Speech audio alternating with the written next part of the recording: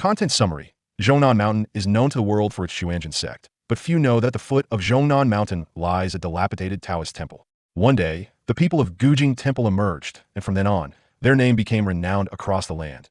Chapter 1. Gujing Temple at the foot of Zhongnan Mountain. In a deep mountain hollow, there is a small village that is destined never to appear on maps. The village is tiny, only the size of a palm, with precisely 81 households, neither more nor less. According to the village's old and faded sheepskin genealogy, the village has existed for nearly hundreds of years, with ancestors settling here during the Ming Dynasty's Wanli period and remaining ever since. The villagers primarily bear the surname Gu, with the village chief and all previous clan leaders also being of the Gu surname. For hundreds of years, the village has maintained exactly 81 households, never exceeding or falling short of this number, which is one of the 3 village rules. The first rule states that the number of households must remain at 81. If one more household appears, they must be expelled, and if one less, a new one must be born. The second rule is that the 81 ancestral houses can only be repaired, not dismantled or relocated, meaning that the houses must maintain their original appearance from the time they were built. Even if one collapses and cannot be inhabited, it must be rebuilt exactly as it was on the same site. While the first 2 rules may seem harsh but are still acceptable, the third rule is rather absurd. The 81 villagers must forever support the Taoist priests in the village temple and must not go against this otherwise. They will be expelled from the Gu clan. The same goes for violations of the first 2 rules. These 3 rules have never been violated. Although time has passed for hundreds of years and the current villagers no longer know the origins of these rules, they all understand one principle. Villagers seldom fall ill or suffer disasters, and each household lives a peaceful life. Among the 312 villagers, there are as many as 109 centenarians, and those who reach 90 can still work in the fields during busy seasons, rising with the sun and resting at sunset. Within a radius of over 200 miles, this village boasts an astonishing number of long-lived people. Conversely, those who moved away from Gujing village, while none have encountered great calamities, do not have nearly as many long-lived individuals as those in the village. The village is called Gujing Village, and the supported Taoist temple is called Gujing Temple. Gujing Temple is built on a small hill in the middle of Gujing Village, with the 81 ancestral houses of the Gu surname arranged around the village in an orderly manner. If someone were to view it from the sky, they would be amazed to find that the arrangement of these 81 houses perfectly aligns with the positions of the 8 trigrams, with the temple situated right at the center of the trigrams. Unfortunately, throughout history, no one has ever come to the heights of the mountain to discover this scene. Even if someone were to fly overhead in an airplane, they would only find that the area above Gujing Village and Gujing Temple is perpetually shrouded in a thick white mist, obscuring both the village and the temple from view. Gujing Village is small, and Gujing Temple is even smaller, both small and dilapidated. The temple is ancient, built at the same time as Gujing Village, and after hundreds of years, it has not been renovated. The vermilion courtyard walls have long since collapsed. The 2 large doors are leaning to one side, and the floor tiles in the courtyard have cracked. The main hall of the temple is even more in ruins. It seems like a temple without any incense offerings. In truth, this temple indeed has little incense, as few people have entered Gujing Temple for hundreds of years. Even local villagers do not casually step inside. Only during significant events do the clan leader or village chief enter the temple, and on ordinary days, there are rarely any signs of life inside the temple. In Gujing Temple, there are only 3.5 people. An untidy old man in a Taoist robe who spends his days napping under an old locust tree in the temple courtyard. A middle-aged man sitting in front of the 3 Pure One statue in the Sanqing Hall, silently holding a rusty iron sword, and a young man in his 20s who rarely steps out of the scripture pavilion within the temple. As for the half-person, that refers to the eldest disciple who left Gujing Temple 8 years ago and has never returned. As the sun sets and night falls in the mountains, most households in Gujing Village have begun to light fires for cooking. Moments later, the 39th household sees a middle-aged woman briskly walking towards the temple on the hill behind her house, carrying a wooden bucket. Upon reaching the front of the temple, she places the wooden bucket in the middle of the dilapidated door, then respectfully bows to the temple without looking inside before turning to leave. This has been the custom of Gujing Village for hundreds of years. Every day, one household will bring offerings to Gujing Temple. The untidy old Taoist under the locust tree opens his murky eyes, slowly stands up, walks to the door to pick up the wooden bucket, and then returns to his spot under the locust tree to eat tea. This moment, the middle-aged man holding the iron sword also slowly approaches, and finally, the young man from the scripture pavilion comes over. The 3 of them sit cross-legged under the tree, opening the wooden bucket, which contains freshly cooked rice and 3 home-cooked dishes. The old Taoist, the middle-aged man, and the young man each take chopsticks and begin to eat. The scene of their meal is quite strange. The 3 do not exchange a single word from start to finish. Only the faint sounds of chewing can be heard. They eat surprisingly slowly, chewing each bite of food exactly 36 times and at a painfully slow pace. turning an ordinary dinner into nearly an hour-long affair. After the meal, the three of them simultaneously put down their bowls and chopsticks. The untidy old Taoist suddenly twitches his right index and middle fingers without warning. He furrows his brow, then pulls out 3 copper coins from his robe, weighs them casually in his hand, and tosses them onto the ground in front of him. The untidy old Taoist and the young man both look at the copper coins on the ground. The young man's expression is one of surprise and oddity, while the old Taoist gazes silently towards the northwest direction of the temple. The middle-aged man holding the iron sword stands up, takes the wooden bucket outside the temple door, and then returns to the Sanqing Hall. Moments later, a crisp sound comes from the hall, and when the middle-aged man returns, he hands a rusty iron piece, about 20 centimeters long, to the young man. The young man stares at the half-sword the middle-aged man holds and says, "Master Uncle, what is the point of this?" The middle-aged man replies indifferently, "You leave the temple, and I have nothing to give you. Besides, whether I have a sword or not is unimportant." The old Taoist, who has been watching the northwest direction, also picks up the 3 copper coins in front of him and hands them to the young man, still not uttering a word. This time, the young man does not hesitate and directly receives them into his hand, then sits back down beside the old Taoist under the locust tree. This time, the 3 do not return to their respective places but sit together under the old locust tree. 2 days ago, in the northwest direction, 3 off-road vehicles with JIB license plates hurriedly arrived at the foot of the mountain. Once they reached the foot of the mountain, they could no longer drive in and had to proceed on foot. After the vehicles stopped, several people from the first 2 cars got out and stood beside them, bowing slightly. From the last vehicle emerged a middle-aged man in his 50s, wearing a tight black wool coat, his brow furrowed, and his expression extremely haggard. The middle-aged man gazes at the mountains, seemingly letting out a long sigh of relief, then turns to a man in his 30s beside him and says, "Jin Zhong, you come with me up the mountain, the others wait here." The man named Jin Zhong hesitantly asks, "Boss, shouldn't we bring more people to help take care of things? The mountain's here." The boss casually waves his hand and replies, "Just you and me. Having more people will only complicate things." Jin Zhong knows well that once his boss has made a decision, there is no possibility of changing it, so he does not say more. He takes a large travel bag from the car, slings it over his shoulder, and follows the middle-aged man up the mountain point. 2 privileged individuals from the city entered the mountains, and it felt like running a marathon. They walked for more than a day on mountain trails, taking 2 full days to complete the journey, their bones aching unbearably, yet neither of them uttered a word. The middle-aged man's weary expression eased as he moved closer to their destination, while the boss remained silent, knowing that Dedication had no choice but to keep quiet. 2 days later, as darkness fell, Dedication and the boss reached the top of the mountain. Both held binoculars, gazing northwest, where the outline of a small village gradually came into view. The boss let out a long breath, and his previously tense demeanor completely relaxed as he sat down on the ground, gasping for air. "Boss, that should be the place we're heading to," Dedication said. "People only know that there are hermits in the mountains, haha, but few know that there's also an ancient well temple up there," the boss replied, getting up and walking towards the foot of the mountain with his hands behind his back. "From now on, everything you see and hear must stay in your belly. Not a word should escape your lips." Dedication was taken aback. Even though he had a close relationship with the boss, his expression turned serious. He couldn't remember the last time his boss had given anyone a warning. Since he began following the boss, no one in their territory had warranted a warning from him. 3.5 hours later, it was pitch dark, but fortunately, they quickened their pace and finally arrived at the ancient well village. By that time, the lights in the village were mostly out, and most families had already gone to rest. Dedication and the boss did not stop, but headed straight for the ancient well temple on the hill in the center of the village. Upon reaching the foot of the hill, the boss instructed Dedication to wait below while he alone went up to the temple. The dilapidated temple made the boss hesitate briefly, but he quickly resumed his composure and stood at the entrance, tapping his fingers on the crooked door. After a moment, a young man approached the boss. Without hesitation, the boss said, "Descendants of Chun Liang, your ancestors advised that if the Chun family encounters misfortune, they can seek refuge at the ancient well temple." The young man nodded and said, "You can find a place to rest. I will take you down the mountain when dawn breaks." There exists a vast commercial empire known as the Baoxin Group. Half of the energy resources and real estate within its territory are under the influence of the Baoxin Group. In the commercial landscape of the Triangle region, the name Baoxin Group consistently appears at the forefront, and in recent decades, it has extended into other areas. However, Baoxin is a hidden presence.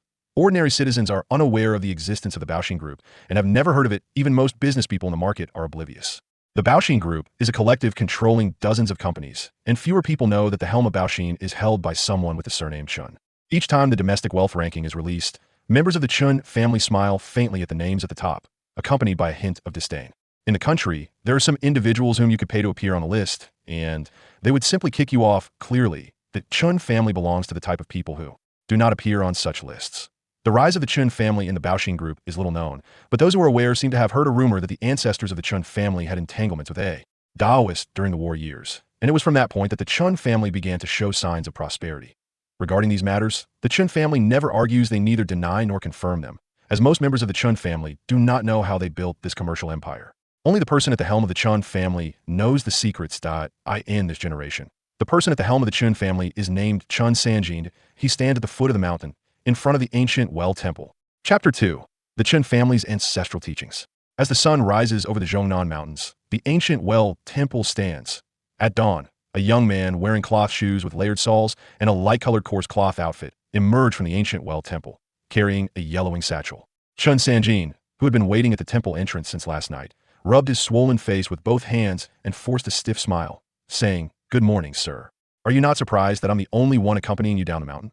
Chun Sanjin replied, "The family teachings state that anyone who comes out of the ancient Well Temple must be treated with respect, even if a sparrow flies out from the temple. The Chun family members must bow in greeting." Chun Sanjin paused and emphasized, "This is the ancestral teaching." It was not flattery. The Chun family's ancestral teachings have been passed down for nearly a century, with the first rule prohibiting infighting among the family members.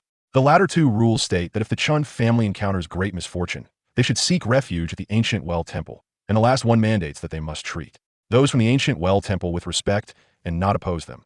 Every generation of the family head has kept these teachings in mind, though most do not understand what the last two rules imply. However, those who could become the family head are not fools. The history of the Chun family's rise is firmly tied to the three words ancient Well Temple. Such respect? The young man smiled in surprise, scratching his head and muttering to himself, "I didn't expect the ancestor to be quite capable. May I ask how to address you, sir?" "My surname is Xiang. My given name is K," the young man said with a sigh. "Let's go, we are heading down the mountain." As they descended the hill, Dedication, who had not slept all night, suddenly sprang up from the ground. Seeing the two coming down in front and behind him, he was momentarily taken aback, then greeted them as if nothing was unusual. After serving as Chun Sanjin's assistant for over 10 years, Dedication had never seen Chun Sanjin willingly walk behind someone. The three of them headed down the mountain, not retracing their steps. As a native of the Zhongnan Mountains, Xiang Ke knew a shortcut that would take them down in a day. "What's going on with your Chun family?" Chun Sanjin furrowed his brows. Since entering the Zhongnan Mountains, his previously calm demeanor turned slightly grim, revealing an indescribable sense of helplessness in his words. 3 months ago, right after the Spring Festival, our Chun family's ongoing 16 business operations started to encounter issues that was definitely not a funding chain break, but rather various inexplicable reasons, leading to a complete standstill for these businesses over the past 2 months. The business issues were not a significant blow to Chun Sanjin, as the Baoxing Group had sufficient funds to support their operations. However, the next part truly made him feel anxious. A month ago, my immediate family members began to show abnormalities.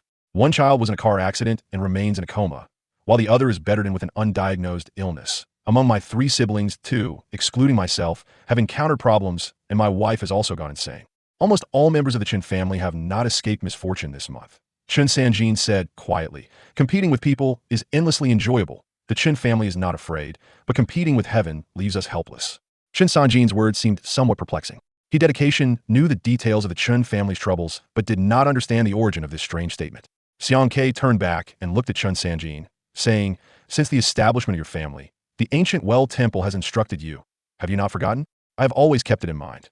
Xiang Ke continued, "If you hadn't come to the ancient Well Temple this time, you would have encountered problems yourself in half a month." Chun Sanjin's expression changed dramatically. In truth, if all the Chun family members fell, as long as he remained standing, the Baoxing Group could still endure. But if something happened to him, the Chun family's banner would truly collapse. I hope the temple can help the Chun family through this difficult time. This is necessary. The karma left by our ancestors must be carried on by us. Otherwise, wouldn't that be heretical? You, who have long held a high position and controlled endless wealth, naturally accumulate a power that ordinary people do not possess over time. Generally, such situations don't happen to you, so your family suffers first. But over time, you won't be able to withstand the devouring, and it's only a matter of time before something happens," Xiang Ke said with a slight annoyance, hand behind his back. "This is slapping our Gujing temple in the face. Who is being so naughty?" Jinzong was a bit confused. As a top student from Harvard Business School, he swore he understood the conversation between the two but didn't grasp its meaning, feeling like his brain was short-circuiting. "Well." Chun Sanjin weighed his words and said, "Sir, do you know where the problem lies?" Xiang Ke grinned and replied, "I know, it's just that simple." A day later, the 3 who descended from Zhongnan Mountain got into 3 off-road vehicles that had been waiting at the foot of the mountain and headed straight for Tangshan. Driving at high speed, a day and a half later, They entered the urban area, and the three off-road vehicles passed through the city to reach the northeastern suburbs of Tangshan. In the suburbs, there was a small mountain, much larger than the hill where Gujing Temple was located. A four-lane road had been built from the foot of the mountain to the top, with towering trees lining both sides. When this road was constructed, the people of Tangshan had come to watch, and there were rumors that the value of the trees planted along the road could buy a three-bedroom apartment. Within the third ring road of the capital, the top of the mountain, stood several houses, the largest of which was at least bigger than any house in the villa districts currently in Tangshan. After the house was built, workers had said outside that it was not a villa, but a private garden.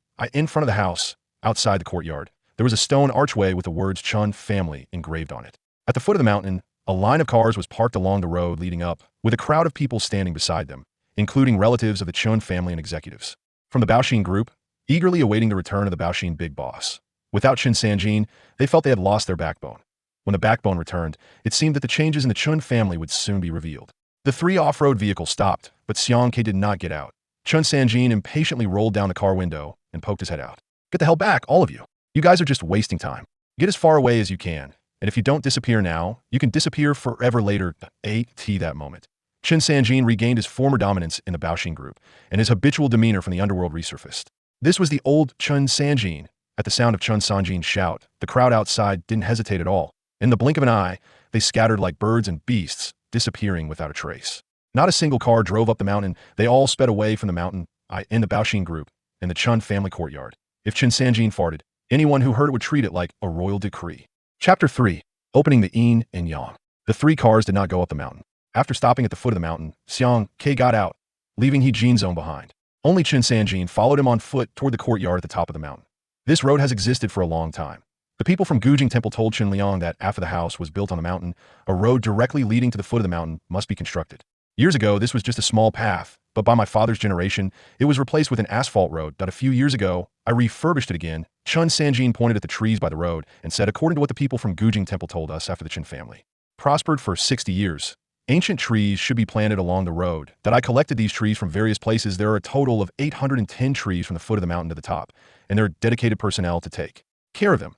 Xiang Ke remained silent, closing his eyes and tracing a line from his third eye to the bridge of his nose with his index finger.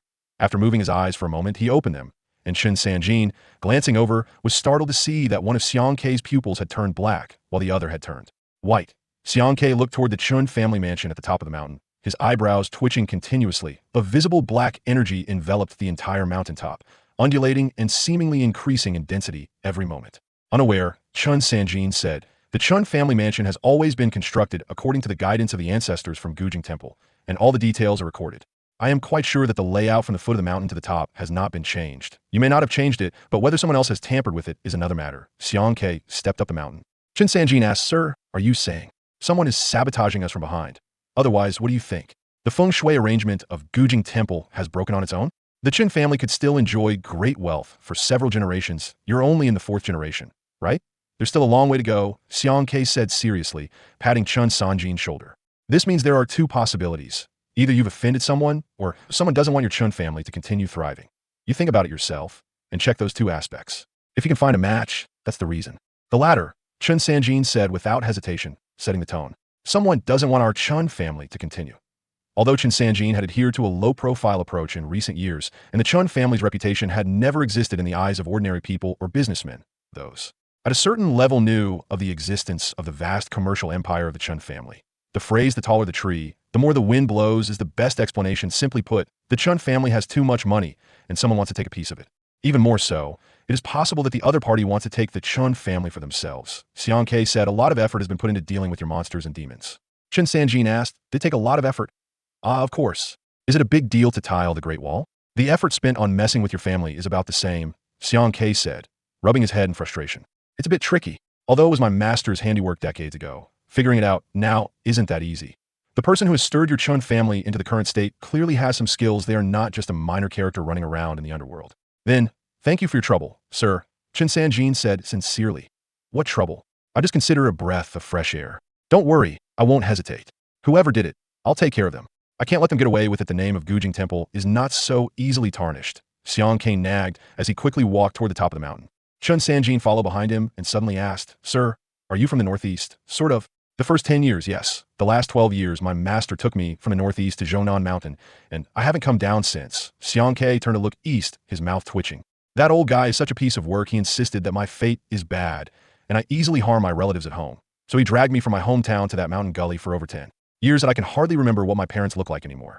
After finishing his complaints, Xiang Ke continued walking toward the Chun family mansion at the top of the mountain. He didn't say another word on the way, his fingers constantly calculating in his sleeves, and his eyebrows mostly knitted together. When they reached the entrance of the Chun family mansion, Xiang Ke suddenly stopped, looked up, and pointed at the Bagua mirror above the two red doors, saying, "The mirror is broken." Chun Sanjin's heart sank, and he looked up to find that the mirror was still hanging there, shiny and intact, with no cracks at all. This mirror had existed since the Chun family established their residence here, and had always hung on the door. Chun Sanjin's father had warned him more than once before his death that the mirror must not crack, shatter, or fall no matter what happened in the family. This mirror must remain intact. That Tio ensured this. After taking charge, Chun Sanjin had specially installed cameras on both sides and assigned dedicated personnel to guard it to prevent any issues with the mirror. The Chun family has many strange admonitions that have been passed down orally from one generation to the next, without being recorded on paper. Although Chun Sanjin's generation finds these admonitions quite puzzling, no one takes them lightly.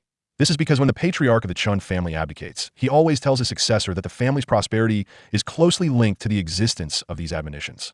At this moment, Chun Sanjin sees no problem with the mirror, which remains intact hanging on the door.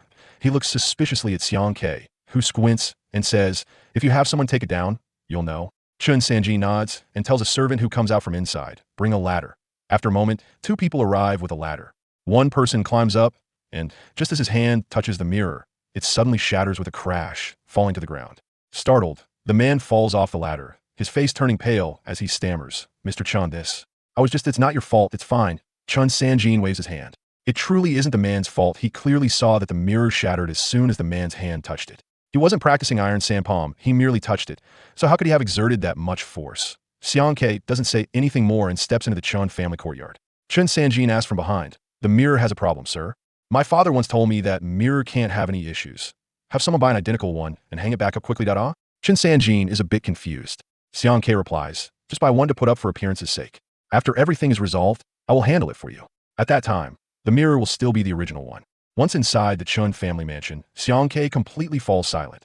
For over 2 hours, he silently walks around the courtyard with his hands behind his back, his feet almost covering the entire yard, from the main house in the front to the rockery, garden, pond, and pavilion in the back, that he walks through every place that can be walked on. "I'm so damn tired." Xiang Ke mutters, "Old Chun, why does your family need such a big place? It's exhausting. Are you just burning money? You're too extravagant." Chun Sanjin replies, "Yes, it's just burning money." Chapter 4. Your family's ghosts. "You chat so much, and I love to hear it. I'm just proud to be a wealthy person," Xiang Ke says with a smile. Chun Sanjin earnestly replies, "After this is done, there will definitely be a generous reward for you, sir." Xiang Ke sighs, "Don't mention that it stresses me out." Chun Sanjin leads Xiang Ke into the main house and heads straight to the upstairs bedroom, where his wife, son, and daughter all reside, and now all three of them are having issues. "This is my son Shindong, that he's been in a coma for over a month after a car accident." Chun Sanjin points to a man in his 20s lying on the bed and says, "The doctor talks nonsense, saying they can't find any problems, but that his life is not in danger. Yet he just won't wake up, and it's concluded that he is in a coma due to head trauma." Xiang Ke leans closer to the man's face and carefully observes for a while. The man appears stable, but his forehead is dark, indicating bad luck but not severe. He turns and says, "The doctor isn't talking nonsense. Your son indeed has no life-threatening issues. Once this is resolved, he will wake up. Let's go, his issue isn't serious. Let's check the other two." In the room of Chun Sanjin's daughter, a young woman lies on the bed, her face terrifyingly pale, her lips purple, and her eyes tightly shut. Although her body remains still, her facial expression changes every so often, as if she's struggling with something, making her look extremely eerie, as if her body truly belongs to this woman, but her expression is that of another person, creating a deep contradiction. Chun Sanjin mentions that his daughter has also been in a coma for a month, relying on injections to maintain her bodily needs. The doctor has also drawn no conclusions. Xiang Ke pulls out a piece of yellow paper from his bag.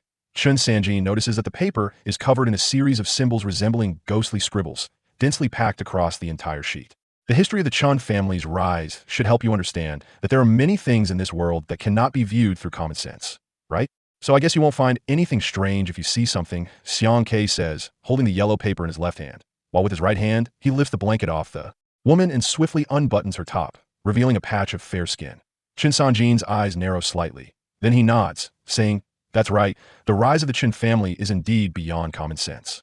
Xiang Ke unbuttons the woman's top, and the yellow paper slaps onto her belly button. Strangely, the incomprehensible characters on the yellow paper begin to fade away slowly.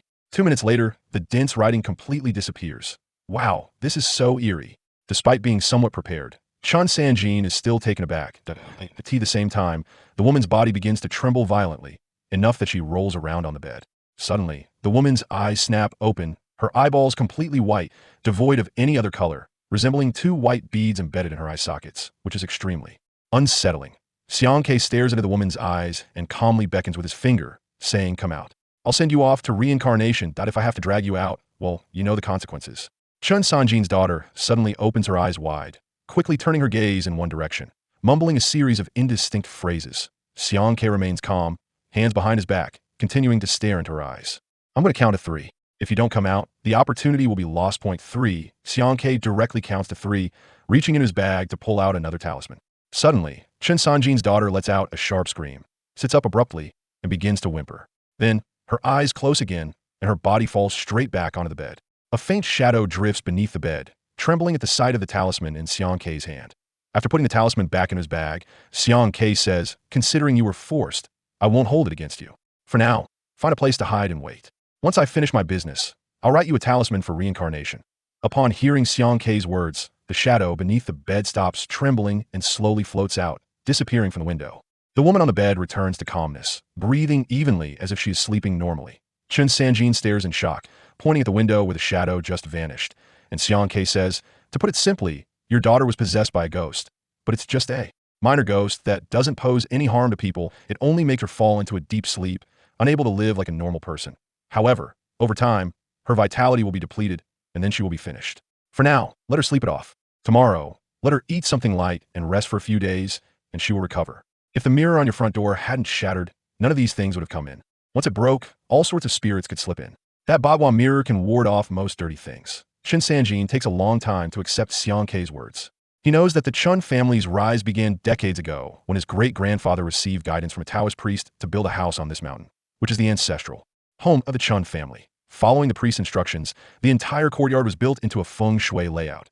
Since then, the Qin family has thrived in business, developing into the massive commercial empire it is today. Feng shui is something he can accept in this day and age, which businessman isn't superstitious about feng shui, but the idea of being possessed by a ghost is a bit beyond comprehension, too far from ordinary understanding. Chun Sanjin said in a deep voice, "My wife's condition is more severe, so to speak." Xiang Ke didn't explain further and directly asked Chun Sanjin to take him to his wife's room to continue checking. Before they even entered the room, a gust of cold wind slowly blew out from the crack under the door, causing a shiver to run through them. As soon as Chun Sanjin's hand touched the doorknob, he felt an icy chill as if needles were pricking his palm. Inside the room, intermittent sounds that did not resemble human voices could be heard. "It's much worse than before. Before I left, I only felt that our bedroom was a bit cold and gloomy, but I thought it was just the weather. She just liked to talk nonsense and stay in dark places, and most crying and making a scene, biting anyone who came near that I thought she was just stressed by recent family matters. But now it seems the one who possessed your daughter earlier was a minor ghost. This one is different. It's a vengeful ghost." Xiang Ke pulled him back and said, "Don't go in there, you won't be able to handle it. Go get 2 basins of black dog blood and smear it all over the windows outside the bedroom. Then find me a slaughterhouse and ask a butcher to come with his knife. And lastly, get some copper coins from the Qing dynasty, and more, the better." After hearing Xiang Ke's instructions, Chun Sanjin quickly picked up his phone and ordered someone to bring those items over. In fact, Xiang Ke didn't need to go through such trouble. He had several items on him that would allow him to confront whatever was inside the room. However, this guy had been in the ancient well temple on Zhongnan Mountain for over a decade and had never dealt with any formidable entities. To put it simply, he lacked practical experience and had only engaged in theoretical discussions in the past. This time, he planned to hone his skills. After all, in a few years, the ancient well temple would be passed down to him.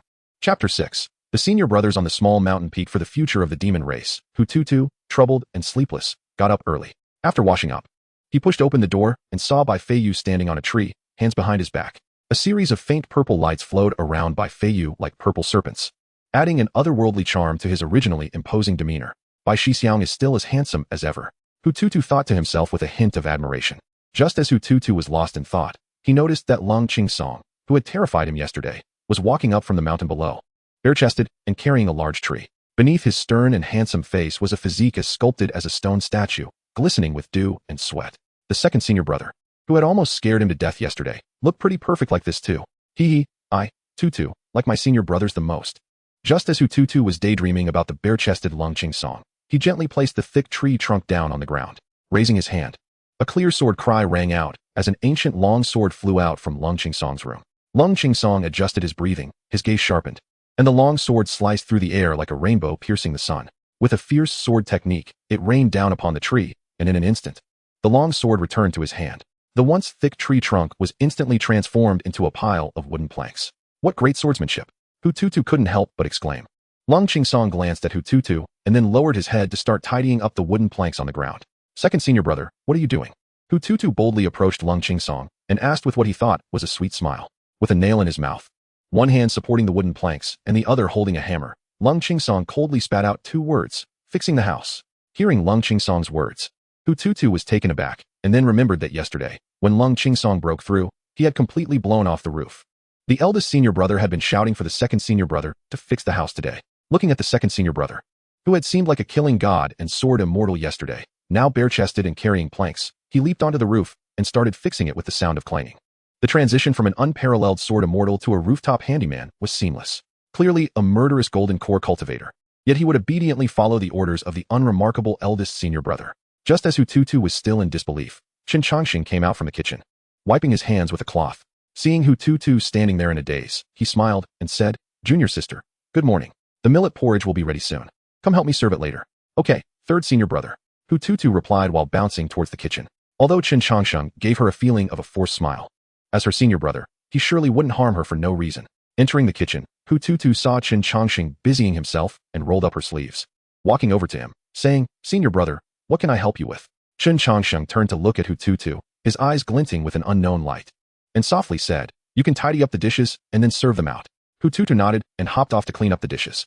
Chen Chongsheng watched her retreating figure, the strange light in his eyes growing stronger. The future nine-tailed celestial fox, the empress of all demons, is now his little junior sister? Could it be that everything has changed since his rebirth? Regardless, as long as he establishes a good relationship in the beginning, the tragic fate from his past life would not happen to him again. Chen Chongsheng was frantically planning his future path in his mind. He harbored a great secret that no one knew. He had been reborn from the future. After struggling for over a decade in the apocalypse, he ultimately perished. In this life, he must stand at the pinnacle of this world.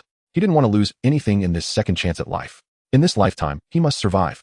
No wasting time, because now, he was surrounded by a group of the most remarkable people in the future. Senior brother, what's burning? Hututu, having finished tidying up the dishes, sniffed the air and asked curiously. Oh no, the porridge burned. Chen Chongsheng hurriedly grabbed a long spoon and stirred the pot. A burnt smell wafting out. Chen Chongsheng frowned, raised a finger, and gently tapped the burnt millet porridge. A flash of dark blue light flickered over the porridge. And when he lifted his finger, it was covered in char. This puppet body seems to need another upgrade, Chen Chongsheng thought, looking at his charred finger. He then made a shocking move. Without leaving a trace, he snapped off the burnt finger, tucked it into his sleeve, and pulled out a brand new finger to replace it. Chen Chongsheng carried the breakfast while Hututu brought the dishes to the table. Hututu held a large bun in both hands, glancing at Bai Feiyu standing on the tree, then at Lung Chingsong, who had transformed into a repairman on the roof. Third senior brother, who do you think is more handsome, second senior brother or fourth senior brother? Hututu asked dreamily. Chen Chongsheng paused with his chopsticks. As someone with a charm value of 9, he believed he had never lost to anyone in looks. He just never easily revealed his true self in front of others. They're all handsome, just like me, Chen Chongsheng replied with a calm smile. Hututu glanced at Chen Chongsheng, who had an honest and plain appearance, and suddenly burst into laughter. Right. Third senior brother, you're also very handsome. Looking at the smiling Hututu, Chen Chongsheng fell into a daze. He suddenly recalled when he first entered the mountain gate, how he had squatted on a rock in a green shirt, playfully pulling off his mask, and with a smile in his eyes said, "Hey, not bad for a handsome young man. Why are you always wearing a mask?" The memory of that green shirt standing in the sunlight seemed to glow with a golden halo, mesmerizing him at that time. Why does third senior brother always look so silly and lost in thought? Hututu bit into her bun, puzzled and deep in thought. Chen Chongsheng came back to his senses and seemed to remember something, laughing as he said, "I wonder if the eldest senior brother is up yet. Junior sister, let me tell you, in our small mountain peak, don't provoke the eldest senior brother when he's in a bad mood." Hearing Chen Chongsheng's words, Hututu put down her bun and, somewhat confused, asked, "Third senior brother, I don't have any opinions about the eldest senior brother. I just want to ask, do you really think the eldest senior brother is the eldest senior brother? An ordinary person who had only reached the 9th level of qi refining, at the age of the eldest senior brother, could be considered outstanding compared to ordinary cultivators, but standing among such a group of geniuses, he certainly seemed a bit mediocre. And geniuses are all proud, whether it's Lung Qingsong by Fei Yu or the Chen Chongsheng in front of her. How could they willingly submit to an ordinary person at the 9th level of qi refining? Chen Chongsheng naturally picked up on Hu Tutu's subtle question. He put away his smile and looked seriously at Hu Tutu, saying, Tutu, although what I say may be a bit harsh, I still need to tell you. Seeing Chen Chongsheng suddenly become serious, Hu Tutu immediately sat up straight. Her previous words were indeed quite impolite, and she listened attentively, appearing obedient as she prepared to hear Chen Chongsheng's lecture.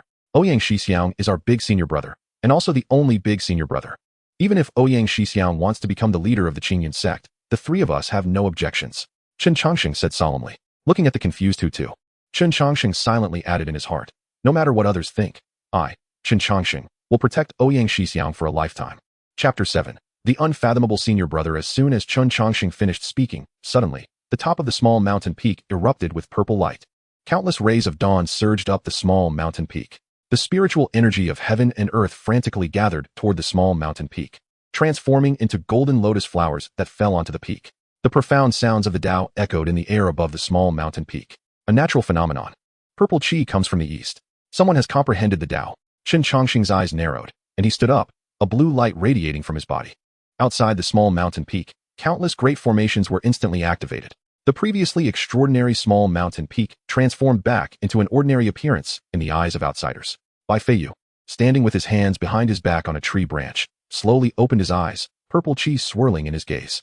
The sword energy around him was reined in, yet it gave off the feeling of a treasured sword hidden within its sheath.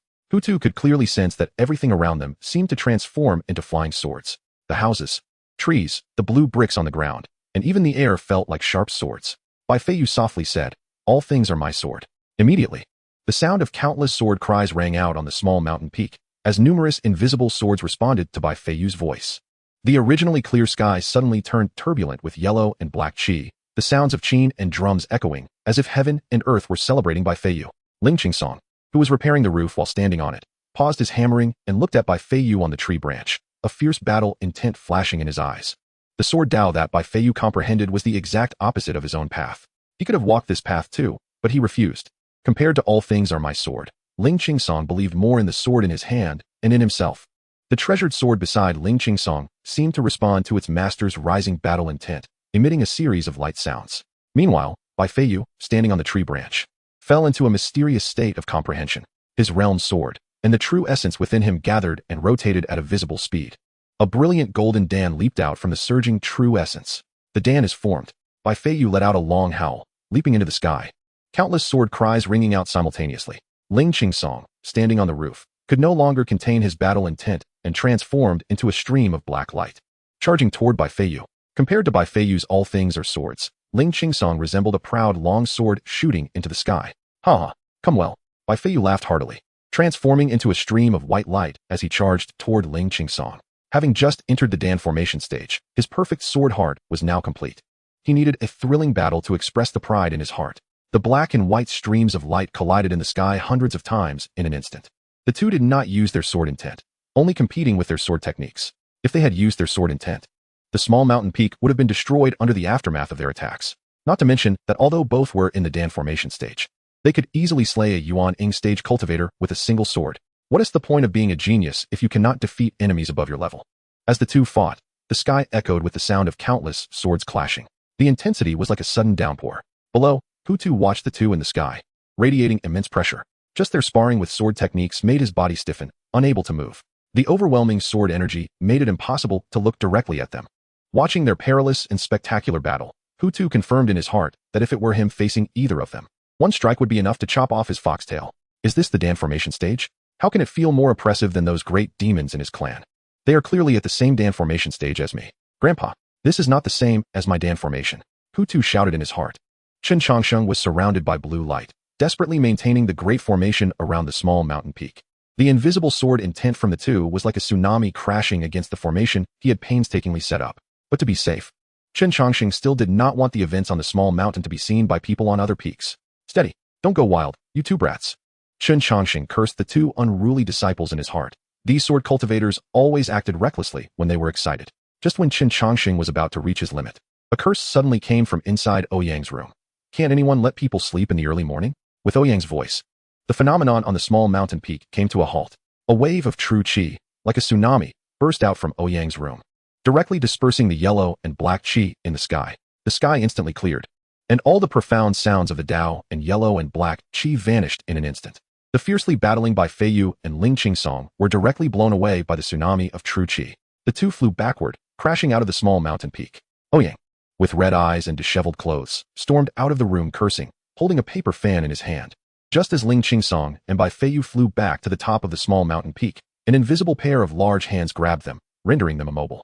The two exchanged knowing smiles, only to be pulled down from the air in an instant. Ouyang raised his paper fan and slapped it on the heads of the two, pointing at them and lecturing. You two are quite capable, destroying the house. Just finished demolishing the house, and now you're planning to destroy the mountain peak? If you've lost your home, just go sleep on the street. Ling Qingsong was already used to being scolded by his brother, standing there obediently as Ouyang spat out words. Bai Feiyu, who had just entered the Dan formation stage and perfected his sword heart, wore a smile, completely ignoring what Ouyang was saying. Hu Tu, watching the big senior brother cursing with his hands on his hips, recalled the overwhelming wave of true qi that had pressed down on him earlier, making it hard for him to breathe. During the battle between Bai Shixiao and Ling Shixiao, he couldn't even move, but the big senior brother had directly blown the two away with his true qi. Such a massive amount of true qi. Is it really just at the 9th level of qi training? The two who had just seemed like battle gods were now being scolded like chicks by the big senior brother. With disbelief, Hu Tu looked at Ouyang. Did the big senior brother really only have the 9th level of qi training? Hu Tu recalled what Qin Changsheng had said earlier. If the big senior brother wants to be the leader of the Qingyun sect, the three of us have no objections. If you have no objections, then I, Hu Tu, have no objections either. Chapter 8. A love saint is not just a reach away after the scolding was done. It was time to eat. After venting his morning grumpiness, Ouyang looked at the two unconcerned disciples, sighed inwardly, and let them go eat. After eating, Ling Qingsong continued to repair his roof. Bai Feiyu returned to the tree to stabilize his realm, and Qin Changsheng went down the mountain to reinforce his formations. Only Ouyang and Hu Tu were left. Hu Tu had been in shock since he came up the mountain yesterday, and now he felt numb. Whether it was the astonishing swordsmanship of Ling Qingsong and Bai Feiyu, or the seemingly honest Qin Changsheng, all of them could easily crush me.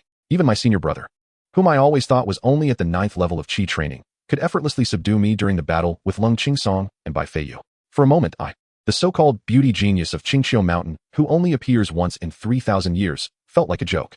Hu Tu, with her small face drooping, stood beside Ouyang, who was packing up to go out, and said in a soft voice, "Senior brother, am I very foolish and useless?"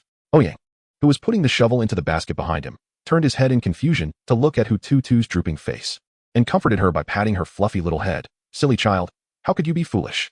Hee, senior brother is so nice." Hu Tu giggled and hugged Ouyang, rubbing against his thigh. "At first glance, I thought senior brother was just a guy, but now he really seems nice. He has an inexplicable friendliness and a pleasant bamboo fragrance, just like the bamboo bed at home in Qingqiu Mountain. I, Tu, like senior brother the most." Ouyang picked up little Hu Tu and placed her in the bamboo basket behind him, smiling as he said, "Let's go. From today on you are a member of Little Mountain Peak. Come with me to gather herbs." I, Tu, am the best at finding spirit herbs," Hu Tu said energetically. Ouyang carried Hu Tu towards the back mountain.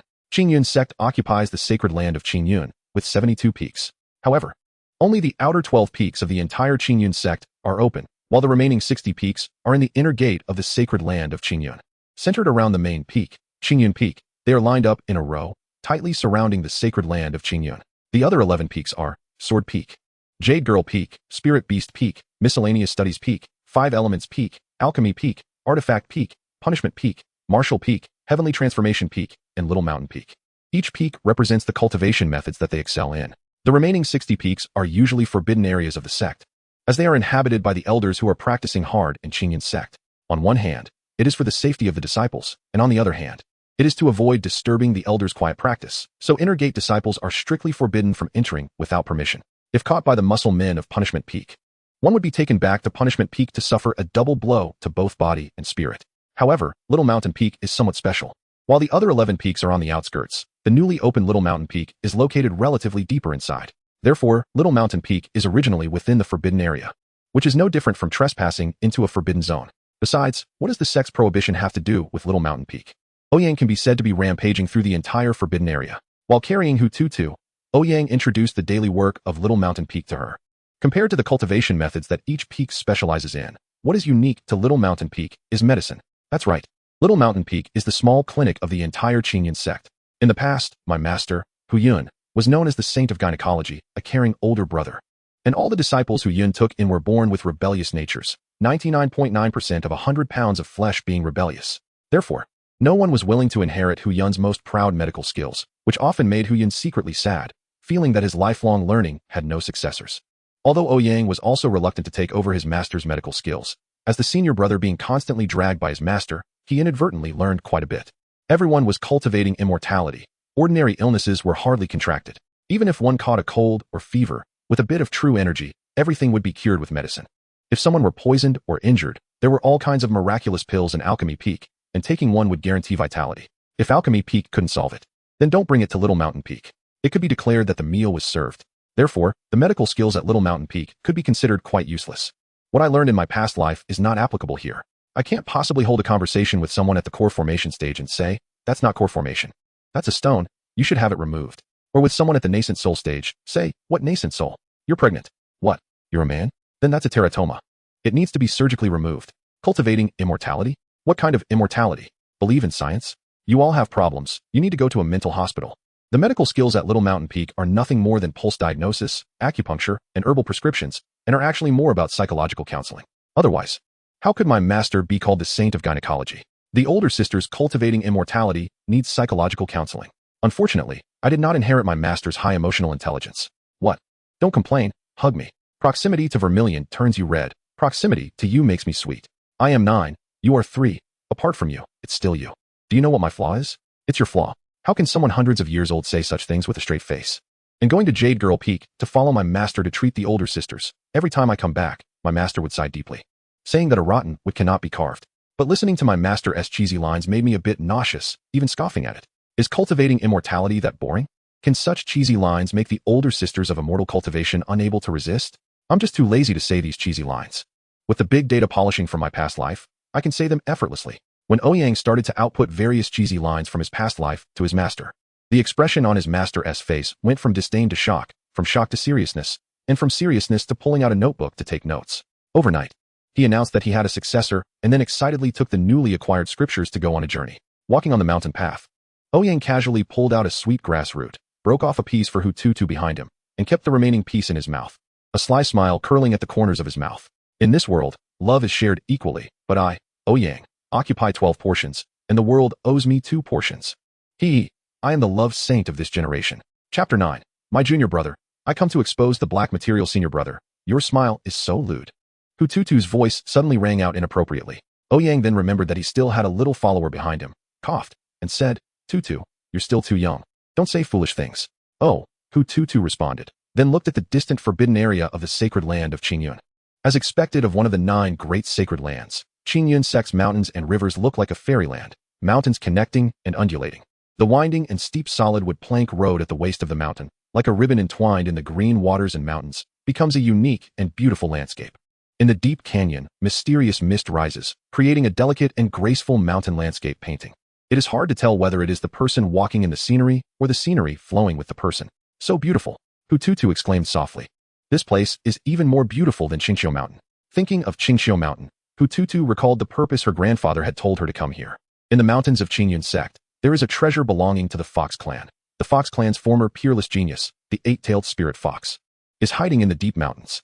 For thousands of years, the first person from Qingxiu Mountain to reach the 8 tails is now in some mountain here, cultivating in seclusion.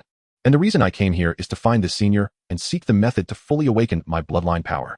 However, this senior vowed that in this lifetime, he would be irreconcilable with Qingxiu Mountain and even changed his appearance. It wasn't until more than a decade ago that this senior broke through to the realm of the 7-tailed spirit fox, attracting a phenomenon in the world. Only then did the entire cultivation world realize that there was a powerful demon clan cultivator within the Qingyun sect. But even the Qingyun sect itself did not know where this powerful demon cultivator was located within the sect. Anyway, he was a revered guest of the family. And as long as he was strong, it was fine. If there was a need, he would come out to help, regardless of whether he was human or demon. And Hututu came to seek advice from this great cultivator of the Fox clan on how to unlock her own bloodline. Although she possessed the bloodline of the 9-tailed celestial fox, many foxes in the history of the Fox clan had also had it, but throughout their lives, they only reached the 7-tailed realm. This great cultivator of the 8-tailed spirit fox had not even had the bloodline of the 9-tailed celestial fox. He had relied solely on himself to cultivate to the 8-tailed realm, comparable to a tribulation-transcending expert. When the elders in Qingxiu Mountain learned of this, they regretted it so much that they slapped themselves in the face at night. The Fox clan had been weak for a long time. But due to their appearance, handsome males and beautiful females, they were often captured to assist others in cultivation, frequently bullied among the demon clan and the human clan.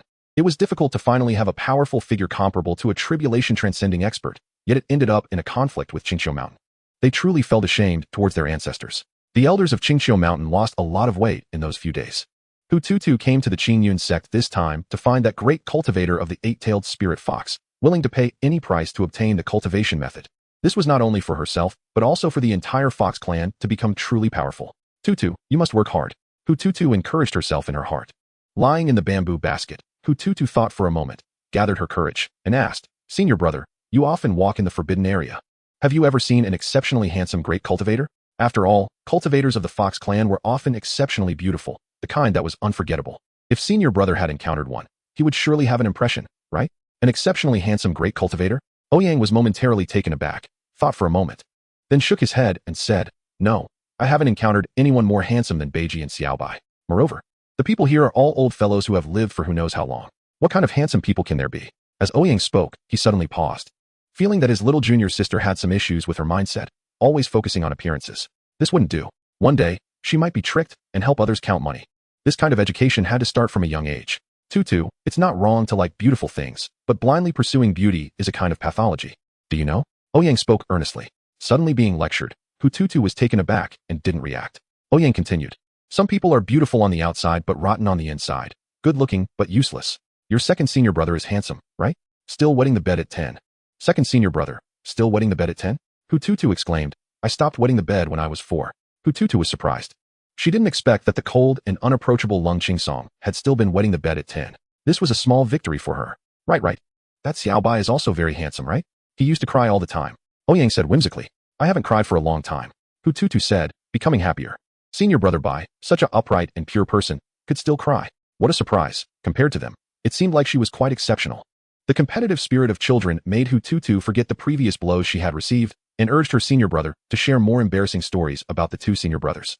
Ouyang, on the other hand, was indulging in mischief, both to build Hututu's confidence and to maliciously slander the two rebellious disciples. He recounted stories of how they wouldn't wipe after using the toilet, running around bare-bottomed, how they cried while bathing because scrubbing was too painful, and how they ended up facing each other while trying to see who could urinate farther. The entire valley echoed with Hututu's laughter, sounding like a little hen. Meanwhile, on a small peak, Lung Qingsong, who was fixing the roof, sneezed several times. Bai Feiyu, who was standing on a tree, suddenly felt his legs go weak and almost fell from the tree. The two of them looked at each other simultaneously, with the same thought. This kid wouldn't be cursing me in his heart, would he? Immature. They both snorted coldly at the same time. Humph. Chapter 10. Entering the mountain to gather herbs. The deeper they went into the forbidden area, the more beautiful the surroundings became. There were large fish swimming in the forest, mushrooms towering into the clouds, white cranes dancing in the mountains, and fierce tigers being ridden. Ouyang and Hututu were riding on a giant white-eyed tiger, leisurely walking through the forest. Hututu sat in front, swinging her little feet, still not giving up. She asked Ouyang indirectly, Senior brother, what little animal do you like the most? Ouyang pretended to think, stroked his chin, and said playfully, Well, I prefer little foxes. Ah. Hututu turned back in surprise, looking at Ouyang with a smiling face, and immediately turned her head away, not wanting Ouyang to see her surprised expression. I like little foxes too. But little foxes might not necessarily like senior brother. Hututu pretended to be indifferent, but in her heart, she was extremely happy. Senior brother actually liked foxes, which meant he liked her. Ouyang looked at Hututu, whose face was puffed up with happiness, and couldn't help but sigh. People say daughters are their father's little cotton-padded jackets. This saying is absolutely true. Who wouldn't be smitten with a little cotton-padded jacket? Then senior brother, are there foxes here? Hututu asked, going with the flow. Yes, in Qingyun Valley, where all beasts roam, there are of course foxes. Ouyang replied. Can senior brother take me to see the foxes? Hututu looked at Ouyang with anticipation. Was it because she missed home, wanting to see her kind? Ouyang pondered for a moment, looking at the hopeful Hututu. Naturally, he readily agreed to his little junior sister's request. The two jumped off the tiger, and Ouyang patted the tiger, signaling it to leave. The aura of the king of beasts remained here, so ordinary animals would not dare to approach. Once the tiger had gone far, Ouyang took out a rope from the backpack and began to fiddle with it on the ground. Senior brother, what are you doing? Hututu watched as Ouyang fiddled with the rope while taking out a chicken leg he had prepared for lunch to heat up. I'm making a trap to catch a fox for you, Ouyang said without looking up, looking at the simple trap in Ouyang's hands. Hututu felt that her intelligence as a fox was being underestimated and said somewhat unhappily, Senior brother, such a simple trap, how could it possibly catch a clever fox? Ouyang sniffed the heated chicken leg, satisfied, placed it in the rope circle, and pulled Hututu away from the trap, confidently saying, "It will definitely work. I've even caught the sect leader with this method."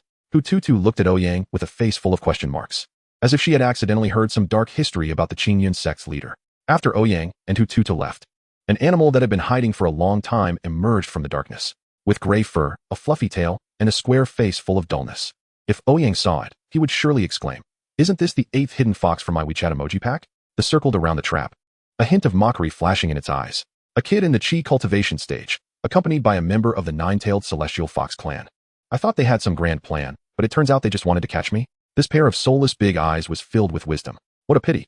Such a wise me. How could I easily fall for such a crude trap? Not to mention, I am a. The coldly chuckled to itself. It looked again at the delicious-smelling chicken leg in the middle of the crude trap. As a fox, it had no resistance against such a creature. After all, chicken is too beautiful. The, completely unguarded, reached out its paw towards the chicken leg, and the moment it picked it up, the noose suddenly tightened. However, in front of incomparable to the tribulation transcendent stage, it was still too slow. The picked up the chicken leg and leisurely brought it to its mouth. The three-eyed flower feather chicken was still so delicious. Just as the was savoring the delicacy, the previously ineffective rope suddenly wrapped around its neck like lightning. And before it could react, the ordinary-looking rope tightly ensnared it like a long snake. In shock, it tried to use it to forcibly break the rope. But to its horror, it found that its vast sank like a stone in the sea, completely beyond its control. It was then that it remembered what it had heard Ouyang say earlier. I caught the head of the Qingyun sect using this method. Could that kid really not be joking? Just as the was about to use its innate divine ability to break free from the rope, it suddenly felt a numbness all over, collapsing to the ground, its consciousness gradually fading. Damn it, the rope is a magical treasure. It even uses poison. Feeling the rope binding it in a highly embarrassing manner, it panicked. Could it, as a tribulation transcendent stage powerhouse, really be tied up here in disgrace? Feeling the tightening of the rope, this last consciousness was still shouting wildly in its heart. No, I am a tribulation transcendent stage being. Simultaneously, the other fox, Hututu, seemed to sense something, suddenly lifting its head and saying, "Hey, senior brother, did you hear someone shouting?" Ouyang, who was carefully digging up a spirit herb, replied without turning his head, "Are you hungry? There's food in the backpack." "Humph, I'm not hungry." Hututu fiddled with the freshly woven flower crown, put it on its head, and jogged over to the backpack, reaching in to take out the fragrant roasted chicken. With a satisfying bite, Hututu's little face turned into a bun, happy as if it were a little hamster eating. Suddenly, the sky darkened, and Hututu stopped chewing, staring blankly at the sky as a huge, three-headed monster bird appeared before its eyes. A bloodthirsty red light flickered in its gaze, and a terrifying pressure emanated from the three-headed monster bird. "Big senior brother, there's a big bird in the sky. It looks so fierce," Hututu stammered, shouting at Ouyang beside it. Ouyang carefully cradled the dug-up spirit herb, and upon hearing Hututu's voice, turned to look at the sky. The three-headed monster bird came into view, and when Ouyang saw the red glow in its eyes, his expression darkened. This monster bird had awakened its bloodline power and turned into a fierce beast. "Come here, Tutu, stay by my side," Ouyang said to Hututu. Hututu quickly hid in the backpack, peeking out nervously at the big bird in the sky. The three-headed monster bird was nearly 20 meters long, with all three heads viciously staring at them, as if they were the targets. Just as Hututu was tense, it suddenly heard Ouyang's voice. "Tutu, after eating roasted chicken for 2 days, do you want to try the taste of roasted bird?" Chapter 11. Spell? Just clap and it comes. Although Hututu didn't know how powerful its senior brother was, it had seen him subdue the formidable second senior brother and fourth senior brother this morning, just with his morning grumpiness, so he must be super strong. So there was no fear at all. Stinky bird in the sky. My senior brother is a super strong Qi cultivation powerhouse. Hututu shouted confidently at the three-headed monster bird in the sky. Ouyang looked at Hututu, who was waving a flag for him from inside the backpack, with a black line on his forehead. Although he knew his little junior sister was cheering him on, it sounded more like she was calling him a Qi cultivation stage waste. Ouyang turned his gaze back to the three-headed monster bird in the sky. Name, three-headed monster bird, bloodline awakening failed, cultivation, Yuaning 6-stage root bone. For charm, 1 luck, 1 special qualities, none exclusive skills, none evaluation, ants are not worth evaluating. Upon seeing the attribute panel of the three-headed monster bird, Ouyang finally relaxed. It was just an ant. Ouyang's disdainful gaze seemed to be sensed by the three-headed monster bird in the sky. The 3 bird heads crazily shook, suddenly raised up, and then opened their beaks towards Ouyang. 1 bird head spat out raging flames, another spat out a whirlwind, while the middle one spewed out a nauseating, acidic liquid. The flames met the acidic liquid, and the fire instantly surged, further fueled by the whirlwind from the other bird head. In an instant, the entire sky turned into a sea of fire. "Oh, it's a waste that understands physics," Ouyang said, surprised at the monster bird using a compound spell. But it was useless. Ouyang leisurely took out a book, studied it carefully, and immediately understood. He noted the true energy operation route, casually tossed the book aside, and clapped his hands together, shouting, "Water Dragon!" The true energy inside him, like an ocean, was directly mobilized, and steaming water vapor rolled around Ouyang. Roar! A giant water dragon soared up, growing in the wind. Unstoppable, it charged towards the monster bird in the sky, and the water vapor surrounding the giant dragon also rushed towards the blazing sea of fire. The sea of fire immediately extinguished as if it had met its nemesis. The massive water dragon raised its head, clawed down hard on the three-headed monster bird, and bit down. The monster bird didn't even let out a cry of despair before being swallowed whole by the giant dragon. The dragon, having devoured the monster bird, swayed in the sky as if rejoicing in its new life. The eyes, originally formed from water vapor, slowly gained luster. A faint pressure belonging to the dragon clan began to emerge from the water dragon. This dragon was about to be enlightened. Ouyang frowned, watching the swaying water dragon in the sky, feeling the true energy continuously flowing away from him. Although compared to his over 900 million true energy value, the lost true energy was not flowing out faster than he could recover. It was obvious that this water dragon did not want to obey his control anymore. This situation had occurred every time he used a spell. As he continued to use it, the spell would no longer listen to him. Ouyang snorted coldly and raised his hand, commanding, "Beast, show your true form." He then severed the connection between the water dragon and his true energy. But the moment the connection was cut, the water dragon let out a mournful cry and instantly transformed into a mist that fell from the sky. Along with it fell the corpse of the three-headed monster bird. Hututu, hiding in the backpack, looked at its seemingly divine senior brother, with its eyes sparkling even brighter. It already knew that senior brother was powerful, but it was unexpected that he was so powerful. He could even use such an impressive water escape technique. The summoned water dragon looked so real that for a moment, I felt the overwhelming pressure of a true dragon, almost making me wet my pants. Big brother is amazing. Hututu clapped her hands excitedly, enthusiastically praising Ouyang like a crazy little fangirl. Upon hearing his little junior sister's adoring shouts, Ouyang proudly put his hands on his hips and laughed heartily. "Huh?" Hututu quickly crawled out of her backpack and rushed towards the manual that Ouyang had casually thrown away. The manual that Big Brother had just looked at must be a supreme technique. Hututu cunningly picked up the manual, excitedly opening this book that shone with golden legends in her eyes. The manual had a few big, crooked characters written on it. Basic introduction to the 5 elements escape technique. Huh, that name. Hututu's heart sank, flipping through the book. She found that the spells written on it were all simple techniques for the chi refinement stage. Such techniques are not rare and could be found even in ordinary human realms. This is not a secret manual at all. Wait, could the real secret be hidden within this ordinary introductory technique? A flash of inspiration struck Hututu, and she admired her own cleverness. As expected of me, I am smart. Holding the manual over her head like a treasure, Hututu quickly ran towards Ouyang, shouting triumphantly, "Big brother, your supreme technique manual." Ouyang, still basking in the pleasure of showing off, hadn't he composed himself, yet when he saw Hututu holding the basic introduction to the 5 elements escape technique right in front of him, Ouyang coughed awkwardly, and in Hututu's excited gaze, he tucked away the manual he had just casually discarded. After all, it was better for his little junior sister not to know that he could only learn techniques of the chi refinement stage. Even if the power he used didn't seem like a chi refinement stage technique, it was still essentially a genuine chi refinement stage technique. And when facing higher level techniques, his low realm made it feel like reading a celestial script, completely incomprehensible. With this chi refinement stage technique, after using it once, he would instantly forget the flow of true chi. If he didn't look at it again, he wouldn't be able to use it a second time. He had once asked his master about this. His master simply shook his head and said, "Techniques should not be passed to the unworthy. Those old geezers just love to say some mysterious things to make themselves seem powerful." Ouyang could only feel that the root cause of the problem lay in his utter lack of talent for techniques. So when he didn't look at the book, his only means of attack was to directly unleash the purest true chi for an attack. In short, explosive chi. He was not an alien monkey, and this made him seem lacking in technical skills. "Big brother, are you using the secret water escape technique of the Qingyan sect?" Hututu asked with admiration. Looking at Ouyang, Ouyang coughed softly and replied in a low voice, "That's for sure. Your big brother is a legendary technique genius." Wow. Hututu gasped in awe. Her mouth agape. Satisfied with his little sister's admiration, Ouyang took her by the hand and said, "Let us go see if there's a fox caught in the trap." Chapter 12. Let's raise a pet in the tribulation stage. A Tibetan fox, tangled in ropes like a turtle shell, hung lifelessly from a tree. "I can't make a sound. If those old geezers hiding here see me like this, I won't be able to be a fox anymore. And my dignity as a tribulation stage powerhouse will be gone. I can't make a sound. I volunteered to be tied up. I just think it's interesting." The Tibetan fox silently hypnotized itself, not daring to move at all. Every time it moved, the ropes would tighten more, and the bells would hurt even more. The Tibetan fox's heart was crying, but its face remained blank and expressionless. Fortunately, it had this silly square face, even though its heart was tumultuous. There was no expression on its face at all. Big brother, can I learn such profound techniques in the future? Hututu's voice came from afar. In a moment of desperation, the Tibetan fox could only choose to play dead. Hey, Tutu really caught a fox, wow. A square-faced Tibetan fox. How could this thing be in the forest? Ouyang exclaimed, looking at the pretending to be dead Tibetan fox, but just as he was about to approach for a closer look, he stopped in his tracks. Name, Huyen, 8-tailed spirit fox. Cultivation, tribulation stage first layer root bone. 8 charisma, 0, 5 luck, 1.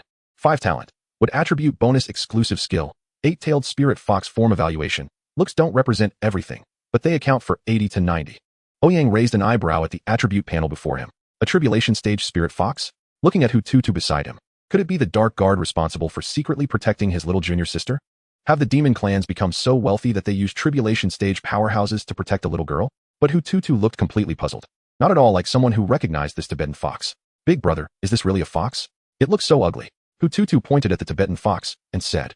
Ouyang nodded and replied. It's also a type of fox, although it's a bit ugly, but it's definitely a genuine fox. The Tibetan fox listened to their conversation, gritting its teeth in hatred. If it weren't for the fact that it couldn't move right now, it would have wanted to tear these two young ones who dared to talk about its appearance to shreds. It hated it when others commented on its looks. Ouyang was afraid that once he untied the ropes from the Tibetan fox, it would suddenly explode in anger and harm him. Although he wasn't afraid of it. He couldn't neglect Hututu behind him. Tutu, you stay here for a moment. I'll go let it down. Ouyang said. After receiving Hututu's obedient response, Ouyang walked up to the Tibetan fox and untied the ropes. This rope was a binding lock given to him by his master. Said to be capable of trapping even immortals as long as true chi was continuously injected into it. The best part was that there were no level restrictions. Even mortals could use it, perfectly suited for someone like him who couldn't wield magical treasures due to being at the chi refinement stage. As soon as Ouyang untied the ropes, the bound Tibetan fox suddenly opened its eyes. The world around them seemed to freeze, and the pressure unique to tribulation stage powerhouses descended. Kid, you dare to ouch, ouch, ouch. The Tibetan fox was about to threaten Ouyang, but he grabbed its throat and pressed it to the ground, causing it to cry out in pain. Keep your voice down. Don't think I don't know who you are, Huyen. If you dare to act recklessly, I'll turn you into a fox fur coat. Ouyang threatened ominously. Holy crap. Being pressed to the ground, Huyen was dumbfounded. This kid actually called out his real name. As a tribulation stage powerhouse, he was being pinned down and unable to move by a human kid. He had originally planned to mobilize his true essence, but found that his true essence was tightly suppressed in his dantian by the true chi of the young man before him, unable to move. He was a great cultivator of the tribulation stage. Tribulation, the strongest existence in this world. Yet he had no ability to fight back in front of this young man. Could this boy be some ancient immortal who had come down to play? Damn it. He had been pretending to be a pig to eat a tiger all day, but unexpectedly encountered someone who could pretend even better than him. Huyen could conclude that the young man before him was a hidden ancient monster. Otherwise, it would be impossible for someone in the tribulation stage to lack even the strength to fight back. Could it be that this old monster in front of me has already reached that legendary realm? Huyen, who was pinned to the ground, felt a surge of panic inside and immediately said in a low voice, Senior, I understand now. Please show mercy. Senior?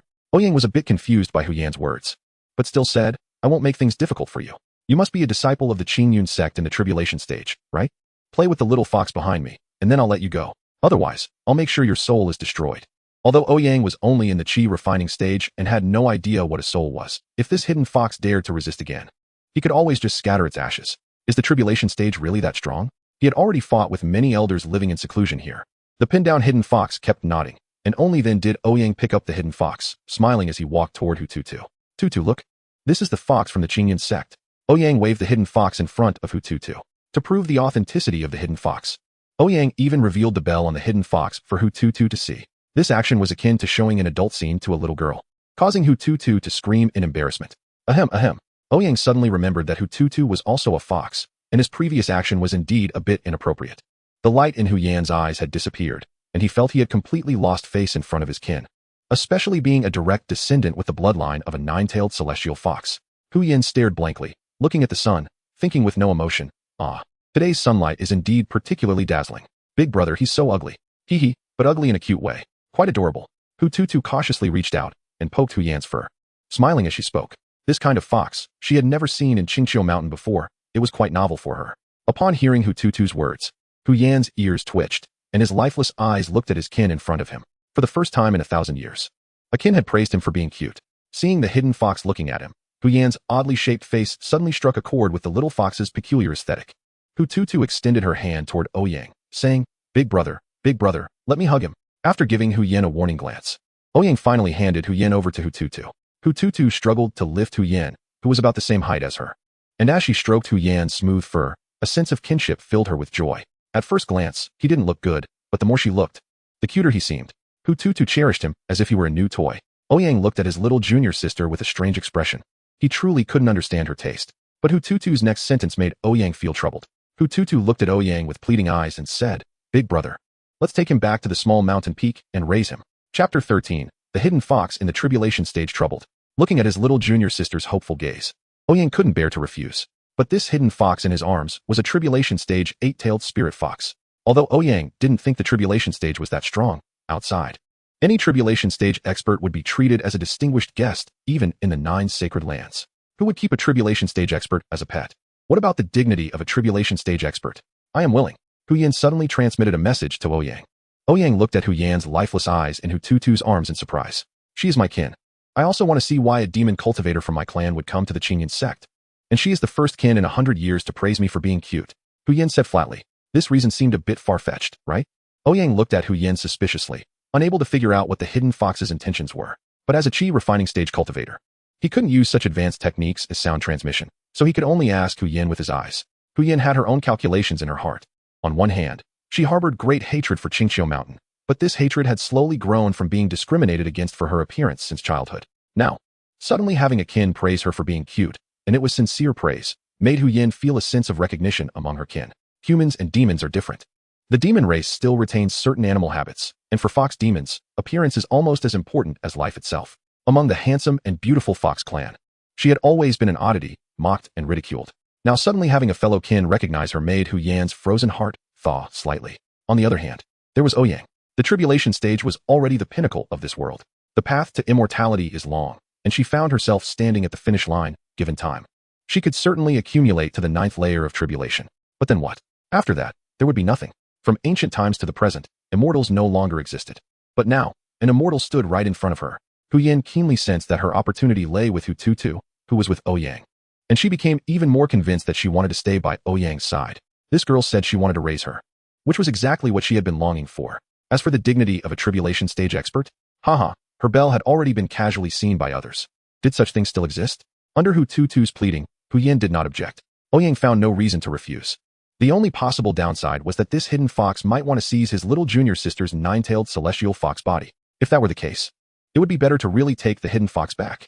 Rather than letting someone with ulterior motives hide in the dark, it was better to keep them in the open. If this hidden fox wanted to seize his little junior sister's soul, there were powerful beings proficient in manipulating souls on the small mountain peak. Ouyang made up his mind. The hidden fox made up her mind. And Hu Tutu got her new pet. All 3 parties were delighted, happily heading toward the small mountain peak. The early autumn wind was no longer so hot, bringing a refreshing coolness. Ouyang waved his hand, using his true energy to pick 2 spirit fruits from the forest. And he and Hu Tutu hurried toward the small mountain peak while eating. The backpack contained the heart and demon core of the 3-headed monster bird. Along with the spiritual herbs picked today, Hu Tutu hummed an unknown nursery rhyme, echoing along the plank road. Everything seemed so peaceful. Suddenly, a golden light streaked across the sky and flew in front of Ouyang. It was a paper crane. Ouyang reached out, and the paper crane landed steadily in his palm, unfolding into a piece of paper. Upon seeing the signature on the paper, Ouyang suddenly remembered that his little junior sister's admission procedures into the Qingyun sect had not yet been completed. The signature on the yellow paper was from Qingyun Peak, which was the main peak of the Qingyun sect. Whenever new inner disciples were accepted, they had to go to Qingyun Peak to light their own life lanterns. These lanterns were not a means to control the disciples, but rather a means to protect them. As long as the lantern remained lit, it meant that the owner was still alive. If the light dimmed, it indicated that the owner was injured. The guards at Qingyun Peak would use secret methods to locate the lantern's owner and carry out rescue operations. This is the guarantee given to the inner disciples by the Qingyun sect, one of the 9 holy places. And it reflects the care that major sects have for their own disciples. Only after lighting the everlasting lamp, receiving the waste token, and being recorded in the sect's genealogy will the Qingyun sect acknowledge this person as a disciple. This paper crane is a reminder for me to take my little junior sister to handle the formalities. I remember the last time we handled the formalities was 5 or 6 years ago when Xiaobai joined. If it weren't for this paper crane, I would have almost forgotten about it. Ouyang used his finger as a pen, with his true energy as ink, and wrote 3 crooked characters on the yellow paper. Got it. He then infused his true energy into the yellow paper. The paper immediately transformed back into a paper crane, happily circling around Ouyang before reluctantly flying towards Qingyun Peak. After Ouyang infused it with his true energy, This paper crane became much more lively than when it first arrived. Ouyang returned to the small peak with Hatutu and Huyen, just in time for dinner. Hatutu seriously introduced her new pet to several senior brothers, handsome. In the eyes of Lung Qing Song, Bai Feiyu, and Chen Changsheng, this hidden fox was just an ordinary, oddly-looking fox.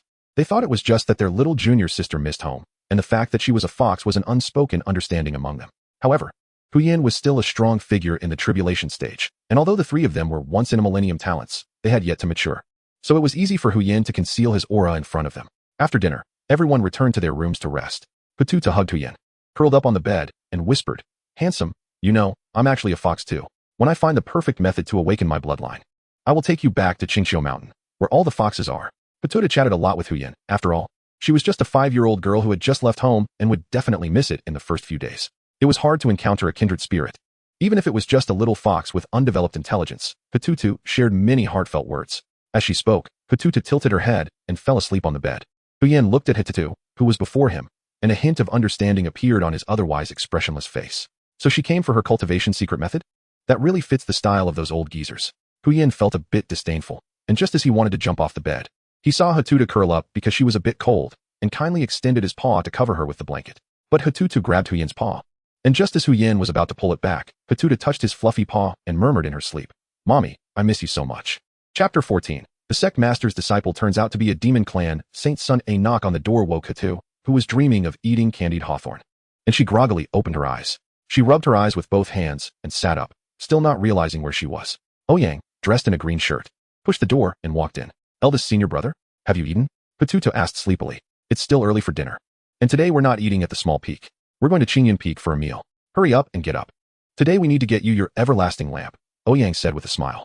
He then glanced at Huyen, who was honestly nestled at the head of the bed. But Huyen did not get up. Hatutu groggily got dressed and followed Ouyang out of the room. When she looked up, she saw Bai Feiyu standing on a branch with his hands behind his back. "Brother Bai is practicing so early. How diligent," Hatutu exclaimed. "Showing off so early in the morning. I wonder who he is trying to impress. Let us go. Let us go.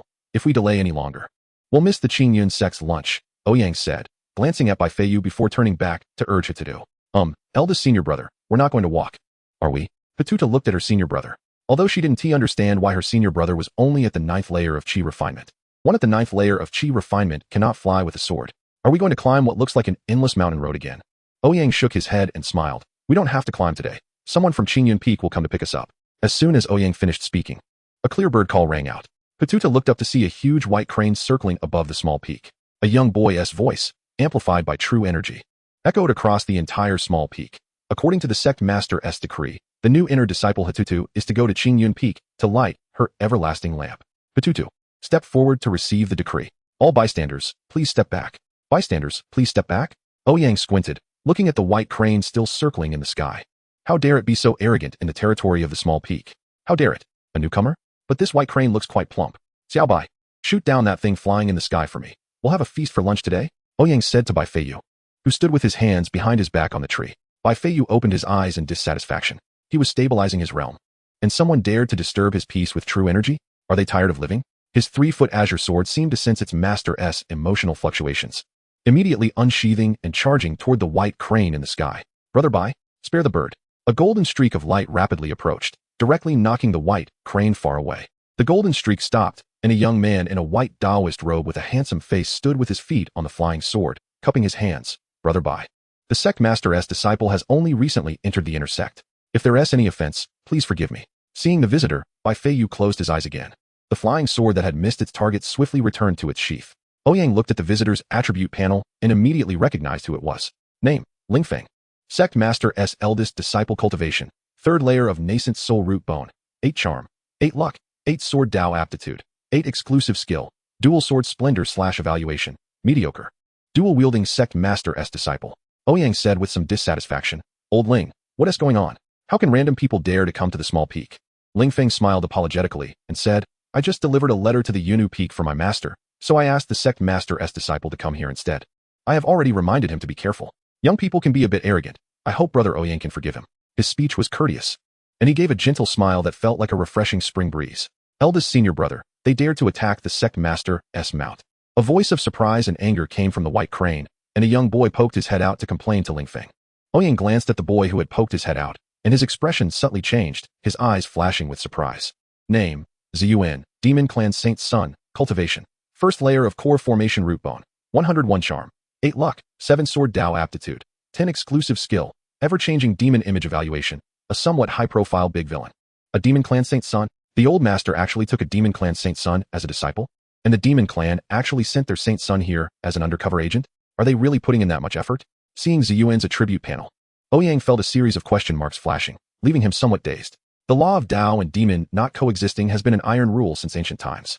This was something he and Xiao Bai had confirmed before. During a certain demon extermination mission, Ouyang had tentatively asked Xiao Bai about it.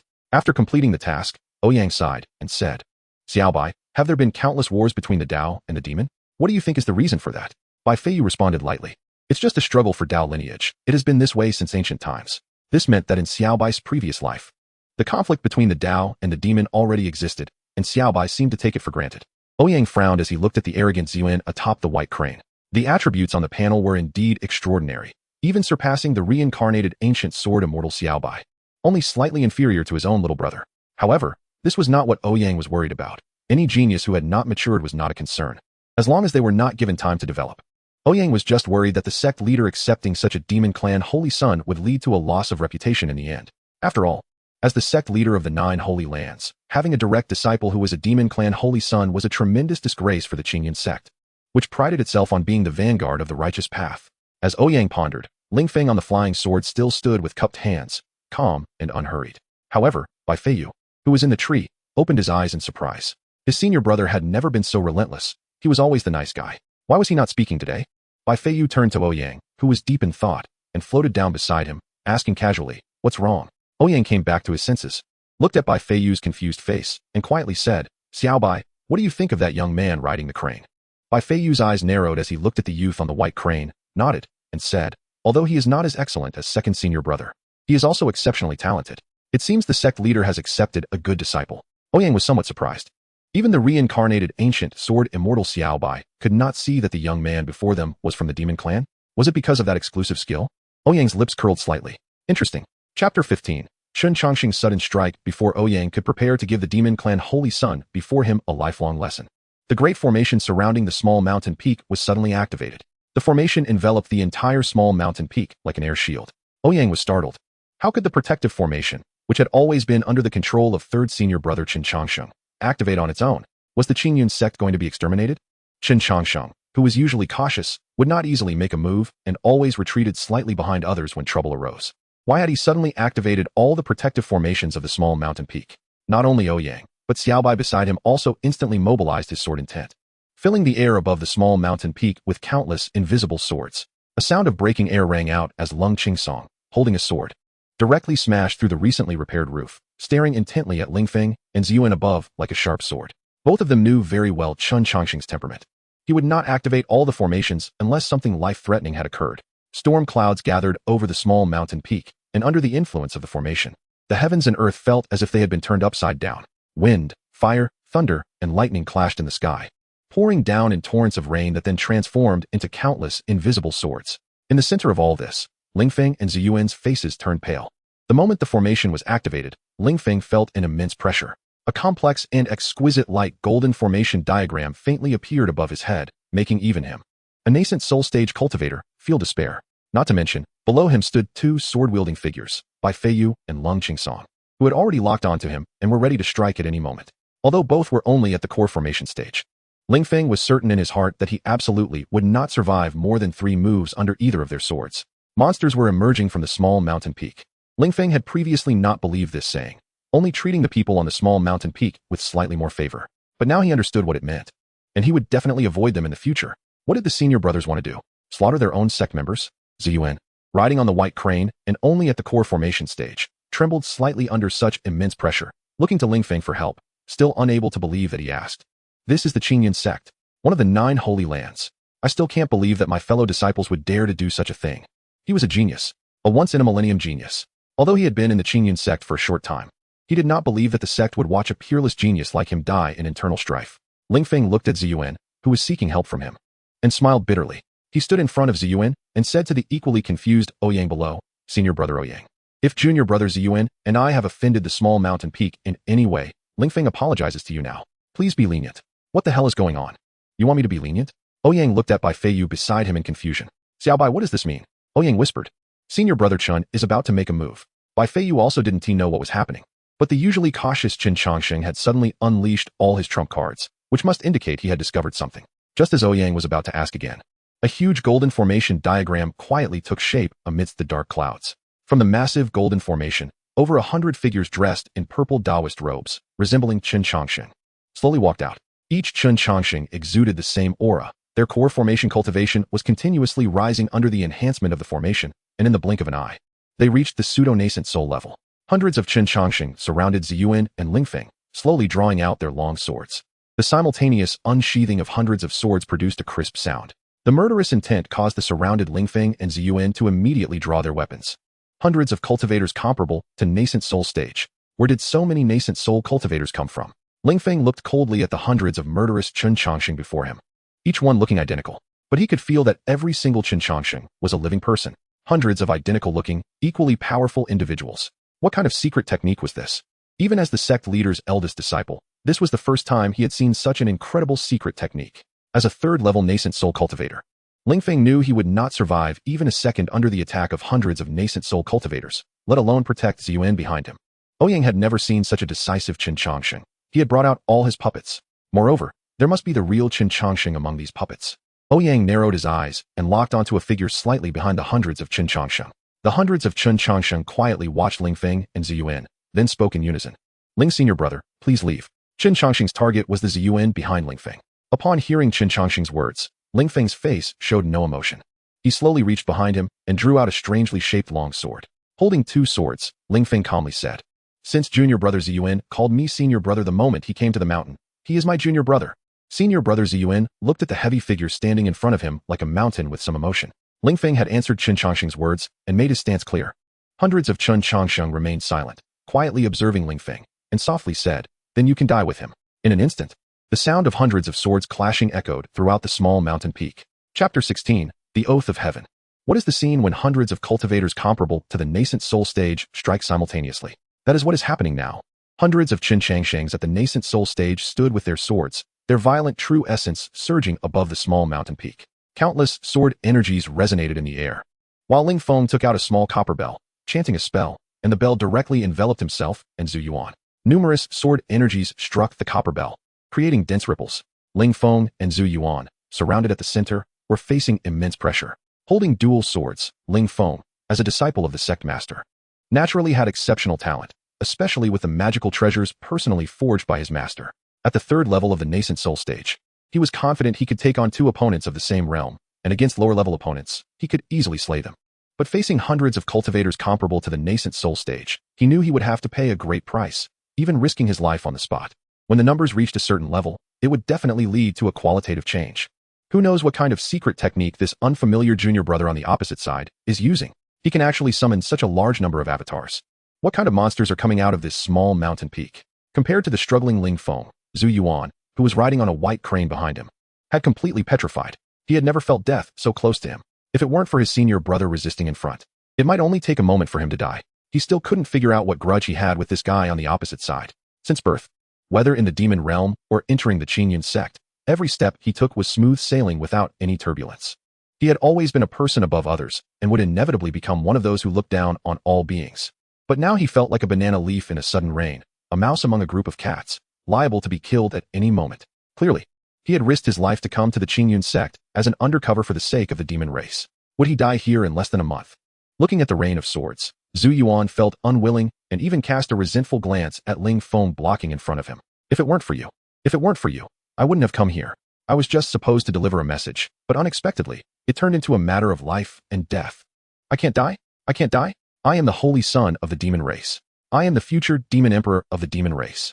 How could I possibly die in a place like this? Zhu Yuan's eyes began to redden, and as a proud talent, his dignity began to unleash his potential between life and death. The reason why proud talents are called proud talents is not only because of their outstanding qualifications, but also because they feel that hiding under someone else's protection is a disgrace. Zhu Yuan, who had just broken through to the core formation stage, began to surge with power. In an instant, he reached the third level of the core formation stage. Breaking through in battle, the potential of these chosen ones is always unreasonable. Some are stuck at the ninth level of the Qi refining stage for years. while some break through as easily as drinking water. Zhu Yuan let out a roar, and the black true essence in his body transformed into a dark long knife in his hand. With a light tap of his toes, he burst out of the copper bell's protection and charged toward the densely packed Chen Chongqing in front. The fierce and devouring intent of the knife, carrying an unstoppable momentum, instantly took down 3 Chen Changshings. This strike, filled with a tragic determination, locked onto the target with astonishing knife energy, leaving the 3 Chen Changshings unable to move, only able to watch as Zhu Yuan cleave them in two. But in that instant, Zhu Yuan was also hit by a dozen sword energies, spitting out blood and being sent flying. Ling Feng hurriedly stepped out of the copper bell, catching the already unconscious Zhu Yuan. But as he stepped out of the copper bell's protection, he was instantly exposed to the rain of swords. Enough! A calm voice of Ouyang sounded, and a pale golden hand of true energy blocked in front of Ling Feng, completely shielding him from the rain of swords. Ling Feng looked down at Ouyang's expressionless face and nodded gratefully at him. Ouyang's face was calm, but he was actually feeling quite pained.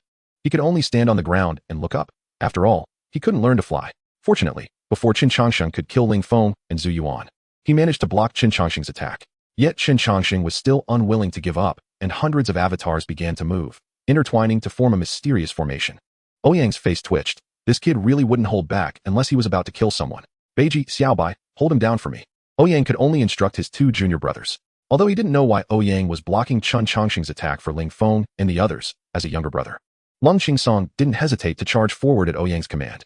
Meanwhile, Bai Feiyu was a step slower, glancing at Ouyang before following Lung Qingsong into the fray. The two, not surrounded by Chen Chongqing, quickly found his true body.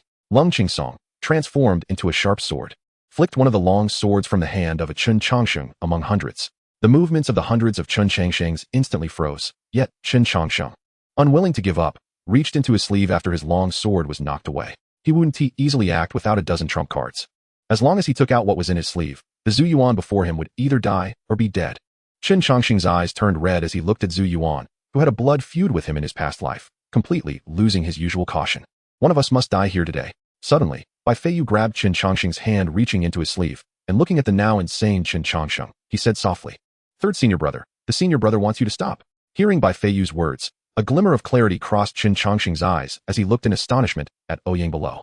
Ouyang below simply shook his head gently, signaling Chen Chongqing to stand down. Chen Chongqing, unwilling, looked at Zhu Yuan lying in Ling Feng's arms. He had never found it so easy to kill the Zhu Yuan before him, not even getting this close in his past life. But with his mind clearing, Chen Chongqing reluctantly lowered his hand and roared at Zhu Yuan. "Heaven is above. Within 10 years, I, Chen Chongqing, will definitely kill Zhu Yuan. If I fail, let the gods, humans, demons, and monsters punish me together." Suddenly, as Chen Chongqing declared the oath of heaven, everyone present was taken aback.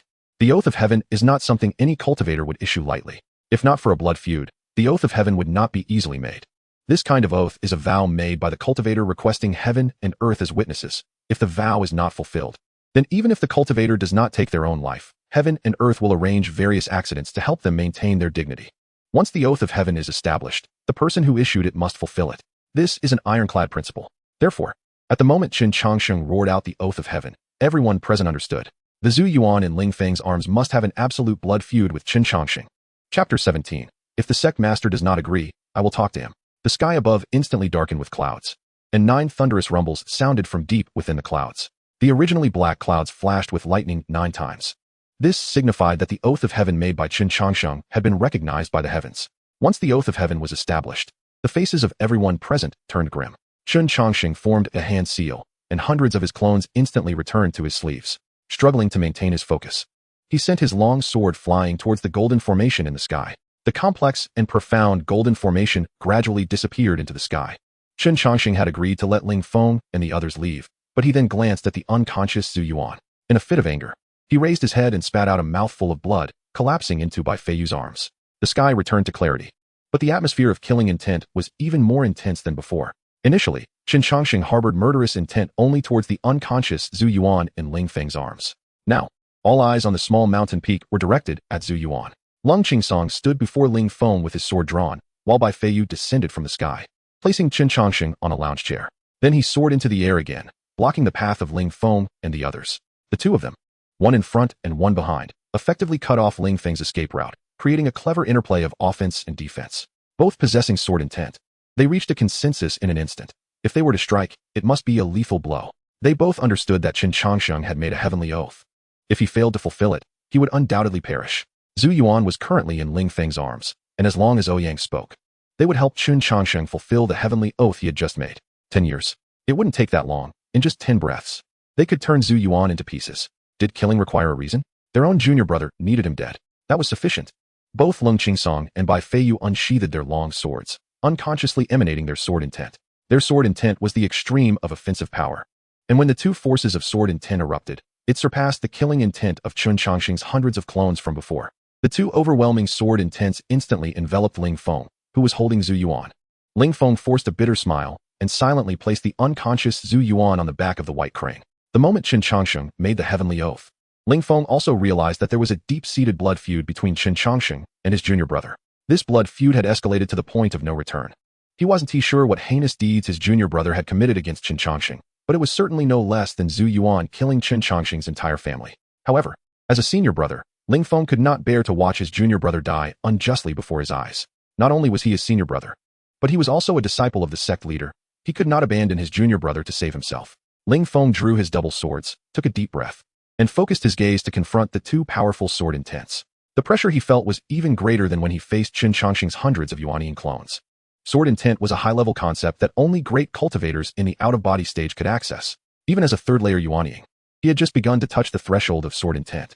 How could there be cultivators on this small mountain peak who could comprehend sword intent at the Jidan stage? And two of them at that? This was no longer a monster. It was like seeing a ghost, holding his swords with both hands.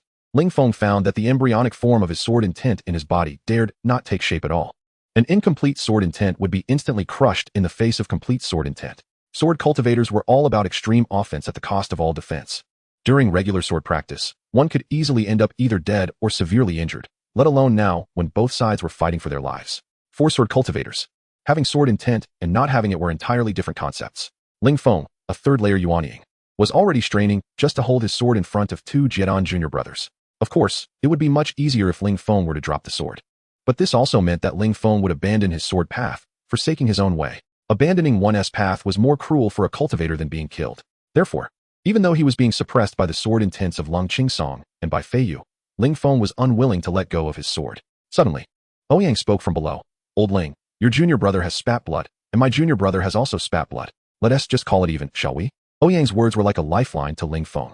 He quickly responded, of course, it's just a childish rivalry. The contest has already ended. Let them go. Ouyang walked up to Qin Changsheng, raised his hand to check his pulse, and spoke without turning back. Senior brother, Bai Feiyu wanted to say something. He thought Ouyang didn't understand how serious Qin Changsheng's heavenly oath was, so he tried to remind him. Let them go.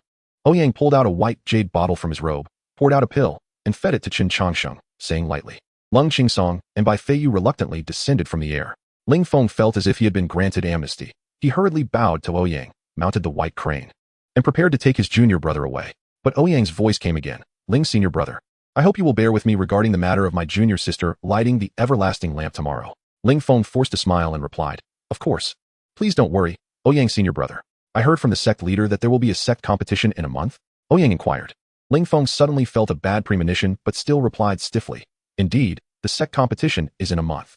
Ouyang nodded and said, please tell the sect leader that my small mountain peak will also participate in this sect competition, and I hope that Zhu Yuan, lying there, can participate as well. Ling Feng said somewhat bitterly. Ouyang senior brother, why does it have to be this way? If he had known that Zhu Yuan's visit to the small mountain peak would cause such a commotion, he would have personally come even if it meant facing the wrath of heaven. Ouyang looked at Ling Feng in the sky and said lightly, I am merely informing you and the sect leader, not discussing it with you. If the sect leader is unwilling, I will explain it to him. Also, my surname is Ouyang, not O. Chapter 18, I am your senior brother. Naturally, Ling Feng did not dare to make a decision and could only respond that he would report to the sect leader. As Ling Feng rode the white crane and fled wildly into the distance, disappearing at the horizon, Ouyang sighed and looked at Leng Qingsong and the others, who were staring at him intently. What are you looking at? My face hasn't tea-grown flowers. Ouyang said irritably. Senior brother, do you think that Zhu Yuan will run away before the sect competition? Bai Feiyu asked. This world was vast, and even in his past life as a sword immortal, he had not seen its entirety. If Zhu Yuan really feared and hid, finding him would be like searching for a needle in a haystack. After all, he only needed to hide for 10 years, and once Qin Changsheng perished due to failing his heavenly oath, Zhu Yuan could openly start anew. What else could be done? Should they go to Qingyun Peak and chop off that kid's limbs? Hey, you come back. I didn't call you. Ouyang said angrily. Unexpectedly, Leng Qingsong suddenly stood up, took his sword, and walked outside. This little brother was too straightforward. He really was going to take action. Ouyang stopped Lung Qingsong, who was preparing to chop off Zhu Yuan's limbs, and scolded him again. Hu Tutu, holding a hidden fox, looked worriedly at Qin Changsheng lying on the lounge chair and said, "Will third senior brother be okay? I just saw him spit blood. It must hurt a lot, right?" Ouyang looked at Hu Tutu's tearful face and quickly comforted him. "It's nothing serious. Changxing just exhausted his true essence, and the sudden anger affected his internal organs, causing him to spit blood. If he doesn't expel this stagnant blood, it would actually be harmful." After soothing Hu Tutu and reminding Bai Feiyu to keep a close eye on the battle-obsessed Lung Qingsong, Ouyang finally carried Qin Changxing to his room. Qin Changxing had a long dream, returning to his past life. In that sunless world, he was covered in blood, continuously slaughtering the incoming demons. The blood obscured his eyes, making his vision blurry, and his meridians were severed, rendering him unable to summon any true essence, leaving only instinctive slaughter. Yet even so, Qin Changxing tightly held the sword in his hand. Suddenly, the scenery before him changed. The face he had never forgotten appeared again. A handsome yet sinister man donned in a blood-red robe, with an evil vertical pupil between his brows, horns on his head, and black wings on his back. The man was surrounded by endless vengeful spirits, like a malevolent ghost emerging from the underworld. That face was Ziyuan, the demon race's holy emperor, one of the primary culprits behind this apocalyptic disaster. At that moment, Ziyuan held a blood-red long knife in his hand and was laughing maniacally while holding up a severed head. Ziyuan had become the greatest demon in the world. He had killed everyone Qin Changxing knew, nearly turning the entire world upside down. When Qin Changsheng saw the head in Ziyuan's hand, he screamed in anguish, tears of blood streaming from his eyes. That head was Ouyang's. In the apocalypse, Ouyang had always stood in front of him, shielding him from the most dangerous and terrifying things. Even until Ouyang's tragic death before his eyes, he was still urging Qin Changxing to escape. Qin Changxing wanted revenge, thinking about it day and night, to the point of becoming obsessed. But facing Ziyuan, who had already achieved immortality, he felt as insignificant as an ant. Suddenly, the severed head in Ziyuan's hand opened its eyes and shouted at him, "Run!" Qin Changxing suddenly sat up in bed, gasping for breath, cold sweat soaking his clothes. Had he had a nightmare? A familiar voice came from beside him. Upon hearing that voice, tears immediately streamed down Qin Changxing's face, and he hurriedly covered his eyes with his sleeve, muffling his voice. "Sweat got in my eyes." Ouyang looked at Qin Changsheng, who was trying to hide his embarrassment, and chuckled lightly. Sitting on the chair by the bed, he spoke calmly. "Are you blaming your senior brother for stopping you from killing Ziyuan?" Qin Changxing shook his head, feeling a bit regretful. Since his rebirth, he had been cautious, but when he finally encountered his enemy, he was still blinded by hatred. Not only did he fail to kill Ziyuan, but he also alarmed him. Qin Changxing said sullenly, "I know what you were worried about. If I killed him, I'm afraid there would be no place for me in the Qinyan sect, or even the entire cultivation world." Within the sect, internal conflict was strictly forbidden. If the sect found out about fellow disciples harming each other, the light punishment would be to cripple one's cultivation and expel them from the mountain, while the severe punishment could lead to death. If Qin Changxing really killed Ziyuan, it would also mean killing himself. This was a mutually destructive approach, and Ouyang naturally would not agree to it. So, when he let Ling Feng go, he forced Ling Feng to admit that everything Qin Changxing did earlier was merely a sparring match between fellow disciples. As long as the parties involved acknowledged it as a spar, Qin Changxing would not be held responsible. Ouyang sighed as he looked at his junior brother. Qin Changsheng, who had returned from rebirth, should know Ziyuan's identity. Ouyang was also aware that Ziyuan was the holy son of the demon race. But would anyone believe such a thing if stated outright? Even Bai, the reincarnated ancient sword immortal, couldn't see through Ziyuan's true identity. How could he expect those old fools to figure it out? However, Qin Changsheng had made a heavenly oath before he fell unconscious. With this oath as a backing, everyone would surely be alerted to Ziyuan's identity. Not stating it directly, but allowing others to suspect would lead to greater doubt regarding Ziyuan. Upon hearing Ouyang's sigh, Qin Changxing's heart tightened, and he immediately said, "Brother, don't worry, I definitely won't make a move against him in the near future." In the near future, but eventually, he still would. Ouyang shook his head and walked in front of Qin Changxing, leaning down to ask quietly, "Have you marked him?" Qin Changxing nodded. When Ziyuan came out and severed his 3 avatars, he had left a soul mark on him. This mark would allow him to find Ziyuan no matter where he went. Ouyang nodded in satisfaction, pleased that his junior brother was cautious and meticulous. Not bad. Much better than a certain fool who only charges forward with a sword. "You should rest now. The situation has happened. We'll take it one step at a time," Ouyang said to comfort him. Qin Changxing obediently lay back down, staring blankly at Ouyang as he said, "Brother, I'm saying if, killing Ziyuan could prevent a disaster, would you believe it?" Ouyang was taken aback, then shook his head after some thought. "You've misunderstood.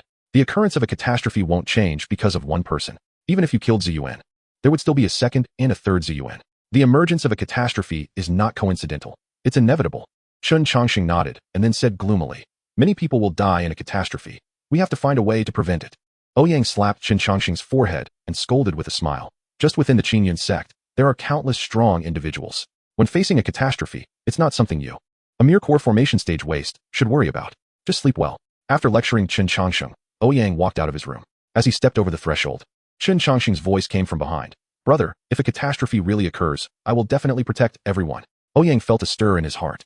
Not looking back as he said lightly, if a catastrophe truly happens, as long as I'm not dead, the sky won't fall. I am your senior brother. Chapter 19. Cleaning up the mess. I am your senior brother. The sky won't fall. The calm tone stated a domineering declaration, and this pose was both natural and high profile. Ouyang couldn't help but cheer for himself in his heart as he left Qin Changsheng's room. It felt so good to show off in front of these big-shot junior brothers. Like drinking an ice-cold soda from 1982. Ouyang closed Qin Changsheng's door and turned his gaze to the courtyard. Under the lush tree, a square-faced fox was sitting at a stone table, holding a cup of tea while gazing at the moon. Quite leisurely and elegant. Aren't you afraid my junior brothers will discover you are a demon? Ouyang walked over to the square-faced fox and poured himself a cup of tea, saying. Huyan took a sip of tea, and his drooping hind legs unconsciously crossed into a relaxed posture, cleverly hiding his bell, before leisurely speaking. I have already shielded my aura. Although these kids are exceptionally gifted, they are still not enough to be seen in front of me. By the way, Senior is a very good brother. Don't call me Senior all the time. I'm not that old, Ouyang said while downing the tea in his hand, the fragrant flavor filling his mouth. Even a hint of the world's essence echoing in his mouth. Good tea. Ouyang's eyes lit up, reaching out for another pot. Huyan quickly snatched the teapot from Ouyang's hand. Somewhat pained as he said, this is tea from a 10,000-year-old spirit tea tree. Is this how you drink tea? Ouyang curled his lip. This ugly fox was stingy and replied irritably. How long do you plan to stay here? Ouyang couldn't believe that a great demon in the Tribulation Transcendent stage would obediently stay by Hututu's side, willingly acting as a pet. Huyan carefully put away the teapot, picked up his teacup again, and looked at the moon, saying, at first, I was just curious about what this clan member with a nine-tailed bloodline was doing in Qinyan's sect. But now I want to know if she can really break through to become a nine-tailed celestial fox. Is it really that boring? Ouyang asked suspiciously. Otherwise, the lifespan of a cultivator after the Tribulation Transcendent stage is very long, and without the possibility of further advancement. One has to find some fun in such a long time. Huyan shrugged and said, I don't feel that the Tribulation Transcendent stage is that impressive. It's not like I haven't beaten one before. Ouyang thought to himself as he looked at Huyan, who was putting on a pretentious face. Huyan's fox-like eyes looked at Ouyang, as if he could see what Ouyang was thinking. He chuckled and said, so that's how it is. You really think that the Tribulation Transcendent stage is just a matter of having a higher realm? Kid, I admit your true chi is so vast that even I find it terrifying, but if I wanted to kill you, I could still do it. Ouyang, upon hearing this, didn't he get angry. Instead, he nodded seriously. He was well aware that this kind of thing, whether it was the offerings on the back mountain or the sect leader and his master, was mostly playful in nature, and he even found it interesting. After living for thousands of years and reaching the pinnacle of this world, who didn't he have a few tricks up their sleeve? Ouyang didn't he truly believe that the Huyan before him could be easily subdued by a rope meant for binding immortals. So, are you planning to stay with Tutu until she breaks through to the nine-tailed celestial fox realm? Ouyang asked curiously. Huyan shook his head and said, breaking from 7 tails to 8 tails in the Qingxiu fox clan is already a rare occurrence in 10,000 years. And breaking through to 9 tails is even harder. Every fox has its own path. My way may not suit her, but I can protect her until she has some self-defense capability before I leave. Huyan said, but then laughed, adding, but with you and your junior brothers around, I think she can manage in this world. I might just want to stay by her side. Why does this old guy speak so incoherently? Ouyang felt a bit dizzy from Huyan's words. Huyan jumped down from the stool, and the moonlight shone on his brown fur, causing the essence of the moonlight to slowly be absorbed into his body. I'm very satisfied with the name she gave me because now I'm called Handsome Guy. Huyan chuckled and transformed into a gust of wind, flying directly back to Hututu's room. This fox really does have a strange personality. Ouyang looked at the moon, which was extraordinarily large in this world, as if he could reach out and touch it. Perhaps it was because this world lacked light pollution, which made it seem very pristine. Suddenly, Ouyang's eyes narrowed as a wooden boat flew from the moon. The wooden boat flew without wind, and on it stood 2 young people. One rowed with a paddle while the other stood at the bow holding a pen and paper. As the wooden boat flew closer, Ouyang saw a character carved on it, and immediately understood who the visitors were. The cultivators from the execution peak of Qingyan sect. The cultivators on the execution peak were in charge of the sect's laws, and they had the authority to investigate any violations, even against the sect leader. The cultivators from the execution peak were at least at the core formation stage, always wearing stern faces, and their eyes constantly scrutinized you. Therefore, the cultivators from the execution peak were often referred to by others as sect dogs with gritted teeth. As the wooden boat approached, the young man holding the pen and paper cupped his hands towards Ouyang and said, Brother Ouyang, haven't you gone to sleep yet?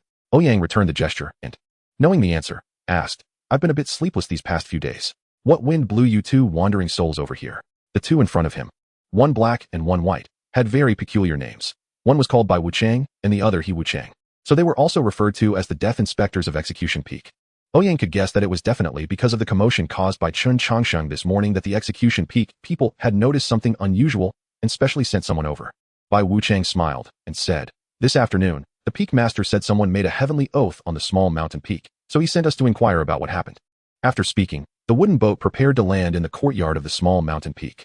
A gentle true chi blocked the wooden boat, and Ouyang, with a broad smile, said, "Today, I was just bored, so I made a heavenly oath. If I don't break through to the foundation establishment stage within 10 years, I vow not to be human."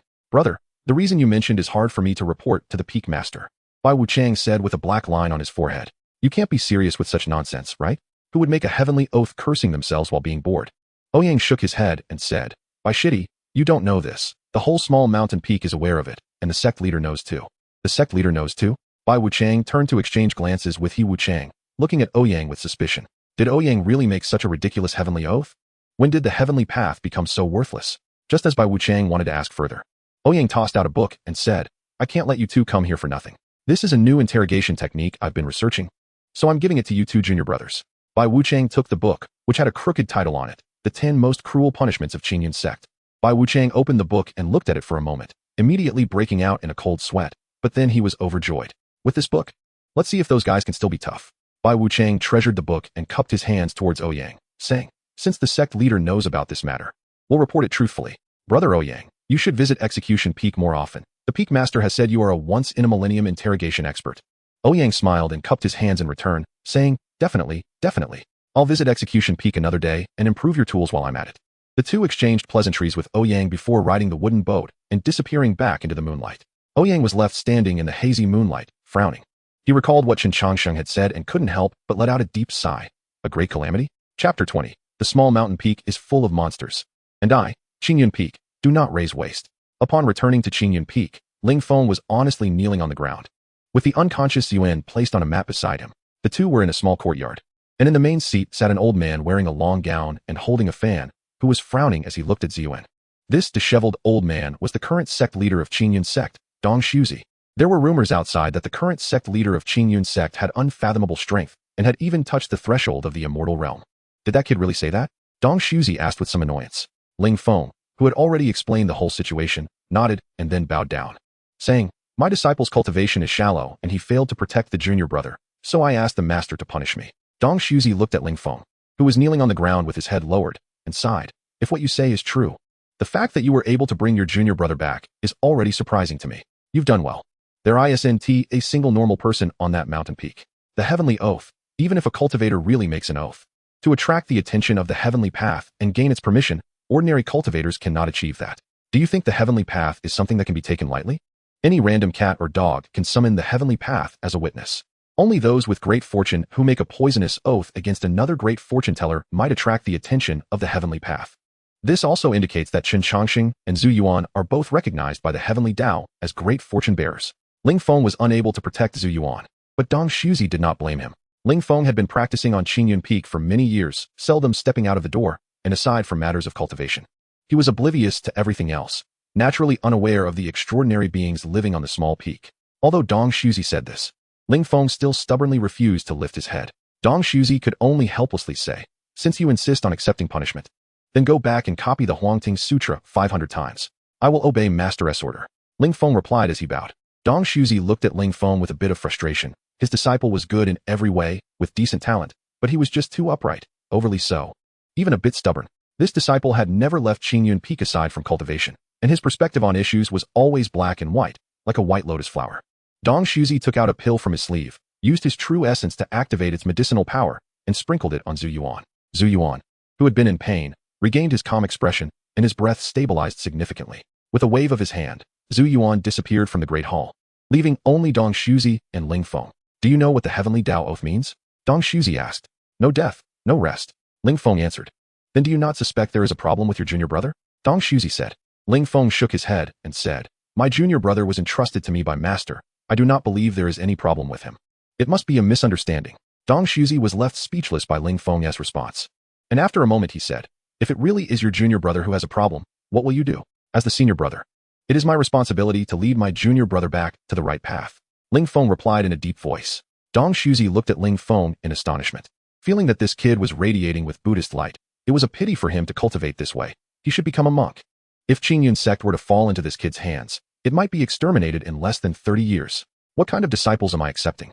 Dong Shuzi waved his hand in frustration, indicating that Ling Feng could leave. Ling Feng bowed and exited Master's room, heading straight to Zhu Yuan's room. The Heavenly Dao Oath? Clearly, I calculated correctly.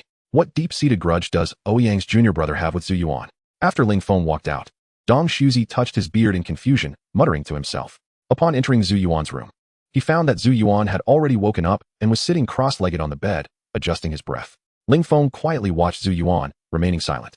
After a long while, Zhu Yuan slowly opened his eyes, forcing himself to raise his realm, and killing 3 cultivators comparable to the nascent soul stage in an instant had severely damaged his meridians. How do you feel, junior brother Zhu Yuan? Ling Feng's voice came from afar. He was quietly sitting in a chair, looking at him with concern and tenderness. A flicker of hostility flashed in Zhu Yuan's eyes. If it weren't for his White Lotus brother sending him to deliver a message, how would he have gotten injured? Even if it wasn't intentional, he bore part of the responsibility. Once he obtained the legendary treasure of Qingyun sect, he would definitely slaughter the entire sect. Junior brother Zhu Yuan, are you alright? Ling Feng approached Zhu Yuan with concern, reaching out to touch his forehead. Zhu Yuan dodged Ling Feng's hand and smiled, saying, "Thank you for your concern, brother. I'm fine now.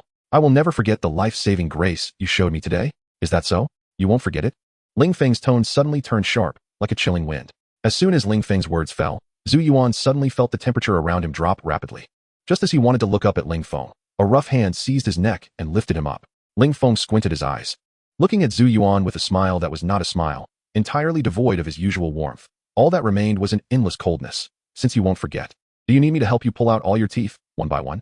Each word was like a heavy hammer striking at Zhu Yuan's heart. His face smiling yet filled with chill. Senior brother Ling Feng, Zhu Yuan struggled to utter a few words, trying to pry Ling Feng's hand away. But the hand gripping his neck was as firm as iron. Ling Feng leaned close to Zhu Yuan's ear, speaking softly. "In the future, don't cause me trouble. If you like to get into trouble, then solve it yourself. This is the only time. If there is a next time, I will personally tear you to pieces." Zhu Yuan nodded with difficulty, indicating that he understood. Seeing Zhu Yuan nod, Ling Feng threw him onto the bed, smiling as he said, "Remember, the beings on that small peak are monsters, and I, Qingyun Peak, do not raise waste. 300 copies of the Huangting Sutra. Hand it to me by tomorrow." Chapter 21. Su Linger. The autumn sky was high and clear, with no clouds in sight. Ouyang and Hututu were once again walking along the mountain path. Compared to their initial awkwardness, the two were now chatting and laughing, quite familiar with each other. Hututu walked ahead while Ouyang followed behind. If it weren't for Ouyang looking too young, they would seem like a father and daughter out for a stroll. Ouyang planned to take Hututu to light her life lamp. Only after lighting the lamp would Hututu officially join Qingyun sect. Generally, Qingyun Peak would send disciples riding white cranes to bring new disciples to the sect. However, after the incident yesterday, Ouyang felt that Qingyun Peak would not send any white cranes over again, so he decided to take Hututu down the mountain himself.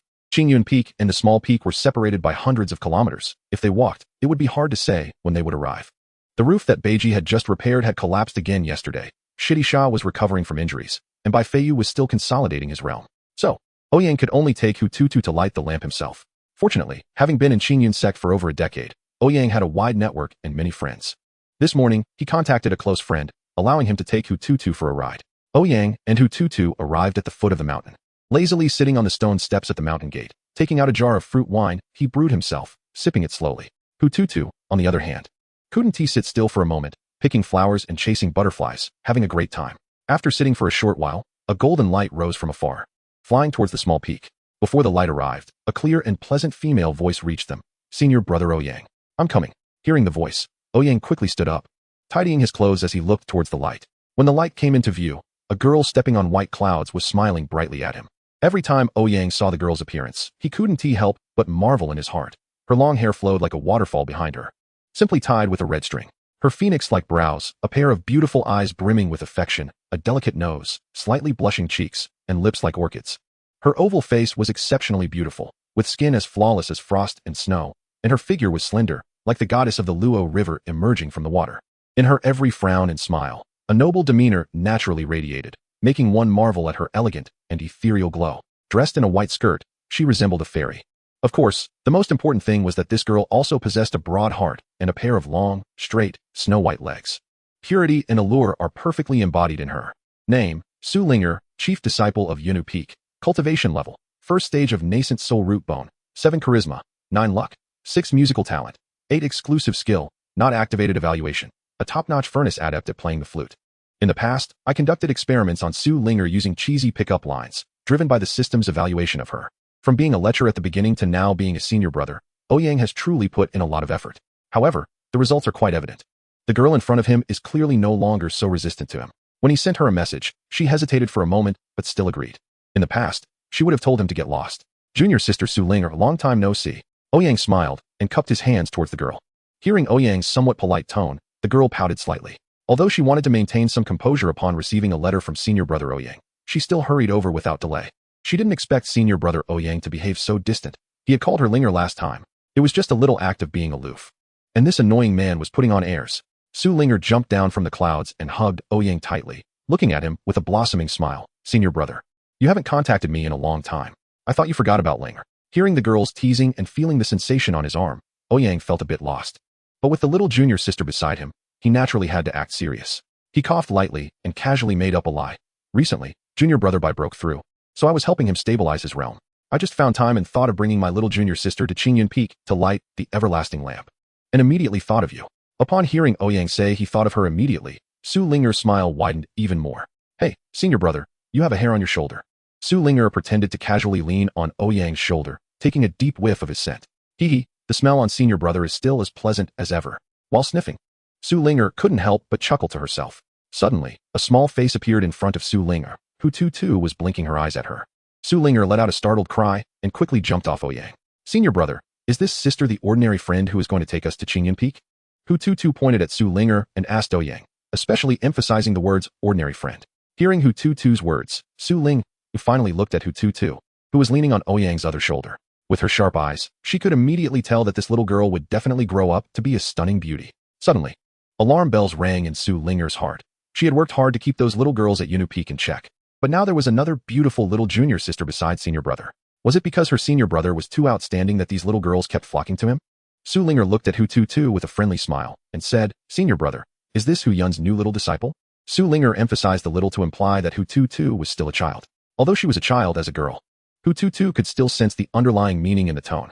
Hu Tutu warily looked at this woman who had suddenly become very close to her senior brother. Even she had to admit that compared to beauty, this woman was only slightly inferior to her. But mainly, the woman's figure was something that her current flat-chested self couldn't compare to at all. Hu Tutu bit her little tiger teeth and feigned innocence as she retorted, Yes. Senior sister, my name is Hu Tuesday. I will be living on the small peak and spending time with senior brother.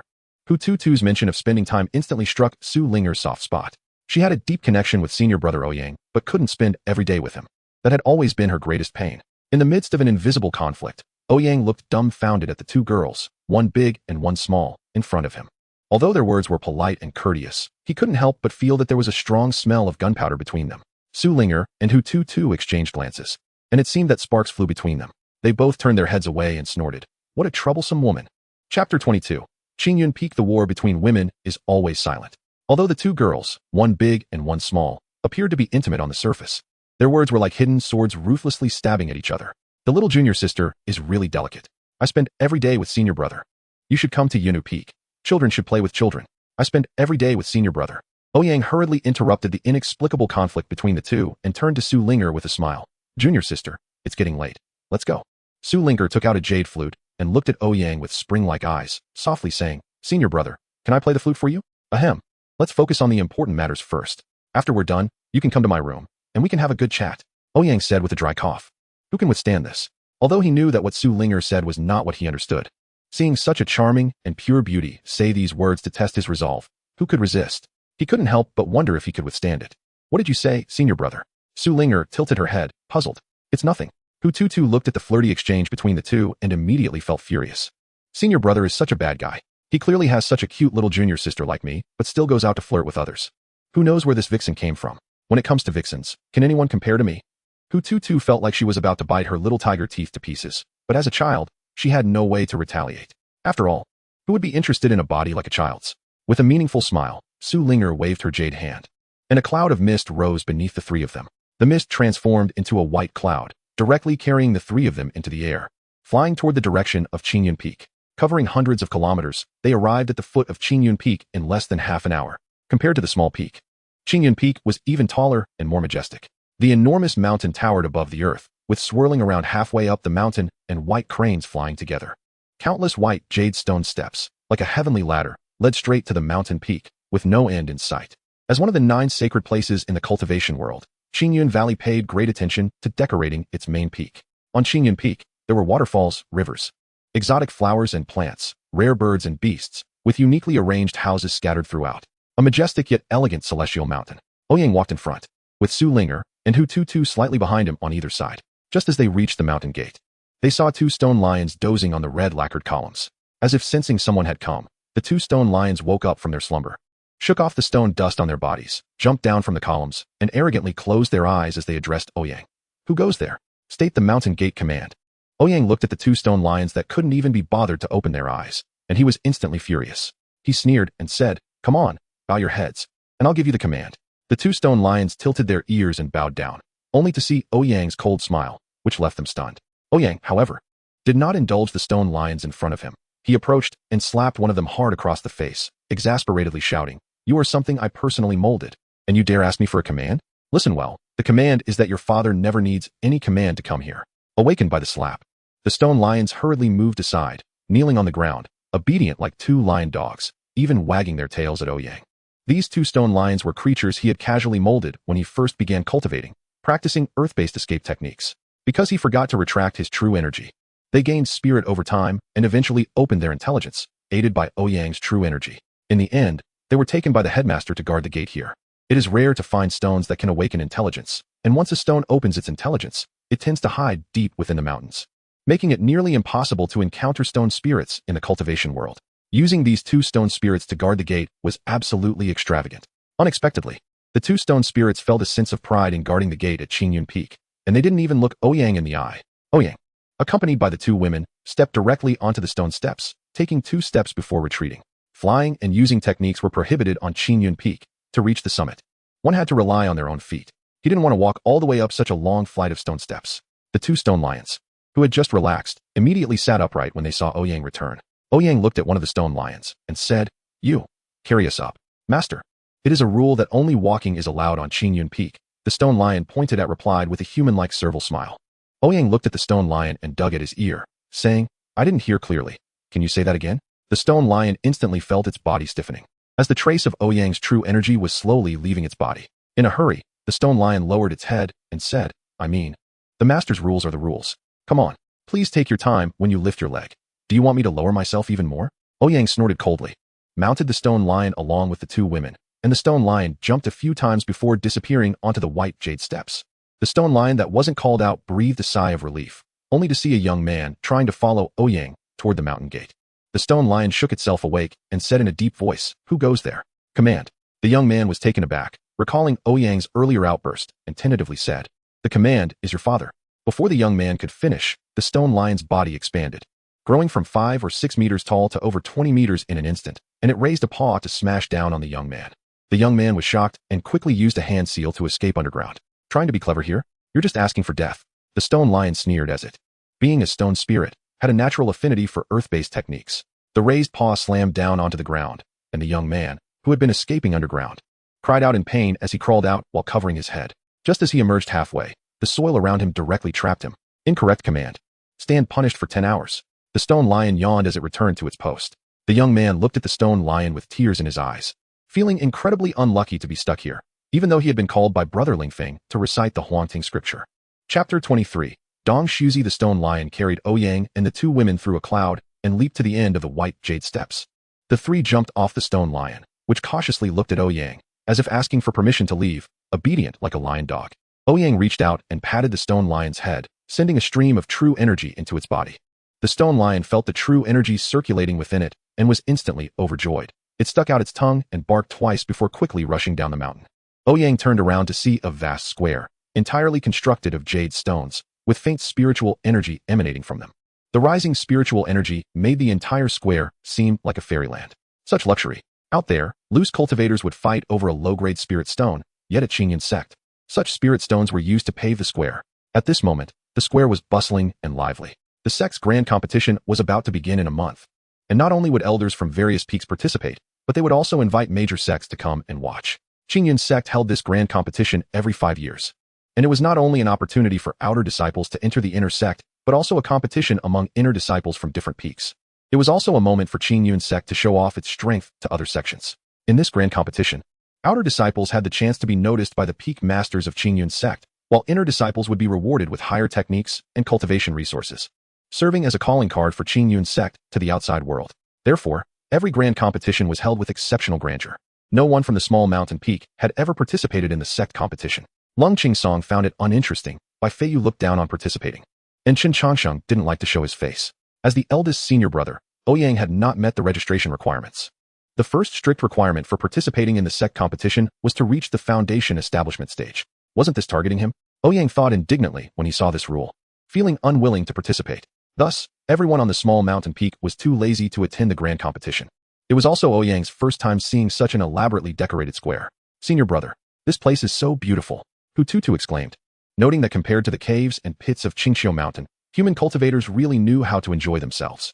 Su Linger glanced at the amazed Hu Tutu and chuckled, saying, Senior brother, I heard that this time in the sect competition, they will also elect the Holy Son of Qingyun's sacred land. With your talent, if you could participate, the title of Holy Son would surely belong to you. Ouyang's face flushed. He knew Su Linger had no bad intentions, but he didn't even have the qualifications to compete. So what was the point of mentioning the Holy Son of Qingyun's sacred land? Ouyang cleared his throat and said, I don't care for such empty titles. Junior sister, as cultivators, we should regard these titles as mere clouds. Senior brother is truly noble. Su Linger sincerely praised. Those nearby who heard Ouyang's words turned to look at him, and upon seeing that he was only at the qi refining stage, they turned their heads back. What was a qi refining waste doing acting so pretentious? Ouyang naturally noticed the disdainful glances and, despite his thick skin, felt a bit embarrassed. He quickly pulled Su Linger and Hu Tutu toward the main hall. Upon entering the main hall, there were no various statues displayed in the center as in his previous life. Instead, there was only a simple wooden plaque standing in the middle, inscribed with 2 characters in Tao script, heaven and earth. In this world, there were no supernatural beings.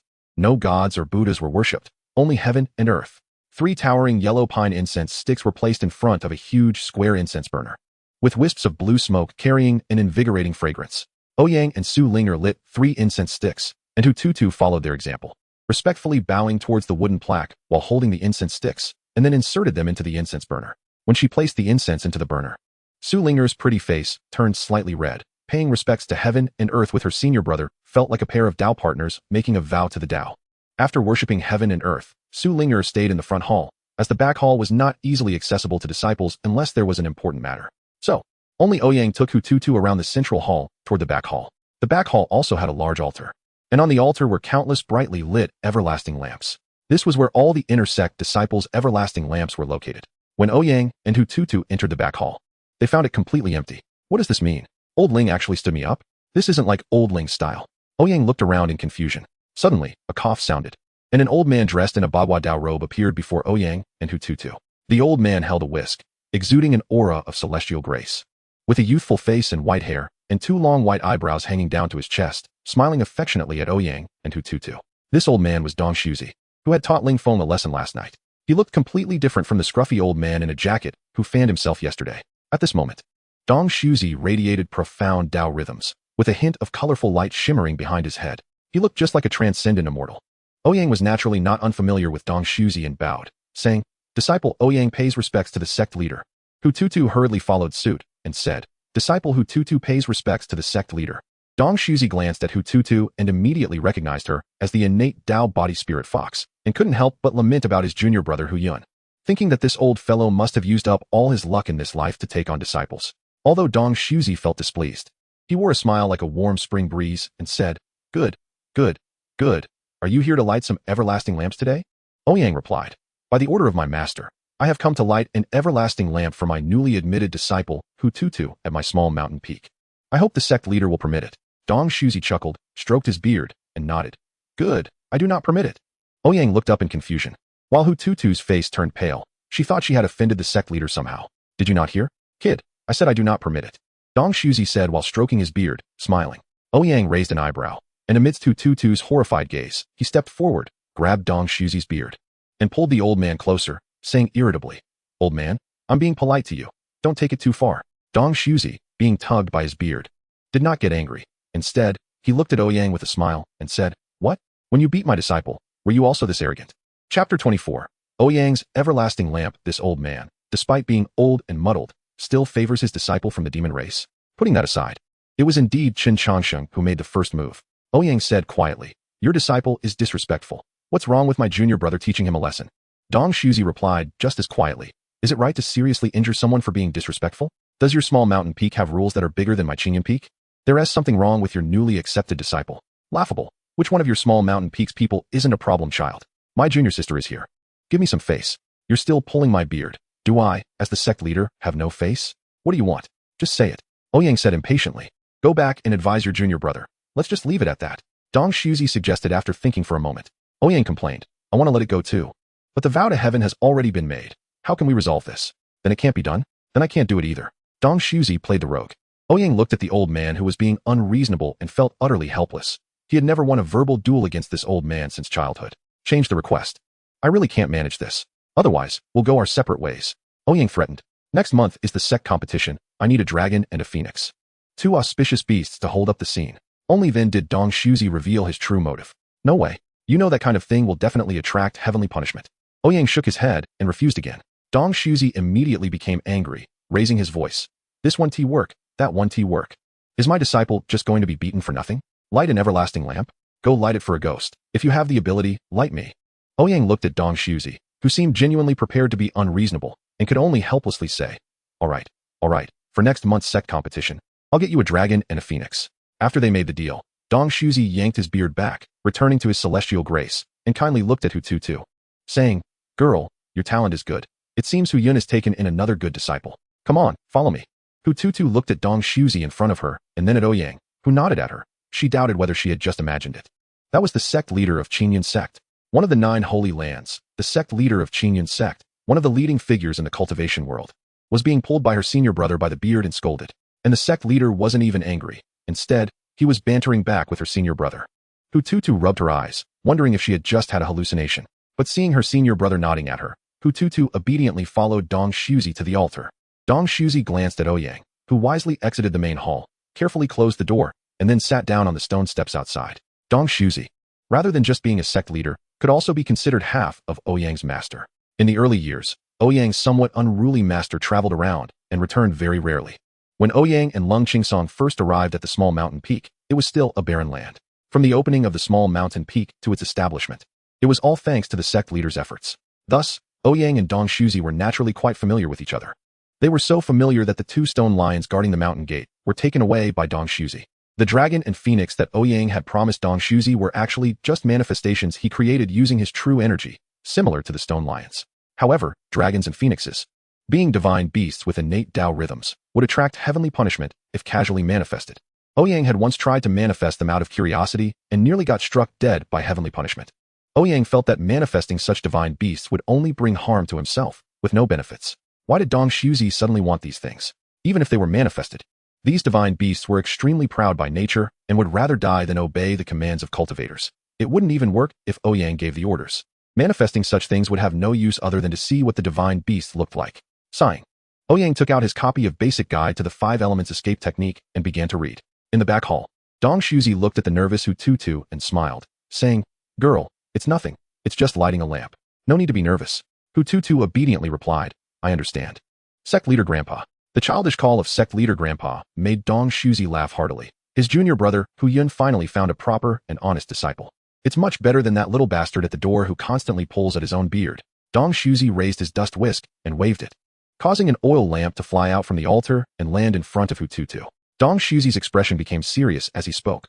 "Hu Tutu, do you wish to join my Qinyan sect and abide by our sect rules and laws?" "I am willing." "Hu Tutu, do you wish to uphold justice, eliminate evil, and maintain the clarity of heaven and earth?" "I am willing." "Hu Tutu, do you wish to seek the Tao with a single heart, not coveting worldly power or wealth?" "I am willing." "Very good. These 3 questions must be answered with a sincere heart. If there is any betrayal of this heart, your cultivation will be discarded, and you will be expelled from the mountain." "I understand." Listening to Dong Shuzi's 3 questions, Hu Tutu originally thought there would be many taboos and laws in a large sect, but it turned out to be so simple and clear. These regulations completely lacked the concept of human and demon cultivators, and agreeing to them posed no issues at all. Dong Shuzi waved his dust whisk again, and a strand of hair floated down from Hu Tutu's head and flew into the oil lamp in front of him. The oil lamp suddenly ignited with a blue flame, which transformed into a small fox that leaped in midair before settling into the lamp, becoming an ordinary flame. Hututu looked at the transformed fox, feeling a tightness in his heart. Was his identity as a fox demon about to be exposed? It seemed that Dong Shuzi did not notice anything, as he smiled slightly at Hututu and said, "All right, that's enough. You can go back now." Hututu sighed in relief, secretly delighted that the sect leader had not discovered his identity as a fox demon. Feeling more at ease, Hututu boldly blinked his big eyes at Dong Shuzi and asked, "Grandpa sect leader, are all the eternal lamps of everyone in the Qingyan sect here?" Dong Shuzi nodded and replied, "Naturally, all the eternal lamps of everyone in the Qingyan sect are here." Hututu looked around curiously and asked, "What does the eternal lamp of the senior brother look like?" Dong Shuzi's expression became unnatural as he said, "What's so good about that brat's eternal lamp?" Hututu pouted and pleaded, "Grandpa sect leader, please let me see it, okay? I beg you." Unable to resist Hututu's insistence, Dong Shuzi extended a hand and flew out an oil lamp from the altar. This lamp was weaker than any other lamp on the altar, even giving the impression that it might extinguish at any moment. Hututu stared in shock at the oil lamp in Dong Shuzi's hand and exclaimed, "Why is it like this?" Chapter 25. I can manually upgrade magical artifacts. Ouyang sat on the stone steps, flipping through the book in his hand. The water system technique of the water dragon and the fire system technique of the fire phoenix perfectly matched the old man's requirements. The essence of heaven and earth can transform into the 5 elements and all things. In this world, the essence of heaven and earth is almost omnipotent. Techniques are the methods by which cultivators use their inner true chi and true essence, employing a specific operational method along with commands, talismans, and formations.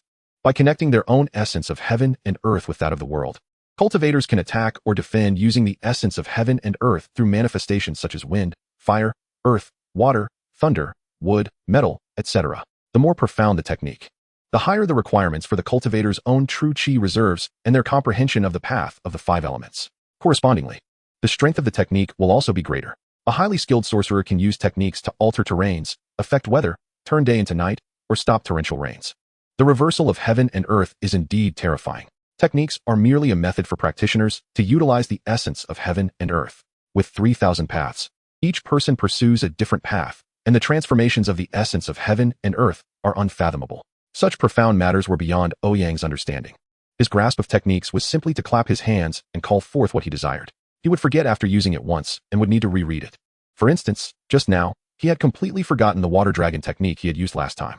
After picking up the book and reading through the operational route of the water dragon technique, he had already forgotten most of it by the time he closed the book. His limited aptitude truly felt like a curse. Suddenly, the door to the back hall opened, and Dong Shuzi and Hututu walked out. Ouyang put the book back into his pocket, preparing to ask Hututu if everything had gone well. But he saw that Hututu's eyes were as red as a rabbit's. It was clear that he had just been crying and looked pitiful. Ouyang stepped forward, grabbed Dong Shuzi's beard, and angrily said, "Old man, I already agreed to your terms. Are you backing out? Hey, that hurts. Can you not act impulsively without clarifying things? Does this have anything to do with me?" Dong Shuzi scolded while trying to pry Ouyang's hand away. "Senior brother, it has nothing to do with Grandpa sect leader. It's my own issue." Hututu sniffled and said. After speaking, Hututu reached out and tugged at Ouyang's clothes, looking at him with a pleading expression. "Senior brother, can we go back to the small mountain peak? I want to go back now." Ouyang glanced at Hututu and then released Dong Shuzi's beard, picking up Hututu and saying, "Don't worry, Tutu. Senior brother is here. I've got your back. Speak freely. No old geezer would dare bully you." As Ouyang said this, he shot a sidelong glance at Dong Shuzi, who angrily retorted, "You brat, you might as well just name me directly." Ouyang wanted to retort, but was stopped by Hututu's small hand covering his mouth. Dong Shuzi looked at the sensible Hututu and felt greatly relieved. Suddenly, he thought of something, pulled out a paper crane from his robe, and handed it to Hututu, saying, "In terms of seniority, I am still your master uncle. Since this is our first meeting, I will give you this paper crane." Hututu took the paper crane and softly said, "Thank you, Grandpa sect leader." Ouyang rolled his eyes and said, "You really are stingy. For a first meeting gift, you give a piece of torn paper? Get lost, get lost. Just seeing you makes me age faster. Hurry up and leave." Dong Shuzi impatiently waved his hand at Ouyang, and after finishing, he waved the dust whisk and disappeared before the two of them. Stingy as ever, just like a brother. Ouyang thought of his own master and couldn't help but mutter. Turning to look at the paper crane in Hututu's hand, he exclaimed lightly, taking the paper crane from Hututu. He could distinctly feel the presence of his own true chi within the paper crane. Was this the same crane that sent a message to him yesterday? This old guy really is miserly. He even gives away used items. Suddenly, the paper crane in Ouyang's hand flapped its wings and flew up, seemingly recognizing Ouyang. Circling around him continuously, Hututu watched the flying paper crane in front of him with curiosity and gently raised his hand. The paper crane obediently landed in Hututu's hand. Suddenly, the paper crane emitted a burst of white light and disappeared from Hututu's hand. Hututu raised his hand, astonished, as he saw a paper crane pattern appear on his fingernail. Senior brother, this paper crane is actually a magical artifact. Hututu exclaimed excitedly to Ouyang. A magical artifact? Did that old guy refine it again after the paper crane flew back yesterday? Ouyang suddenly understood. Magical artifacts are essential for practitioners. Whether for offense or defense, a high-grade magical artifact can drive all cultivators wild. The level of magical artifacts is closely related to their quality, but in general, they are divided into 5 grades: magical tools, magical artifacts, spiritual treasures, Dao artifacts, and Dao treasures. A Dao treasure is extremely precious, and there are very few in the entire cultivation world. Even the Qingyun sect of the 9 great sacred lands would not be able to resist the temptation of a Dao treasure if they heard news of one. Each Dao treasure represents the pinnacle of a path, and the Dao rhythms contained within are enough to allow a cultivator to advance from an ordinary person to the legendary realm of an immortal. Immortals. That is the realm that all cultivators yearn for. Ouyang has naturally seen all kinds of magical treasures and artifacts. However, he has only seen one spiritual treasure, which is a long sword that his master brought back from outside for Beiji. It is said to be a very rare top-grade spiritual treasure, and ever since Beiji obtained that sword, he sleeps with it every night. But Ouyang can only look on enviously because he only has a rope, which doesn't even count as a magical artifact. Only cultivators above the foundation establishment stage can wield treasures. As a cultivator stuck in the Qi refinement stage for 10,000 years, Ouyang can only manipulate a rope and cannot even use the magical artifacts that are available to Qi refinement stage cultivators. Ouyang thought for a moment and said to Hututu, "Tutu, bring it out." Hututu nodded, gently closed her eyes, and white light reappeared in her hands as the paper crane appeared once again. Ouyang picked up the paper crane and continuously infused it with his true energy. When the paper crane came into contact with Ouyang's true energy, it eagerly absorbed it, as if it were a fish meeting water, joyfully absorbing Ouyang's true energy. However, the paper crane's body was too small, and after a short while, it stopped. Ouyang withdrew his true energy, realizing that the paper crane had absorbed 1,000 points of his true energy value. If he did not take it back, he would lose it forever. But for Ouyang, who could earn at least 1,000 points of true energy value from an idle session, it was not a big deal. Speaking of which, it seemed that this idle session had not responded for 2 days. It had been quite a long time. After absorbing the true energy, the paper crane glowed with a white halo, and suddenly, it raised its head, producing a crisp crane cry from its mouth.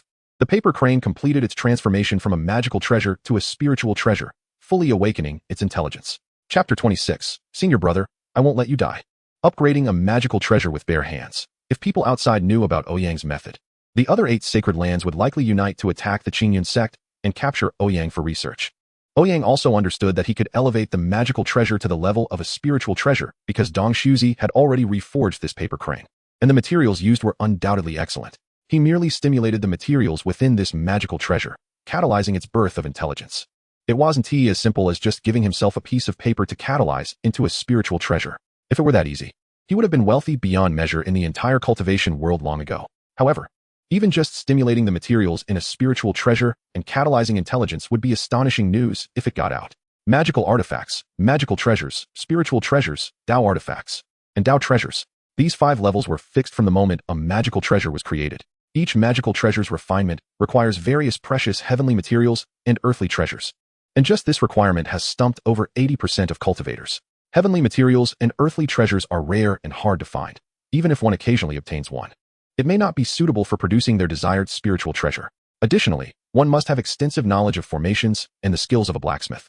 There can be no mistakes during the forging of a magical treasure. Otherwise, not only will the treasure fail to be made, but the hard-won heavenly materials and earthly treasures would also be instantly ruined. Once the shape of the magical treasure is completed, formations must be inscribed on it. Only then can a magical artifact-level treasure be created. The process of creating a magical artifact-level treasure is already so complicated. One can imagine how rare magical treasures and spiritual treasures are. Furthermore, the Dao artifacts and Dao treasures above that are not merely a matter of materials. Only when a spiritual treasure awakens its intelligence and can independently grasp the Dao rhythm does it have the possibility to be promoted to a magical artifact. However, this time can almost be measured in thousands or even tens of thousands of years. Hence, spiritual treasures are already the highest level of magical treasures that ordinary cultivators and sect cultivators can see. Ordinary cultivators may spend their entire lives and only possess one magical treasure. One can imagine the rarity of spiritual treasures. Even the Qingyun sect, one of the 9 great sacred lands, has some elders who still do not possess a suitable spiritual treasure. Being able to elevate a magical treasure to a spiritual treasure, such a miraculous feat, is something unheard of in this world. Hututu looked happily at the paper crane before her, excited that her first magical treasure was actually a spiritual treasure. Hututu activated the demon essence within her to command the paper crane. The paper crane, originally smaller than a palm, grew in size, instantly transforming into a large creature 3 meters tall and 5 meters long. Senior brother, the little paper crane says it can fly us home. Let us hop on. Hututu joyfully jumped onto the paper crane and said to Ouyang, "What about Sister Su Linger?" Ouyang asked in surprise, suddenly remembering the tool person Su Linger he had just used. "Don't worry about Sister Su. She can ride the clouds herself, and she might have already flown away." Hututu quickly replied, her thoughts racing. "Humph. I don't want to go home with that big milk cow anyway." Although Hututu said this, Ouyang still sent a message to Su Linger. However, Su Linger replied that the Peak Master had asked her to stay at Qingyun Peak and could not return with Ouyang and the others. "Senior brother, Master insists that I stay here to coordinate with the people at Qingyun Peak regarding next month's sect competition. It's really annoying. I haven't even played the flute for you yet." Su Linger's melodious and pure voice came from the communication stone, stirring Ouyang's heart. "No worries, junior sister. When you have time, you can play the flute for me. At that time, you can play for me," Ouyang said with a wicked smile. "Does senior brother also have a flute?" Su Linger asked in surprise, not expecting that senior brother could also play an instrument. She felt a deep connection with him, as if they were meant for each other. Thinking about becoming Dao partners with senior brother, she imagined playing the flute while he played the zither, their harmony creating a perfect match. Hee. Su Linger revealed a lovesick smile toward the communication stone. Meanwhile, her younger brother, who was immersed in Su Linger's beauty, suddenly snapped back to reality. Seeing Su Linger with a lovesick expression, he couldn't help but feel deceived. After learning that Su Linger would not return to the small mountain peak with him, Hututu cheered and urged Ouyang to get on her paper crane. The paper crane wobbled and took off, flying toward the direction of the small mountain peak. During the flight, a transparent barrier lit up around the paper crane, shielding the two from the rushing wind. Hututu shouted excitedly on the paper crane like a child with a new toy. When she looked at Ouyang with joy, she suddenly remembered what Dong Shuzi had said to her, and her expression fell once again. Leaning against Ouyang, Hututu quietly said, "Senior brother, I don't want you to die?" Ouyang, sitting on the paper crane, was bewildered. Did that old man Dong Shuzi curse him to die? "Don't listen to that old guy's nonsense. I'm alive and well," Ouyang said irritably. Hututu did not answer, merely rubbing against Ouyang like a cat. In the back hall, Dong Shuzi had already told her many things about her senior brother, Changming Deng. The size of the flame in the everlasting lamp represents a person's vitality. As cultivators, our lives are long, so naturally, the lamp burns brightly. However, your senior brother's vitality is very weak. Although it is significantly stronger than that of an ordinary person, it is still far too weak compared to that of a cultivator. Dong Shuzi spoke up. Only cultivators can ignite the everlasting lamp, and when Ouyang ignited it, he struggled greatly, which also indicated that Ouyang's realm would not go far. It can even be said that he has never seen such poor talent in someone who practices immortality. Even cultivators with the worst talent should have no problem reaching the golden core stage. As long as they form a golden core, they can extend their lifespan by 500 years. Ouyang's everlasting lamp flame is dim. It is likely that he will never form a golden core in this life. Hututu would not believe it no matter what. Even facing the sect master of Qingyun sect, she still retorted, "But senior brother is very strong." Dong Shuzi said meaningfully, "Is being strong useful? What rises must fall. Even if one can be strong for a time, they will disappear in less than 100 years. Can they compare to a true immortal cultivator? You are strong, very strong, but you can only live for 100 years. After 100 years, you will turn into a cup of yellow earth, and then there will be nothing left. Compared to the long life of the tribulation transcendent stage, it is merely a fleeting brilliance. The cultivation world has never lacked geniuses." When Ouyang saw Dong Shuzi's attribute panel, he also exclaimed that he was the child of heaven. Name: Dong Shuzi Cultivation, 9-fold Tribulation Transcendence Root Bone, 10 Charisma, 10 Luck, 10 Swordsmanship Talent, 10 Exclusive Skill, Immortals Posture Evaluation, All-Rounder Sect Master of Qingyun Sect Dong Shuzi, who could become the Sect Master of the 9 Great Holy Lands, was also the most dazzling genius of his era. "Senior brother, I will definitely not let you die." Hututu leaned against Ouyang, squinting at the sun, secretly saying in her heart. Chapter 27. 3 important notes on the small mountain peak. The paper crane flew quickly, more than twice as fast as Su Linger's cloud riding, and soon the small mountain peak reappeared in their sight. Just as the paper crane was about to land, 2 beams of sword light shot up into the sky, and 2 powerful sword intents clashed fiercely above the small mountain peak. Ouyang covered his face, knowing that Zhu Beiji and Xiao Bai must have started fighting again. These ungrateful children could not feel at ease unless they caused some trouble. The paper crane swayed slightly and gracefully landed in the courtyard of the small mountain peak. Hututu shouted excitedly, "Second senior brother, third senior brother, fourth senior brother. Come quickly. The sect master sent me a spiritual treasure." But Hututu's words did not attract anyone's attention in the courtyard. Lung Qingsong and Bai Feiyu stood facing each other, with two powerful sword intents emanating from them. Chen Changsheng smiled wryly and shook his head, feeling helpless. Hututu, wanting to showcase her newly acquired spiritual treasure, felt a bit disappointed, but then she spotted a passing Zhang Hu. Her eyes brightened. She raised the and held it in front of the paper crane, saying, "Handsome guy, look quickly. This is the spiritual treasure the sect master sent me." Hu Yin looked at the paper crane in confusion. A spiritual treasure? The Qingyan sect really is wealthy. But as a great demon cultivator in the tribulation transcended stage, he had lost interest in spiritual treasures. If it were a Dao artifact, he might still be interested. A spiritual treasure held little value for a cultivator at his level. Ouyang walked up to Chen Changsheng and asked irritably, "What is going on? What trouble are those two causing again?" Seeing Ouyang, Chen Changsheng quickly said, "Senior brother, you're back. After I made my heavenly Dao vow yesterday, the fourth junior brother said my swordsmanship was too poor and wanted to teach me." Before Chen Changsheng could finish, Ouyang already understood what was happening. Bai Feiyu wanted to give Chen Changsheng pointers on swordsmanship. As an ancient sword immortal, Bai Feiyu had seen countless sword techniques and could certainly offer guidance. However, there was someone nearby who took an entirely opposite approach, Lung Qingsong. Bai Feiyu's sword path is, the sword resides in the heart. All things are my sword. This is the supreme sword path, where all things in the world are swords, allowing one to stand undefeated as they effortlessly suppress their opponents. Below the same level, it is as easy as cutting vegetables. In contrast, Lung Qingsong's sword path is, I am the sword is me. This can no longer be considered the supreme sword path, but is an attempt to single-handedly represent the sword path. All sword paths in the world are me. I am the sword path.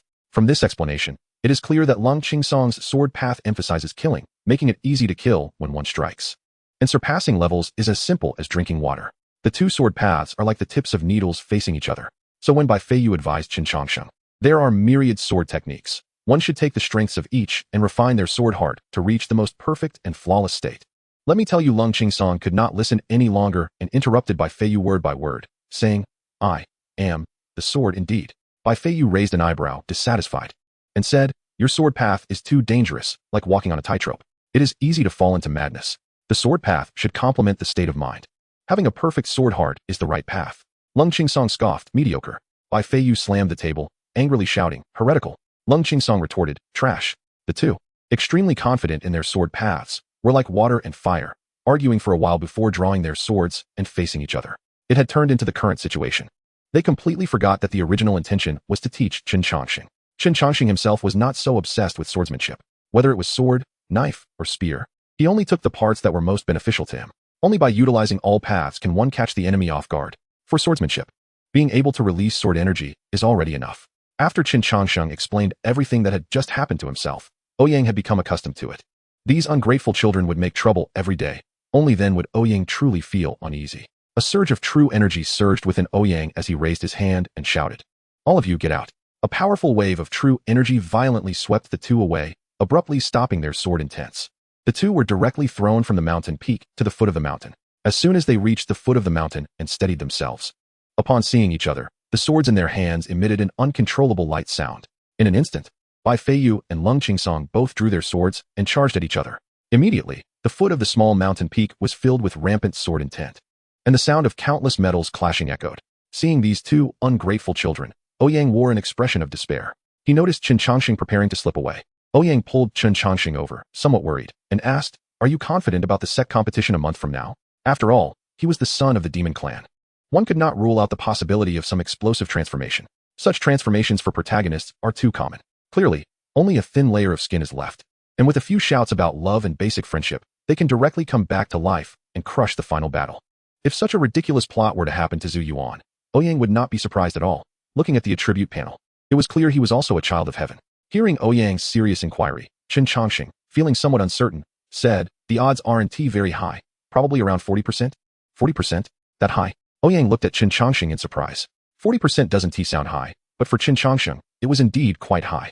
Ouyang was very clear about how cautious Chen Changsheng was. The confidence he was asking about was completely different from Chen Changsheng's understanding of confidence. I am only worried that Zhu Yuan will explode and counterkill during the sect competition. And I simply want to ask Chen Changsheng if he has confidence in winning against Zhu Yuan in the sect competition. Chen Changsheng must be thinking about whether he can still successfully kill Zhu Yuan after Zhu Yuan has exploded 4 or 5 times. With the elders from Qingyun Peak observing and the sect master intervening, Ouyang knows very well the tempers of these rebellious disciples. Chen Changsheng shook his head and said seriously, I can only optimistically estimate. After all, I have never seen the sect master take action. If the sect master really intervenes, the chance of victory might be even lower. Look, I knew this child must be thinking this way. After all, this child's thought process has always been abnormal. Due to severe paranoia, the small mountain peak has been completely hollowed out by this child. Not to mention the countless trump cards this child has secretly prepared.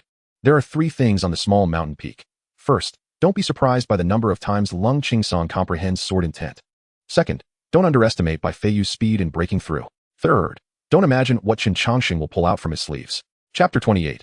Xiaofeng, the Qingyun sect's sect competition, held once every 5 years, is not only a grand event for the Qingyun sect, but also a significant event for the entire cultivation world.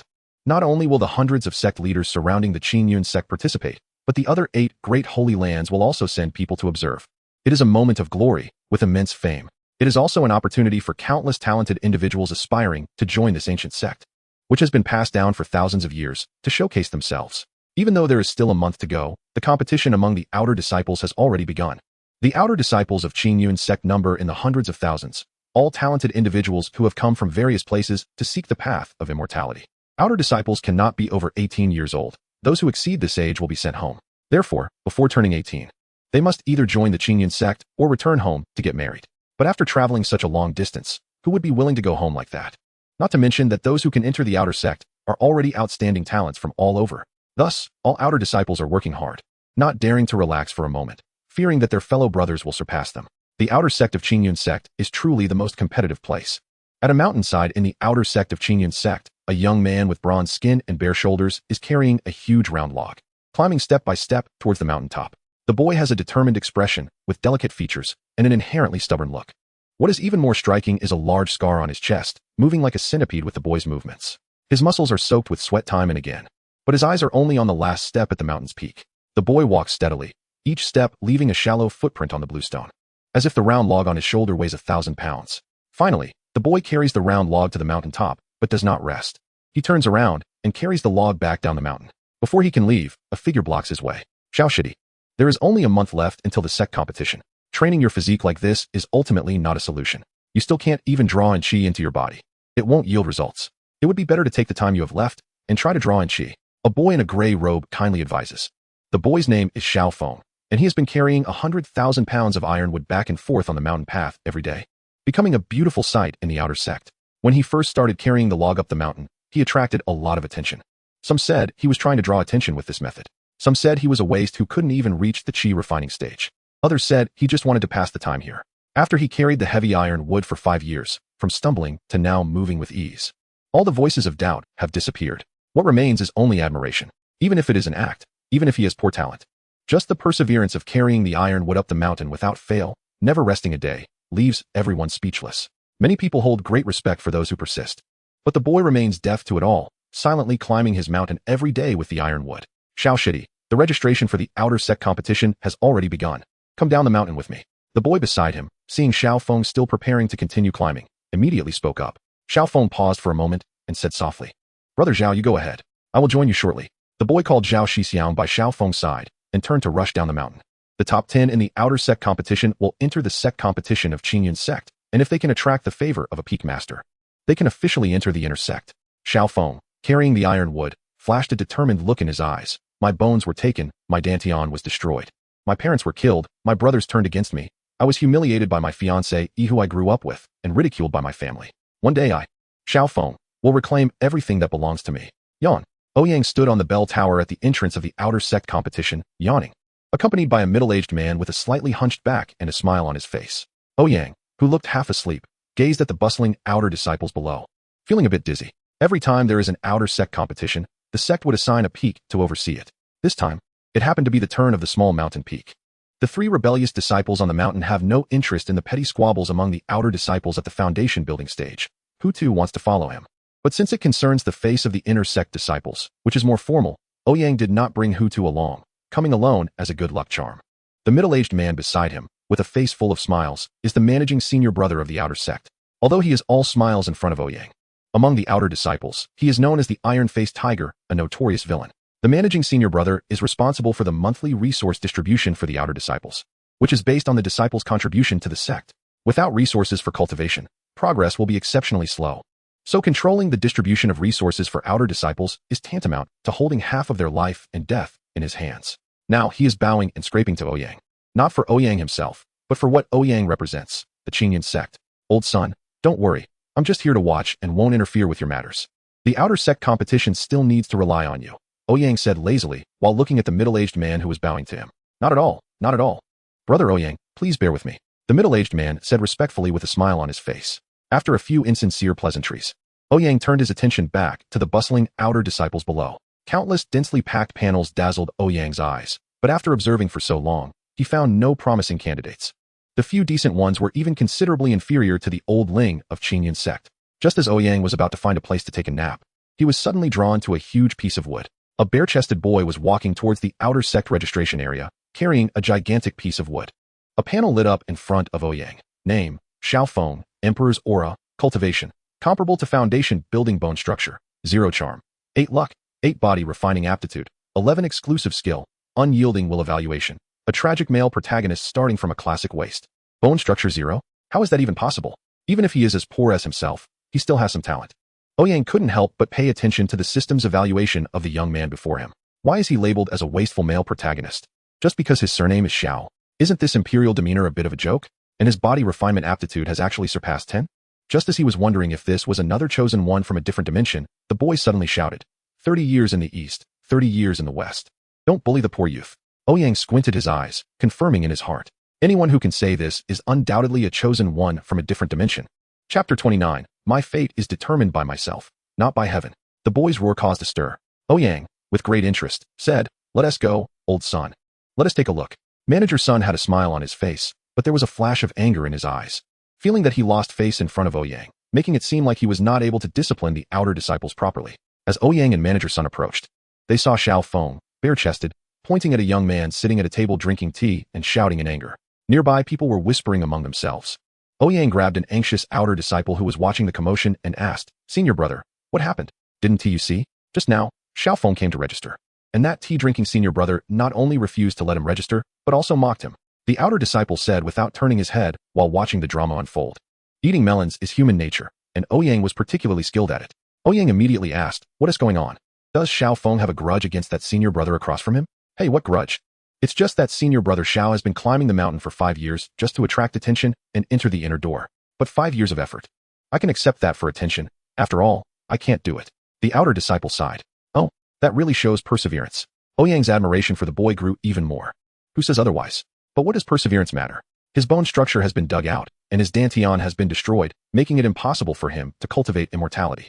Alas, a once talented genius has fallen to this level. It's truly a pity. The outer disciple replied. Now Ouyang understood how the system rated the wasteful male protagonist. This template sounded so familiar. Wasn't it just the protagonist of a badly written novel from his previous life? At this moment, the atmosphere in the venue became even more tense. Xiaofeng, with bloodshot eyes, stared at the leisurely tea-drinking senior brother, his fists clenched tightly, veins bulging. He never expected that after finally arriving at Qingyun sect, spending 5 years waiting for this opportunity, he would be met with humiliation instead. Unwillingness, shame, anger, all emotions surged up instantly. Xiaofeng roared, smashing his fist into the ironwood behind him. The heavy ironwood, weighing thousands of pounds, suddenly made a dull cracking sound and broke into 2 pieces. The surrounding crowd erupted in an uproar. That was ironwood, stronger than steel. This person actually broke it with 1 punch. Hiss, this child is terrifying. Wait, it can't be pre-cut, right? Is he putting on a show for me? The tea-drinking senior brother, however, showed a hint of indifference in his eyes. Is breaking an ironwood with 1 punch impressive? His hand is bleeding. He could resolve it with a wind blade. What kind of skill is this? But facing the murmurs around him, he still stood up, cleared his throat, and said, Senior brother Xiao, it's not that I want to let you register, but there are indeed cultivation restrictions for registration. You haven't even reached the Qi refinement stage. How can you participate in the outer sect competition? The senior brother was correct. This was indeed a prerequisite for the outer sect competition, even meant to protect those foolish enough to send themselves to their deaths without even reaching the Qi refinement stage. The competitions between the outer sects are far bloodier and more brutal than those within the inner sect. Injuring others or accidentally killing someone is common in outer sect competitions. Xiaofeng's eyes turned red like a tiger's, and without saying a word, he turned to pick up the ironwood, preparing to leave. Since he couldn't stay here at Qingyun sect, he would surely find a place suitable for him in this vast world. Wait. Ouyang felt it was finally his turn to step in and immediately shouted loudly. Ouyang's voice instantly attracted the attention of everyone present. And Xiaofeng turned to look at Ouyang with a blank expression. Ouyang smiled and said, Everyone has seen the strength of this junior brother just now. I think he should be given a chance. The person who had just persuaded the crowd immediately became unhappy. He had worked hard to win everyone over. How could there be a thorn in his side? Seeing that Ouyang's cultivation was only at the 9th level of qi refinement, far inferior to himself. A foundational stage 3 expert, he instinctively wanted to reprimand Ouyang, but then he saw Manager Sun behind Ouyang. The onlooker immediately stood up and saluted Manager Sun behind Ouyang, saying, "Senior brother Sun, I didn't see you just now. Please forgive me." Manager Sun nodded. According to the rules, the onlooker did nothing wrong. But since Ouyang spoke this way, he felt it inappropriate not to give Ouyang face. What is the use of allowing a useless person who can't even reach the qi refinement stage to register? Manager Sun said, "Our Qingyun sect has no discrimination. I also saw the strength of this junior brother just now. It is sufficient for registration in the outer sect competition, so register him." Upon hearing Manager Sun's words, the onlooker immediately nodded in agreement. Xiao Feng, holding the 2 pieces of iron wood, looked at Ouyang with a grateful smile and deeply nodded, saying, "Thank you, senior brother. It's nothing, I just helped you register. Whether you can enter the top 10 of the outer sect still depends on your own strength," Ouyang said with a smile. "Rest assured, if I can't make it into the top 10 of the outer sect, it's because I, Xiao Feng, am not capable. I want to blame others." Xiao Feng responded. Ouyang nodded, watching as Xiao Feng slowly left with the 2 pieces of iron wood. "Senior brother Ouyang seems to care a lot about this boy," Manager Sun said with a slightly displeased tone. Just a moment ago, he said he was just passing through, and within 2 minutes, he directly intervened. Truly a case of saying one thing and doing another. Ouyang smiled, flipped his hand, and slipped a high-grade spirit stone into Manager Sun's hand, apologizing. "I was a bit abrupt just now. Don't take it to heart, old son." Manager Sun felt the richness of the spirit stone in his hand and instantly smiled widely, discreetly putting away the spirit stone, saying, "Senior brother Ouyang is just eager for talent. It's no big deal." The 2 exchanged flattering remarks for a while, and then Manager Sun took Ouyang to eat. In the cafeteria, they happened to run into Xiao Feng, who was also having a meal. Manager Sun noticed Xiao Feng silently eating and curiously said, "Senior brother Ouyang seems particularly attentive to this junior brother." Ouyang shook his head and said, "Old son, how about a bet?" Manager Sun asked curiously, "What kind of bet?" Ouyang turned to look at Manager Sun with a smirk and said, "Let us bet on whether he will say a word. The stake is 2 high-grade spirit stones." Manager Sun looked at Ouyang with a mix of amusement and exasperation, realizing he had been waiting for him here, but still agreed to the bet. Manager Sun asked, "What do you think he will say?" Ouyang's mind filled with old cliches from badly written novels, meaningfully saying, "My fate is determined by myself, not by heaven." Chapter 30. Like a war god the next day, the outer sect competition began in full swing. Over these 2 days, Ouyang would stay here and watch all the competitions between the outer disciples. This is also the sect's way of ensuring the fairness of the outer door competition. Ouyang stood atop the bell tower, watching the outer disciples below using all their skills to create quite a commotion on the arena. Most of the outer disciples were only at the qi refining stage, and even the most talented among them were merely at the foundation establishment stage. Such low-level matches were actually quite boring. They only knew some basic techniques, like spitting out a fireball, summoning a water arrow, or swinging a sword with some basic sword techniques. Yet, even such low-level battles attracted cheers from the crowd, compared to their own rebellious disciples. These participants seemed to be playing house, and Ouyang was nearly falling asleep watching, when Xiao Feng stood on the arena in a yellow training outfit. Ouyang's interest was slightly piqued. However, he was somewhat disappointed as, despite Xiao Feng's protagonist lines, it was clear he had little practical experience. His opponent was merely a qi-refining 5th-level youth, and under the boy's fireballs and water arrows, Xiao Feng could only flee in embarrassment, occasionally getting hit and falling down. It seemed that the person Ouyang admired had no remarkable qualities at all. Beside him, Manager Sun, sipping tea, remarked, "I originally thought the person Ouyang valued would have great abilities, but he is struggling against a mere qi-refining stage. In my view, Xiao Feng's defeat is only a matter of time." Ouyang shook his head and replied, "The situation is still uncertain. Brother Sun, your conclusion is a bit premature." On the arena, Xiao Feng's training outfit was already tattered from the opponent's fireballs, and a burnt smell wafted from his hair. The boy opposite him was still worried about how strong Xiao Feng, who could shatter iron and wood with a punch, might be. Unexpectedly, under his techniques, Xiao Feng was like a mouse, and his guard lowered, arrogantly saying, "Junior brother Xiao, admit defeat, or I want to hold back."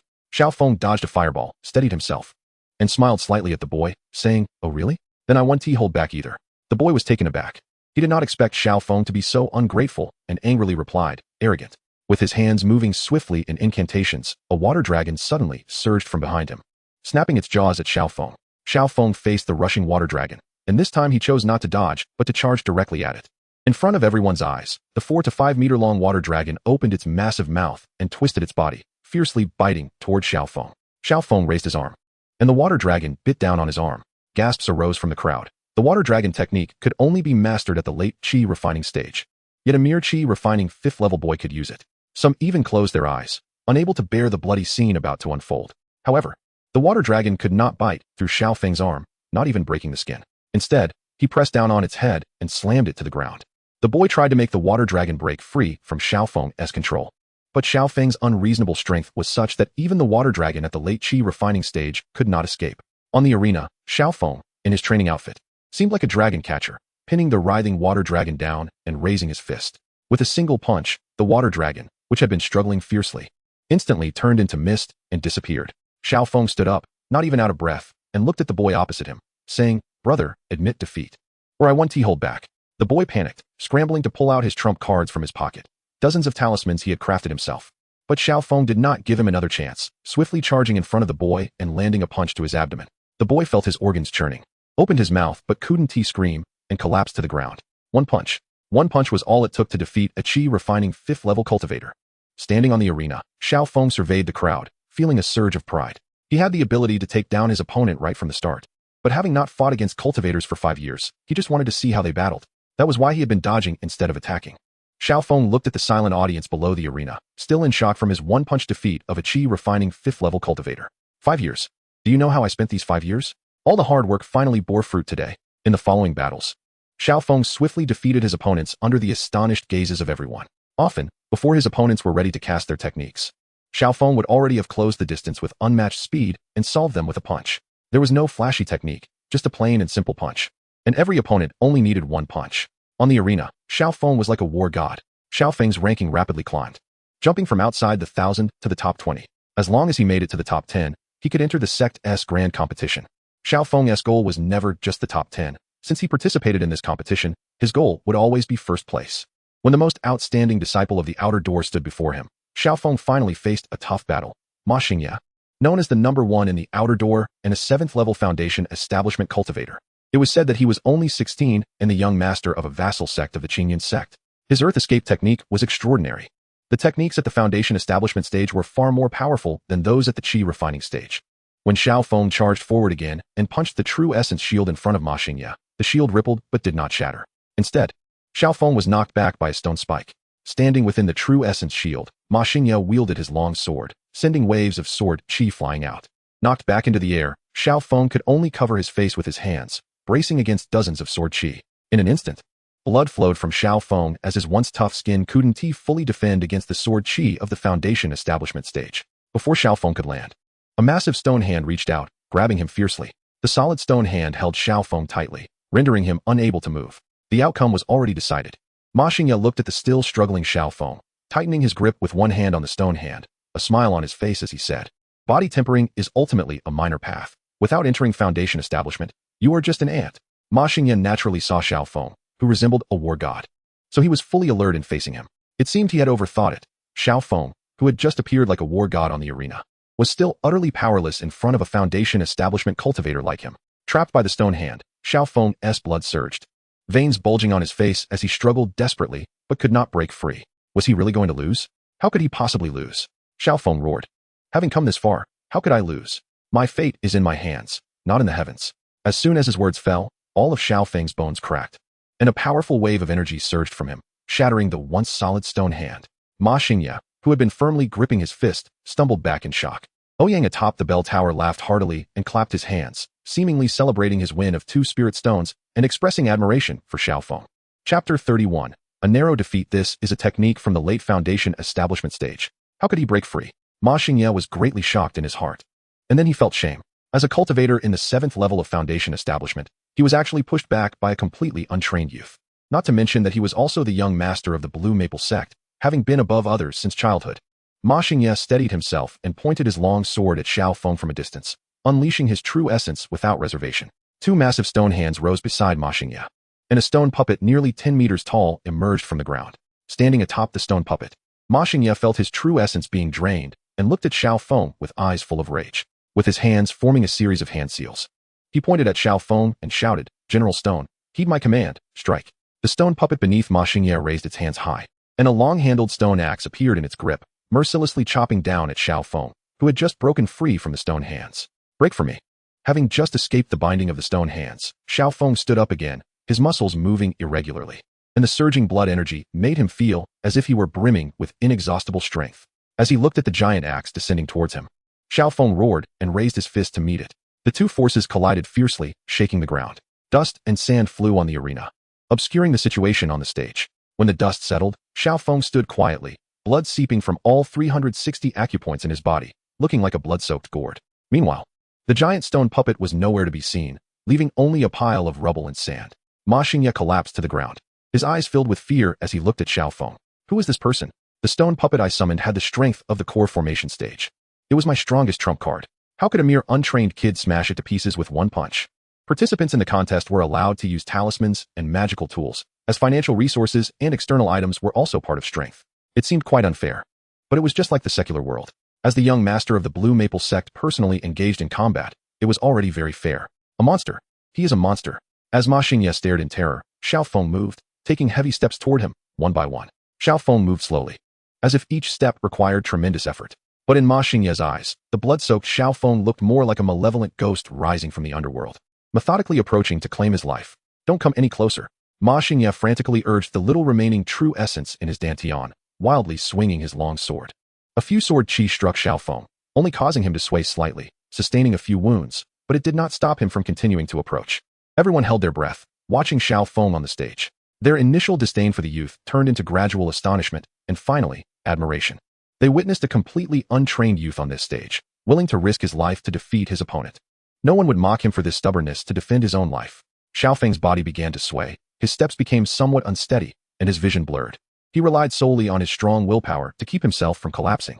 Opposite him, Ma Xingye was already drained, sitting on the ground, lacking even the strength to raise his hand. Forcing the summoning of the core formation stage stone puppet had already taken a huge toll on him, and in his panic, he had recklessly unleashed sword chi at Xiaofeng, exhausting all his true energy. Once a cultivator's true energy in the dantian is exhausted, they will fall into rigidity, unable to move. So as long as Xiaofeng reached in front of Ma Xingye and threw a punch, this first talent of the outer sect would be defeated by Xiaofeng. Xiaofeng finally reached Ma Xingye, slowly raising his fist. The soft fist, however, carried a gust of wind as it struck toward Ma Xingye's relatively handsome face. I am going to lose. Ma Xingye watched the approaching fist, his gaze glancing hopefully toward the direction of the drum tower. Suddenly, a wave of air, unseen by all the outer sect disciples present, shot from the drum tower toward Xiaofeng at high speed. At the end of his strength, Xiaofeng's body was suddenly knocked away in a peculiar manner and then completely fell into unconsciousness. A clamor erupted outside the arena. As everyone did not expect this event to have a twist, Ma Xingye's expression relaxed as he slumped to the ground. It was indeed worth the filial piety he had shown and the grand gift he had specially delivered a few days ago. Regardless of the process, he had won. At this moment, the voice of Steward's son echoed from the bell tower. The winner is Ma Xingye. The wave of air had moved so quickly that the outer sect disciples could not see it clearly. The onlookers outside the arena only saw Xiaofeng, whose fist was about to hit Ma Xingye, suddenly tilt to the side and then never get up again. The outcome was decided. Xiaofeng had narrowly lost. What a pity, really a pity. He was so close to winning. Yes, after all, he still couldn't surpass Brother Ma, who was at the 7th level of Foundation establishment. This mountain, right?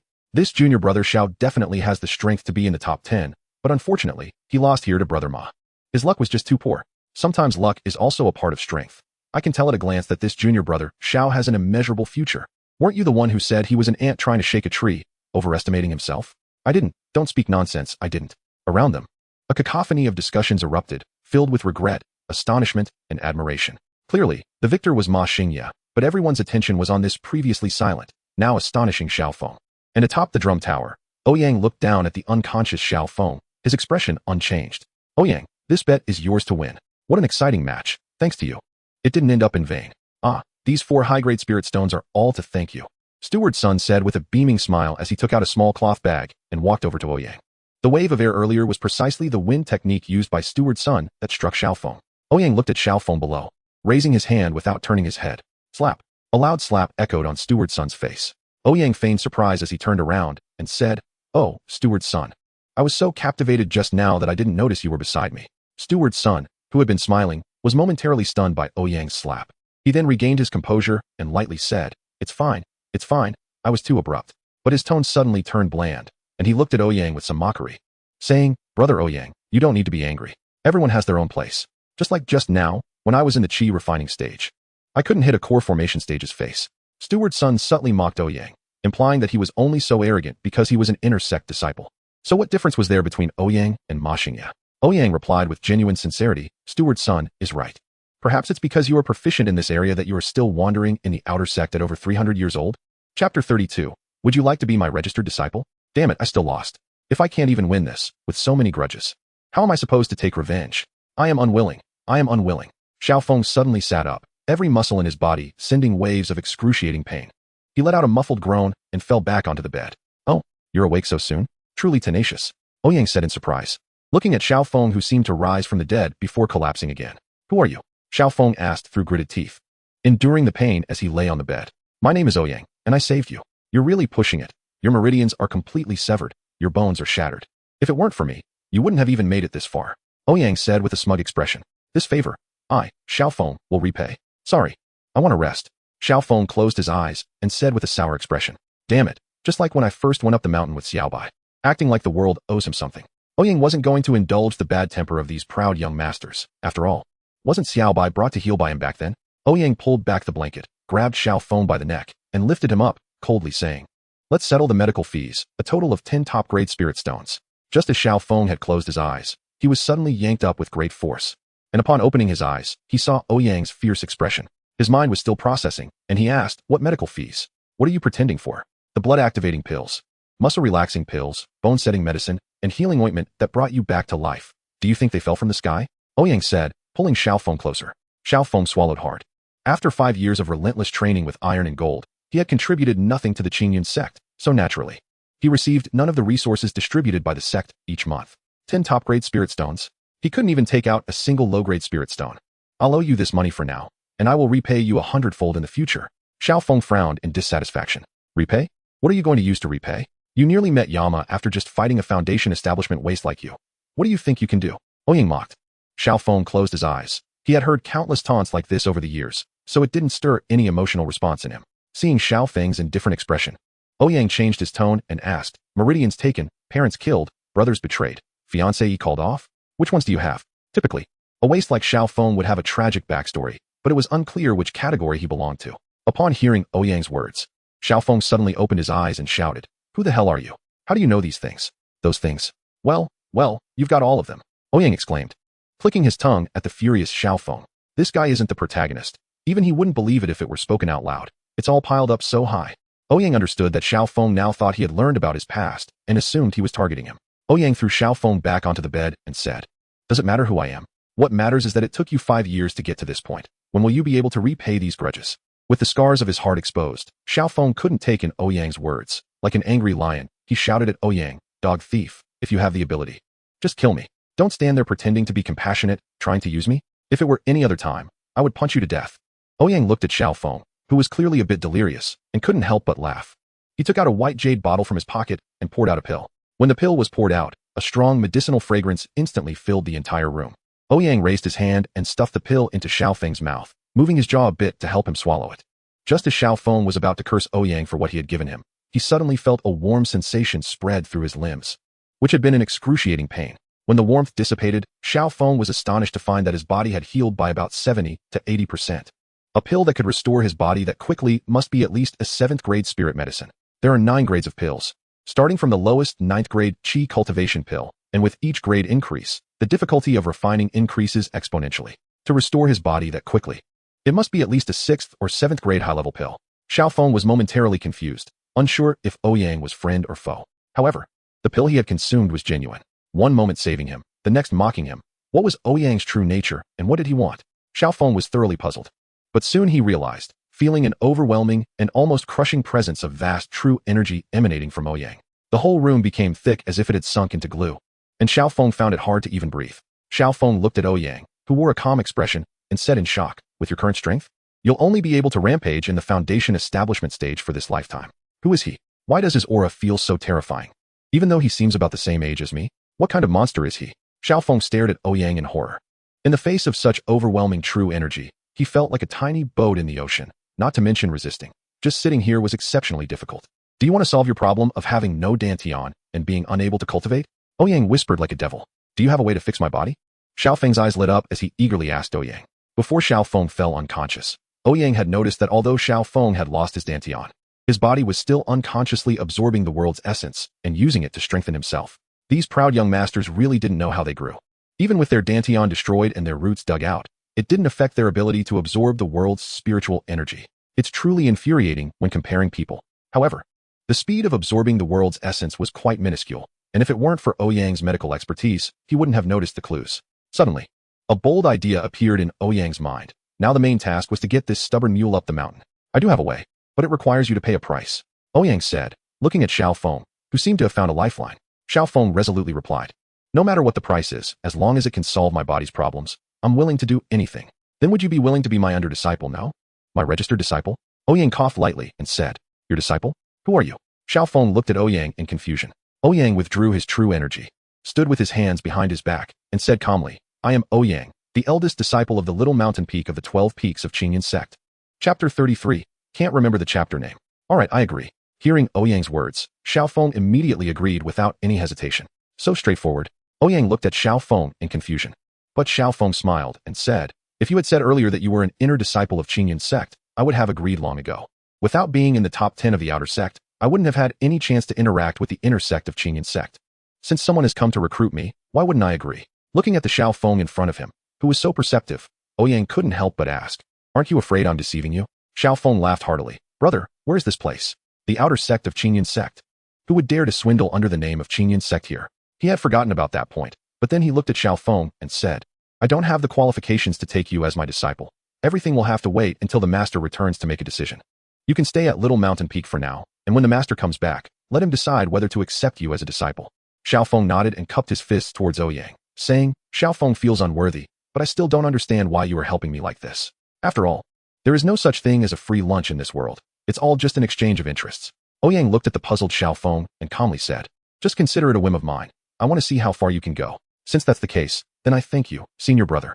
Xiao Feng respectfully bowed to Ouyang. As soon as Xiao Feng's words fell, a system prompt sounded in Ouyang's mind, detected a causal bond between the host and a destined child. Current task completion rate, 45. Reward issued, 10,000,000 chi value. This time's offline earnings, 20,000. Oh, the offline earnings are so much this time. Just 3 or 4 days of earnings amounting to 20,000. Ouyang was somewhat surprised. If it weren't for the system suddenly chiming in, he would have almost forgotten he had a system. The presence of this offline system was indeed too low. Aside from the irregular offline earnings, it was mostly dormant during other times. Moreover, the duration of the offline time was not fixed. Sometimes it was 2 or 3 times a day, while sometimes it could go 10 days to half a month without any, and each time's earnings varied. However, compared to his already over 900 million chi value, Ouyang was not paying too much attention to the offline earnings. What Ouyang was more concerned about was the task progress indicated. Looking at the suddenly popped up task progress, Ouyang finally let out a long sigh of relief. After much effort, he had finally completed 45 of the task.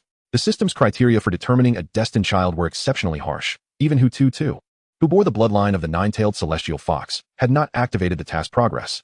The remaining task progress depended on the contributions of the 3 rebellious disciples on the mountain. Lung Qingsong had been raised by him since childhood. Chen Changsheng was someone he sought out, and Bai Feiyu was brought back when he accompanied his master to the human city. It was indeed strange. Were there so many destined children in this world? If it weren't for the life-and-death feud between Ziyuan and Chen Changsheng, Ouyang would have considered digging at Dong Shuzi's wall. Were the demon's holy sons that formidable? Among those 3 rebellious disciples on the mountain, which one was easy to deal with? Once they fell into his hands, weren't they all under his control? Finally, with only 1 slot left, he would be able to complete his first task since triggering the system. Ouyang looked at the task progress bar and couldn't help but sigh. Even among the 9 great holy lands in Qingyan Sect, he had only ever seen Ziyuan as a destined child. After all, the 3 rebellious disciples on the mountain could join Qingyan Sect, more or less thanks to him. So it was evident how rare destined children were. Who knows when he would find this last slot? Xiao Feng watched Ouyang suddenly lost in thought and didn't dare to speak. This senior brother was really strange. He would zone out while talking to him.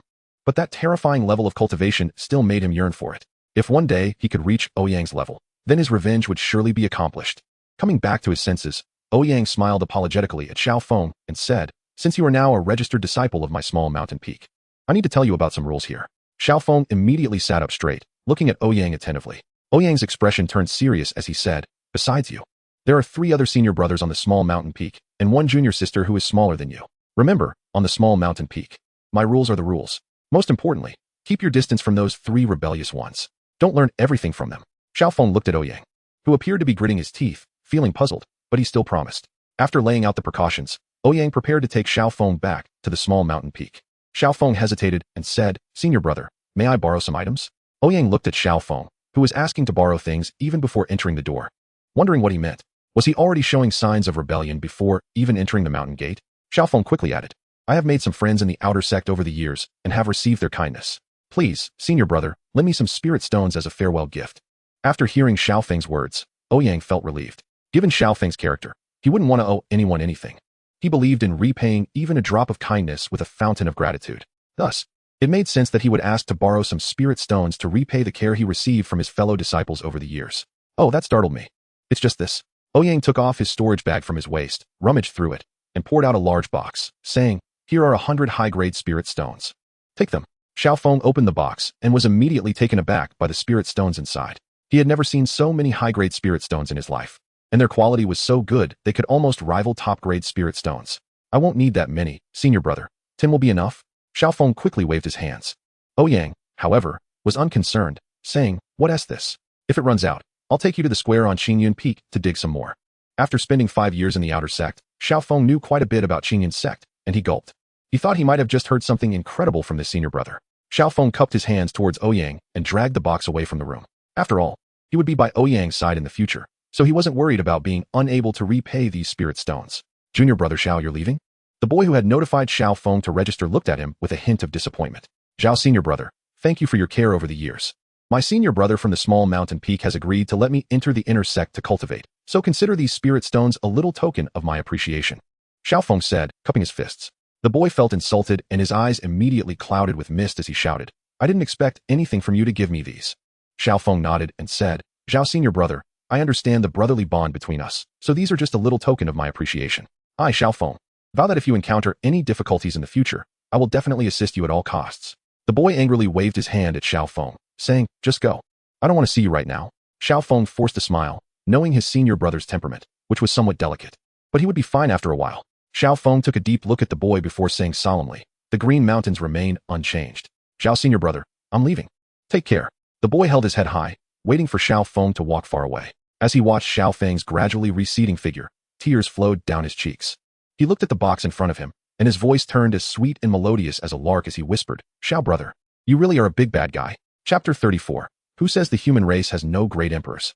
Ouyang had just brought Xiao Feng to the foot of the small mountain peak when a giant white paper crane floated down. "Senior brother, you're back. Did you bring gifts for Tutu?" Tutu's clear, childlike voice came from the paper crane. Ouyang smiled as he watched Tutu jump down from the paper crane, searching for gifts on him like a little puppy. "Look at this." Ouyang, as if performing a magic trick, pulled out a candied hawthorn from his sleeve. "Wow, candied hawthorn. I haven't had this in a long time. Thank you, senior brother." Tutu excitedly accepted the candied hawthorn, gave Ouyang a sweet kiss, and twirled around with the candied hawthorn raised high. Suddenly, Tutu noticed Xiao Feng following behind Ouyang. Tutu, who was originally joyful and playful, immediately hid beside Ouyang, grabbing his clothes with one hand and peeking out with a vigilant expression towards Xiao Feng, saying, "Senior brother, who is this?" Ouyang affectionately patted Tutu's head and smiled. "This is a good candidate I found for master, considered a registered disciple of little Shanfeng." After Ouyang finished speaking, he turned to Xiao Feng and said, "Xiao Shidi, this is Tutu, also my 5th disciple of little Shanfeng. Although she is young, she is actually your senior sister. The order of the sect is not defined by age, but by the time of entry. After all, for great cultivators who can live for thousands of years, age has no real meaning. For instance, if a 30-year-old ordinary person were to find a 7-year-old girl, others would think of him as a beast.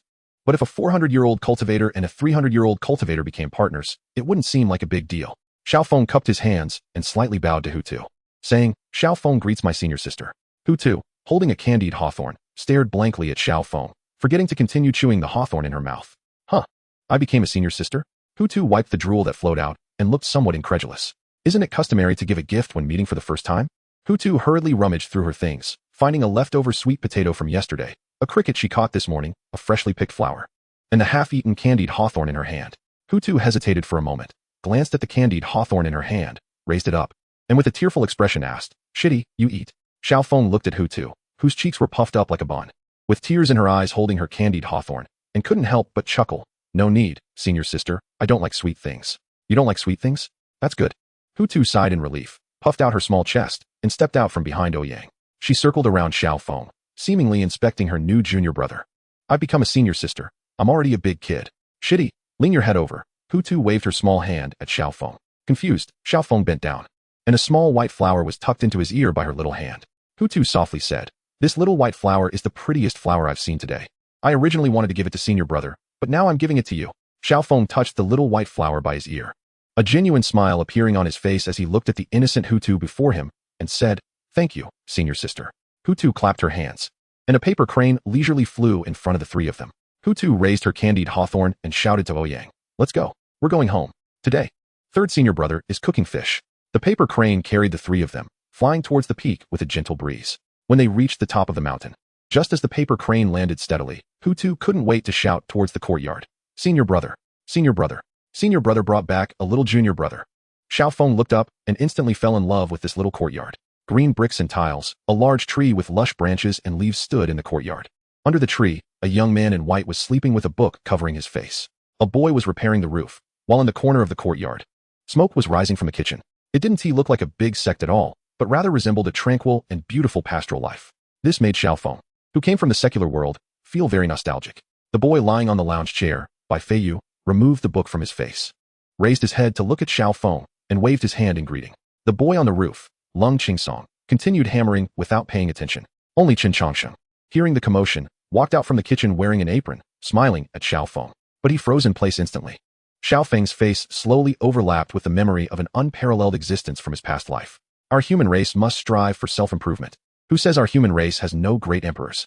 Human race Xiao Feng is here, who dares to step forward and die? Chen Changsheng's heart surged with waves, realizing that his senior brother had brought back an extraordinary figure, the human emperor Xiao Feng, who once single-handedly stopped the demonic race for 10 years in his previous life.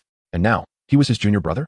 Chen Changsheng had not yet recovered from his shock when Hu Tu, sniffing curiously, asked, "What's burning?"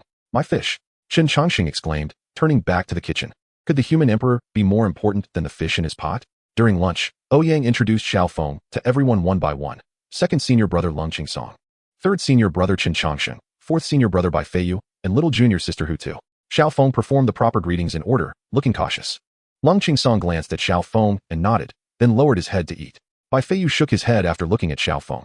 This junior brother's root bone was too poor. Though his vitality was strong, he lacked the talent for sword cultivation. Hu Tu was making a pouting face at a slightly burnt fish. Only Chen Changsheng stared intently at Xiao Feng. This was the stabilizing force of the human race in his previous life, someone he could only glance at from afar. And now he was bowing respectfully in front of him. Life is truly wonderful. As Changsheng stared at Xiao Feng, did Xiao Feng have some problem? Ouyang felt a sinking feeling as he looked at Chen Changsheng. As a reincarnator, Chen Changsheng definitely knew Xiao Feng's background, so Ouyang was particularly concerned about Chen Changsheng's gaze. Sure enough, under the template of the Son of Heaven's will, since entering the door, Chen Changsheng's eyes had never left Xiao Feng. The arrival of a new junior brother in little Shanfeng did not cause too much of a stir. Everyone continued with their business. However, when Chen Changsheng was preparing to return to his room to cultivate, he was stopped by Ouyang. "Changsheng, you and Xiao Shidi come to my room for a moment," Ouyang said to Chen Changsheng. Chen Changsheng's body stiffened slightly, feeling a bit excited. This Emperor Xiao was his idol in his past life. When Xiao Feng and Chen Changsheng followed Ouyang into the room, Ouyang frowned as he glanced at both of them. Finally his gaze landed on Chen Changsheng as he said, "Changsheng, Xiao Shidi's root bone has been taken, and his dantian has been destroyed. He cannot cultivate. I have thought of a method to assist him in his cultivation, but I need your help." Chen Changsheng nodded and asked, "What do you need, senior brother? Just command me." Hearing Chen Changsheng's response, Ouyang immediately felt relieved. Since Chen Changsheng agreed, it meant Xiao Feng's identity was not an issue. Ouyang smiled and said, "I heard that you are quite good at painting?" Chapter 35. The future human emperor actually comes from my hands? Chen Changsheng looked reluctantly at Ouyang and said, "Senior brother, I don't want to draw those filthy things anymore." "What are you talking about? What filthy things can I make you draw? Let us talk seriously." Ouyang looked at Chen Changsheng with a face full of black lines. He just wanted him to draw a few educational booklets. Did it have to be remembered until now? Ouyang said seriously, "I have a plan. Let me explain it to you, and you can see if it is feasible." Although Xiao Shidi's root bone has been dug out and his dantian destroyed, it actually does not have much impact on his innate quality. Compared to cultivating immortality, Xiao Shidi can completely take the path of body cultivation. Ouyang pondered for a moment and spoke. "Xiao Feng master brother, I don't want to follow the path of body cultivation, and other paths won't work either. Mainly, the techniques of body cultivation have been lost since ancient times. What I mentioned about body cultivation methods is something I came up with myself." Ouyang said proudly to the two of them. Even if there are no techniques, there is still a reincarnated ancient sword immortal squatting in the yard. What technique does a sword immortal not know? At worst, I can just borrow a few supreme techniques from Bai Feiyu's words. Seeing the puzzled expressions on Xiao Feng and Chen Changsheng's faces, Ouyang smugly said, I want to ask junior brother Chongqing to use junior brother Xiaofeng's body as a canvas and tattoo a few divine beasts representing attributes on him. I will help awaken the spiritual intelligence of the drawn divine beasts, allowing them to replace junior brother Xiaofeng's Dantian to absorb the world's elemental energy and nourish his physical body. Xiaofeng and Qin Chongqing were shocked. How could the phrase awaken spiritual intelligence come so easily from Ouyang's mouth, as if it were as simple as cabbage? Xiaofeng, who had just entered the door, didn't know how difficult it was to awaken spiritual intelligence in lifeless objects, but Qin Chongqing was very clear. It was as bizarre as asking a stone to grow legs and start running without any human intervention. However, having witnessed Ouyang doing such things before, Qin Chongqing found it somewhat acceptable, but he still expressed some doubts and said, Master brother, we have experimented with awakening spiritual intelligence in divine beasts before, but it always attracted heavenly punishment, leading to the newly born divine beasts being annihilated into ashes, and we suffered a lot as well. Can we really succeed in awakening spiritual intelligence in lifeless objects? Ouyang nodded and said, Actually, I'm not too sure either, but I was inspired by the paper crane created by the sect leader and the stone lion I accidentally created before. If we awaken the spiritual intelligence of the drawn divine beasts, since the divine beasts and junior brother Xiao are originally one entity, will the divine beasts not have a physical body and thus be able to survive the heavenly tribulation? Ouyang's idea was bold, but it wasn't without reason. However, if it were to be implemented, it would indeed be too dangerous. Once the heavenly tribulation was attracted, there would be either a safe passage or death, with no third possibility. This was a gamble with life, which was too dangerous. Qin Chongqing directly refused. No, although there is no problem theoretically if we fail. Junior brother Xiao will die without any chance of recovery. I want to try? Xiaofeng said. From an unparalleled genius to a useless person now, Xiaofeng had already endured too much injustice.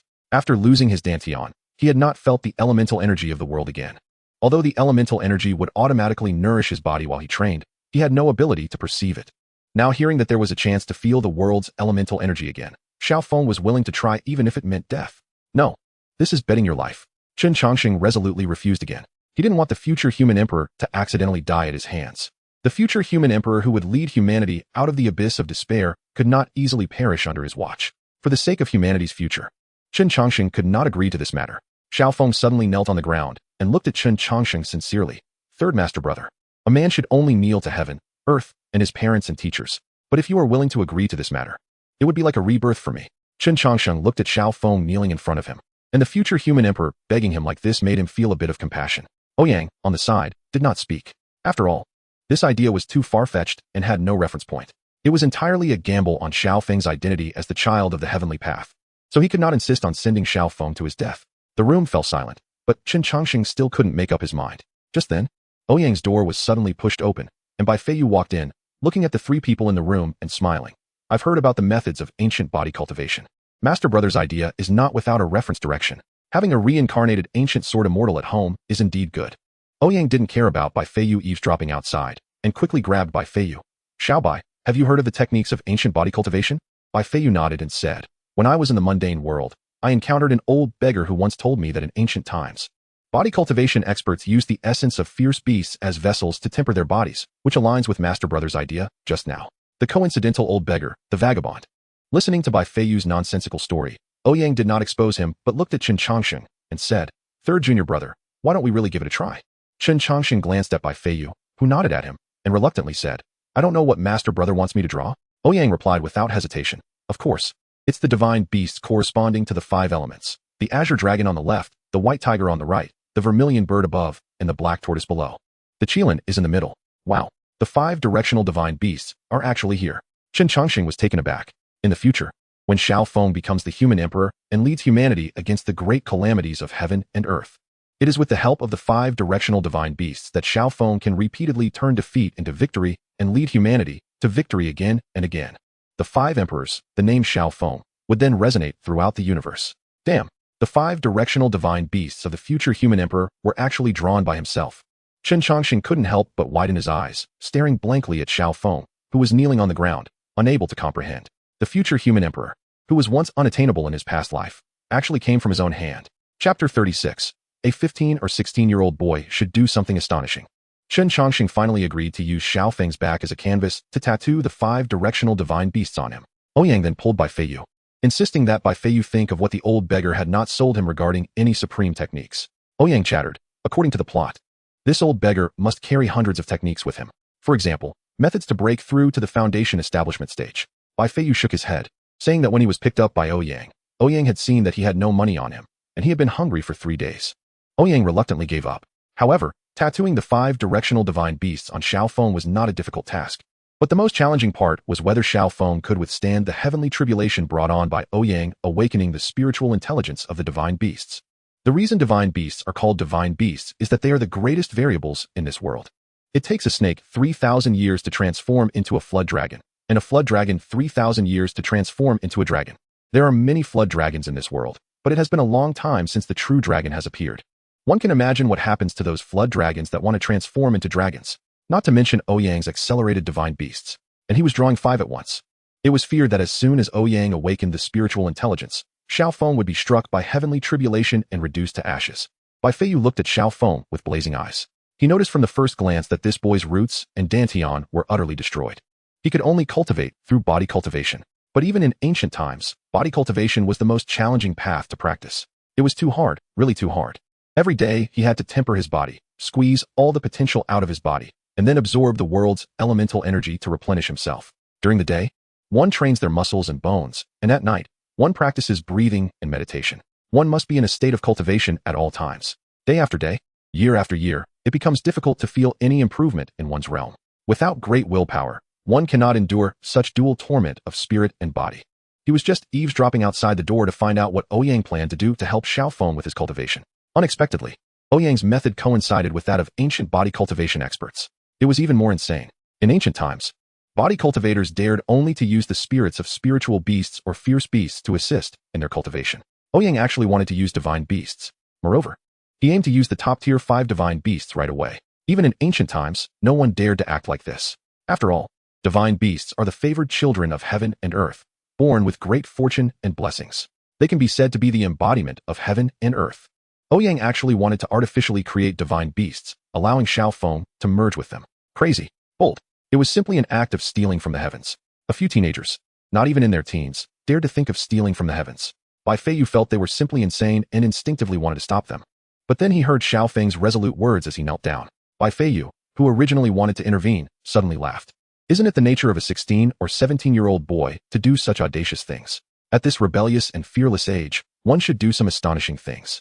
How could such a thing be without the participation of someone who just turned 15 this year? So Bai Feiyu pushed the door open and joined in. The 4 boys sat in chairs, discussing in detail the plan. Qin Changsheng would draw the 5 divine beasts for Xiao Feng, using the essence of top-quality spiritual stones as paint. No top-quality spiritual stone essence? Just borrow some from the stone pillars in the Qingyun Peak Hall. Qingyun Peak is a major sect, so a little less of this won't matter. The borrowing of items fell to Ouyang. Bai Feiyu would then teach Xiao Feng the ancient body cultivation methods for his future training. The plan was as such. But the biggest difficulty ultimately lay with the Thunder Tribulation. With all 5 divine beasts appearing, not to mention the Thunder Tribulation, just Xiao Feng's body alone wouldn't be able to withstand the coexistence of 5 divine beasts. Bai Feiyu tapped the table and said, "Then let's first activate 2. The Dragon of Wood Spirit Energy and the Phoenix of Fire Spirit Energy," Ouyang replied. "But what ignites fire and creates wind?" Qin Changsheng, who was proficient in formations, nodded and said. Bai Feiyu continued, "After activation, the Thunder Tribulation enhanced by the 2 divine beasts will be the hardest to endure. We cannot help Xiao Feng withstand it. He must cross it himself. But how can someone who has not cultivated endure the Thunder Tribulation when the divine beasts manifest?" This was also the greatest dilemma troubling them. The Thunder Tribulation arises because of Xiao Feng and must be faced alone by him.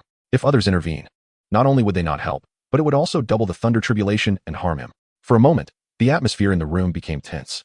But Ouyang was not worried. As someone with a bracketed title, Xiao Feng couldn't even pass a novice task. How could he be called the child of heaven?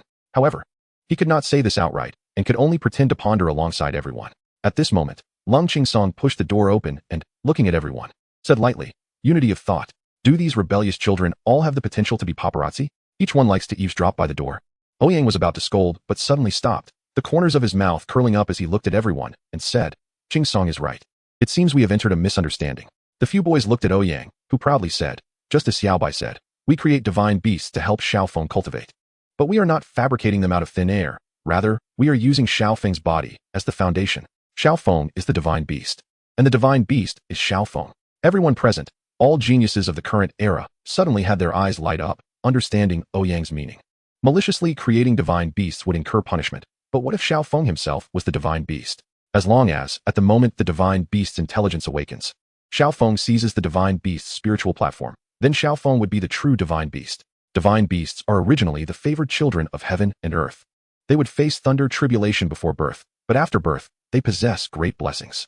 What they were doing was directly speeding up the divine beast's birth. It was equivalent to saying that this child had already been born in the world. Even if one found it displeasing, could they really kill it? The intelligence and consciousness would be born almost simultaneously. Seizing the spiritual platform instantly after the intelligence was born is nearly impossible, even for great cultivators in the tribulation period. But the solution to the problem is that this divine beast is crafted by Ouyang's bare hands. He can decide when it will awaken its intelligence and consciousness with just a thought. Pulling the electrical switch is something that can be done with hands, right? Without cultivation, Xiao Feng cannot perceive the existence of his soul. How can he control his soul to seize the divine beast's spiritual platform? To be able to sense and manipulate one's own soul, one must at least be at the out-of-body stage to feel it. Ouyang looked at Qin Changsheng, who was sitting there amiably. Little Shanfeng has a master who manipulates souls, Qin Changsheng. The essence of puppet techniques is to manipulate the soul to the extreme. Ouyang looked at Qin Changsheng, who, fearing that Ouyang might expose his trump card, hurriedly stood up and said, I can use a method to let Xiao Feng's soul leave his body, then tear it into several pieces, allowing these torn pieces of the soul to occupy the divine beast's spiritual platform. Qin Changsheng's words sounded light, but sent chills down the spines of the others. Looking at Qin Changsheng, who had a relaxed expression, they couldn't help but have a thought. Could those hundreds of puppets resembling him be created by tearing apart his own soul? Chapter 37. Painting and Calligraphy. Ouyang, please, stop pulling. If you keep pulling, even the protective formation of the sect won't be able to activate. A boy dressed in a plain blue Taoist robe pleaded with Ouyang. Ouyang was wielding an iron pick, prying out the essence of top-quality spiritual stones from the ground. This essence only exists deep within spiritual stone veins and is extremely rare. Whether for cultivation or refining magical artifacts, it is an indispensable material. Only a top-tier sect like Qingyun sect would use it to establish a protective formation for the sect. What's the hurry? If the sect leader punishes us, just say it was my doing. Here, take this. If I have a meal, how could I possibly take yours? Ouyang, with a sack on his back, handed the boy a piece of scrap and said generously. The boy tremblingly accepted the piece of top-quality spiritual stone essence Ouyang handed him. This piece was comparable to his cultivation resources for half a year. Ouyang's sack was filled with half a sack of the stuff. This guy had pried open the protective formation of the sect. If the law enforcement team of Xingfeng saw this, an ordinary person would not only be punished, but would also lose their skin. How dare he pry open the protective formation of the sect, and still claim he wasn't a traitor? But while he was prying, the law enforcement team happened to pass by and even greeted him. What are you guys up to? Ouyang, the Peak Master sent us to patrol the mountains. What are you doing? Oh, I'm just here to dig a few spiritual stones since my family is short on them. One must be self-reliant. Do you want to help, Ouyang? No need. I'll just dig a bit more and head back. It's almost time for lunch. The above is the conversation between Ouyang, who was swinging the iron pick, and the disciples of the law enforcement team. Were those people blind? He was mining within the protective formation of the sect. Ordinary inner disciples would have to ask if they were sect traitors just by looking at the protective formation. This Ouyang had been at it for almost an hour. However, it is said that this senior brother is the illegitimate son of the sect leader.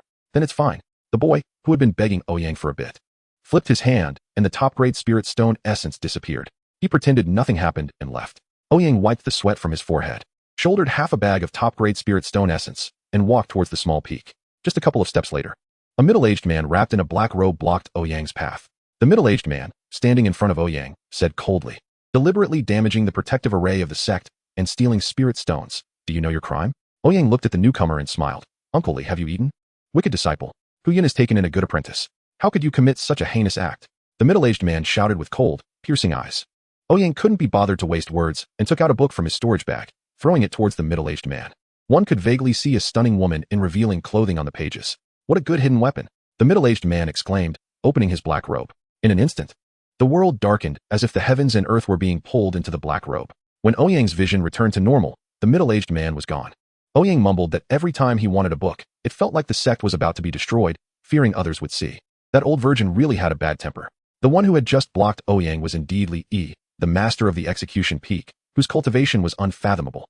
Yet he loved painting and calligraphy. After seeing the realistic portrait that Ouyang took out, he was instantly amazed, praising the vivid plot and the ups and downs of the heroine. So every once in a while, he would find various excuses to borrow a book from Ouyang. When Ouyang returned to the small peak with the bag of top-grade spirit stone essence, the small courtyard was unusually lively. Xiao Feng was shirtless, his bronze-colored muscles shining brightly in the afternoon sun. Hu Tutu, holding a Tibetan fox, was already mesmerized, tears flowing from the corners of his mouth. Qin Changsheng held a brush, drawing a sketch on Xiao Feng's back. The 5 divine beasts appeared vividly on Xiao Feng's back: the over-the-shoulder dragon, the mountain tiger, the proud tortoise, the bowing vermilion bird, and the closed-eyed Qilin. With Xiao Feng's breathing, the 5 divine beasts seemed to come alive, slowly moving across his back. No wonder even the execution peak master couldn't resist such techniques. If he really painted a big cow-cute girl, who could withstand that? Ouyang didn't hold back his praise for Chen Chongqing's skills while looking at Xiao Feng's back. Chen Chongqing blushed and loudly claimed he had never painted before. But this drew a burst of laughter, filling the courtyard with a joyful atmosphere. Ouyang dumped the bag on the ground, and the colorful spirit stone essence scattered everywhere. The rich aura of heaven and earth emanating from the essence. To outsiders, the spirit stone essence was something they couldn't even dream of, but for those present, except for Xiao Feng, who looked like he had never seen the world, the others regarded it as trash. Senior brother, I told you when I left. The best quality is in the innermost circle of the protective array. Why isn't there any here? Chen Chongqing bent down to search and asked Ouyang. I also wanted to dig in the middle, but that old codger, the sect leader, set a restriction, and I couldn't get close at all, Ouyang sighed. Chen Chongqing didn't really expect Ouyang to bring back the essence from the innermost protective array. That was the most crucial part of the entire formation. Even if the sect leader allowed them to mess around, they couldn't go too far. This is enough. Let's go, junior brother Xiao. I'll grind these essences and set them into your body. It will hurt, so bear with it a bit, Chen Chongqing said while packing up the spirit stone essence. Xiao Feng nodded. Compared to being able to cultivate, a little pain was nothing, but he still underestimated the pain of the spirit stone essence entering his body. To firmly and completely set the spirit stone essence into Xiao Feng's body, each essence had to penetrate 3/10 into the flesh. Thousands of fragments, each time causing excruciating pain. And to make the spirit stone essence more effective, Chen Chongqing would also stimulate the aura of heaven and earth within the stones. Thousands of pieces of spirit stone fragments, like thousands of boiling nails, pierced into Xiao Feng's body. Under such torture, Xiao Feng surprisingly did not utter a word and endured the entire process. When the painting was completed, Chen Chongqing wiped the sweat from his forehead, admiring the 5 divine beasts he had just created. This piece might be the pinnacle of his life-s artwork. With the enhancement of the top-grade spirit stone essence, the 5 divine beasts appeared even more lifelike. And one could even hear the sounds of dragon roars, phoenix cries, and tiger howls. If Xiao Feng were to walk down the street in his previous life with his shirt off, he would surely be arrested and questioned if he was some big brother in the underworld. However, the 5 divine beasts had not been given their finishing touches, making them seem lifeless. The task of giving them life was left to Ouyang. The finishing touch would awaken the divine beast's intelligence. This was also the most difficult step in this theft of heaven, so everything had to be done with utmost caution. Chapter 38. The heavens do not allow it. The next morning, the weather was gloomy with low clouds stretching for miles. The atmosphere on the small peak was tense. Chen Chongqing stood solemnly behind Xiao Feng, arranging, Senior brother, in a moment, you will awaken the divine beasts. Remember, only awaken the azure dragon and the vermilion bird. And the timing must be synchronized. Ouyang took the brush for awakening from Chen Chongqing and nodded seriously. Then Chen Chongqing turned to say, Second senior brother, fourth junior brother. You will protect. If junior brother Xiao does not seize the consciousness of the divine beasts, you must act immediately to sever the entanglement between junior brother Xiao and the divine beast's consciousness with your sword intent. Lung Qingsong and Bai Feiyu stood with their swords, equally serious. Under Hu Tutu's expectant gaze, Chen Chongqing coughed and said, Little junior sister, go to the room and get a quilt. Wrap yourself up. The thunder will be quite loud later. Hu Tutu nodded earnestly, bringing out a small quilt from her room and wrapping herself up carefully. Once everything was ready, Chen Chongqing looked up at the sky. Now it was time to see if the heavens were willing to lend him something. Chen Chongqing leaped onto the prepared high platform, took a deep breath, and with his right hand forming a spell, a peachwood sword flew out from his sleeve. Go! Chen Chongqing called out. And the 2 candles on the high platform ignited out of thin air. Wielding the peachwood sword, he waved his sleeve, and a dozen yellow talismans flew out from his sleeve, standing in front of him. With just this move, Chen Chongqing could easily pass as a national teacher in the secular world. As he performed the ritual on the high platform, Chen Chongqing brought out one of his trump cards. A yellow talisman imbued with the essence of the Tao slowly stood up. Chen Chongqing bit his finger, smearing a drop of blood on the yellow talisman, and shouted, Array, activate. The protective array of the small peak, which concealed the heavenly secrets, rose, blocking all energies from the small peak. The heavens and earth are boundless, yin and yang reversed. The soul will depart, waiting for the command. Soul depart. Chen Chongqing flicked his sleeve, and the yellow talisman filled with the essence of the Tao rushed towards Xiao Feng, directly merging into his body. Xiao Feng felt a jolt throughout his body, and he flew out from himself. It was a miraculous sensation, indescribably wonderful. The moment Chen Chongqing saw Xiao Feng's soul leaving his body, he shouted to Ouyang, who had been waiting for a long time, Eldest senior brother, act now. Without any hesitation, Ouyang picked up the brush for awakening and pointed it towards the eyes of the azure dragon and the vermilion bird on Xiao Feng's back. Both strokes simultaneously struck the eyes of the two divine beasts, and the true chi within poured frantically into the azure dragon and vermilion bird on his back. The originally overcast sky was filled with dark clouds, and thunder rolled within them, seemingly trying to find the anomaly that dared to defy the heavens. In front of Chen Changsheng, dozens of yellow talismans rapidly flew towards the sky. The talismans crashed into the grand formation that Chen Changsheng had set up to conceal the heavenly secrets, at least until Ouyang completely activated the consciousness of the divine beast. The heavenly Tao must not discover this matter. True Qi from Ouyang madly poured into the two divine beasts on Xiaofeng's back. As Ouyang's true Qi flowed in, the two already vivid divine beasts began to move involuntarily on Xiaofeng's back. A high-pitched dragon's roar sounded, accompanied by a sharp bird's cry. The two divine beast phantoms soared into the air from Xiaofeng's back. The immense pressure unique to the divine beasts caused the atmosphere around the small peak to solidify. It seemed the heavenly Tao had noticed that someone was secretly giving birth to a child, and the thunder that had merely been rolling in the clouds began to frantically vent around the small peak. The terrifying might of the heavens left the area around the small peak in ruins. However, under Chen Changsheng's formation, the thunder still failed to find that rebellious fool. As the two divine beast phantoms gradually began to solidify, a spark of intelligence gradually appeared in their eyes. Spiritual awareness was about to awaken. Chen Changsheng looked at the two divine beasts in the sky, glanced at Xiaofeng, and a hint of reluctance flashed in his eyes. But he soon lifted the peachwood sword and pointed it at Xiaofeng. Left azure dragon, rise vermilion bird, go. In a state of spiritual consciousness, Xiaofeng felt a pair of large hands tearing at his soul, his left arm and head being pulled away. This pain, which could not be described in words, drove Xiaofeng, who had endured thousands of essences entering his body without a sound, into complete madness. Yet, in his extreme insanity, Xiaofeng still maintained clarity in his spiritual platform. His silent roar and distorted body made him seem more like an underworld judge. The torn soul was continuously shaped and slowly transformed into two small versions of Xiaofeng. Soul reconstruction. Hu Tutu wrapped herself tighter in her blanket, just by watching. She felt a shiver at the pain Xiaofeng was enduring and tightened her small blanket for a sense of security. Meanwhile, the Zonghu Huyan, who was also beside Hu Tutu, looked at Chen Changsheng's almost ghostly soul reconstruction technique in shock, his jaw nearly dropping. Even he, in the tribulation stage, could not accomplish such soul manipulation. What kind of monster was this kid? Bai Feiyu and Lung Qingsong watched everything with calm expressions, fully aware that without this pain, Xiaofeng could never transform into a dragon. All suffering was insignificant in the moment of success. Two even more soaring dragon roars and phoenix cries rang out, this time with a hint of vitality in the calls of the two divine beasts. Now, go. Chen Changsheng pointed his peachwood sword at the two divine beast phantoms in the sky. The two small Xiaofeng souls that had been shaped were instantly thrust into the two divine beast phantoms. The newly born phantoms of the divine beasts, without awareness yet, were being forcibly occupied. Their instinct as living beings caused them to struggle. Fortunately, these were still unformed divine beasts. Had they already been born, occupying their bodies like this would likely have resulted in immediate erasure by the heavenly Tao. Chen Changsheng's peachwood sword helped suppress the divine beast's resistance while allowing the remaining soul to return to Xiaofeng's body. Ouyang stood by, ready to cut off the flow of true qi at Chen Changsheng's command. Bai Feiyu and Lung Qingsong had their hands resting on their sword hilts. The four youths were all waiting to help Xiaofeng. As the divine beast phantoms in the air gradually quieted down, Xiaofeng's soul smoothly occupied the spiritual platform of the divine beasts. But just as success was near, it seemed to sense that its soon-to-be-born children were dying. The numerous rolling thunder tribulations in the sky began to converge, forming a crack. An emotionless eye slowly opened.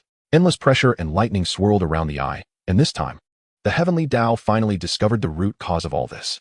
The grand formation on the small peak instantly shattered, and endless killing thunder tribulations rained down on Xiaofeng on the small peak. Eye of Heavenly Punishment. The legendary Eye of Heavenly Punishment capable of destroying everything. What has been done, the heavenly Tao does not permit. Chapter 39. The heavenly Tao cannot. Let the great Tao come. The moment the endless pressure and the world-destroying Eye of Heavenly Punishment opened its eyes, it fixed its gaze on the highest cultivation level here, Zonghu Huyan. Huyan's entire body immediately stiffened, not daring to breathe, shaking his head wildly. It's not me. Although I am in the tribulation stage, I truly don't have the guts to provoke Heavenly Tao Daddy. These little brats must be crazy. How could they have attracted the Eye of Heavenly Punishment? Bai Feiyu looked calmly at the Eye of Heavenly Punishment in the sky, slightly surprised. This Eye of Heavenly Punishment was far weaker than in ancient times. Bai Feiyu slowly drew his sword, saying, the heavenly Tao is unkind. I act for the heavenly Tao. With a whoosh, the sound of a swift sword being drawn echoed as Lung Qingsong's sword intent surged, pointing directly at the heavenly Tao. The heavenly Tao is unkind. I shall slay the heavenly Tao. Chen Changsheng merely wanted the two to cut off Xiaofeng's connection with the divine beasts when the heavenly Tao disallowed it. and Xiaofeng was defeated by the divine beast consciousness. But both of them drew their swords simultaneously, facing the heavenly Tao head-on. In the eyes of geniuses, the best way to solve a problem is to eliminate it at its root. The eye of heavenly punishment sensed the two sword intents rushing towards it.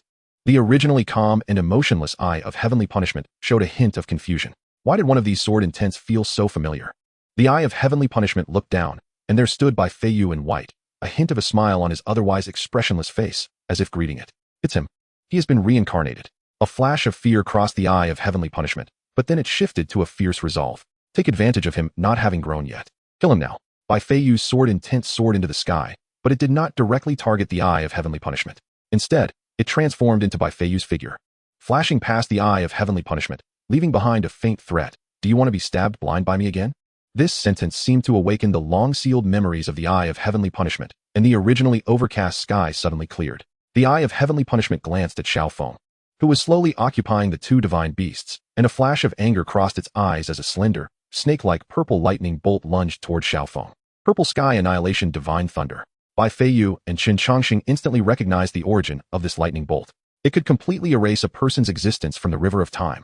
This divine lightning aimed to eliminate all traces of the opponent's existence. Moreover, it ignored space and time, making its attack utterly unavoidable. Arrogant, abominable creature. Bai Feiyu and Qin Chongxing were furious that the eye of heavenly punishment had suddenly attacked without any martial ethics, seeking death. Although Lung Qingsong didn't understand why the two were suddenly cursing at the sky, he was certain that it was the eye in the sky that was the problem. Lung Qingsong directly drew his sword and charged at the eye of heavenly punishment in the sky. Seeing Lung Qingsong make a move, Bai Feiyu and Qin Chongxing also struck at the eye of heavenly punishment simultaneously. Two sword intents and the attacks activated by the grand formation of the small peak shot towards the eye of heavenly punishment. The eye of heavenly punishment was somewhat bewildered. How dare these ants challenge it? In the past, which of these ants wasn't crying and begging the heavenly Tao to go easy on them? Yet when it came to these three, some drew swords while others set up formations. Because Xiaofeng only had the cultivation of the foundation establishment stage, the power of the heavenly punishment eye that he attracted was significantly weakened. Even the heavenly Tao never expected someone at the foundation establishment stage could attract such punishment. Therefore, when the three acted simultaneously, the heavenly punishment eye became a bit flustered. Just summoning a trace of the purple cloud divine thunder had already consumed 70% of its power. Could it be that it would be pierced this time? In its panic, the heavenly punishment eye prepared to flee, something it had never done since its inception. It was truly humiliating. The heavenly punishment eye glared resentfully at the three who were attacking it, realizing that it hadn't brought its full power this time. Just wait. When you undergo tribulation, I will strike you down. The heavenly punishment eye restrained the three, freezing them in place, unable to move even an inch. Only the three at the core formation stage, no matter how defiant they were, could not harm the heavenly punishment eye. The heavenly punishment eye glared fiercely at the three, its gaze landing on Xiaofeng, who had the purple cloud divine thunder entering his body, and it began to prepare to dissipate slowly. Want to leave? Did you ask me? Ouyang's calm voice resounded. The essence of heaven and earth began to surge wildly towards the small mountain peak. A giant hand made of the essence of heaven and earth grasped the fleeing heavenly punishment eye. Who dares to touch the heavenly Tao? Blood rain suddenly poured down. Wherever the blood rain fell, small holes were corroded into the ground. Stop! A majestic voice echoed through the heavens and earth, sounding as desolate and lonely as if it had existed since ancient times. When the voice appeared, the seasons between heaven and earth began to rotate wildly, with the sun and moon alternating like flashing lights. This world became chaotic and unclear, impossible to articulate. Standing on the small mountain peak, Ouyang's expression was calm, and his true energy surged like a mighty river. The three, Wei Qingsong, Hu Tu, and the others, were all pulled into a room by Ouyang, leaving only the heavenly punishment eye and Xiaofeng. As the purple cloud divine thunder entered his body, Xiaofeng's body began to disintegrate. The illusory forms of the azure dragon and vermilion bird were desperately resisting this disintegration, but in the face of the thunder serpent, they could only watch helplessly as it devoured them step by step. Ouyang glanced at the heavenly punishment eye he had captured and instantly recognized whose voice it was. The voice of the heavenly Tao. Ouyang sneered, raising his hand, and the heavenly punishment eye was directly pulled down by the invisible giant hand. Humph. The originally ancient and desolate voice emitted a muffled grunt. Ouyang immediately felt a sense of pressure from heaven and earth squeezing toward him. That feeling of being rejected by heaven and earth filled his heart. But in an instant, it vanished like melting ice and snow. A vast and indescribable true energy rolled around Ouyang's body, almost condensing into vapor. In the sky, a giant human face cloud slowly appeared. But Ouyang did not give it a chance to take shape. The enormous true energy surged upward, directly scattering the human face cloud into pieces. You want to disgust me? You're not capable of that. Let the great Tao come. Ouyang calmly said as he summoned the giant hand, holding the heavenly punishment eye closer to Xiaofeng, who was on the verge of collapse.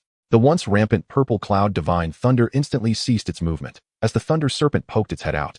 It was puzzled by the sudden appearance of the heavenly punishment eye. Ouyang then controlled the giant hand and pressed the heavenly punishment eye into Xiaofeng's forehead.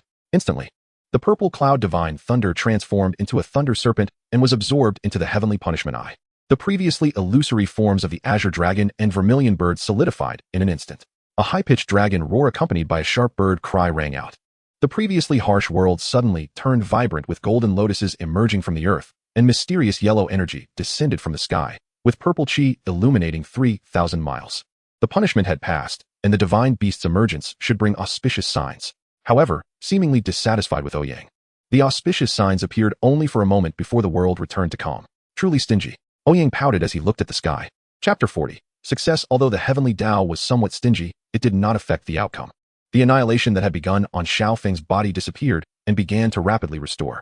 The illusory forms of the azure dragon and vermilion bird behind him gradually solidified, and the unique pressure of divine beasts slowly emanated from the two illusory forms. But what shocked everyone the most was the vertical pupil that stood between Xiaofeng's brows. Threads of terrifying lightning circled around the vertical pupil, instilling fear deep within. The eye of heavenly punishment, the 5 divine beasts. It was impossible for a mortal body to withstand such immense power. However, just as the purple cloud divine thunder began to destroy Xiaofeng's body, it had already left behind traces of the purple cloud divine thunder within him. The newly born azure dragon and vermilion bird also fused with Xiaofeng to avoid the annihilation of the purple cloud divine thunder. After the body was reshaped, Xiaofeng now contained the essence of the purple cloud divine thunder and the divine resonance of the azure dragon and vermilion bird. Xiaofeng slowly opened his eyes, and in his eyes, the illusory forms of the azure dragon and vermilion bird swirled. Just a glance was enough to make those with lower cultivation unable to resist. In Ouyang's view, Xiaofeng's attribute panel underwent an astonishing change. Name: Xiaofeng, human race Great Emperor, cultivation, comparable to core formation root bone, 0 luck, 8 charm, 8 body refining aptitude, 11 exclusive skills, unyielding will. 5 divine beasts evaluation. Who says the human race has no Great Emperor? Damn, this is the first time I've seen a panel modification. Ouyang exclaimed as he looked at Xiaofeng's panel, which had changed due to the entry of divine beasts. Truly worthy of being the son of the heavenly Tao. It can even cause the system to alter the panel. Xiaofeng clenched his fist, clearly feeling the power bursting forth within him. And the essence of heaven and earth flowed through his body, continuously nourishing him. Is this the power of divine beasts? On Xiaofeng's back, the azure dragon and vermilion bird from the 5 divine beasts were vividly alive, as if they would break free from his back at any moment. Huh. Xiaofeng couldn't help but throw a punch, and a massive wave of energy surged from his arm. He overturned a dozen blue stone slabs, creating a fist-sized pit half a meter deep in the ground. Xiaofeng looked at his fist and grinned foolishly, thinking that if he encountered Ma Xingye again now, he could easily kill 7 or 8 of them with a single punch. Before Xiaofeng could recover from his joy, a violent smack landed on his head. Ouyang looked at Xiaofeng angrily and scolded. Just one person tearing off the roof is enough to be annoying, and you're digging up the floor too. After being hit by Ouyang, Xiaofeng could only chuckle foolishly, not caring about being scolded. Even Ouyang's reprimands made him nod with a silly smile. Ouyang stepped out of the courtyard and looked at the mountain forest, which was scarred and battered by the lightning tribulation. He took out the book Introduction to Basic Spells, noted down the usage of a spell, tucked the book into his pocket, raised his hands high, and shouted, "Rejuvenation." The spiritual energy between heaven and earth transformed into a spiritual rain under Ouyang's overwhelming true energy, pouring down into the battered mountain forest. Under the baptism of the spiritual rain, the trees that had been struck by lightning sprouted new branches anew. Green grass grew from the stubborn stones that had been shattered into pieces. The once lifeless vegetation that had been struck by the lightning tribulation became lush and vibrant again under the spiritual rain, even more so than before. But the damaged plank road and the dead animals and insects were beyond any solution. The repairs for the damaged plank road and the burial of the dead animals were your responsibility, since you caused it. You should take care of it, Ouyang said. As you command, senior brother. Xiaofeng immediately replied. All right. Ouyang slapped his forehead and hurried back to his room. Lung Qingsong, the 3 of them, and Hu Tutu were still trapped in place. Even their sword and tents were confined. Only the fox spirit Hu Yin was sitting on a stool with his hands in his pockets, waiting for Ouyang to return. I can't solve such profound magic. Ouyang looked at the people frozen in place with a headache. Senior brother, if you don't mind, I can give it a try? Xiaofeng behind him said uncertainly. You? Ouyang turned to look at Xiaofeng, still doubtful, leaning to see how he would resolve it. Xiaofeng stepped forward, his right hand forming a sword with 2 fingers, brushing it between his eyebrows, and the eye of divine punishment reappeared. A wave of spatial fluctuation emanated from the eye of divine punishment, and the 4 trapped individuals regained their ability to move. Can you already use the Eye of Divine Punishment right after getting it? Such talent truly deserves the favor of the Tao. Ouyang sighed as he watched the 4 regain their activity, but his face darkened immediately. Originally, the sword and tints of Lung Qingsong and Bai Feiyu were confined. But with the confinement gone, they directly blew off the roof of their room. Ouyang raised his hand to shield Hu Tutu, glaring at Lung Qingsong and Bai Feiyu, saying, "Fix my house by tomorrow. Otherwise, I'll skin you alive." As for the roof repairs, Lung Qingsong was quite experienced, and didn't he take Ouyang's threat to heart at all. Qin Changsheng looked at Xiao Feng excitedly and asked, "Did it work?" Xiao Feng nodded at Qin Changsheng, who breathed a sigh of relief and then excitedly started pacing. The future 5 emperors of the human race actually came from his hands. This was the only emperor of the human race. Every time Qin Changsheng thought of this, he became incredibly excited. Ouyang looked at Qin Changsheng in confusion. Could it be that the 3rd junior brother has something going on with Xiao junior brother? Otherwise, why would he be so excited? Bai Feiyu, however, had a meaningful smile on his face. Such a powerful body cultivator would greatly help in perfecting his own Tao. Hu Tutu looked curiously at the tattoos on Xiao Feng's back. The tattoos made Hu Tutu somewhat afraid. Grandpa once said, "Those with tattoos are not good foxes." Hu Tutu, feeling uneasy, tugged at Ouyang and asked, "Senior brother, will Xiao junior brother turn bad? He has started getting tattoos." Ouyang comforted him, saying, "No, Tutu, don't worry. This is just the beginning of Xiao junior brother becoming better." Hu Tutu nodded, but still looked at Xiao Feng with concern. The room was peaceful, with only the calm Hu Yan, the fox spirit, observing everything before him. Each person here was a once-in-a-millennium genius. The appearance of each represented the beginning of an era. But this was also what worried Hu Yan. The Tao of Heaven takes from the excess to replenish the insufficient. Such geniuses, appearing in clusters after millennia, would not only herald a grand era but also signify the onset of a great disaster. Whenever an era of brilliant stars begins, it is accompanied by the corpses and blood tears of countless ordinary people. Even as a tribulation transcender, he was merely an ordinary one. If a great calamity truly came, even he could not save himself. Looking at the few people before him, Hu Yan sighed softly in his heart. Is a great calamity approaching? Chapter 41. The holy son of the Buddhist sect Xiao Feng's arrival did not affect the daily life of the small mountain peak. Lung Qingsong was repairing the roof. Qin Changsheng was busy doing something in his room. Bai Feiyu was still standing on a branch showing off. Hu Tutu was flying around on his paper crane. Only there was now a boy carrying blue stones on the plank road, which was Xiao Feng repairing the road. Everyone had something to do, which meant Ouyang had nothing to do. He slumped in his lounge chair, holding a book, dozing off. Everything in the small courtyard seemed so calm, only occasionally interrupted by the sound of firecrackers from Qingyun Peak, disturbing his dreams. As the time for the sect competition drew closer, the sects invited to observe began to arrive at Qingyun Sect one after another. Each time a sect arrived, the sound of firecrackers would echo from Qingyun Peak. Much more flowing light than usual occasionally streaked across the azure sky. The entire Qingyun sect appeared exceptionally busy, as if the small mountain peak had been forgotten. Suddenly, a resonant sound, like a celestial chant, came from Qingyun Peak. Originally, the Qingyun Peak of the Xian sect was filled with Buddhist light. As if a Buddha was discussing the Tao, Ouyang took the book from his face, looking in surprise towards Qingyun Peak, exclaiming, "What is going on? Did a big monk come up the mountain?" Bai Feiyu, standing on the branch, looked towards Qingyun Peak and shook his head, saying, "It seems someone is discussing the Tao on Qingyun Peak. The Buddhist sect seems to have produced an extraordinary reincarnated Buddha." Reincarnated Buddha? The legendary holy son of the Buddhist sect? Ouyang immediately became interested. He had heard 2 years ago that the Buddhist sect produced an extraordinary holy son. It was said that this person, as soon as he entered the Buddhist sect, caused the golden body of the Buddha to open its mouth and grant a name. 1 year to establish a foundation, 3 years to form a Dan, 5 years to reach the nascent soul. The speed of cultivation upgrade was astonishing. At just 18, he debated the 18 masters of the Buddhist holy land, Mount Ling. The Buddhist sect gaining this person was indeed a great momentum. Ouyang initially thought the commotion outside was just exaggeration, but now it seemed there was indeed something substantial. Just as Ouyang considered whether to go and see who the unlucky person was who had become a stepping stone, 7 chimes of a bronze bell suddenly echoed from Qingyun Peak. The sound of the bronze bell was distant, yet not harsh, easily reaching the ears of everyone in Qingyun sect. This was the sound of the sect's summoning bell. 7 chimes meant that all disciples from all peaks were to gather at Qingyun Peak for a meeting. It was also referred to by Ouyang as the summoning bell. The implication was that something had happened in the sect, and everyone should gather quickly. Ouyang sat up from his lounge chair, intrigued, and said, "Let's go take a look." The last time the summoning bell rang, it was for the dispute over which mountain peak Xiao Bai would join. Today, there is something to see. Lung Qingsong and Bai Feiyu flew on their swords. Qin Changsheng followed closely with Xiao Feng, who could not fly. Hu Tutu and Ouyang leisurely followed on the paper crane. The small mountain peak's entire crew was mobilized, leaving only a fox spirit to guard the home. After all, such occasions to watch something were rare in the otherwise dull years of cultivation.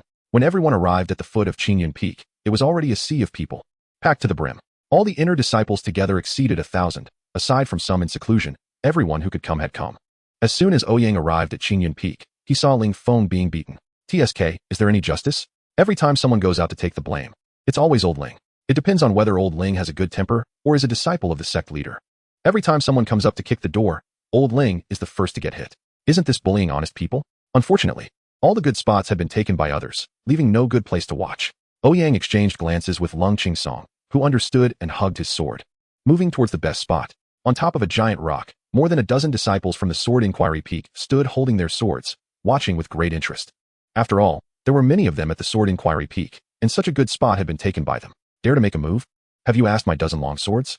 Just as they were enjoying the view, someone came to ask about their swords. Dressed in black, Lung Qingsong leaped onto the giant rock and coldly uttered 2 words, "Get down." The disciples who had never seen Lung Qingsong were immediately furious. This kid really had no eyes and was about to draw his sword. However, someone beside him pressed down on the sword hilt and whispered a few words. The disciple who wanted to draw his sword immediately shrank back, casting a fearful glance at Lung Qingsong, and then followed his senior brothers down from the giant rock to the stone occupied by the Tianyan Peak. "Get down. Dare to resist? Have you asked my dozen long swords?" The Tianyan Peak disciples looked at the domineering Sword Inquiry Peak disciples, unable to express their anger. The small peak had the best view, and Ouyang lazily sat on the big stone with Hututu in his arms, watching the events unfold. Bai Feiyu was on the left, Lung Qingsong on the right, and Xiao Feng was slightly behind. Chen Changsheng, seeing the scene before him, frowned and retreated to the back of the onlookers. In the middle of the field, a shiny bald man was sitting cross-legged, emanating rays of Buddhist light and speaking eloquently. The giant rock beneath him sprouted tender grass, and flowers bloomed beneath the mat. Opposite him, Ling Feng was sitting on the ground, his brow furrowed, wanting to speak but not knowing how to refute. Under the pressure of the Buddhist light, even his true essence was suppressed and could not move in his dantian. "Dare to ask, senior brother, the Tao is fundamentally Buddhism. Is there any doubt?" The bald young man in a yellow robe suddenly shouted. Ling Feng, whose heart of Tao was damaged, spat out a mouthful of blood, propping himself up with one hand and looking weakly at the bald young man. His originally remarkable appearance, combined with the damage to his heart of Tao, made him look sickly, which drew panicked shouts from those around him. "Senior brother Ling Feng, just admit defeat. Senior brother Ling Feng, even if you lose, we will always love you. Senior brother, come to my room tonight. I will heal your wounds." With a righteous expression, Ling Feng slightly cupped his hands towards the bald young man and weakly said, "Junior brother Huizhi, your insight is profound. Ling Feng is dull. But I still insist. Buddhism is Buddhism, and the Tao is the Tao. My Tao is not lonely." After saying this, blood flowed from the corner of his mouth again, but there was no sign of wavering on his resolute face. This made the nearby disciples, who were momentarily confused about their hearts of Tao, lower their heads in shame. Looking at the determined Ling Feng, Huizhi sighed and cupped his hands, saying, "Brother Tao, your will is strong. I have never seen such determination in my life, and I admire it." This big monk truly knew how to handle people. Having won, he still gave the other party a way out, instantly winning the goodwill of those around him. Regarding the damage to Ling Feng's heart of Tao in the debate, they all forgave the young man before them. Ouyang, munching on an apple, looked at the bald young man's profile, revealing an expression of surprise. Name, Huizhi, Buddhist Saint Sun. Fake, cultivation, 9-fold nascent soul bone quality, 9 charisma, 9 luck, 9 Buddhist Tao aptitude, 11 special skill. Buddhism is my essence. The fake behind the Buddhist Saint Sun in the parentheses was truly thought-provoking. Chapter 42. You hit yourself when both of them received cheers from the crowd. They looked at each other with mutual appreciation in their eyes. Huizhi extended his hand to pull Ling Feng up and whispered in his ear, "What are you pretending for? Brother Tao? Your heart of Tao is damaged, yet you still insist on your path?" Ling Feng, who was pulled up by Huizhi, had a fleeting shadow of gloom on his face, but then calmly said, "Junior brother, your Buddhist teachings are profound. I cannot compare." Huizhi looked at Ling Feng, who had a sincere expression, in surprise. Could this disciple of the Qingyun sect be out of his mind? Even after being provoked like this, he remained unfazed. An uneaten fruit core was thrown at Huizhi's shiny head, interrupting Huizhi's astonishment and causing an uproar. Losing is losing. How could the Qingyun sect, as one of the 9 sacred places, be so petty? They actually threw a fruit core at the victor? People immediately started looking around, trying to find the disgrace of their sect. Oops, my hand slipped. Suddenly, Ouyang's voice rang out. Everyone looked over, and Ouyang was lazily sitting on the big stone with Hututu in his arms. Hututu shyly covered his eyes from all the attention. On the giant rock, a young man dressed in green robes had a look of unruliness on his face. Although he wasn't as stunning as the boy standing beside him holding a sword, his wild and unrestrained demeanor still attracted everyone's gaze. The young man stopped laughing and looked at Huizhi in the field, saying lightly, "What are you looking at? Haven't you seen someone slip?" Huiji looked at Ouyang and casually rubbed his bald head, saying, "Brother Dao, do you also want to discuss Buddhist teachings with this monk?" Ouyang sneered dismissively and said, "Discuss my ass." As soon as the vulgarity was uttered, the atmosphere in the field instantly turned cold. Huiji tilted his head and looked at Ouyang, asking seriously, "Do you want to spar with this monk?" "Spar my ass. Brother Dao, please remember, trouble comes from the mouth." Huiji looked coldly at Ouyang and said flatly, "Trouble my ass." Huiji was momentarily at a loss for words against Ouyang. Ouyang repeatedly hurled insults, giving Huiji no chance to find a gap in his language. The dignified Qingyun sect, one of the 9 sacred places, was actually humiliating those who came to participate in their sect's grand competition, only barking from a distance, afraid to compete with me. Huiji shouted loudly to all the Qingyun sect members around. This shout made people around develop a dislike for Ouyang. Yeah, clearly they came to observe the Qingyun sect. Insulting the guests like this really damages our reputation, especially with many other sect members watching. Ouyang slowly stood up amidst the many disdainful gazes, looking at Huiji with a half-smile and said, "I fuck your mother." Boom. A towering Buddha appeared behind Huiji, and his nascent soul cultivation shocked everyone present. The bald young man before them was at most only 18, yet he had reached the nascent soul stage, something others had not achieved even after hundreds of years of hard cultivation. This bald young man was terrifying. Was the Buddhist sect really set to rise? Huiji looked coldly at Ouyang and said, "I am Huiji from the Great Ling Mountain Temple and wish to seek guidance from you, Brother Dao." Seeing Huiji angrily summon his towering golden body, Ouyang turned to Bai Feiyu, who was pretending not to know him, and said, "Hey, Xiao Bai, look," he asked, getting anxious. Bai Feiyu turned his head and ignored Ouyang, feeling that Ouyang's words were too vulgar and felt embarrassed standing there. Is the nascent soul stage really that impressive? Ouyang looked at Huiji, whose golden body was shining with Buddhist light, and smirked. Lung Qingsong had already drawn his long sword and charged out, his entire being transformed into a sword light, moving so fast that in the blink of an eye, he crashed into Huiji's towering golden body, producing a metallic roar. Huiji was astonished. This young man was only at the core formation stage, yet he could shake his towering golden body at the nascent soul 9th level. But core formation was still just core formation and could never shake the nascent soul stage. Astonished as he was, Huiji still didn't take it to heart, as Ouyang standing on the giant rock had not made a move. His junior brothers were all at the core formation stage, so Ouyang definitely wouldn't be just a surface-level Qi refinement stage. Unexpectedly, I couldn't see through Ouyang's cultivation level and could only perceive him as a mere Qi refinement stage cultivator. Huiji, feeling alert, raised his hand to attempt to knock Lung Qingsong away. The 8-foot golden body radiated a brilliant Buddhist light, directly sending Lung Qingsong flying. The flung Lung Qingsong paused momentarily in midair, then his sword glowed with true essence, and the faint sword intent wrapped in true essence flew towards Huiji again.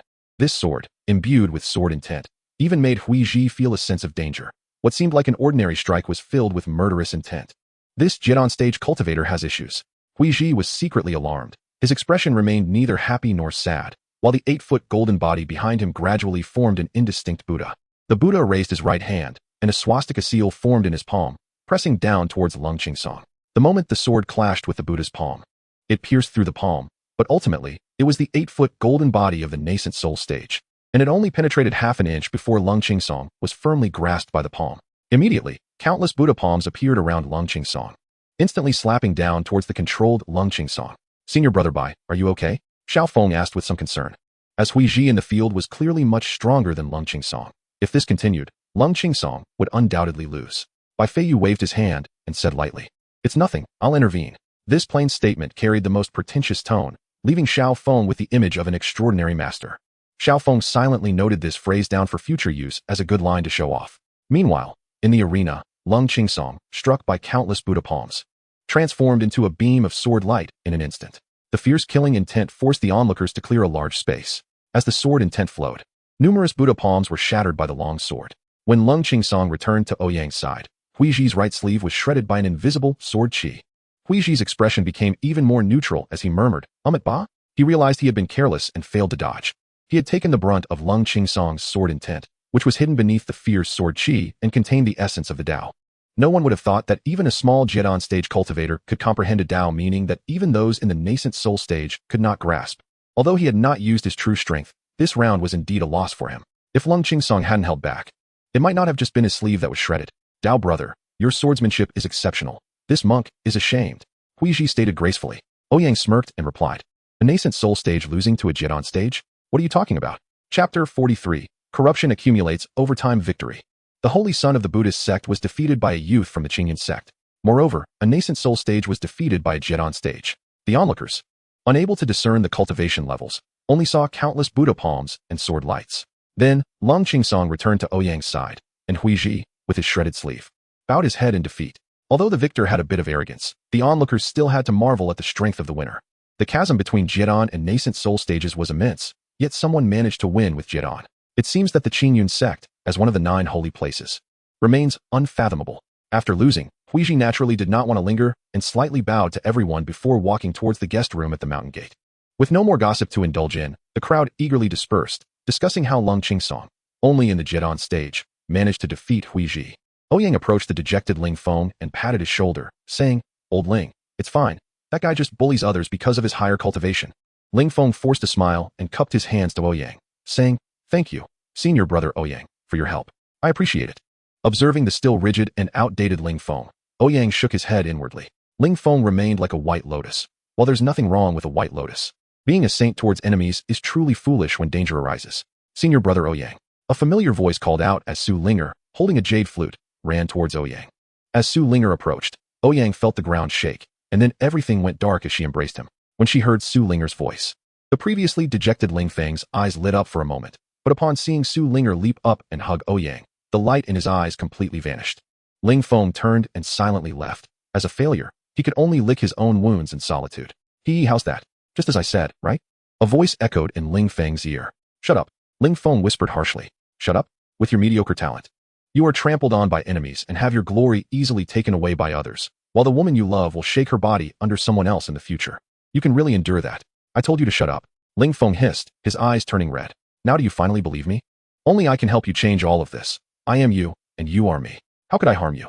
The voice was filled with temptation, making Ling Feng's mind waver as he turned to look at Su Linger, who was playfully clinging to Ouyang. Then he turned away fiercely.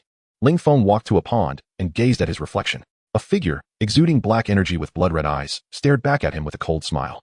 "Do you think I can kill Ouyang in the future?" Ling Feng asked uncertainly, looking at his reflection in the water. "Of course, as long as you listen to me. That guy who steals our spotlight will be the first to have his head chopped off." The reflection in the water sneered. Ling Feng's expression struggled for a moment as he looked down at his reflection, asking, "Are the things you said true?" "Of course, as long as we plan meticulously. This time, the whole world will be ours, and everything you desire will be in your hands." The reflection in the water coaxed.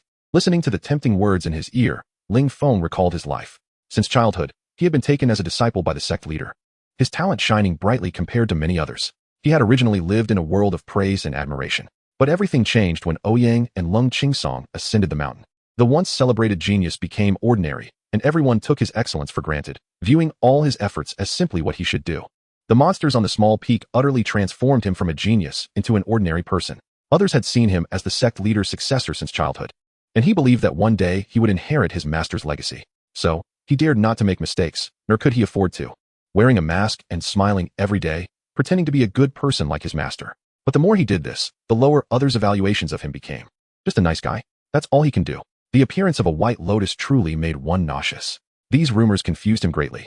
When he tried to establish a strict senior brother image, he was met with everyone's skepticism. What's the matter? Just because he's the sect leader's disciple, he's acting all high and mighty? Does he really think he's a genius, and the Qingyun sect belongs to him? Now he's acting all high and mighty. Who will have a good outcome if he really becomes the sect leader in the future? Wearing a mask for too long can make it impossible to take it off.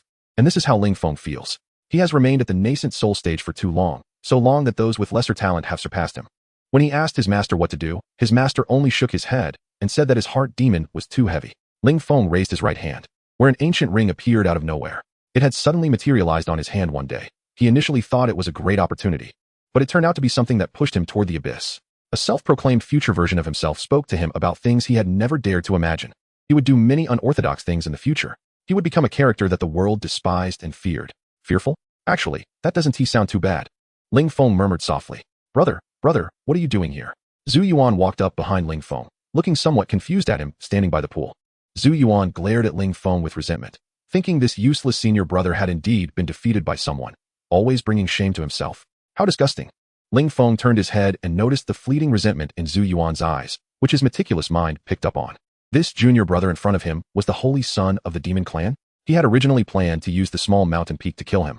But at that time, he couldn't bear to let his junior brother die at the hands of his own sect. It seems he was still too soft-hearted. Ling Feng sighed inwardly. Why didn't those monsters on the small mountain peak just stab him to death with a sword? Thinking this, Ling Feng lowered his hand to hide the ring behind him, putting on his usual honest smile as he said to Zhu Yuan, "It's nothing. I was just daydreaming here. Junior brother, let us hurry to the main hall at the peak." Brother, I came to find you. Let us go quickly, if we're late. Master will definitely scold us, Zhu Yuan said obediently. The two brothers walked closely together up to the summit of Qingyun Peak. Chapter 44. The sect competition in 10 days on the white jadestone steps of Qingyun Peak. The inner disciples had already lined up, 2 rows descending, showcasing the grandeur of Qingyun sect. The lowest was at the foundation establishment stage, and the highest was at the nascent soul stage, standing on either side of the white jade steps in order. The power of the Qingyun sect as a super sect was evident. In Qingyun sect, whenever disciples reached the out-of-body stage, they would be retired from the mountain, either to establish their own sect or to go out and gain experience. Qingyun sect is known for having 3,000 vassal sects, all created by former disciples of Qingyun sect. The philosophy of not putting all eggs in one basket is something Qingyun sect has always adhered to. While those outside may suffer some losses, disciples who leave the protection of the sect will grow rapidly into towering trees. Ultimately, they will give back to the sect, bringing countless fresh blood, which has contributed to the enduring prosperity of Qingyun sect. This is also a consensus among all major sections. Otherwise, a group of great ascension cultivators crammed in one place would benefit no one. It would not only hinder personal advancement, but also impede the development of the sect. A group of ascension cultivators requires an enormous amount of cultivation resources, which is better spent on nurturing new disciples.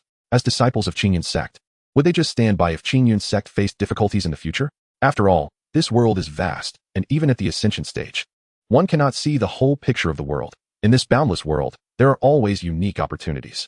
Except for those ascension cultivators who wish to hide away in the sect until death, the other disciples of Qingyun sect are spread throughout this world like sesame seeds. The young disciples standing on the stone steps now will be the future of Qingyun sect. The small mountain peak is at the very end of the 12 peaks of Qingyun, so Ouyang and the others stood at the bottom of the steps. Xiaofeng looked up at the towering Qingyun peak and said with ambition, "Brother, in the future, I will definitely make the small mountain peak stand at the front of the Qingyun peak stone steps." Ouyang lazily sat on the steps and chuckled, "You can't do that. How can you even think so small?" Xiaofeng looked at Ouyang in confusion.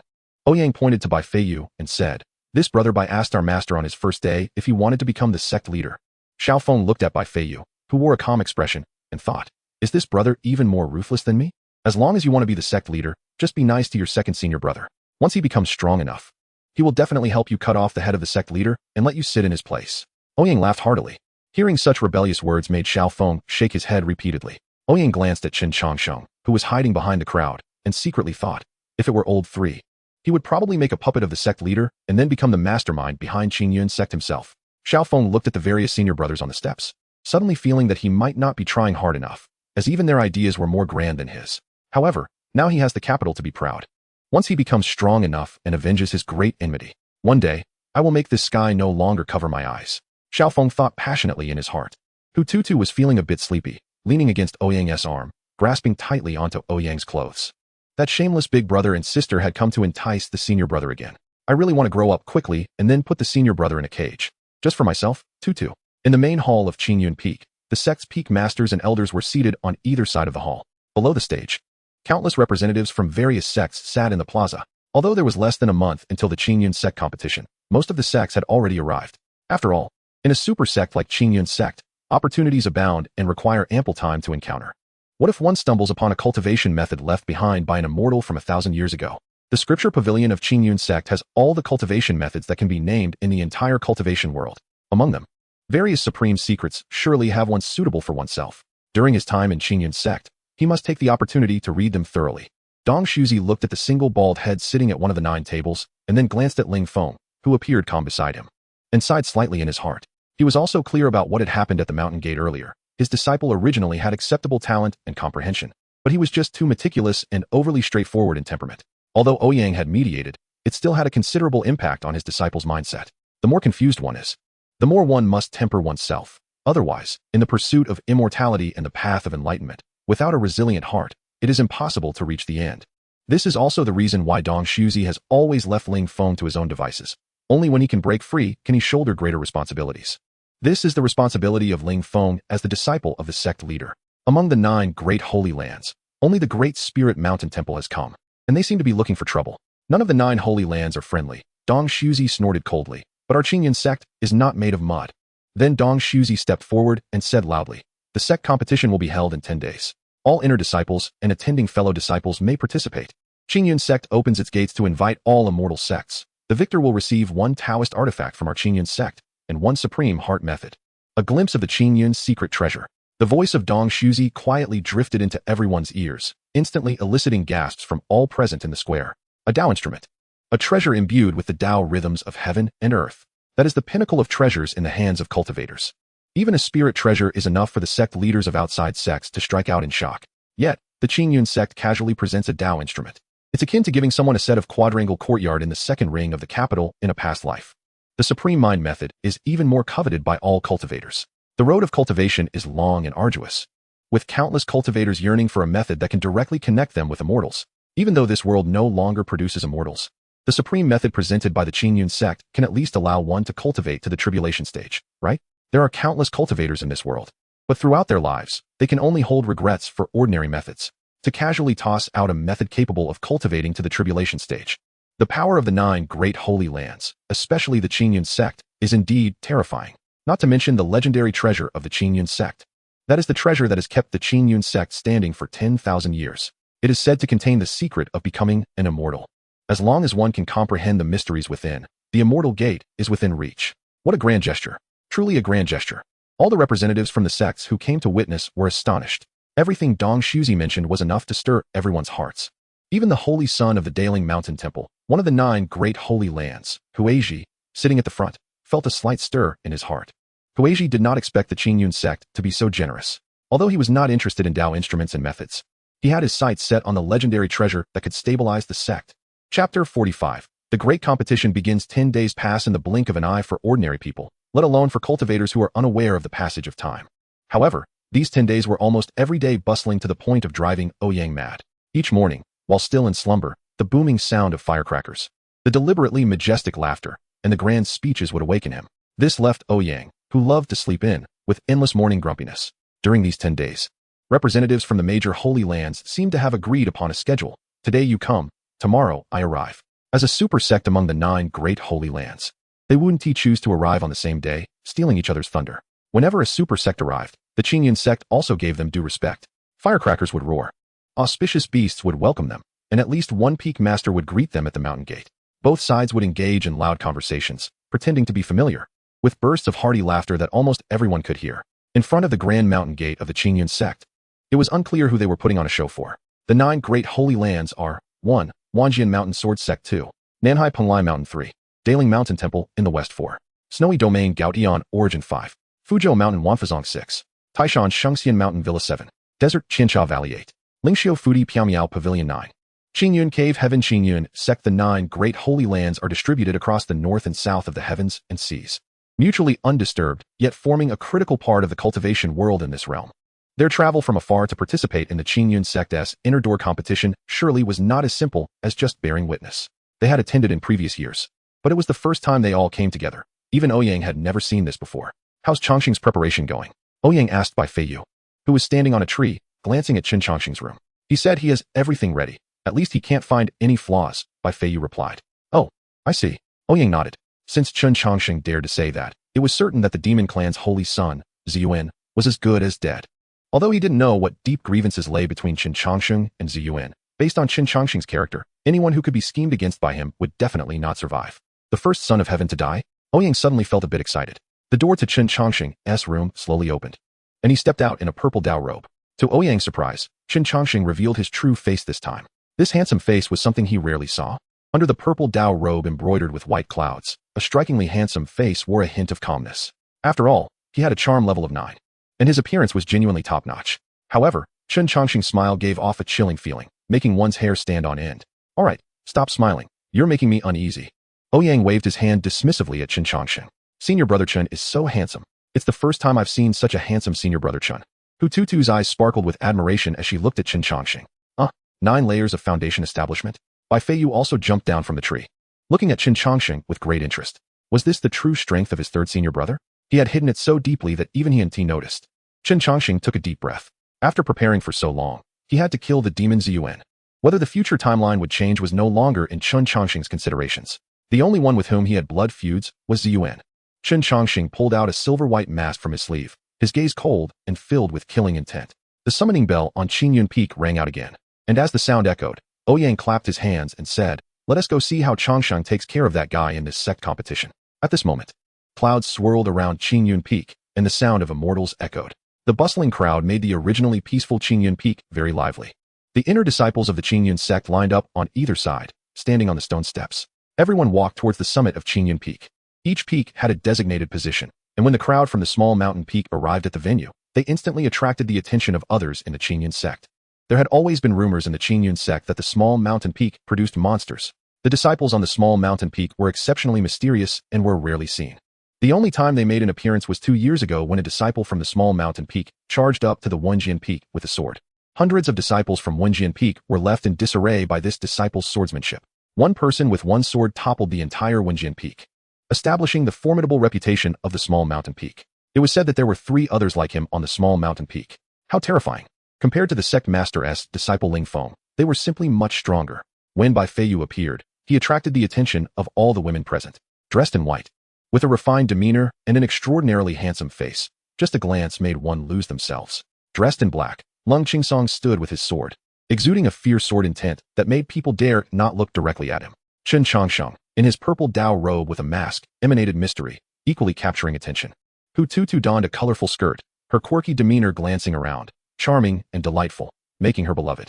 Each person stood out, and any one of them would be the center of attention. In contrast, Ouyang, in his blue Dao robe, appeared somewhat ordinary, just an average-looking Qi refinement stage cultivator. However, when Ouyang casually sat down among these shining stars and crossed his legs in a carefree manner, he seemed remarkably harmonious in the eyes of everyone. The Qingyun sect truly was a gathering of talents. The elders of various sects in the audience couldn't help but sigh in their hearts as they looked towards the small mountain peak. The small mountain peak gave the Qingyun sect a great face, and Dong Zuzi's face was almost blooming with joy. This is also why he has always wanted the people from the small mountain peak to make an appearance. Hu Yun's few disciples were truly impressive. The auspicious moment had arrived. Dong Zuzi coughed and stepped to the front of the stage, declaring loudly, "The sect competition of the Qingyun sect officially begins. Let heaven and earth witness, let the sun and moon shine bright." A muffled thunder echoed in the sky, and a round moon faintly appeared in the originally clear daytime. A loud dragon roar resounded through the heavens and earth, and along with the dragon's roar, a high-pitched bird call also rang out. A 10-meter-long azure dragon twisted upwards, soaring into the clouds, followed closely by a fiery vermilion bird. Instantly, a wave of astonishment arose. The true pressure of divine beasts emanated from the azure dragon and the vermilion bird. The Qingyun sect actually had the presence of a true dragon and a vermilion bird. The vermilion bird flew towards the sun, raising its head and calling out. Although the divine beast pressure was still immature, it still made all beasts bow their heads. The azure dragon charged towards the faintly appearing round moon, casting a huge shadow of itself on the moon. The originally vague moon also became clear. Was Xiaofeng borrowed by Dong Zuzi just for this spectacle? But it seems the effect is indeed quite good. Ouyang, with his legs crossed, looked up at the phenomenon in the sky, feeling satisfied.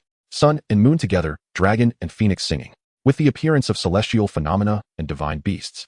This grand display shocked even the elders from several other holy places into speechlessness. The sect competition had barely started, and the atmosphere was already at its peak. Chapter 46. That year I had my hands in my pockets. The sect competition would be divided into outer sect contests and inner sect contests. The outer sect contests were more like performances. The 10 outer sect disciples who emerged victorious from the fierce outer sect contests would fight each other in pairs. If the peak masters had their eyes on any disciples, they would be directly taken into the mountain gate. If not selected, they would still be given the status of registered disciples in the inner sect and would go to various peaks to do tasks within their capabilities. Thus, the 10 most outstanding outer sect disciples would finally come to the inner sect to perform a dance for the big shots. Originally stunning in the outer sect, they would instantly turn into chickens for selection in the inner sect. Who among those who could enter the inner sect was not a genius? After all, there were too many geniuses in this world. The outer sect contests were incredibly dull, at most. It was just foundation-building boys pecking at each other in the square in front of the main hall. They used all their skills and showcased their best moves. But the spectators below watched them like monkeys in a circus jumping through hoops. After all, foundation building was a common existence in the inner sect. After the 10 performed, 5 were chosen by the elders of each peak to become inner sect disciples. Among them was the unworthy Ma Xingye, who was favored by the 5 Elements peak, which specialized in spellcraft. At the moment Ma Xingye was selected, he trembled with excitement. Years of hard work and the sect's expectations were all worth it at this moment. The joy was akin to that of a top student in a worldly high school, making Ma Xingye feel thrilled. With the spring breeze at my back, I see all the flowers of Chang'an in a day. He had ultimately lived up to the name of genius and successfully entered the Qingyun sect. He suddenly thought of Xiao Feng. If Xiao Feng had defeated him, he wouldn't have been able to stand here. Sorry, junior brother Xiao, but the path of cultivation is so cruel. If we meet again in the future, I will make it up to you. Ma Xingye silently apologized in his heart, but then celebrated with his fellow disciples beside him. At this moment, Xiao Feng, sitting in the main hall of the Qingyun sect, was looking at the square in front of the hall with a strange expression. He had been borrowed by his senior brother to summon the phantoms of the Azure Dragon and the Vermilion Bird in the loft above this hall. Not only had he met the sect leader, but the sect leader was also very kind to him and had asked him more than once if he wanted to switch to another peak to become the sect leader's direct disciple. Facing someone who only existed in his imagination, Xiao Feng felt excited inside, but upon hearing the sect leader openly trying to poach him, he nervously declined. Almost everything he had now was given to him by his senior brother. If he really left the small mountain peak, how could he continue his cultivation with any face? Xiao Feng was also worried that the sect leader would be angry at his refusal, but he didn't expect the sect leader to just sigh, muttering something unclear. It sounded like he was cursing quite harshly, but the sect leader was unambiguous about his treatment. Not only had he set up a gathering spirit formation here to help him cultivate, but there were also countless spiritual fruits and elixirs for him to consume. This treatment formed a stark contrast with Ma Xingye in front of the main hall below. A smile appeared on Xiao Feng's face. Since coming to the small mountain peak, he had gradually become more cheerful. Besides his authoritative senior brother, there was the second senior brother with mastery of swordsmanship, the fourth senior brother who understood all methods, and the third senior brother who was skilled in alchemy and painting. Xiao Feng touched a withered little flower in his pocket, revealing a gentle smile. After the outer sect disciples' performances ended, the real highlight began.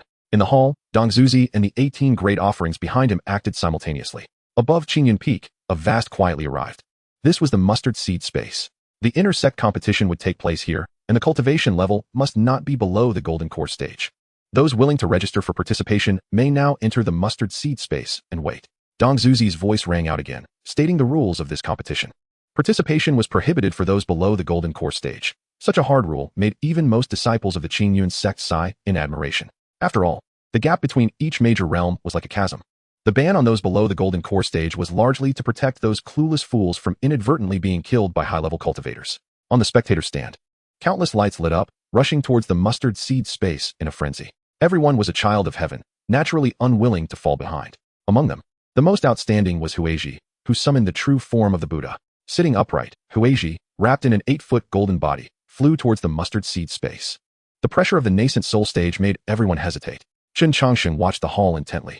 When he saw the ancestor Yuan in a black outfit flying towards the mustard seed space, he could no longer contain himself. Just as he was about to rise and fly over, Ouyang pressed down on his shoulder. Chen Changsheng looked at Ouyang in confusion. Ouyang laughed heartily, patting Chen Changsheng's shoulder and said, "You've been pinned up for so long. Have a good fight. Winning or losing doesn't matter. Just be careful." "Yes, senior brother." Chen Changsheng solemnly replied to Ouyang and flew towards the mustard seed space in the sky on his sword. "Senior brother, is it really okay?" Hu Tutu asked with some concern. "I don't know, but with Changsheng's temperament, he will definitely survive until the end. Don't worry," Ouyang said confidently. Once the number of people in the mustard seed space reached 400, the entrance closed. Those hesitant disciples who had just reached the entrance were blocked outside. In times of uncertainty, if your Dao heart is not stable, retreat. The peak master of Xingfeng appeared at the entrance, speaking blandly. Those disciples who still wanted to plead for special leniency from the peak master felt ashamed and returned the way they came. Meanwhile, everyone inside the mustard seed space, upon landing, cautiously looked around at the others. Here, there were only enemies, no allies. The only one they could trust was themselves.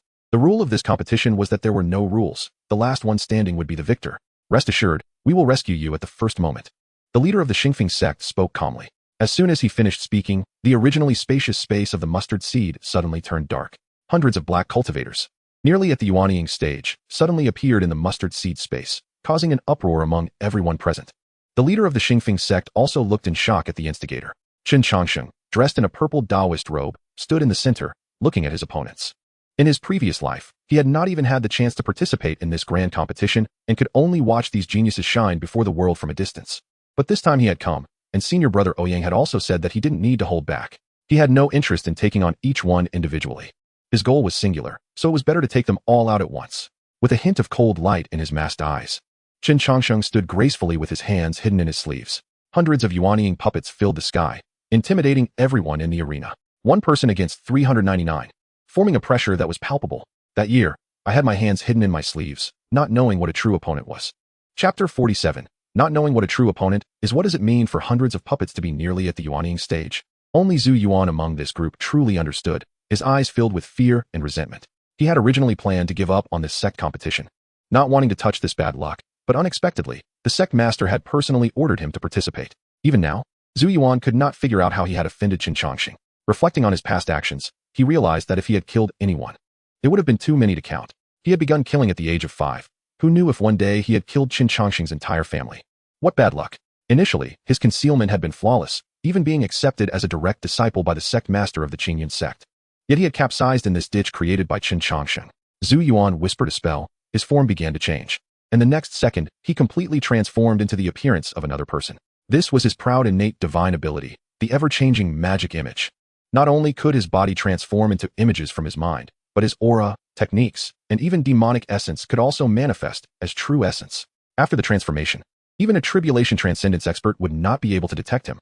However, his realm would regress by a large stage. Originally at the Yuanying stage, he reverted back to the Jindan stage. If he were still at the Yuanying stage, would he care about these hundreds of puppets? Zhu Yuan thought indignantly as he hid in the center of the crowd. As long as he pretended to be outmatched, he could leave at any time, thus participating in the competition and avoiding this calamity. A true man can bend and stretch. He would definitely seek tenfold or 100-fold revenge in the future. Meanwhile, Qin Changxing, with his hands tucked in his long sleeves, scanned the entire mustard seed space with his soul, and surprisingly did not find Zhu Yuan's figure. Qin Changxing naturally knew this was Zhu Yuan's specialty, something he had learned after Zhu Yuan had deceived countless people. In his previous life, the infamous demon realm Saint Emperor Zhu Yuan was also called the ever-changing demon lord. However, this was not a challenge for Qin Changxing. He leisurely took out a stack of paper from his bosom and said to everyone in the arena, "In a moment, those whose names are called should automatically leave here, or else it will be a matter of life and death." Earlier, Qin Changxing had already noted down everyone who entered the mustard seed space. Even if he did not recognize them, he remembered their characteristics and appearances. Qin Changxing decided to use the process of elimination to find the hidden Zhu Yuan among the crowd. Facing 399 people alone, he seemed to be selecting chicks in a chicken coop. Those who could enter were either favored disciples of the inner sect or the backbone of other sections. Who had ever suffered such humiliation? Immediately, 3 individuals surged with true essence, either forming hand seals or charging at Qin Changxing with swords. But just as they prepared to resist, they were pinned to the ground by Yuanying puppets. The 3 were brought before Qin Changxing. Wang Wu, Li Si, Zhao Lu. Qin Changxing identified the 3 based on their appearances and the numbers he had assigned to them. After comparing their characteristics, Qin Changxing cupped his hands and said to the 3, "Apologies, fellow brothers." As soon as he finished speaking, the 3 were thrown out of the mustard seed space by the Yuanying puppets. Looking at the remaining 396 people, Qin Changxing said calmly, "All right. The 3 brothers have already demonstrated. Which brother will be next?" All the spectators on the platform stared in disbelief at Qin Changxing in the mustard seed space. 1 person against 400? What kind of background does this person have? The Qingyun sect had never heard of such a person. Which peak's lackey was this? How could he be so fierce? A small mountain peak? Well, that's fine. That mountain peak has produced some monsters. Observing the densely packed puppets in the mustard seed space, each with cultivation not inferior to the Yuanying stage. It was even more difficult to create a Yuanying puppet than to cultivate to the Yuanying stage. Yet Qin Changxing had summoned hundreds with a wave of his hand. Not to mention where he acquired those precious materials. Just the crafting alone required at least 3 great realm cultivators. Was there a grand master of artifact refining hidden behind Qin Changxing? The 6th layer of Jindan was forcing 400 cultivators of the same level, and more than half of them were Yuanying cultivators. How arrogant could this be? Dong Shuzi thought, this kid is a monster, right? A Jindan cultivator can manipulate hundreds of Yuanying puppets? Is his soul that powerful? The Qingyun sect truly deserves its reputation. Such a talent has emerged. I wonder if that bald little monk from Lingshan Temple can withstand this. The elders of the 9 great holy lands in the hall also looked at Qin Changxing with newfound respect. A talent like Qin Changxing was unheard of even among the elders of the 9 great holy lands. Dong Shuzi maintained a mysterious demeanor, engaging in Tai Chi with the surrounding flattering elders, while inwardly pondering whether this small mountain peak had particularly good feng shui. He should send someone from Tiandi Peak to take a look another day. Meanwhile, the people from the small mountain peak stared at Qin Changxing in amazement. Wow, 3rd senior brother is so impressive. They stared blankly at the mustard seed space in the sky. After all, in their impression, 3rd senior brother had always been slightly withdrawn, retreating behind everyone when he frowned. Today was the first time they saw him so cool and charismatic. Ouyang was also stunned, not expecting the most cautious and cunning 3rd senior brother to be so smooth. He couldn't help but say to Bai Feiyu, "Little Bai, what is the use of you standing in the tree every day? Look at how flawless 3rd senior brother's act is." Bai Feiyu rolled his eyes, but he was secretly astonished. If he encountered Qin Changxing without any defenses, he might also fall on the spot. Standing in the pavilion, Xiao Feng frantically took notes. Realizing that he had only thought of 3rd senior brother as a master of painting and calligraphy, yet he could also be so skilled at acting.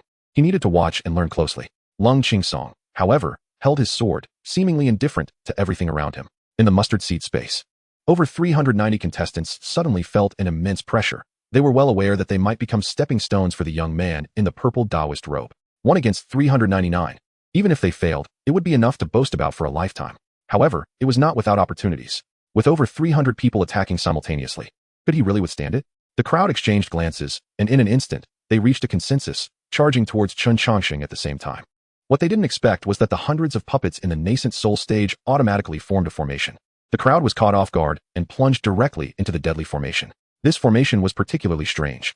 The hundreds of puppets only entangled with themselves without fighting to the death. Whenever someone attempted to exert their full strength, the puppets would quietly retreat. It felt like punching dough, frustrating. As the crowd found themselves trapped in the killing formation with no way out, a voice like a death knell echoed. Sun Qi, Lu Ba. Qian Shi, no. With the sound of paper flipping, someone would occasionally scream and be sent flying out. Each time Chen Chongqing called a name, it signified that a person had been eliminated. This group of young talents, at that moment, resembled piglets in a pen, waiting to be picked. Chapter 48. You've revealed your true colors, little Blackie. Chen Chongqing's voice was like a death warrant. Each time it rang out, someone was eliminated. The onlookers, unaware of the situation, couldn't comprehend what Chen Chongqing was doing. Did elimination require calling out names? Was that a sign of disdain? Among them were cultivators in the nascent soul stage, and when they attacked with all their might, the nearby puppets were instantly shattered into countless pieces. Yet the shattered puppets would restore themselves in an instant. These puppets could actually regenerate infinitely. How were they supposed to fight? The group of cultivators fell into despair. Neither spells nor sword energy had any effect on the puppets before them. Only those at the out-of-body stage or above could see the clues. Among these hundreds of puppets lay a characteristic of the soul. Only when a cultivator reaches the out-of-body stage can they possess such characteristics of the soul when their consciousness leaves their body. As long as the soul isn't harmed, these puppets can theoretically resurrect infinitely. The elders in the main hall looked in shock at Chen Chongqing in the mustard seed space. A mere cultivator at the core formation stage had already comprehended something that could only be understood by those above the out-of-body stage. No one would believe it if it were spoken of. If they hadn't seen it with their own eyes, they would think someone was playing a prank on them. Even those who reached the out-of-body stage were just beginning to touch upon the mysteries of the soul. What kind of monster was this young man, who had already understood the soul so thoroughly? Moreover, these hundreds of puppets all possess soul characteristics. Where did the souls of these puppets come from? Chen Chongqing had been noted by all the elders in the main hall. Such a genius, even among the 9 great sacred places, could hardly find a peer. At least unprecedented. Meanwhile, in the mustard seed space, the number of people dwindled, and Chen Chongqing's speech quickened. When the hundreds of puppets scattered again, the surrounded cultivators had all been cleared out by Chen Chongqing. In the entire mustard seed space, only the disguised Ziyuan and the Buddhist Saint Huiji remained. Chen Chongqing looked at the disguised Ziyuan and said lightly, "Do you still want to pretend?" Ziyuan, unwilling to accept defeat, transformed back into his original form and drew his long sword, exhausted, saying, "What have I done to you? Why must you eliminate me completely? Perhaps you owe me from your last life, so you must die?" Chen Chongqing's stack of paper suddenly ignited in flames, turning to ashes. Chen Chongqing glanced at Huiji, knowing that this so-called Buddhist saint was not a good person either, but for now, he only wanted to kill Ziyuan. So he didn't want to get entangled with the Buddhist sect. "Big monk, you can leave. You have no business here," Chen Chongqing said to Huiji. "Amitba. This monk only wishes to borrow a glance at the Qingyun's secret treasure. Please, benefactor, grant me this," Huiji said, joining his hands together. "Do you even deserve it? The Great Ling Mountain Temple must be blind." Chen Chongqing scoffed. In his previous life, Huiji, with his face full of compassion, had committed heinous crimes that were no less than Ziyuan's, wearing a mask of compassion yet behaving like a ghostly demon. Huiji's expression turned sorrowful as he softly chanted a Buddhist mantra, coldly saying, "It seems the benefactor does not wish for a peaceful resolution." After saying this, the Buddhist light around him surged, and his golden body rapidly enlarged. In the blink of an eye, a great Buddha appeared before Chen Chongqing. The Buddha's face was indistinct, but the brilliant Buddhist light surrounding him was blinding. The great Buddha slowly raised one hand and pressed down toward Chen Chongqing. The Buddha's palm pressing down toward Chen Chongqing seemed to grow infinitely larger in his eyes, almost overshadowing the heavens and earth, as if the entire world consisted of that one palm. Buddhist secret technique, great compassionate palm. Chen Chongqing, unhurried, reached into his sleeves. Pulling out a puppet shaped like a monkey, he chanted, "Soul summoned, spirit invited, divine monkey descending, assist me in breaking the law, go." The puppet was thrown out, and it instantly grew to over 10 meters tall in the wind. When the monkey saw the descending Buddha's palm, it let out a frenzied scream, wildly beating its chest as if it bore a great grudge against the Buddha's palm. The monkey howled, stomping its feet on the ground, and raised its hands to collide fiercely with the palm pressing down. The ground beneath the monkey instantly shattered, and the Buddha's palm directly crushed the raised hands, smashing down on the monkey's shoulder. Yet the monkey's eyes turned red, steam billowing from its nostrils, stubbornly refusing to fall. Its 10-meter body appeared exceptionally small before the enormous Buddha's palm, like a mayfly trying to shake a tree, yet it stood its ground. Both sides remained locked in a standoff. Just as Ziyuan attempted to flee, the hundreds of nascent soul puppets quickly surrounded him, sealing off any escape routes. Qin Changxing's most important goal this time was to ensure that Ziyuan could not escape easily. The hundreds of puppets merely trapped Ziyuan without delivering a lethal blow. After all, as a prince of the demon tribe, Qin Changxing did not believe that Ziyuan had no means of escape. He had to prepare thoroughly to eliminate Ziyuan. Before that, he needed to get rid of the troublesome monk. Qin Changxing pulled out 2 yellow talismans from his sleeves, chanting incantations as he casually tossed them out. The yellow talismans transformed into 2 golden lights that struck the monkey struggling against the Buddha's palm. Originally, the monkey was resisting valiantly, its eyes shining with defiance and rage. But when the yellow talismans stuck to the monkey's body, it transformed into a stone pillar to withstand the Buddha's palm. In an instant, the Buddha's palm was pierced through by the stone pillar that the monkey had transformed into. Golden Buddhist blood rained down like golden blood rain across the entire mustard seed space. Huiji, with a face full of compassion, let out a scream as he retracted his hand, looking at the penetrating wound on his palm in shock and anger, asking, "This is not a puppet. What on earth is that monkey?" Qin Changxing casually glanced at a figure below and softly said, "That's not a puppet. That monkey has a name. His name is the Great Sage." This monkey puppet was crafted using the true essence borrowed from his senior brother. Although it was made from a lifeless material, it had long since awakened its own intelligence. The Great Sage was a story told to him by Ouyang in his previous life about a monkey that became a Buddha. Originally unruly and capable of punching a hole in the sky, the Great Sage ultimately ended up beneath the ancient lamp and Buddha. In his previous life, whenever he slacked off in his cultivation, Ouyang would always use that monkey to lecture him. The Great Sage and the victorious fighting Buddha were not the same monkey. If you didn't want to be put under that golden hoop, you had to cultivate diligently. Senior brother, what if the Great Sage really punches a hole in the sky? And no one cares? Wouldn't that make the Great Sage no different from the demon tribe? Are you arguing with me? I'll beat you to death. Memories of the past appeared before Qin Changxing, reminding him of the happiest times of his previous life. In this life, all of this will be protected by me. Qin Changxing. Look, senior brother, the Great Sage was ultimately able to break through the Buddha's palm and was not crushed under the mountain formed by that palm. I can rewrite my fate just the same. Qin Changxing raised his hand, and a tattered wooden puppet of a monkey fell into his grasp. He tightly clenched the monkey, making a firm resolution in his heart. So it turns out, the third brother borrowed my true essence from time to time just to create this thing? It really resembles something from Journey to the West. I have never told this story before. Is it a coincidence? Or is the third brother not only reborn, but also someone who has crossed over? Ouyang watched the scene unfolding in the mustard seed space, feeling somewhat astonished. The injured Huiji glared at Qin Changxing in anger. In such a short time, he had been defeated twice. He had always thought of himself as the chosen one, destined for the rise of Buddhism. Unexpectedly, he had spent so long at Daling Mountain Temple, only to be defeated by others within less than 10 days of arriving at Qinyan sect. Moreover, his opponent was at a significantly lower realm than him. What a disgrace. As a saint of Buddhism, he had consecutively lost to an unknown disciple of Qinyan sect. This failure shattered Huiji's long-held pride. He had always challenged others beyond his level. But he never expected that one day he would be defeated by an opponent of a lower realm. There are heavens beyond heavens, and there are people beyond people. Had he truly just been sitting in a well, watching the sky at Daling Mountain Temple for so long? Huiji sighed deeply. The Buddhist light around him dimming as he slightly bowed to Qin Changxing and left the mustard seed space. When only Ziyuan remained before Qin Changxing, he forced himself to say, "There are over a dozen great masters of the Mahayana stage stationed here. They will not stand by and watch you kill me." Now, Ziyuan could only hope that the law protectors watching from the side could save him the moment Qin Changxing attempted to kill him. It was indeed laughable that, as a saint of the demon race, he was hoping for the righteous cultivators of humanity to save him. Qin Changxing raised both hands, forming a bowing motion, his gaze burning as he said to Ziyuan, "Do you think of something that I can't think of?" Ziyuan looked at the radiant bow and arrow slowly appearing in Qin Changxing's hands, and his heart instantly filled with dread. He could clearly sense the threat of death from the bow and arrow in Qin Changxing's hands. Why did this attack feel off? Dong Shuzi looked at the bow and arrow in Qin Changxing's hands. He was confident he could save Ziyuan when Qin Changxing struck. But the bow and arrow in Qin Changxing's hands clearly seemed like ordinary fire magic. Ziyuan frantically dodged, but ultimately despair set in as he realized that no matter how he evaded, the arrowhead was always aimed at him. "Ah!" Ziyuan roared, his body overflowing with demonic energy. Between life and death, he could no longer hide his identity. As long as he restored his cultivation to the nascent soul stage, he would have a way to escape here quickly. Even if his identity was discovered, so what? At worst, this mission could be counted as a failure for him.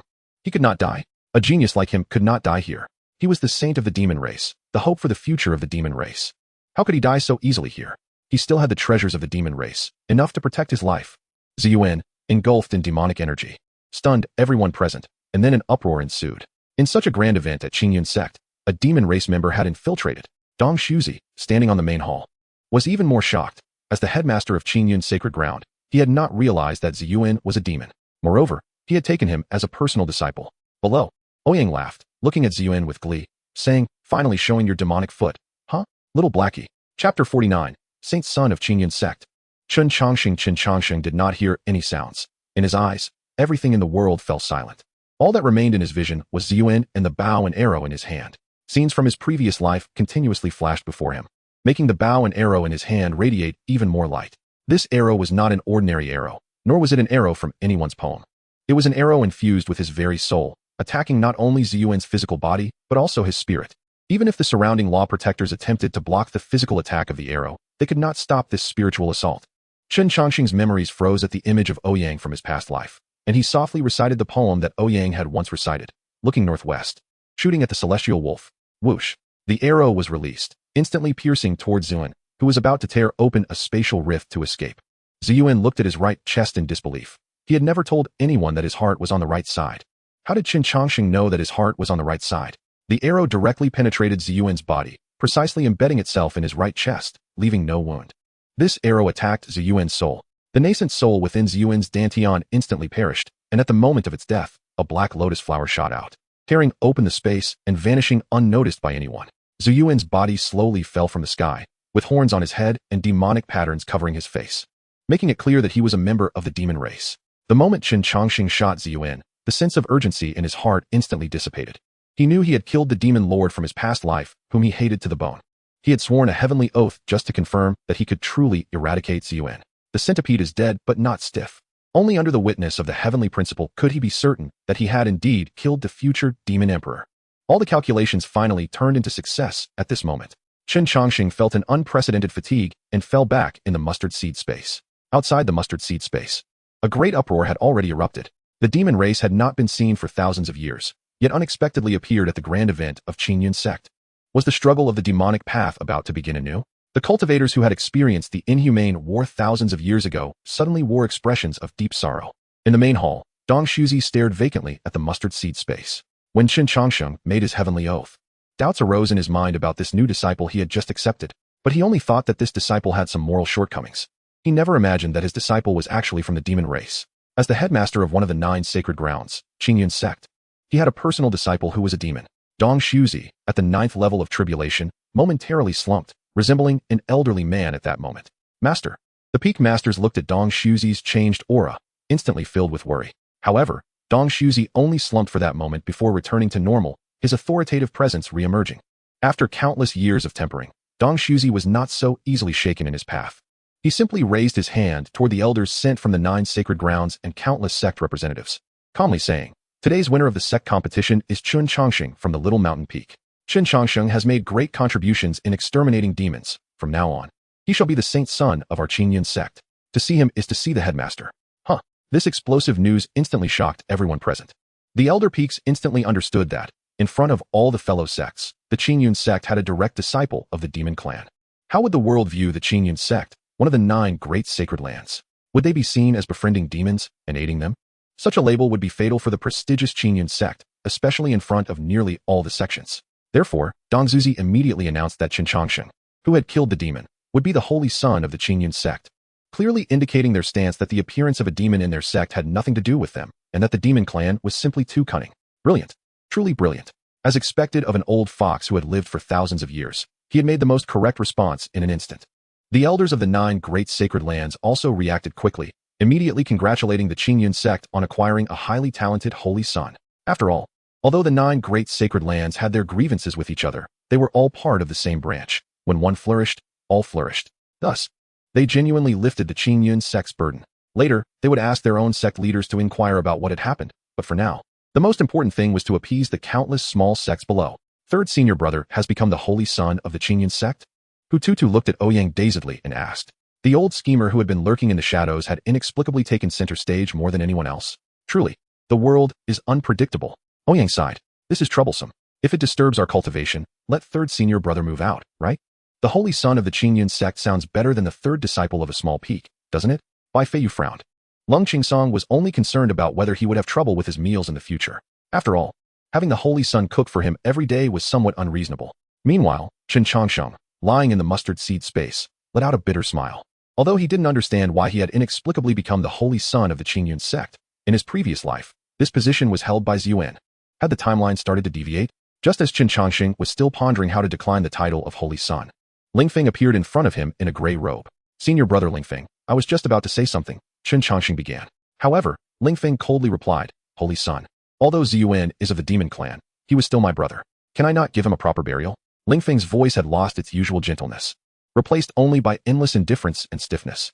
Chen Changsheng quickly spoke up, senior brother Lingfeng, you don't have to call me that. I simply have a grudge against Ziyuan. I don't want to be any holy son. But Lingfeng did not respond to Chen Changsheng. Instead, he picked up Ziyuan's corpse and flew out of the mustard seed space towards the mountain below. In the eyes of everyone, he was a caring senior brother. While his junior brother, a demon prodigy, had died, even as a member of the demon clan, he insisted on giving his junior brother a proper burial. At that moment, Lingfeng was filled with tragic colors in everyone's eyes, leaving only a desolate figure behind. But in Lingfeng's mind, that crazy voice was filled with joy, continuously urging him, hurry, faster, move quicker. This is the beginning of changing our fates. Chapter 50, the fate begins here. The grand competition in the inner sect of the Qingyun sect ended hastily. Chen Changsheng became the holy son of the Qingyun sacred land, but there was no ceremony, just a casual announcement from the sect leader. And then the competition was declared over. Aside from being watched like a monkey by the people of the small peak, this did not benefit Chen Changsheng at all. What was supposed to be a grand event for the Qingyun sect turned into a farcical ending. Lingfeng, holding Ziyuan's corpse, flew all the way outside the Qingyun sect, feeling annoyed by the urging voice in his mind. Weren't you saying that in the end, Ziyuan would become the holy son of the Qingyun sect? Why did a Chen Changsheng pop up? Lingfeng asked with some displeasure. In my memory, this person doesn't exist. Perhaps my appearance has altered the timeline of this world. The Tao has 50, the heavens have 49. Small forces can change, and a sudden variable won't affect the final outcome, the voice in his mind replied. Lingfeng arrived at a human village over 1,000 kilometers away from the Qingyun sect, a place sufficiently hidden. But that was still not enough. The act needed to be convincing, especially since his master was a powerful cultivator in the tribulation period. Lingfeng found a picturesque spot and waved his hand, creating a grave pit 2 meters deep. He placed Zen in the pit, a flicker of struggle passing through his eyes. But he still made up his mind and took off the ring from his hand. Weren't you complaining about your poor talent? This body has sufficient talent. As long as you are willing, you can become one of the most extraordinary geniuses. The voice in his mind continued to tempt Lingfeng. Struggling, Lingfeng felt a flicker of determination as scenes from the past flashed before him. His beloved woman falling for another, his peers' misunderstanding, and his stagnation in cultivation for years. All of this was because he was just an ordinary person. As long as he occupied Ziyuan's body, he would gain unparalleled talent. What difference did it make whether he was of the demon or human clan? As long as his talent was extraordinary, standing at the top of this world. Would anyone dare to say anything in front of him, whether they were demon or human? Lingfeng took a deep breath, drew a golden needle from his waist, and said softly, I don't know what your plan is, but if you dare to use my body for any evil deeds, even if I have to join the demon clan, I will kill you. After saying these seemingly non-threatening words, Lingfeng held the golden needle and pierced it into his dantian, precisely hitting the center of his nascent soul. As the nascent soul was pierced, Lingfeng's face turned pale instantly. But he still gritted his teeth and pulled the golden needle out, stabbing it into Ziyuan's dantian. As soon as the golden needle pierced in, Ziyuan's previously lifeless dantian ignited like a spark falling into it, slowly simmering in the dantian. Lingfeng felt as if he had exhausted all his strength. His face turned ashen. But he still forced himself to sit cross-legged, gradually lowering his head, losing vitality. In the next second after Lingfeng's heartbeat stopped, his heart began to beat again. His pale face gradually regained color, and his previously honest expression became somewhat sinister. Ha ha ha, I've finally returned to my own body. Lingfeng stood up and laughed heartily, completely devoid of his usual gentleness, his voice now sharp and harsh. Lingfeng looked at Ziyuan in the grave pit with a flicker of dissatisfaction in his eyes. No wonder in my previous life, I was backstabbed by Ziyuan and died. My indecisiveness and self-pity truly made me a waste. The Lingfeng before him had completely changed, or rather, he had transformed into a different self. In the back hall of the Qingyun sect, Lingfeng's ever-burning lamp suddenly extinguished, then suddenly lit up again. Because the Lingfeng before them was no longer the original Lingfeng, but the vengeful soul that had been backstabbed by Ziyuan in his previous life and had drifted in the endless void for an unknown amount of time. When he awoke again, he found himself attached to a ring and returned to the days when he was still in the Qingyun sect. Upon realizing the current time, Lingfeng, who had drifted in the endless void for countless years, completely went mad. The weakling who had died in vain actually had a chance to start over. When the vengeful spirit attached to the possession ring found itself from this life, seeing itself from the previous life, which was just as cowardly, it became furious. Its own cowardly character made it want to punch itself. After much effort and persuasion, it finally managed to let this life as self take over the deceased ancestor Yuan's body. Now, the vengeful spirit floating in the endless void had finally gained control over its own body. Standing still, Ling Feng's realm continuously climbed, instantly ascending from the 3rd level of the Yuan Ying stage to the 9th level. In the next moment, he directly broke through to the out-of-body stage. And only then did Ling Feng stop his ascent. Originally, his talent was already quite good, but his state of mind was too poor. The accumulation over time and the ever-growing divine soul in the endless void allowed Ling Feng to break through in an instant. Ling Feng clenched his fists, feeling the eager divine soul, and couldn't help but feel exhilarated. Since heaven has given me a second chance, this time, I must trample all those so-called geniuses underfoot. Ling Feng's gaze turned cold, and with a wave of his hand, the grave pit was filled with soil. He took out a wooden board from the storage bag at his waist, using his finger as a sword to carve on the board, the place of rebirth for Lin Feng. He had spent countless efforts to make this life as self choose to possess the body of Ancestor Yuan. This way, he could live openly in the sunlight. And even in the darkest places, he would still have his own existence. From then on, there would be 2 Ling Fengs in this world. One was Ling Feng, the disciple of the Qingyun sect, and the other was Lin Feng, the remnants of the demon race. Ling Feng let out a hearty laugh, the sword behind him humming as it flew out of its sheath. Ling Feng performed a somersault and landed on the flying sword, heading towards the direction of the Qingyun sect. When night fell and there was no one around, a hand reached out from the grave that Ling Feng had dug. The deceased ancestor Yuan crawled out of the grave, and upon seeing the words inscribed on the tombstone, a bloodthirsty smile appeared on Ancestor Yuan's face, which was covered in demonic patterns. Lin Feng, what a nice name. The demon infant that had died in the Dantian was reborn, feeling the infinite potential within his body. And Lin Feng's face was filled with ecstasy. Is this the body of a genius? That Ancestor Yuan was really a fool. Everything now belongs to me, Lin Feng. At the foot of Qingyun Peak, the sorrowful holy son of the Buddhist sect, Huizhi, was sitting under a tree in quiet meditation. Suddenly, a seed fell onto his head. Huizhi gently extended his hand, and a black lotus seed that had flown from who knows where quietly landed in his palm. Chapter 51. The system panel changes again. This time, the Qingyun sect's grand competition had the entire cultivation world feasting on gossip. First and foremost, the demon race that had disappeared for thousands of years reappeared in the world. Thousands of years ago, during the Dao Demon War, the entire cultivation world paid an extremely heavy price to drive the demon race back to the demon realm. Unexpectedly, thousands of years later, the demon race found a way to unlock the seal and return to this world, even becoming the direct disciples of the Qingyun sect, one of the 9 holy places. Furthermore, the Qingyun sect had produced a once-in-a-millennium genius, who, during the grand competition, pushed through hundreds of people, directly claiming the top spot and being personally appointed as the Holy Son of Qingyun by the sect leader. Meeting the Holy Son was akin to meeting the sect leader, making him a being above 10,000 others. However, this Holy Son of Qingyun was exceptionally low-key. Even 90% of the inner disciples did not recognize him, as he was said to have been in seclusion on a nameless small peak within the Qingyun sect for years. If it weren't for the sudden appearance of the demon race in this grand competition, the Holy Son of Qingyun would have had no choice but to take action to avoid bringing shame to the sect. With his foundation establishment stage cultivation, he pushed through hundreds of cultivators, including the Holy Son Huizhi from the Daling Mountain Temple, one of the other 9 holy places. He could be considered the #1 young talent of this era. Such a talented individual naturally received the admiration of countless people within the Qingyun sect. And the Holy Son even resided at Qingyun Peak, specifically for his fellow brothers to witness his brilliance. Meanwhile, on the small peak, everything seemed to return to tranquility. Ouyang was lying on a deck chair as usual, a book covering his face as he snored away. Bai Feiyu stood atop a large tree in the small courtyard, hands behind his back, meditating with his eyes closed. Lung Qingsong continued to repair his roof with clangs and clatters.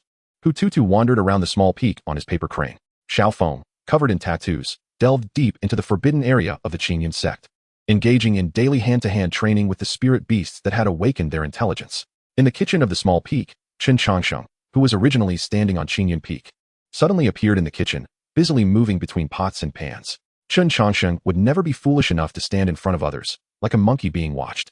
He simply set up a puppet and returned to the small peak. He was already too high profile, which completely did not align with his desire to maintain a low profile. When Chen Changsheng brought the prepared meal to Ouyang, Ouyang took the book off his face, lazily looking at the sun, and said, "Third brother, what are your plans?" Chen Changsheng was taken aback and asked in confusion, "What do you mean, senior brother? What plans could I have?"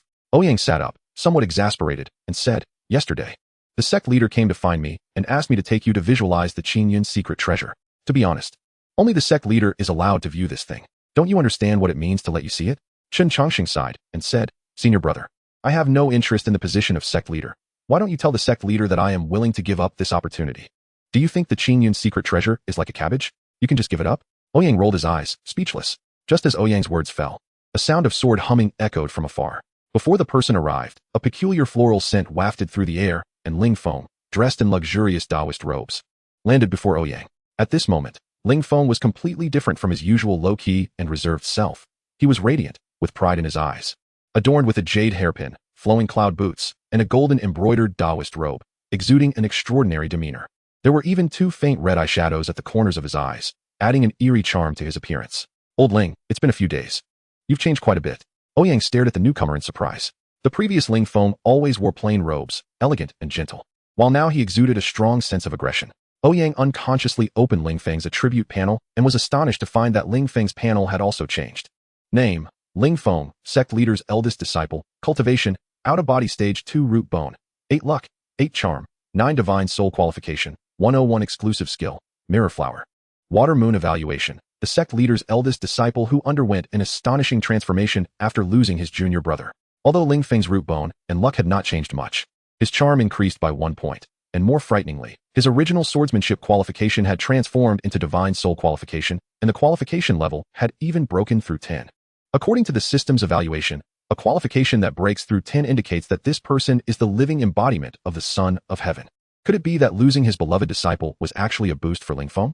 This attribute is something only protagonists in comics have when they suddenly gain power. Ouyang looked at Ling Feng, surprised that the originally mediocre Ling Feng had become the Son of Heaven because of this incident. Is the Son of Heaven in this world so worthless?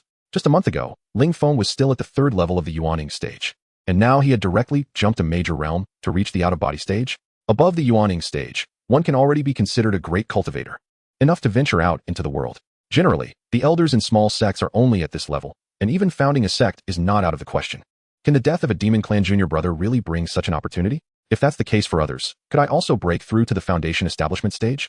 Facing Ouyang's doubtful gaze, Ling Feng smiled indifferently and said, Recently, due to some matters, I've come to understand a lot. This time I came here with a request. I hope Brother Ouyang can agree. Ouyang didn't know what Ling Feng was planning, so he said, There's no need for such formalities between us brothers. Just tell me what you need, and if I can do it, I will. However, you know that ancestor Yuan is from the demon clan, and my 3rd brother definitely has a deep-seated grudge against that demon's remnants. Ling Feng shook his head and replied, A demon clan infiltrator? If the Holy Sun wants to kill him, then let him. I don't see anything wrong with that. I'm here to ask the Holy Sun to take me along to contemplate the Qingyun treasure. Wanting to go with my 3rd brother to contemplate the Qingyun treasure? Moreover, Ling Feng spoke about Chen Chongqing shooting down ancestor Yuan as if it were as trivial as killing a dog, completely different from the sentimental Ling Feng from before. Ouyang felt that the Ling Feng before him had become so unfamiliar. Could it be that he was driven mad by the shock? Old Ling, are you alright? Ouyang asked tentatively. Ling Feng replied without hesitation, Brother Ouyang, I just want to contemplate the Qingyun treasure. I have also consulted with my master. After all, I have already broken through to the out-of-body stage. According to sect rules, it's time for me to descend the mountain. So I want to see if I can gain some insights before I do. That's not what I meant. I meant, since you want to contemplate the Qingyun treasure, you must have prepared some conditions for exchange, right? Ouyang asked without pursuing further.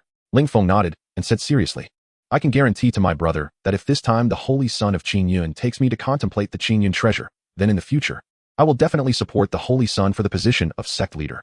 Chapter 52. Born to know after all, the Qingyun treasure was obtained by Chen Chongqing. So Ouyang did not make the decision himself, but instead called Chen Chongqing out. Chen Chongqing had no objections. He still respected this senior brother from his past life, who had a tragic backstory. In the future, Ancestor Yuan would personally kill the Ling Feng before him, but now that Ancestor Yuan was already dead, he had indirectly altered Ling Feng's fate. In his memories, Ling Feng had always been very loyal and righteous. Since he had killed his junior brother, Chen Chongqing felt he should make some compensation. Brother Ling Feng, I have no objections to contemplating the Qingyun treasure together, Chen Chongqing said earnestly. Ling Feng cupped his hands in salute to Chen Chongqing, feeling equally surprised. He did have some impression of this seemingly unremarkable Chen Chongqing from his previous life, but his aptitude was even worse than his own. Why was he able to achieve such a level now? A variable? Chen Chongqing and Ling Feng went to Qingyun Peak together, where the sect leader was already waiting for them. This Ling Feng feels changed, giving me an uncomfortable illusion, Bai Feiyu said as he landed in front of Ouyang with a frown. Ouyang looked at the two departing figures and said thoughtfully, people will always change, who knows? Lung Qingsong stopped hammering and looked at Ouyang, asking, "Kill him? Hurry and fix your roof." Ouyang rolled his eyes, thinking that the second brother should change his violent tendencies. The overall ecology of the small peak remained quite peaceful. Having a holy son from the Qingyun sacred land was not a big deal compared to killing a chicken in the kitchen. That night, just as Ouyang was about to sleep, his waste token suddenly lit up. Ouyang took a glance and casually threw the waste token out of the house, preparing to sleep. Who knew that the waste token would suddenly light up crazily, like the dazzling lights in a bar? What the hell? Why are you looking for me at night? Ouyang sat up, furious. Although he complained, he still got dressed and went outside. As soon as he stepped out, he saw the ethereal Dong Zuzi standing in the courtyard, holding a whisk and smiling. "Old man, why are you looking for me in the middle of the night?" Ouyang asked irritably. "With such beautiful moonlight. I suddenly got in the mood to find my family for a few drinks," Dong Zuzi said, waving his whisk. And a wooden table with 2 cushions appeared in front of Ouyang. Ouyang looked at the old man, who sat down on the cushion, and said with a half-smile, "Isn't your family the one who just got his head chopped off by my junior brother?" The implication referred to Ancestor Yuan, who had been killed by Qin Chongqing. Dong Zuzi coughed lightly, sitting opposite Ouyang, and said in a low voice, "Did you all realize that Ancestor Yuan was from the demon clan?" Ouyang shook his head and replied, "No, only my third brother noticed. Maybe he had some encounter with him before coming up the mountain. Although he had picked up on it, it was through the system. Bai Feiyu, as an ancient sword immortal, hadn't figured out Ancestor Yuan's background, so Ouyang felt it wasn't appropriate to claim he had noticed something." Dong Zuzi stroked his beard in thought, and then slowly said, "It's just a demon clan member. It's not a big deal. In the past, I killed so many demon clan members that I could build a city wall with them." This kidling finally let go of his obsession because of this matter, which is unexpectedly a good thing. Speaking of Ling Feng's change, the old man felt a sense of comfort. Ouyang couldn't help but ask, "Old man, could it be that this old Ling is actually your biological son?" Dong Zuzi coughed awkwardly and waved his whisk, causing the table and cushions to rise on a cloud and float away. Seeing Dong Zuzi's reaction, Ouyang suddenly realized the big news. Holy crap. This old man is thousands of years old, while Ling Feng is only 25 or 26. Does that mean this old guy has a beautiful young woman in her 40s or 50s outside? "Kid, what do you think of your junior brothers and sisters?" Dong Zuzi quickly interrupted Ouyang's increasingly gossipy gaze and forcibly changed the subject. "What do I think? My junior brothers and sisters are all talented individuals, each with the potential to become a great emperor," Ouyang replied without holding back. The panel provided by the system showed that each of these rebellious disciples was more terrifying than the last, and Ouyang felt no sense of anything wrong saying this. Dong Zuzi nodded and said, "Although what you said sounds a bit arrogant, I have to admit that you are speaking the truth. So why are you asking about this?" Ouyang rolled his eyes, lazily poured himself a cup of wine from the jug on the table, and asked, "What do you want to know?" Dong Zuzi was not annoyed and cheerfully poured himself a cup as well, saying, "Do you want to hear my opinion?" Ouyang put down his wine cup, ready to listen. As this old fox had lived for thousands of years, and his insights and abilities were far beyond what he could compare to. Dong Zuzi extended his finger and drew a horizontal line on the table, looking at Ouyang with a strange light in his eyes, saying, "That by kid, Qin kid. And even you. The 3 of you are of the same kind. You are all born to know." Ouyang's mind immediately rang alarm bells. But his face remained calm as he asked, "Born to know? What does that mean?" Dong Zuzi laughed heartily and pointed at Ouyang, scolding, "You little brat, stop pretending. From the moment a person is born until they die, each age brings its own experiences. All knowledge and experience are accumulated over time. How could you be so cunning as an adult from a young age? Born knowing everything. From the moment of birth, one knows it all." Seeing that Ouyang did not respond, Dong Zuzi continued, "I have discussed the Tao with the young Bai, and at such a young age. The great Tao of swordsmanship is no longer sufficient for him. That Qin kid has a head full of secret techniques from various sects, which I don't know where he got them from. So I can conclude that the 3 of you are born knowing everything." Ouyang lowered his head and drank, thinking that Xiao Bai, as the reincarnation of an ancient sword immortal, and the third one being a reborn person, along with himself, a traverser. Indeed, all 3 of them came to this world with memories. In terms of hard conditions, what the old man said was not wrong. But what exactly does the old man mean by suddenly bringing up these matters? Ouyang thought of his little brother Lung Qingsong, Hu Tutu, and the newly accepted Xiao Feng, and raised his head to look at Dong Zuzi. Dong Zuzi nodded and said, "People like you who are born knowing everything have actually long understood the direction of your own Tao. But this will hinder those who are still searching for their own Tao. As your senior brother, I will be responsible for helping them find it." Ouyang replied lightly. Dong Zuzi shook his head and said, "Everyone has their own predestined fate. Everyone has their own path to walk, and there are some things you cannot help them with. For them, the small mountain peak is too small, and the Qingyun sect is too small. The outside world belongs to them." Chapter 53, Tonight. Immortals slay the moon and pluck the stars. Ouyang looked at the old man in front of him, somewhat dissatisfied, and said, "You came to find me late at night. Not to try to poach someone, right? Isn't the third one already being pushed to become some kind of saint by you?" Dong Zuzi shook his head and said, "My purpose in coming is not this. This time, my long-held doubts have finally been answered." Ouyang gestured for Dong Zuzi to continue.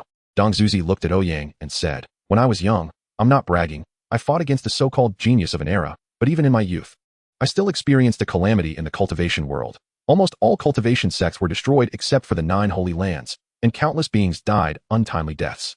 Do you mean that our era will also experience a calamity?"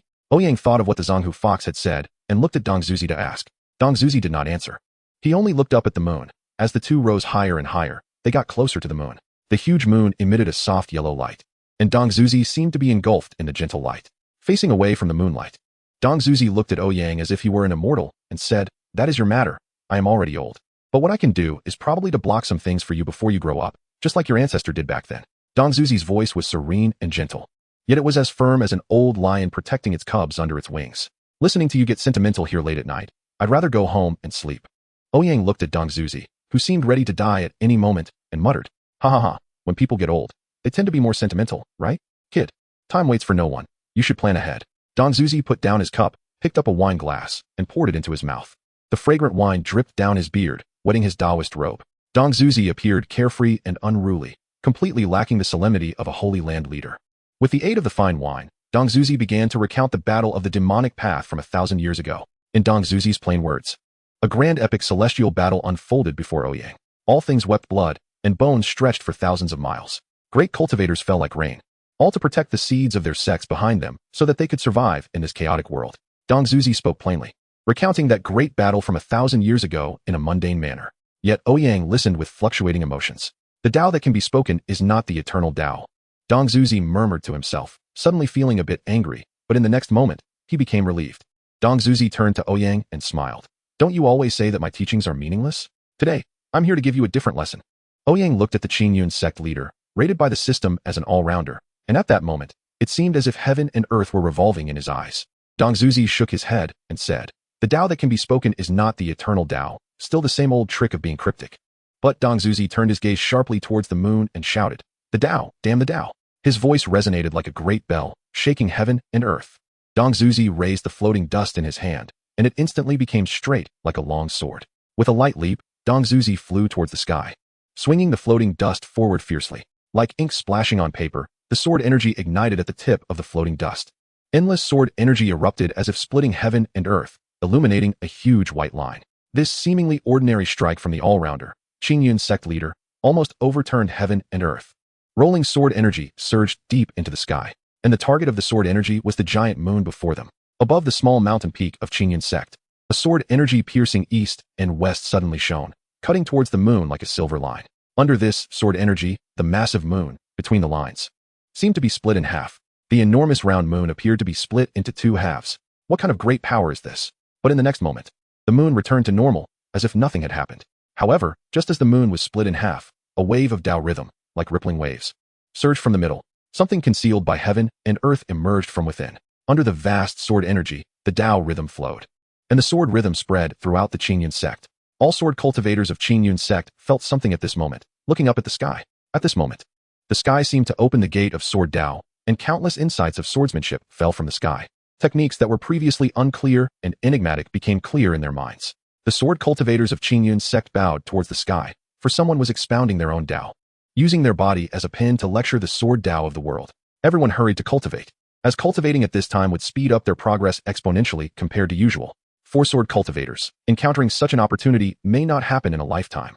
Bai Feiyu and Lung Qingsong opened their eyes simultaneously. Bai Feiyu, dressed in white, flew up to a branch, standing with his hands behind his back, gazing at the vast, smoke-like sword rhythms before him. Even as an ancient sword immortal, he couldn't help but be astonished. In this world, the cultivation of sword Tao has reached such heights, even not inferior to his past life. Moreover, he actually opened the true meaning of sword Tao concealed by heaven and earth with his own sword intent. The cultivators of this era are even crazier than the immortals who revered heaven and earth in ancient times. Lung Qingsong, dressed in black, stood holding his sword, looking at the countless sword rhythms in the sky. Although he understood that he was like an ant compared to the vast sword intent before him, his eyes were filled with fighting spirit. One day he too could be like this. No, even stronger than this. The two slightly bowed towards the sky. Tonight, a great sword cultivator used himself as a pen, connecting the gate of heaven and earth's sword Tao to lecture them on sword Tao, as a sign of respect for their teacher. Even if the two of them were to sharpen their sword intent with such vast sword rhythms, they would gain tremendous benefits. So it was only right for them to pay their respects. Dong Zuzi was also somewhat tired. He jumped onto a cushion, took another sip of wine, raised his hand, and pointed far into the sky. The direction of the finger is like a flickering star. The star fell from the sky and landed in Dong Shuzi's hand. Dong Shuzi waved the star at Ouyang, throwing it to him like tossing a stone. Ouyang carefully caught the star, but before he could clearly see what it was, it vanished from his hand. Dong Shuzi seemed to be drunk, lying on the mat and mumbling in a dreamlike state. Ouyang sat upright and bowed to Dong Shuzi. At this moment, Dong Shuzi was not the annoying old man he usually seemed, because tonight, there were immortals slashing the moon and picking stars.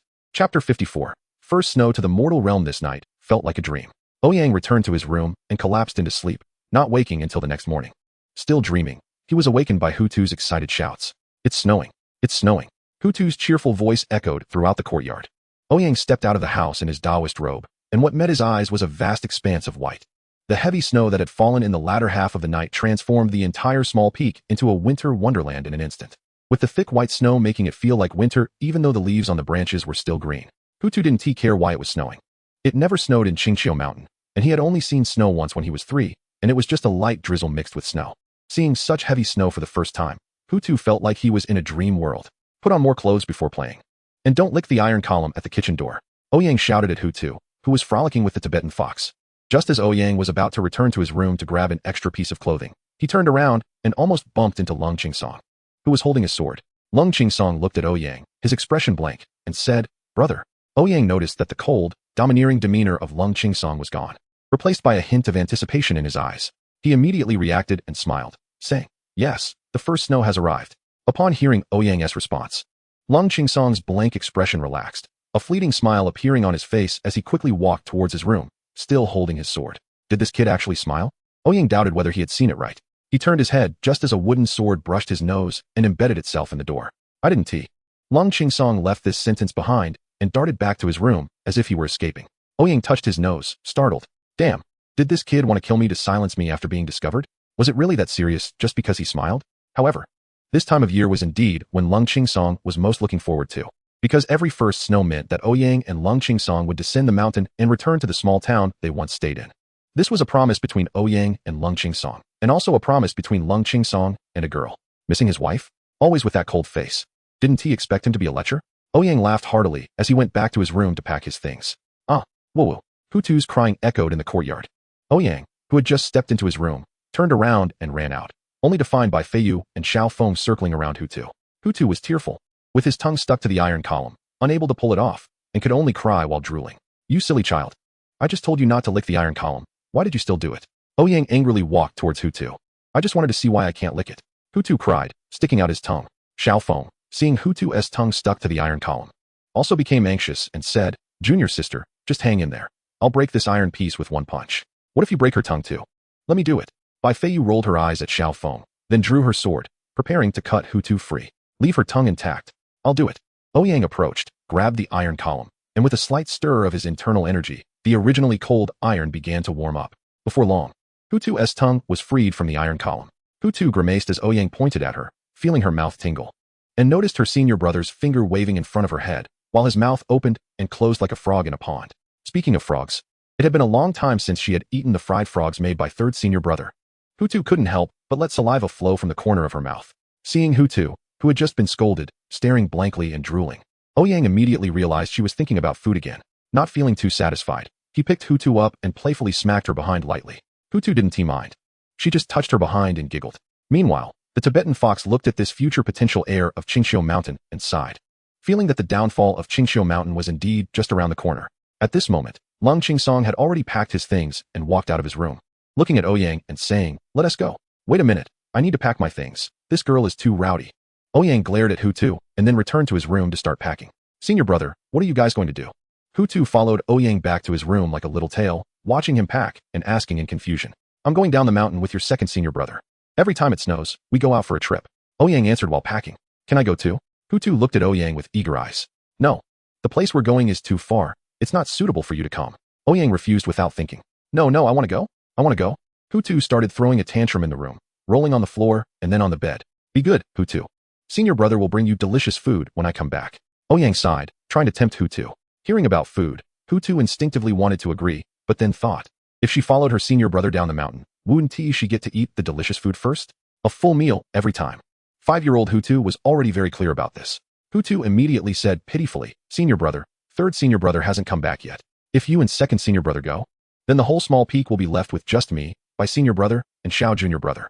Their cooking is so bad. By the time you come back, I might starve to death." Having reached the core formation stage, she had already stopped eating, yet she didn't understand why he insisted on eating on time every day. Ouyang rolled his eyes, still not planning to take Hutu, as the place he and Lung Qingsong were going was not suitable for cultivators. Seeing that Ouyang was resolute, Hutu turned around crying and ran out. When Ouyang finished packing and walked out, he saw Hutu holding Lung Qingsong's hand, carrying her little bundle, and looking smugly at Ouyang. Humph. Then she turned her head and sweetly rubbed her cheek against Lung Qingsong's hand, saying, "Second senior brother is the best. Unlike some senior brother." Humph. Ouyang looked at Lung Qingsong, who had a somewhat awkward expression but still nodded at Ouyang, saying, "It's fine. Forget it. Let us go."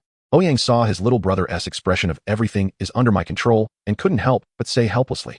Hutu cheered, broke free from her tool-like second senior brother's hand, jumped into Ouyang's arms, and smiled brightly at him, asking, "Where are we going, senior brother?" Ouyang looked into the distance with a hint of nostalgia and said, "Let's go to the mortal realm." Chapter 55. The mortal realm is not a good place. The mortal realm? Hutu's eyes widened, as if stars were twinkling in them. This world is vast, and those immortals who fly with swords cannot glimpse the entirety of it in their lifetime. Yet, in such an expansive world, the human race can be seen everywhere. Hundreds of millions of humans live in every corner of this world, building one powerful empire after another. Those ordinary people, compared to cultivators, have short lives. Yet they create civilizations that are incomparable to those of practitioners. In this world, there are very few who can cultivate. Most are ordinary people who live their entire lives without ever seeing a cultivator.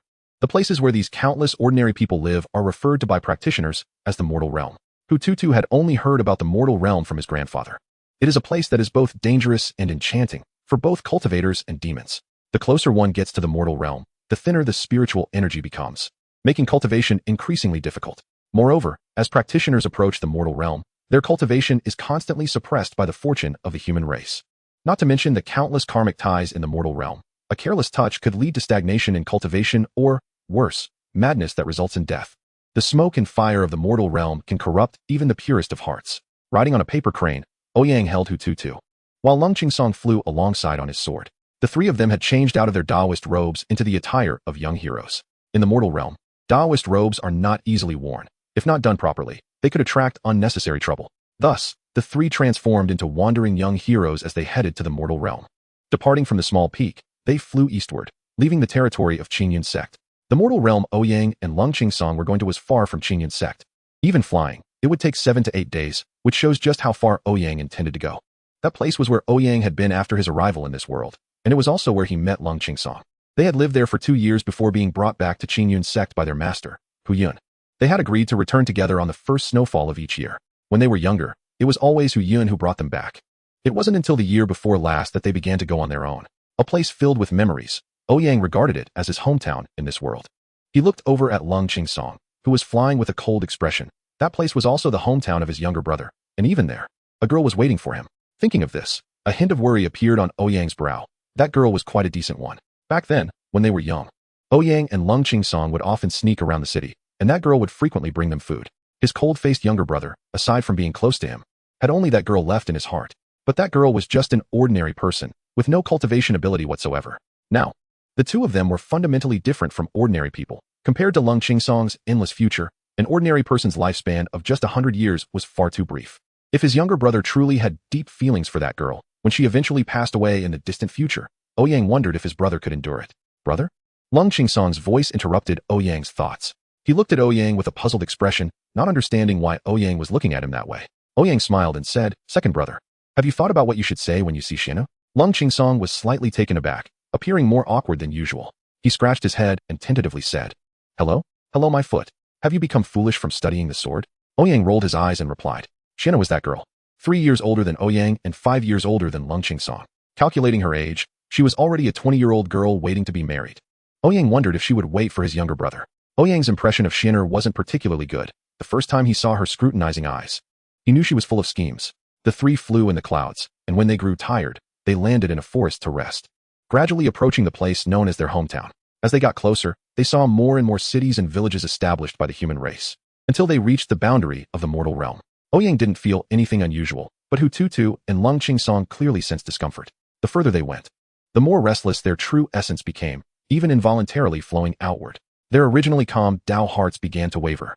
Big brother, Tutu feels a bit uncomfortable. The mortal realm is not fun at all. Hututu turned to Ouyang and pouted. Ouyang reached out and held Hututu's small hand, sending a stream of true essence to help her calm her inner energy, saying, the mortal realm is not a good place. It is a trial for practitioners' Dao hearts. The closer we get to the large cities established by humans, the more our cultivation is suppressed. My chief master once said that where humans gather, there is the fortune of the human race, which naturally protects all ordinary people who cannot cultivate. Therefore, the mortal realm is not a good place for practitioners and demon cultivators. Even evil beings tend to avoid living among humans unless absolutely necessary. Perhaps Ouyang's realm was too low to perceive the so-called suppression. Among ordinary humans, the Qi refining stage is already the pinnacle. The Qi refining stage is also known as innate among humans, and martial artists and cultivators spend their entire lives just to reach the 9th level of Qi refining. Although Ouyang was at the bottom of the realm in Qingyun sect, among ordinary humans, he would be enough to be a local big shot. The speed of the three slowed down, and Lung Qingsong's true essence was even insufficient for sword flight, with his core formation true essence suppressed to the foundation establishment stage. Although Hututu was using a magical paper crane, she still felt it was inadequate. The spiritual energy of this place was vastly inferior to that of Qingyun sect, and the amount of spiritual energy absorbed was far less than what they consumed. Seeing that the two were starting to struggle, Ouyang called out to them to land in a place without people. The three landed beside an official road, and Ouyang took out a recording stone, turning it around and looking at it, saying, follow this official road, and we can walk for 2 days to reach Maple Leaf City. Brother, how about we walk during the day and fly at night? Lung Qingsong asked somewhat reluctantly. 2 days felt a bit slow to him. Ouyang shook his head and said, try to see how long it takes to recover your true essence. Lung Qingsong sat cross-legged to adjust his breathing. After a while, he opened his eyes, sighed, and said, the spiritual energy here is just too thin, so they had to obediently follow Ouyang's arrangements. Thus, 2 young swordsmen dressed in fine clothes, accompanied by an exceptionally cute little girl, appeared on the official road, moving swiftly like phantoms. Chapter 56. Which direction is the Imperial City? Although the three had given up on flying with swords, they had another method. While flying consumed a lot of true essence, simply enhancing their steps required negligible amounts. Like the lightness of the world, the three of them jumped back and forth on the big trees by the official road, covering more than 10 meters in the blink of an eye. Ouyang carried Hututu on his back, while Lung Qingsong next to him was clearly not used to traveling on foot like this. He usually flew directly. Suddenly walking on foot left him a bit at a loss, but after a little adjustment, he managed to keep up behind Ouyang. As they jumped and moved between the trees, a sudden shout and clash of weapons came from ahead. Ouyang frowned, not wanting to get involved in such matters. It had already been mentioned that as cultivators, one should not easily intervene in the affairs of mortals, as it would bring no benefit to their cultivation. Before Ouyang could speak, Lung Qingsong had already rushed forward. After all, he was still young. When he encountered injustice, he drew his sword without considering the consequences. Before Ouyang could shout to stop him, Lung Qingsong had already drawn his sword and swooped down. Ouyang adjusted his grip on Hututu and followed, standing on a branch. Ouyang looked down. The two sides had been in a fierce battle for a long time, with many people lying on the ground, unsure of their fate. It was clear that one side consisted of masked bandits in coarse linen clothes, while the other side was composed of well-equipped guards in uniform training attire. Although the guards were well-armed and skilled, they were outnumbered, with only about 20 people, and had to divide their attention to protect several horse-drawn carriages behind them. In contrast, the bandits, a disorganized mob, wielded weapons that even included hoes and sickles, but they had the advantage in numbers, surging forward with loud shouts. Thus, the guards were quickly surrounded by the bandits, and the encirclement was constantly tightening, with casualties continually increasing. When Lung Qingsong landed from the tree with his sword drawn, the situation was finally turned around. Although his cultivation was suppressed, with a swordsmanship aptitude of 11 points, Lung Qingsong's skill with the sword had nothing to do with his level of cultivation. A silver dragon danced among the bandits, and wherever he went, chaos ensued. The bandits hadn't even realized what was happening before they fell to the ground, unable to rise again. Each dead bandit had a precise sword wound on their neck. An innate grandmaster. Get out of the way. A loud shout rang out from among the bandits, and they all retreated. A towering man, 2 meters tall and wielding dual axes, stepped forward, sneering at Lung Qingsong and saying, "You little brat, don't you know your own strength trying to be a hero?" Before he could finish his sentence, the man with the dual axes fell backward, lifeless. Never expecting that this young man's sword would be so fast that he hadn't even introduced himself before dying. Talk too much. Lung Qingsong flicked his sword and frowned at the fallen man. With the fall of their leader, chaos erupted among the bandits. The boss has been killed. What the hell? The boss just disappeared like that? You lack martial ethics. The boss hadn't even finished talking before you launched a sneak attack. Lung Qingsong glanced around and said coldly, "Get lost, or die." The bandits exchanged fearful glances. Their boss was a match for even the strongest swordsman in Maple Leaf City. and this suddenly appearing young man had killed him without even a confrontation. They, who were nothing more than lowly scum, would surely be slaughtered like pigs. Facing Lung Qingsong, hundreds of bandits suddenly felt their breath become heavy, as if standing before a vengeful ghost. Hundreds of bandits began to flee in all directions, leaving only a sea of corpses behind. After driving back the hundreds of bandits alone, Lung Qingsong was about to turn and leave when the guards around the carriage approached. A middle-aged man in armor cautiously stepped forward and clasped his hands, saying, "Thank you, young hero, for saving our lives. May I ask for your name? My family will surely reward you handsomely." Lung Qingsong merely glanced at the middle-aged man and said flatly, "Get out of the way." Saving people was merely a whim for Lung Qingsong, and he had no interest in the rewards the middle-aged man spoke of. Worldly matters held no use for him. The middle-aged man awkwardly lowered his hands and stepped aside to let Lung Qingsong pass. Just as Lung Qingsong was about to jump up into the trees, a young voice called out from behind, "Is that you, little cold brother?" Lung Qingsong stopped and looked back to see a young guard holding a knife standing uncertainly by the carriage. Upon recognizing Lung Qingsong, the young guard's face lit up with joy, and he ran over, excitedly saying, "It's really you, little cold brother. It's me, Wang Ming." Looking at the excited boy, memories of his youth flooded back to Lung Qingsong, and his expression softened. "Little cold brother, where's big brother Ouyang? Why did you come back alone?" Wang Ming asked eagerly. Suddenly, a small branch fell and hit Wang Ming on the head. He covered his head and looked up. Ouyang, carrying Hu Tutu, smiled down at Wang Ming and said, "Wang Xiaoming, you've managed to make a living after a year apart." Wang Ming was one of the group of little followers he had gathered in Maple Leaf City. "Big brother Ouyang," Wang Ming shouted excitedly upon seeing Ouyang, then burst into tears. Seeing Wang Ming crying, Ouyang also lost his smile, jumped down from the tree, and looked at the sobbing Wang Ming with a somewhat grave expression, saying, "What is going on? Big brother, why did you take so long to come back?" Wang Ming knelt on the ground, crying. Upon hearing this, Ouyang finally understood what had happened. He grabbed Wang Ming by the collar and lifted him up, his voice impatient. "Stop crying, just tell me." Wang Ming sniffled and said, Everyone has been captured by the officials, and only I managed to escape. Sister Xian and the others have been taken to the Imperial City." A sharp sword intent suddenly erupted from Lung Qingsong, filled with killing intent. The guards, who had relaxed, immediately tensed and gripped their weapons again, looking at Lung Qingsong. Ouyang, who usually appeared carefree, now wore a dark expression, glancing at the middle-aged man beside him and tilting his head to ask, "Which direction is the Imperial City?" "Young hero, what happened in Maple Leaf City is not as you think," the middle-aged man hurriedly explained. Bang! The middle-aged man was sent flying, crashing into a large tree and losing consciousness. Ouyang looked at the guards, who had once again gripped their weapons, and said flatly, "Now, someone else answer me." Chapter 57. Is our second brother a prince? Ouyang muttered about not getting involved in karma, yet he didn't expect that upon arriving in the mortal realm, he would also be deeply entangled in it. However, karma, while unnecessary to provoke, was also nothing to fear. At least Ouyang, who was at the 9th level of Qi training, wasn't afraid. Would it affect his cultivation? Laughable, it wouldn't affect him at all. Standing there with a calm demeanor, Ouyang made all the guards feel tense, as they sensed a greater pressure from him than from the hundreds of bandits. It seemed as if the young man before them could wipe them out with a mere gesture. Ouyang took a step forward, causing the guards to retreat in fear, with some even unable to steady their weapons. "Is it permissible for an immortal to come to the mortal realm and bully us mere mortals?" An elderly voice came from the carriage. An old man dressed in a yellow-gray robe walked out with the support of a young man, his sharp gaze fixed on Ouyang. The old man surprisingly recognized that he was a cultivator, yet he still dared to stand there and preach with brazen confidence. Ouyang sneered, raised his hand, and was about to teach this arrogant old man a lesson. However, Wang Ming hurried over and stood in front of the old man, saying, "Boss Ouyang, Lord Xie is going to the capital to help us. I am Xie Chongyang, the Lord of Maple Leaf City." The old man cupped his hands toward Ouyang. The young man supporting the old man wore a scholar's robe and curiously looked at the two of them. He had only heard of so-called immortals from storytellers and books, so naturally, he was a bit curious for the first time. Ouyang did not introduce himself, but looked at the old man with an indifferent expression and said lightly, "The Lord of Maple Leaf City? What did my master agree with you?" The old man forced a smile and said hoarsely, "The immortal guarantees that my Maple Leaf City will have favorable weather, and in exchange, the city guarantees their safety. So, after more than a decade of favorable weather in Maple Leaf City, do you think it's due to your own virtue?" Ouyang stepped forward, and the pressure of a cultivator surged toward the old man. The already frail body trembled slightly in the face of such violent spiritual energy, nearly causing him to sit down on the ground. The young man beside the old man glared coldly at Ouyang and said loudly, "A gentleman does not speak of strange things." A stream of milky white righteous energy instantly stood between him and Ouyang, blocking the violent spiritual energy. Ouyang glanced at the young man beside the old man, who appeared to be around 20 years old, yet he had cultivated a righteous energy that even some great scholars lacked. Ouyang's system did not detect any attribute panel for the young man. indicating that even if he had cultivated some righteous energy, to a cultivator, it was merely outstanding among mortals, easily crushable like a larger ant.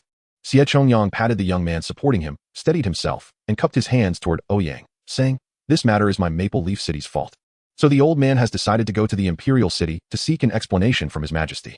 Upon hearing Xie Chongyang's words, Ouyang's attitude softened slightly as he frowned and looked at Xie Chongyang, asking, "What exactly happened?" Xie Chongyang glanced at the cold Qing song beside Ouyang, raised his hand, and pointed toward the carriage, saying, "There are some matters that I would like to discuss with the immortal in the carriage," as if there were some great hidden truth. Ouyang glanced at Cold Qing Song. Cold Qing Song, holding his sword with both hands, could no longer suppress his urge to kill, with sword intent ready to burst forth at any moment. Ouyang patted Cold Qing Song, signaling him to calm down a bit, then waved his hand at the tree. And Hu Tu jumped down from the tree, hiding behind Ouyang, cautiously peeking at the people in front of them. Are these the people Grandpa mentioned, the mortals? They seem so weak, but there is a breath that makes me uncomfortable, especially that young man in the scholar's robe, who emits an aura that makes me feel very uneasy. For demons, the unique righteous energy of humans has a natural suppression effect. The few of them got into the carriage, and after a moment of hesitation, Xie Chongyang looked at Cold Qing Song and said to Ouyang, "I wonder how old the two immortals are." Ouyang frowned, unsure of what kind of scheme the old man was hiding, but still replied, "I am 17, he is 15. I am 5.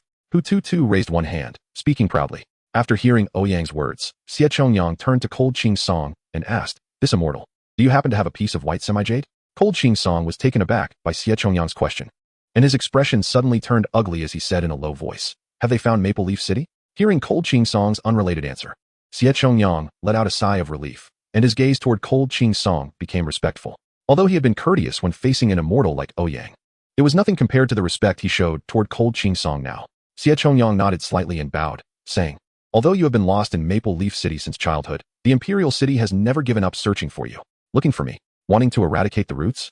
Cold Qing Song sneered and asked. Xie Chongyang took out a piece of white semi-jade and said, "His Majesty is already very old, and having no sons. He now only wishes to see you." "Ha ha ha, no sons? When he killed so many of his own sons, why didn't he think about having no sons now?" Cold Qing Song laughed heartily, then turned serious and shook his head at Xie Chongyang in refusal. Ouyang, on the side, was stunned. His little brother, who had followed him since he was 3 years old and whom he had picked up in Maple Leaf City, was actually a prince of a nation, and it seemed he was the last surviving heir. If nothing unexpected happened, once the current old emperor passed away, his little brother would be the legitimate heir to the throne. Why cultivate immortality when he could come back and be emperor? Wouldn't that be delightful? However, the attraction of the throne in this world was far less than that of cultivation. Even if one became the most noble emperor in the mortal realm, their lifespan would ultimately be limited to 100 years, which paled in comparison to the free and unrestrained cultivators. Inside the carriage, the little brother seemed to fall into silence. Many things had become blurred in his mind. At that time, he was only 3 years old, and after his parents were killed in rebellion, he ended up in Maple Leaf City and met his elder brother. From being at the top to living on the streets. If not for his elder brother helping him make a living in Maple Leaf City, he might have died in the first snow of that year.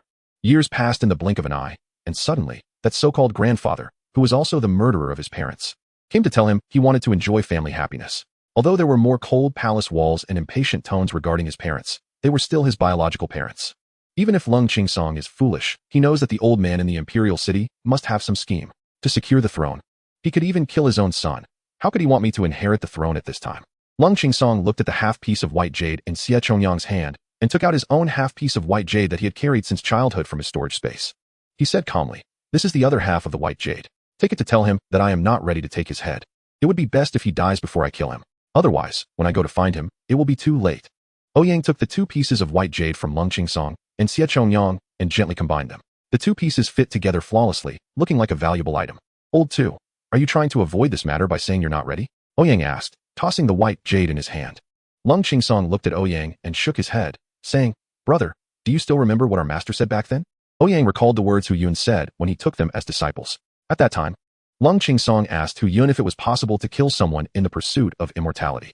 Hu Yun looked at Lung Qingsong's cold eyes and sighed. The mortal world is not a good place for cultivators. The path of cultivation emphasizes non-action and not interfering with karma. The higher one's status in the mortal world, the greater the karma. If one provokes such a person, the heavenly punishment may come at any time. Even those in the tribulation period must be careful. Ouyang disdainfully said, "That old man just scares you with such words. Let me ask you, do you want to be emperor?" Lung Qingsong shook his head and said, "I have no interest in that position at all. I only want to pursue my own path." "That's settled then," Ouyang said, looking at Xie Chongyang and the young man beside him in the carriage with a half-smile. "Old man, you seem to have some dignity. I have a big business proposal. I wonder if you would be interested?" Xie Chongyang was somewhat wary of Ouyang, who had stirred up quite a storm in Fengye City at the age of 5. Ouyang had already gathered half of the orphans in Fengye City at that age, commanding respect from those aged from 6 to 7 to over 10. A mere 5-year-old child could not have achieved this, let alone Ouyang, who had entered the immortal realm and become an immortal. Xie Chongyang said solemnly, "I wonder what the immortal's instructions are. Please give your orders." Ouyang tossed the white jade in his hand and, with a half-smile, looked at the young man beside Xie Chongyang and said, "The emperor takes turns. This year it's your turn. I see your boy has the aura of an emperor. I wonder if you have any thoughts about being emperor?" "Shut up. Serving the king and being loyal is a matter of loyalty. How could my Xie family of Fengye City engage in rebellion?" Before Xie Chongyang could speak, the young man kneeling beside him reprimanded sharply. "I thought a scholar who could read the righteous spirit would have some ability. Turns out he is just a petty Confucian." Ouyang sighed as he looked at the young man. "New knowledge. Be quiet." Xie Chongyang looked at Ouyang, his gaze becoming somewhat strange. He casually glanced at Lung Qingsong and said, "If the immortal just wants to see if my Xie family is loyal, there's no need. My Xie family has lived in Fengye City for 100 years, never interfering in court affairs."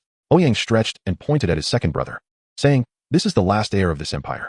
He does not want to inherit the throne. If the old man in the imperial city accidentally dies, then this country will face greater turmoil.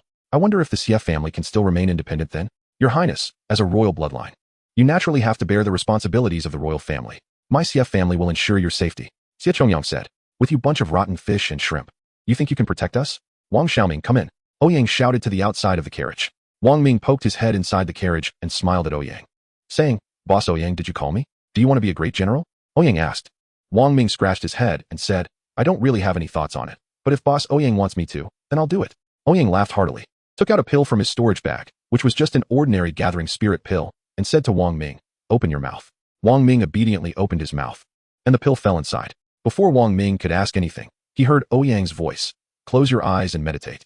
Wang Ming immediately sat cross-legged and began to practice according to his usual inner cultivation method.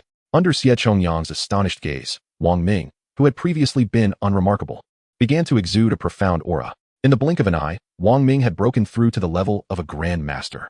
Ouyang took out a bottle of pills and waved it in front of Xie Chongyang, saying, "This is 100 pills, and also 100 of the grand masters you speak of.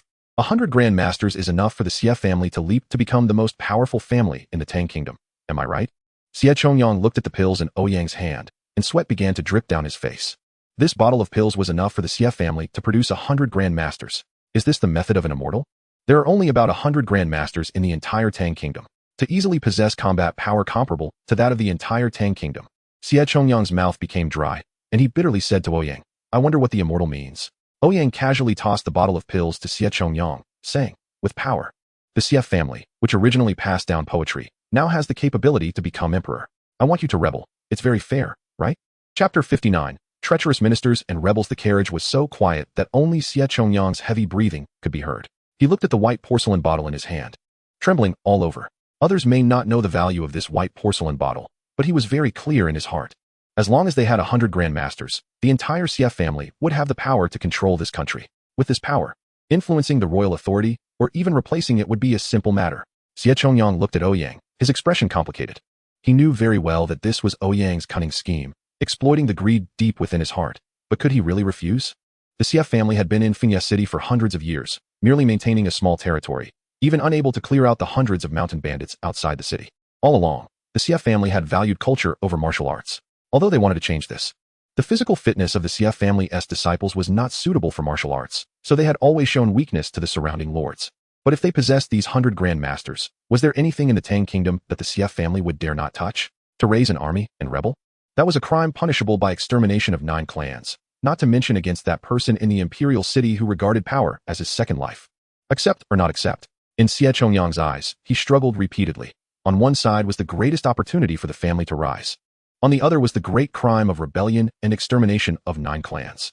Xie Chongyang gritted his teeth and tightly held the white porcelain bottle, saying, "Is the immortal testing my Xie family's loyalty by speaking of rebellion before the throne? Rest assured, my Xie family will follow your lead."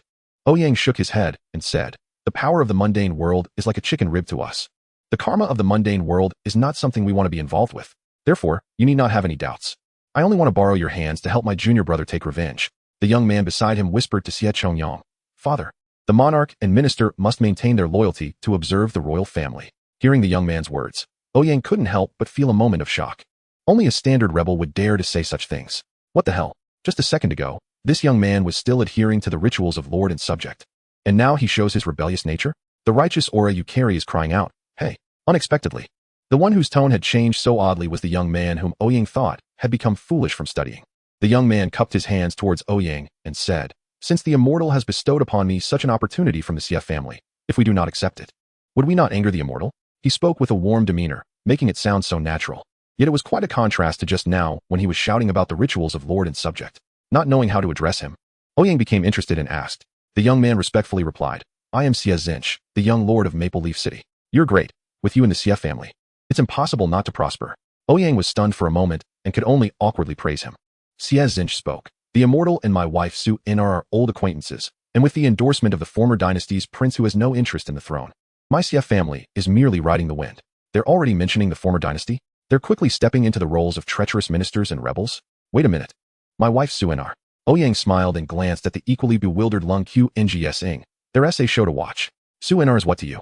Even the usually indifferent Lung Qngs Ing couldn't help but ask. This year, I have betrothed myself to Su In are. We are already husband and wife. The two immortals are seeking the way of the immortal, so naturally, we mortals cannot inform you. I hope for your understanding. The young man sincerely said. Oh no. Oh no. My second son is the destined chosen one. First, their kingdom is about to be taken by this young man before him. And now his first love is going to be stolen too. Are they trying to take advantage of my second son? Ouyang's eyes twitched as he looked at his bewildered second son, covering his face, unsure of what to say. Lung Qngs Ing sat down on the carriage, feeling a breath of frustration in his chest, not knowing what to say. Xie Zinch, however, stood up with a look of having everything figured out and said, my Maple Leaf City has abundant grain supplies, but lacks military strength. Now that we have an additional 108 grandmasters, we have made up for our biggest shortcoming. We will join forces with the 21 cities in the Great Tang, directing our troops straight at the Imperial City. Damn, this kid has had rebellious thoughts for a long time, hasn't he? I just threw out a condition. And he has already planned out the path of rebellion. How did he cultivate this righteous aura? Unable to bear the other S incessant chatter, Lung Qngs Ing directly flew out of the carriage, sword in hand. Ouyang held the piece of white jade pendant, looking at the excited Xie Zinch. And after a moment of silence, said, how you rebel is your business. I only have one condition. After you conquer the Imperial City, I want that person alive. The immortal's request cannot be refused. Xie Zinch bent down and replied.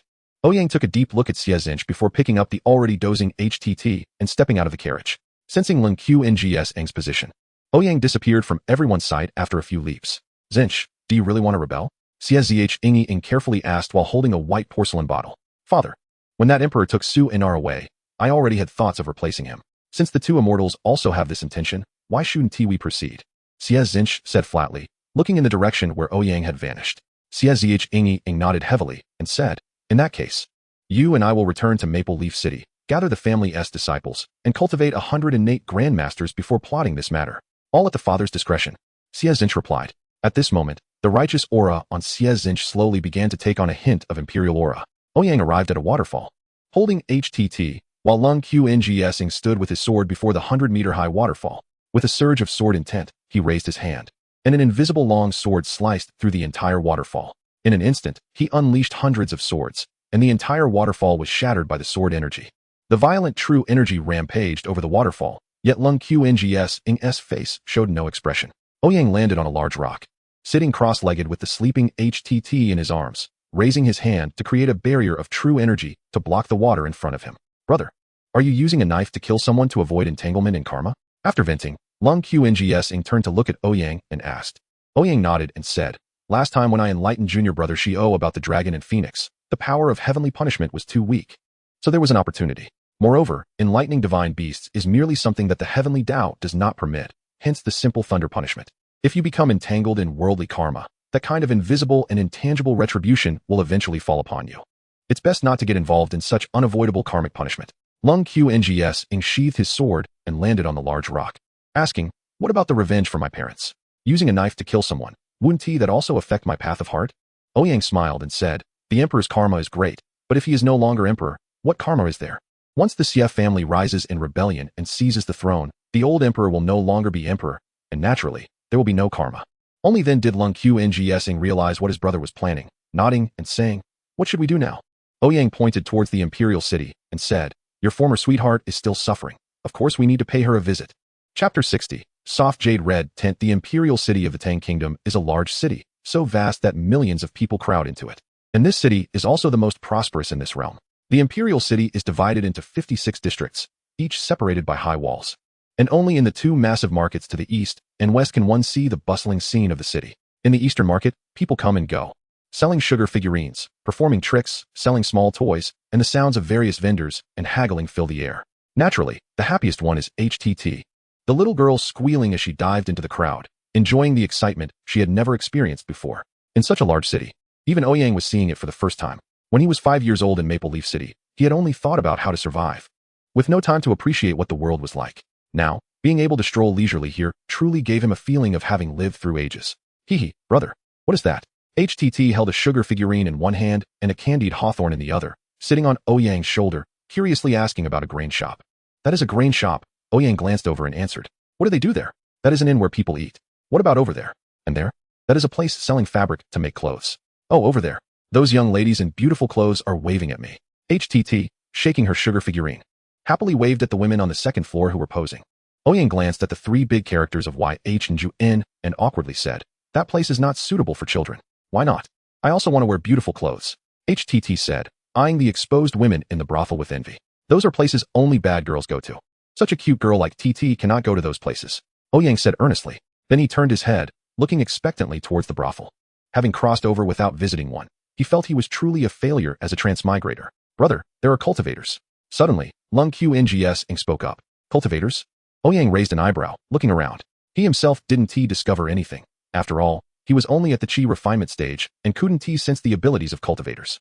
It's really unfortunate. His own talent wasn't great, and he only knew some of the most basic 5 elements techniques. His second brother had exceptional talent, but looked down on learning anything outside of the sword path. As a result, although the two of them had arrived at the imperial city, they couldn't find Xian and the others who had been brought there by the old emperor. If the third brother or Xiaobai were here, it definitely wouldn't be so troublesome. These two were capable of doing a lot of things. Ouyang looked around and didn't feel threatened anywhere, then asked Lung Qingsong, "Is their strength very strong?" "Very strong," Lung Qingsong honestly replied.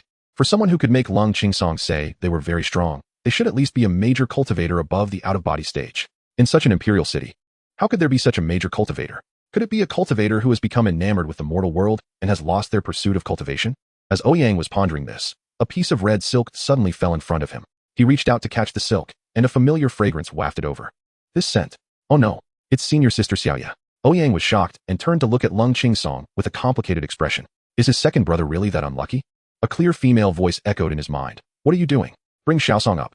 Ouyang, who was about to turn and run, awkwardly turned back and looked at the E-Home building in front of him, feeling a bit embarrassed as he said to Lung Qingsong, "Second brother, have you ever been to a brothel?" Lung Qingsong shook his head, not knowing what Ouyang meant by brothel, especially since he was feeling somewhat troubled due to Xian getting married. Ouyang's shoulder was immediately excited as Hutu said, "I've never been to a brothel either. I want to go to a brothel." The innocent voice drew glances from those around. And when they saw 2 boys around 17 or 18 and a 5-year-old girl loudly discussing going to a brothel, their gazes turned somewhat lewd, wondering which young master was so shameless. Ouyang gritted his teeth and led Hutu and Lung Qingsong toward the E-Home building. As soon as they entered the door, a strange fragrance hit them, and the red decor made this place a paradise of indulgence. Dozens of young ladies in revealing outfits were posing for the three. This made Lung Qingsong, who had always been somewhat naive about matters between men and women, blush instantly, and he looked at Ouyang stammering, "Brother, what are we doing here? We're going to meet an acquaintance in a bit. I guarantee you'll be surprised." Ouyang carefully instructed, "What kind of acquaintance would be in a place like this?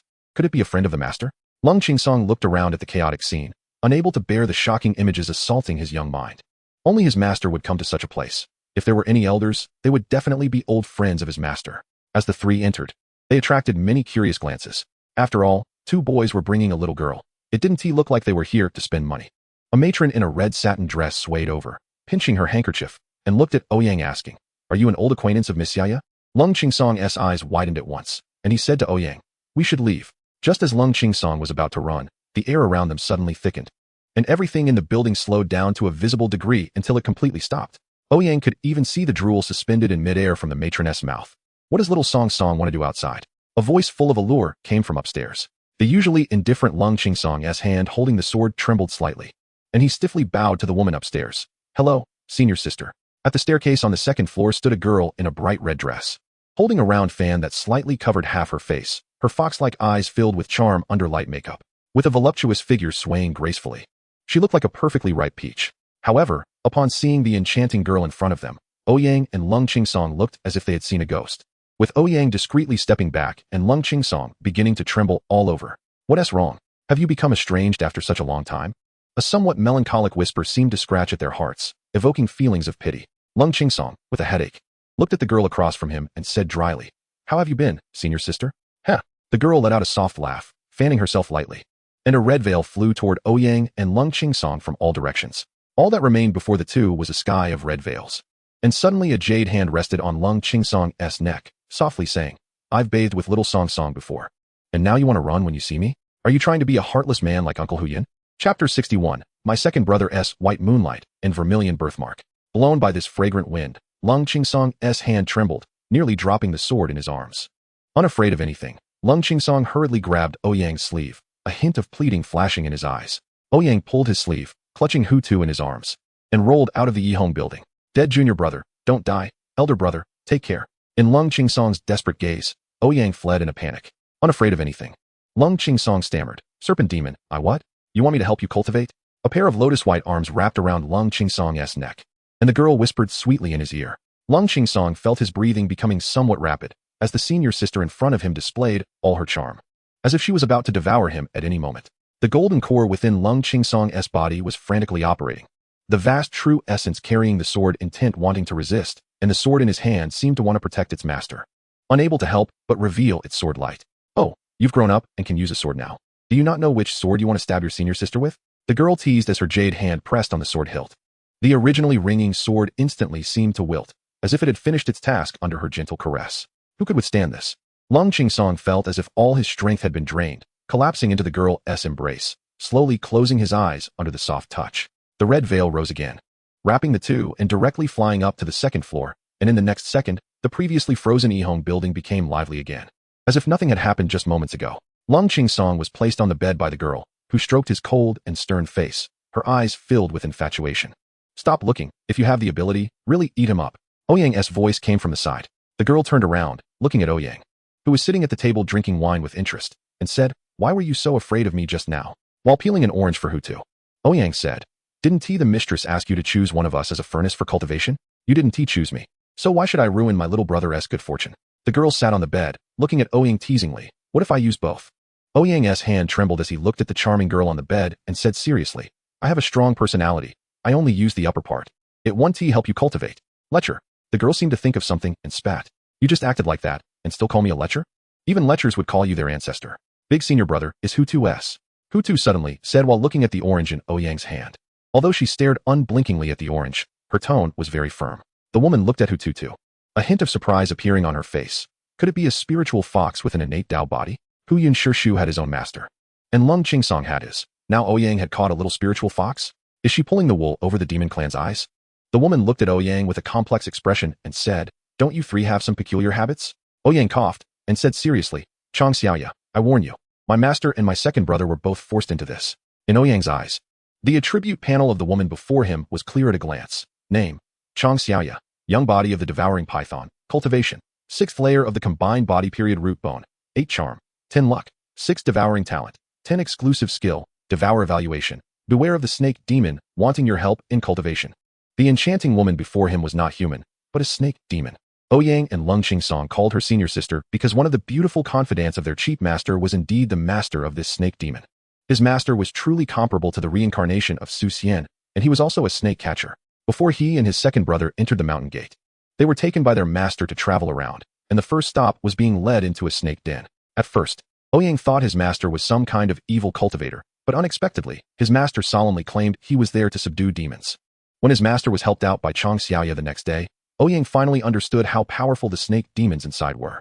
Chang Xiaoya, in a victorious posture, said to Ouyang and Lung Qingsong, "Your master bet with my master yesterday, and one of you two was lost to me as a husband. Such good fortune?" Looking at the voluptuous Chang Xiaoya, the young Ouyang immediately decided to take on the responsibility of the eldest brother, reclaiming the glory of the snake-catching master. "It was our duty." When he asked her age, Chang Xiaoya was already 2,000 years old, and Ouyang, who had been pounding his chest, immediately wilted. A 2,000-year-old snake demon. How fierce could she be? Wouldn't it be easy to squeeze him dry? Ouyang pushed Lung Qingsong out, thinking that his second brother, a son of the world, had nothing to fear from a mere 2,000-year-old snake demon. After Lung Qingsong was dragged into the snake den, the usually uncrying Lung Qingsong came out that night with red eyes. Ouyang was shocked, thinking that the 3-year-old Lung Qingsong had met with misfortune. But before Ouyang could ask, Chang Xiaoya came out holding Lung Qingsong's changed clothes, satisfied, and said, "I've checked, and it's good. Hu Yin Shu didn't lie. He really is a good furnace." Ouyang quietly asked how she checked. "We took a bath together. What can a 3-year-old child do?" Chang Xiaoya rolled her eyes and said, "Just a bath." Ouyang looked at the bullied Lung Qingsong and lost his interest in watching the show. But from then on, whenever Lung Qingsong faced Chang Xiaoya, it was like a mouse seeing a cat. And Chang Xiaoya, always taking advantage of her cultivation at the combined body period, teased the two brothers daily like a cat playing with a mouse. Pulling his thoughts back, Ouyang looked at Chang Xiaoya and asked, "Senior sister, how come you are also in the human world?" Chang Xiaoya looked at Ouyang curiously and replied, "Didn't your master say?" "What nonsense did that old rascal say?" Ouyang asked irritably. "Hu Yin Shu said you two need to sever the ties of the mortal world, so he asked me to come help watch over you." Chang Xiaoya answered, "Sever the ties of the mortal world? Again with the ties? What has that old man calculated?" Ouyang thought of his old and unrestrained master. Considering Chang Xiaoya's words, he suddenly felt that this outing seemed to be of great significance to him and his second brother. Suddenly, Ouyang realized all the connections and understood that this was entirely a scheme set up by his cheap master. Ouyang raised his head and looked at Chang Xiaoya with a half-smile, saying, "Senior sister, there is something I'm not sure if I should say or not." Chang Xiaoya looked at Ouyang, who had a mischievous smile, and cautiously asked, "What do you want to say?" Even Chang Xiaoya, who had lived for 2,000 years, did not dare to let her guard down against Ouyang, not knowing when she would fall into his trap. "Do you know why we returned to the imperial city?" Ouyang cleared his throat and asked. Chang Xiaoya shook her head. She was just entrusted by Hu Yun and did not know why she had to come. Ouyang pointed at Lung Qingsong, who was lying on the bed, and smiled. "My second brother's white moonlight has been captured, and we specifically came to rescue her." Chapter 62. People in the Mountains. Only then cultivate immortality. After Chang Xiaoya mentioned his master, Ouyang had already guessed what his old man was planning. This matter must have been set up by his master, intending for him and Lung Qingsong to sever their ties with the mundane world. Cultivators step outside the 3 realms, not within the 5 elements, and the most taboo is the pollution of worldly ties that could taint their pure Tao heart. Therefore, his master used this method to help the two of them step out of the ties of the mundane world. After all, both he and Lung Qingsong came from the human world and should leave from there. When it comes to ties, they should be severed by their own hands to stabilize their Tao heart. However, when did his master start planning this? It must have been when his second brother first made an agreement with the master about returning to the human world during the first snowfall, then going to the snake den to feed the snakes to plan for his second brother to have a vermilion mole. Although his master was somewhat erratic, he always handled matters flawlessly. Remembering the attribute panel he saw when he first met his master, Ouyang felt that his master must have his own reasoning.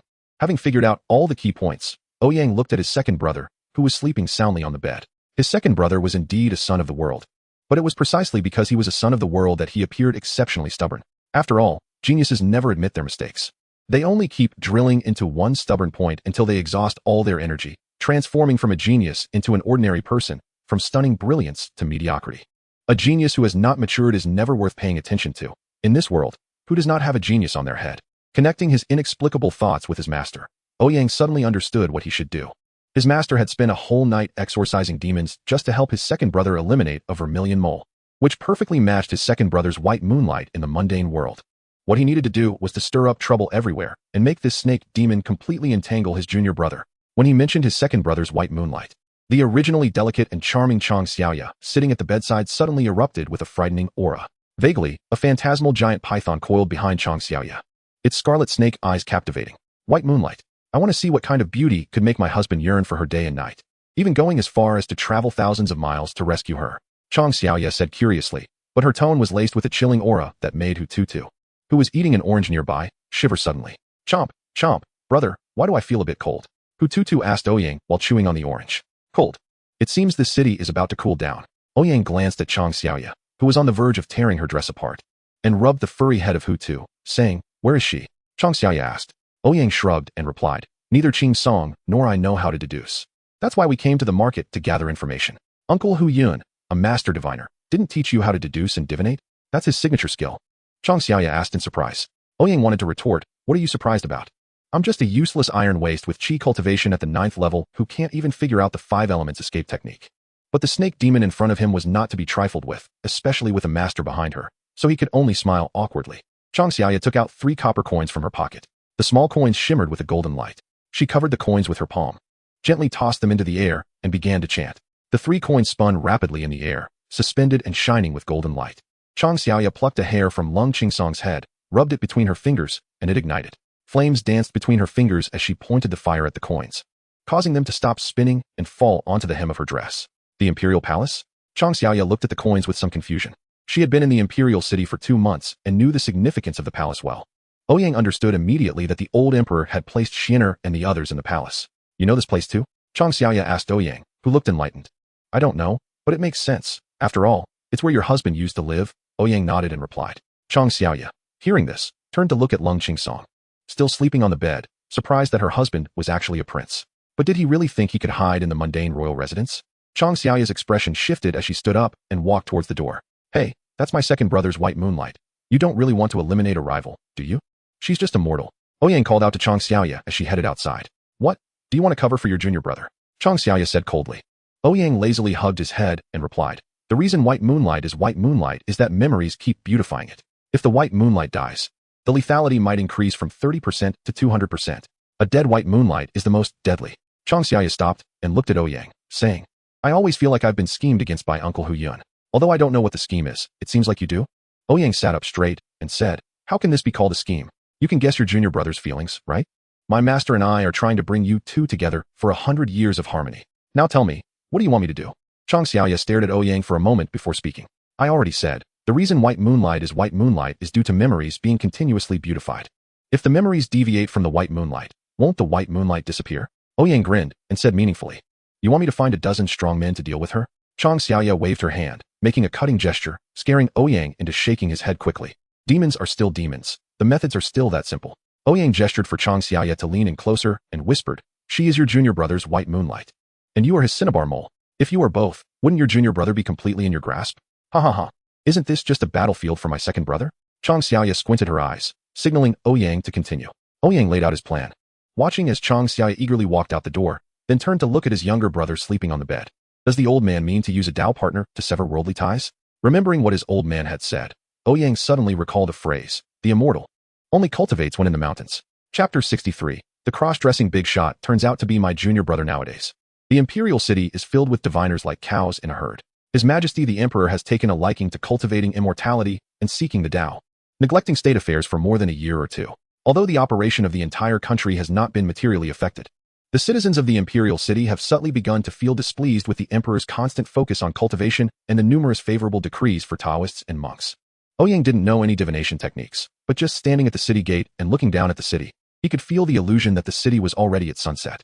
The sound of chanting and fragrant mist swirled in the city, making it seem like the entire city was filled with believers of the Tao and Buddha. Mortals cannot cultivate, and even the Emperor, who holds the highest position, cannot. The spiritual energy of heaven and earth here has been washed away by the mundane smoke and fire to the point of being undetectable. Chang Xiaoya also reminded herself that even though she was a high-level cultivator in the integration stage, her cultivation was suppressed to barely the foundation establishment level in this city of millions. It is easy to imagine that for cultivators, the mundane world is not a good place, even to the extent that cultivators avoid such places. Ouyang looked at the most magnificent palace in the center of the Imperial City, where the old emperor lived and where his master had arranged a heart-searching scheme for his younger brother. The Tao that can be spoken is not the eternal Tao. Ouyang suddenly recalled a phrase that Dong Shuzi often said. These ancient beings who have lived for thousands of years can casually lay out a scheme that lasts over a decade, which is truly terrifying. Ouyang sighed, took out the book Introduction to the Basics of the 5 Elements Escape Technique, and carefully flipped through it. After muttering it several times, he closed the book, forgetting most of it, and had to flip through it again. While his memory was still fresh, Ouyang tucked the book into his pocket, mumbling, Heaven of boundless extremes. Come forth. In the end, Ouyang gave up on chanting and only remembered the flow of true energy. He shouted randomly, clapped his hands, and true energy surged out of his body. The originally starry night sky was slowly covered by dark clouds, and heavy snow fell suddenly. In just a few minutes, the entire Imperial City was shrouded in snow. Amidst the swirling snow, Ouyang looked towards the Eastern Market, where a grand performance was underway. Although it should have been a curfew, the Eastern Market of the Imperial City was bustling. A massive flower boat appeared in the streets of the Eastern Market. It was winter, but the flowers on the boat looked vividly fresh, as if just picked. On the flower boat, countless dancers dressed in silk and satin swayed gracefully. Their simple movements could easily stimulate a surge of male hormones. Among the beautiful women on the flower boat, A woman wearing a gauze scarf sat like the moon amongst the stars. Dressed in a white gauze dress, she sat gracefully at the highest point of the flower boat. Her unadorned eyes filled with pure innocence. Like a lotus blooming among 100 red flowers, she exuded a serene and sacred aura. The heavy snow seemed reluctant to fall upon her, only swirling gracefully around her body. She is a fairy. Only a fairy can possess such beauty. When everyone saw the figure of the girl in white, they were all stunned, and then erupted into astonishing cheers. The flower boat slowly sailed down the street, occasionally tossing out sunflower seeds and peanuts, each toss igniting a scramble among the crowd. It seemed that if one could grab the tossed food, they could feel the lingering warmth of the delicate hand that had held it on the flower boat. I want to offer this sunflower seed. Don't grab. Don't take what's in my mouth. Buying sunflower seeds and peanuts at a high price, 1 coin per seed, compared to the chaos beneath the flower boat. The girl in white, sitting in the middle of the boat, had clear and naive eyes, appearing as if she were enjoying a peaceful time. Xiaosong, when we reach the palace gate, conceal your murderous aura. Acting in the mortal realm is no different from self-destructing for a cultivator, said Chang Xiaoya, dressed in red. Sitting beside her, the girl in white was actually Lung Qingsong, disguised as a girl, wearing a white dress, sitting motionless in the center of the flower boat. The golden core within him was sealed by Chang Xiaoya and his dantian, leaving him unable to muster any strength. Lung Qingsong glared, managing to squeeze out a few words. What do you want to do, Demonis? What do I want to do? Don't forget, we were originally promised as husband and wife. I want to see what the shameless woman who dares to bother my man looks like. Chang Xiaoya said angrily beside Lung Qingsong. She is already married. Lung Qingsong's words carried a hint of bitterness. As a young man, he still did not understand what it meant to like someone. This vague affection had yet to be pierced. So hearing that she was married only brought a twinge of sourness. Chang Xiaoya looked at Lung Qingsong, who had a faint sorrowful expression, and felt even more irritated. Is Bai Yueguang really that hard to deal with? Looking so heartbroken? Just as Chang Xiaoya was about to explode, she suddenly recalled what Ouyang Gang had said to her. A girl under 20, relying on the so-called connection with an immortal, can actively befriend the city lord and even win over the young city lord. What do you think she relies on? Just a high-end green tea.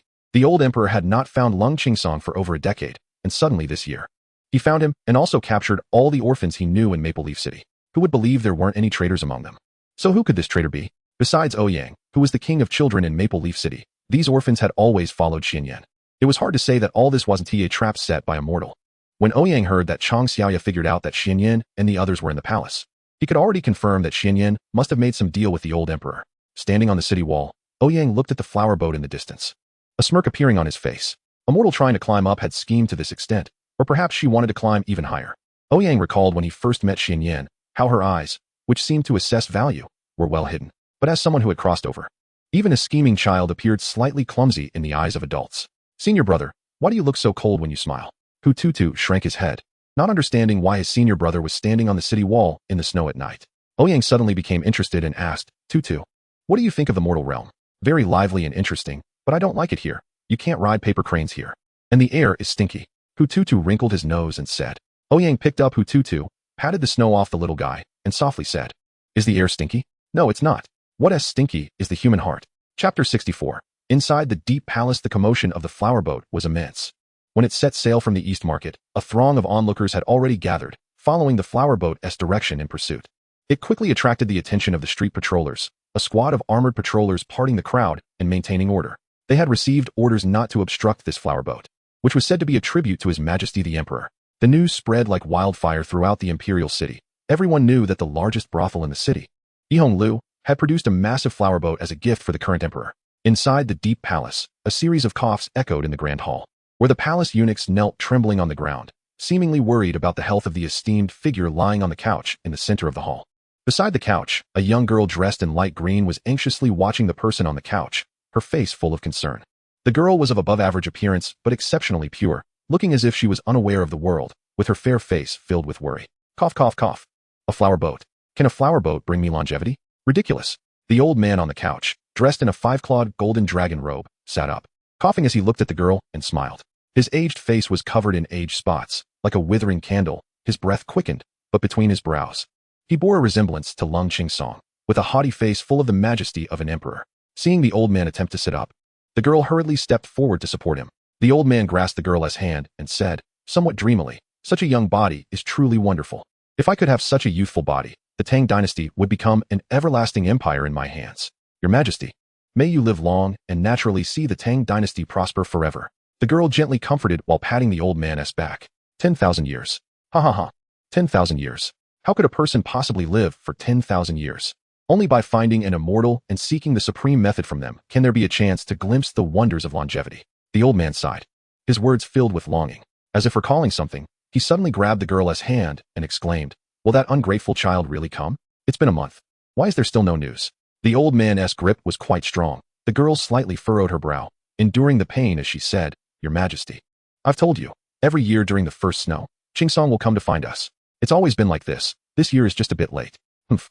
You better not be lying to me. Otherwise, you and those orphans will die." The old man released the girl's hand, then thought of something, and his gaze towards the girl softened. "Xinyan, as long as I can obtain the secret to longevity and the method of returning to youth, you will surely help me build an everlasting empire for the Tang dynasty." The old man looked at the girl tenderly, making a solemn promise. "Xinyan only wishes for your Majesty's health and longevity. That is already enough for me. I dare not ask for more," the girl said softly, her head lowered and her face reddening. The old man felt greatly comforted, but then looking at the girl's head full of black hair, he felt a sense of melancholy for heroes in their twilight years. "I was born when you were not. You were born when I was already old." If only he could be young for a few more decades, he would surely treat the girl before him well. It seemed ridiculous that, at his advanced age, he still felt a sense of love. Each time this feeling surged, seeing the girl at his twilight years made the old man's heart ache the most. The expression on the old man's face turned sinister. He must obtain the secret to longevity. There must be a way in this world for him to live forever.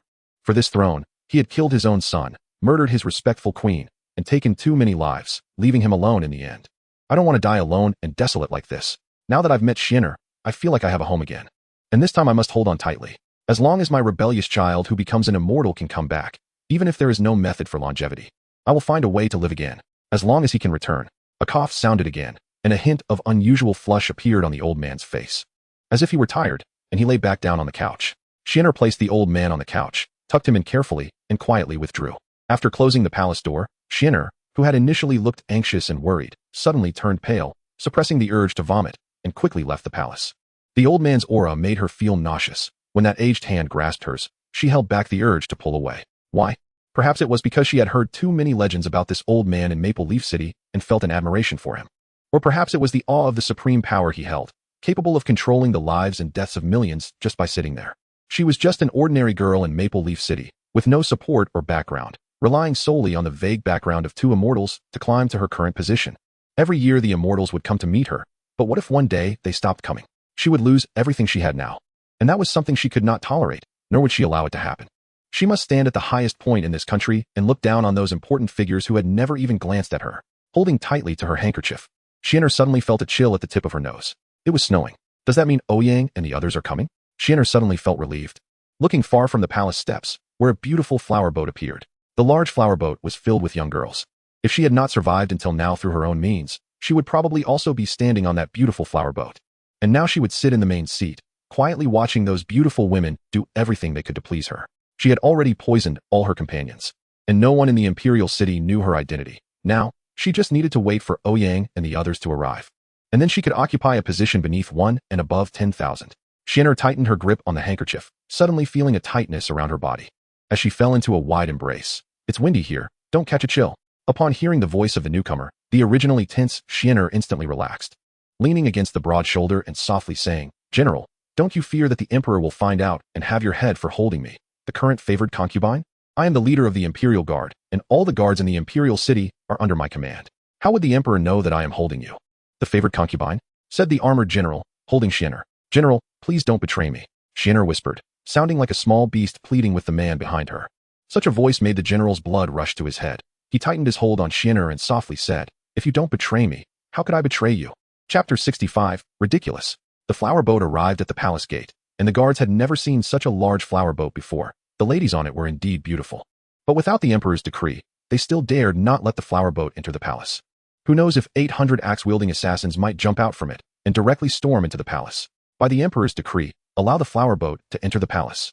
A sharp shout came from deep within the palace, immediately causing the crowd to gasp in amazement. They never expected that His Majesty the Emperor would actually agree to let the flower boat enter the palace. This was a tremendous honor, and the reputation of the Yihong courtyard would likely grow louder.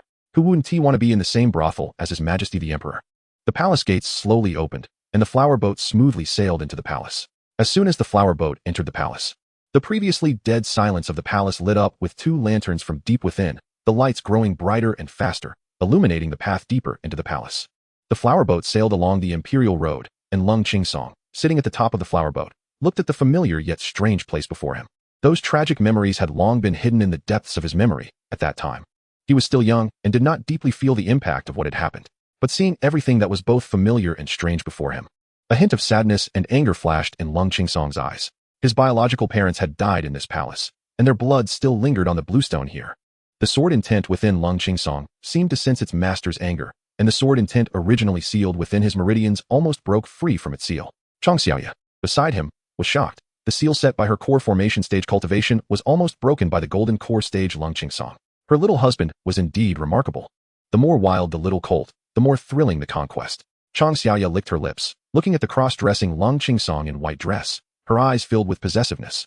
Casually pressing down on Lung Qingsong's shoulder to reinforce the seal. Lung Qingsong, who had already regained the ability to move, instantly found he could only move his eyes. Filled with indignation, he glared at Chang Xiaoya. The difference in realms between him and this enchanting woman was far too great.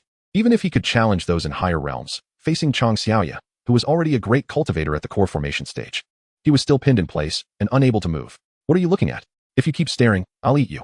Chang Xiao leaned down and whispered seductively in Lung Qingsong's ear. Lung Qingsong could only turn his gaze toward the palace hall, wanting to see what kind of scheme Chang Xiaoya was plotting, and he had no idea where his brother had gone. He hadn't appeared even until now.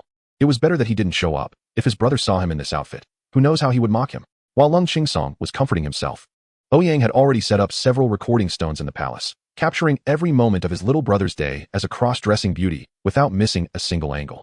TSK, TSK, TSK, this is rare. How could I miss the opportunity to capture my little brother's black history? Ouyang looked at the recording stone in satisfaction, thinking darkly. As the flower boat approached the hall, everything around fell silent. Countless palace guards hidden in the darkness drew their bows, aiming at the flower boat, ready to unleash a storm of arrows at the slightest sign of trouble. Suddenly, the dark hall lit up, and numerous palace maids and eunuchs holding lanterns walked out from both sides of the hall, illuminating the front of the hall brightly. The great hall's doors slowly opened, and a dozen burly men carried out a huge couch from within. The old emperor leaned against the couch, squinting his eyes to look at the flower boat before him. It was indeed a beautiful work of art, but he could not see the people on the boat. The moment the old emperor appeared, Lung Qingsong's eyes turned red. The old emperor was his grandfather, and also the enemy who had killed his parents, whom he had no memories of. No need to be nervous. He won't live much longer. I can see that the life force within him could extinguish at any moment. Chang Xiaoya naturally noticed the unusual behavior of Lung Qingsong and immediately moved closer to comfort him. It's okay. Lung Qingsong's calmness felt strange to Chang Xiaoya. She looked at the old emperor with some headache, although he was already old and his life could extinguish at any moment. The luck of the human race surrounding the old emperor was still extremely thick. As a demon cultivator in the integration stage, she didn't want to provoke such an old emperor easily, although killing him would be as easy as flipping a hand, once involved in such karma. Even she wouldn't know when she would fall and die. Just as Lung Qingsong was thinking about how to kill his enemy in front of him, a bright shade of green suddenly appeared before his eyes. That familiar figure, which he saw every year during the first snow, was unmistakable to Lung Qingsong.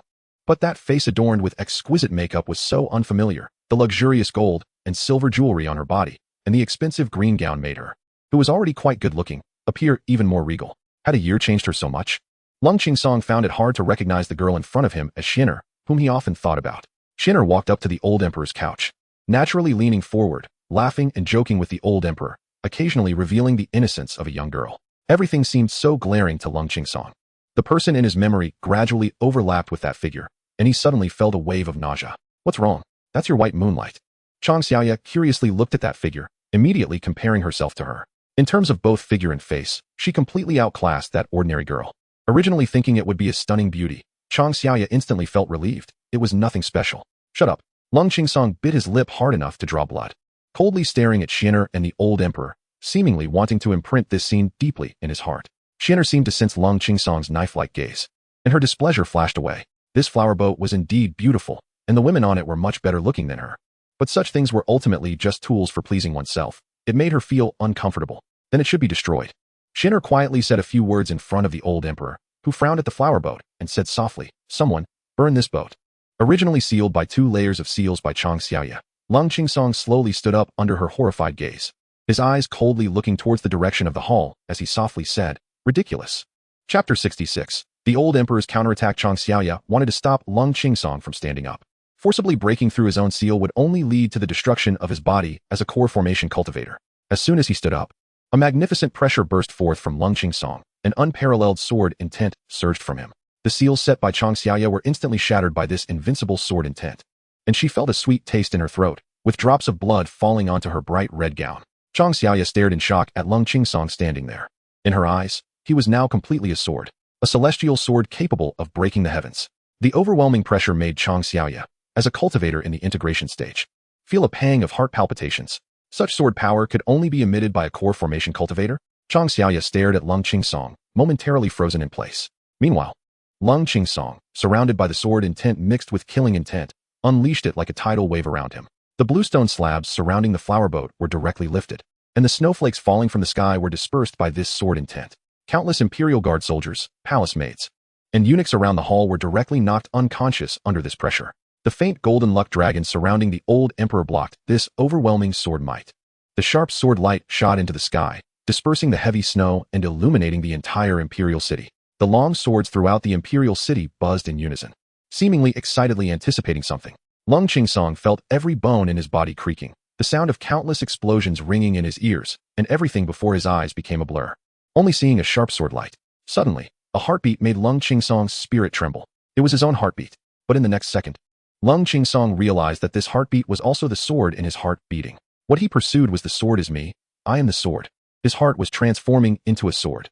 At this moment, Lung Qingsong felt as if he had become the sharpest sword in the world, capable of cutting through everything. Even time itself. Countless mysterious yellow energies fell from the sky, and a rolling thunder echoed, as the endless sword intent emanating from Lung Qingsong seemed to be suppressed by the heavenly Tao. Such a strong sword should not exist in this world. The heavenly Tao does not allow it. But Lung Qingsong, having touched that boundary, naturally refused to give up.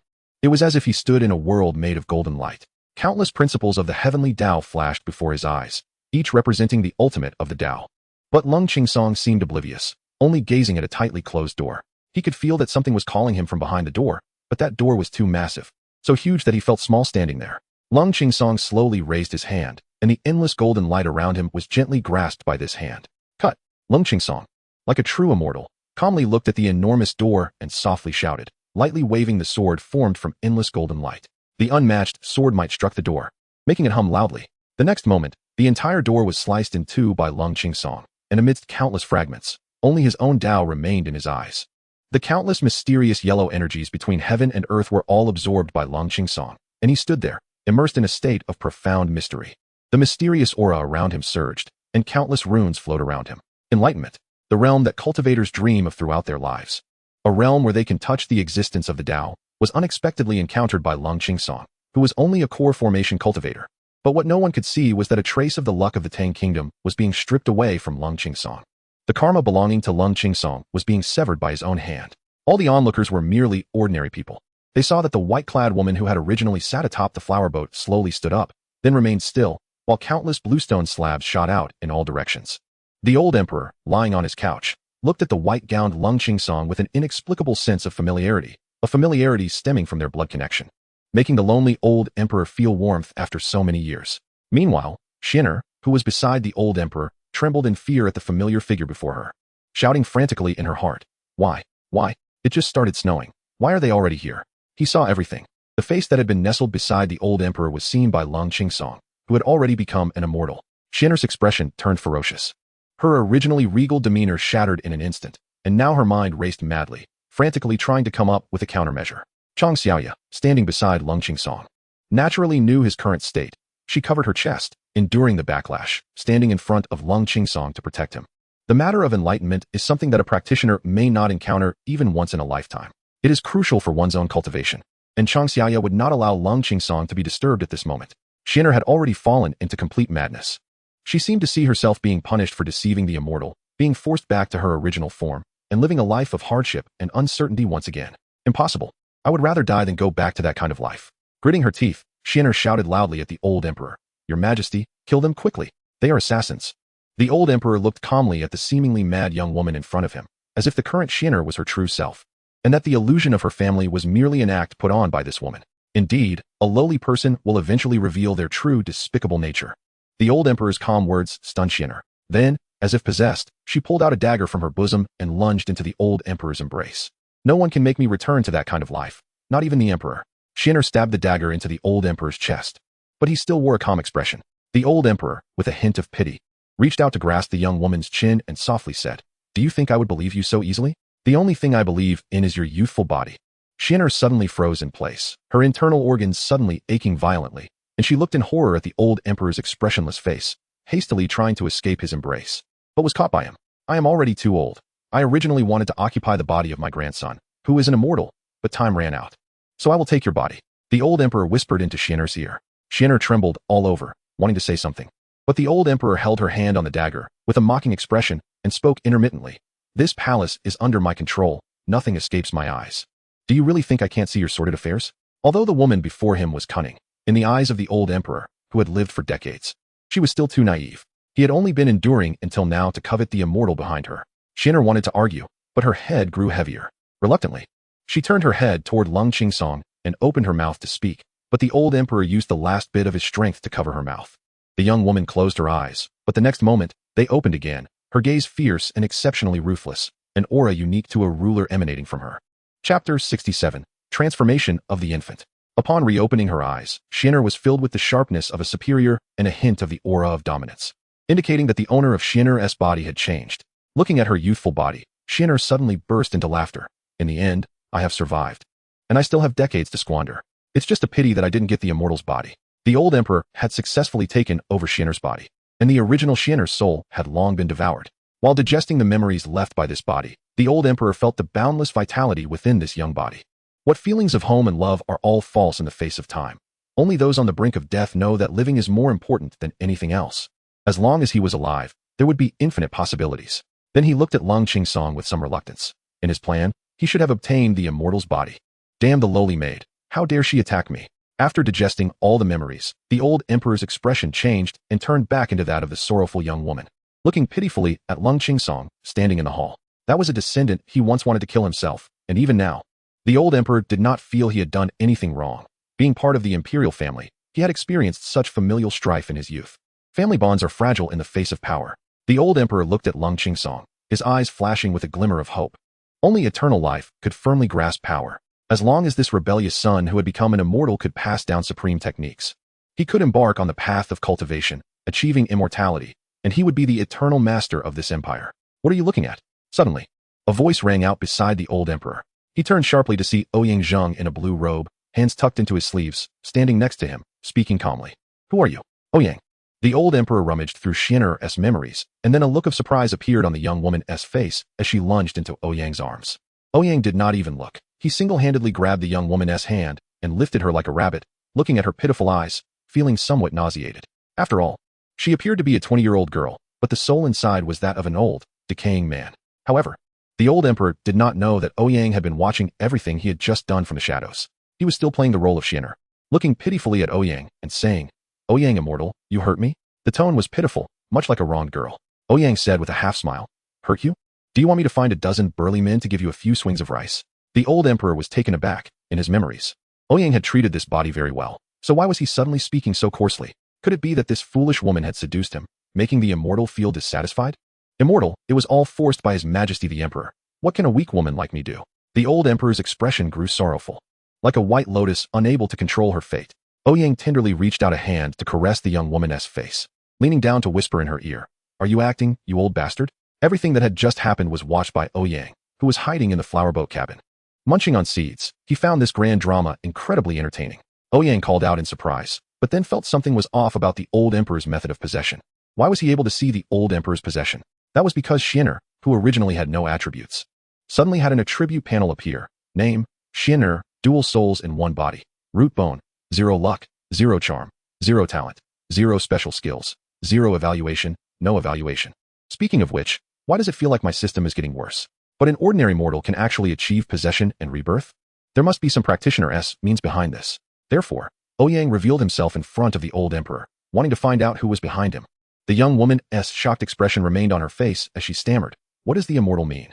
Ouyang patted the young woman's face, somewhat regretfully saying, "I mean, who helped you achieve this possession? You old bastard. I don't understand what you mean." The old emperor was greatly shocked. The Ouyang in front of him actually saw through his identity. Ouyang threw the young woman onto the couch, and under the old emperor's horrified gaze, drew his sword, calmly saying, "Do you know how to write the word death? Want to learn? I'll teach you. Just write it on your face. I am the emperor of the Great Tang. Do you dare kill me? Are you not afraid of heavenly punishment? The old emperor, seeing Ouyang draw his sword, no longer pretended and shouted at Ouyang. Oh, so that soul really is you? I just wanted to give you a makeover. I never said I wanted to kill you. Ouyang tilted his head and pouted, saying, the old emperor, hearing Ouyang's sarcastic tone, suddenly realized he had been deceived and quickly said, I can appoint you as the national master of the Tang dynasty. We can even share this kingdom between us. Looking at the old emperor, who was begging like a dog, Ouyang still couldn't understand how they thought that worldly things could move a cultivator. Ouyang raised his hand and thrust a sword beside the old emperor's ear, the long sword embedding itself into the wooden armrest of the soft couch, the swaying blade reflecting the old emperor's pale face. Ouyang felt a sense of familiarity regarding the cultivators behind the old emperor, but couldn't immediately recall who they were. However, the fact that they hadn't shown a trace of their presence until now indicated their extreme caution. As long as they were unwilling, they would never reveal themselves.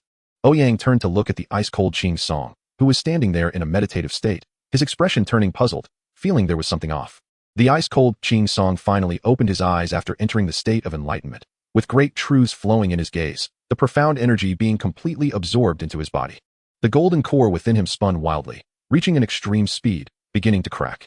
Qing Song gently raised his hand, and the clouds above seemed to be swept away by a sword, instantly clearing away. A massive, formless long sword slowly emerged, accompanied by countless mysterious yellow energies. And Qing Song's body uncontrollably flew toward the sky. In midair, the enormous, formless long sword slowly fell behind Qing Song, transforming into a stream of light that flew into his body. The golden core within Qing Song shattered instantly, and a small figure, only an inch tall, jumped out of the golden core, transforming into an infant. Qing Song was breaking through to the nascent soul stage. The form of the nascent soul resembled Qing Song, and that stream of light transformed into a small sword that fell into the hands of the nascent soul. When that small sword fully took shape, Qing Song stared at it for a long time. The appearance of the small sword was very similar to the wooden sword that Xian'er had given him when he was a child. Do you like practicing swordsmanship? Then I'll give this to you, the girl had said, handing the wooden sword to the envious young Qing Song. I will become the #1 in the world, young Qing Song had replied seriously as he accepted the sword. The next moment, Qing Song's expression tightened, and the long sword in the nascent soul's hand snapped instantly. A crisp metallic sound of breaking echoed through the world. In an instant, chaos erupted in Qing Song's dantian, and the newly formed nascent soul began to turn transparent. Sword cultivators in the world only cultivate their life swords. And breaking their own life swords is almost equivalent to destroying themselves. It could even lead to demonic transformation easily. Qing Song's breath began to stabilize. And when he opened his eyes, they were filled with a mad, killing intent. But when his gaze fell on Chang Xiaoya, who was resolutely blocking him, Qing Song's eyes regained clarity. Within his dantian, the nascent soul stabilized, and the broken sword in its hand ceased to dissipate. The nascent soul closed its eyes slightly, sitting cross-legged within Qing Song's dantian, absorbing countless heavenly and earthly energies. The transparent broken sword also barely stabilized. Though the life sword was broken, it was not lost.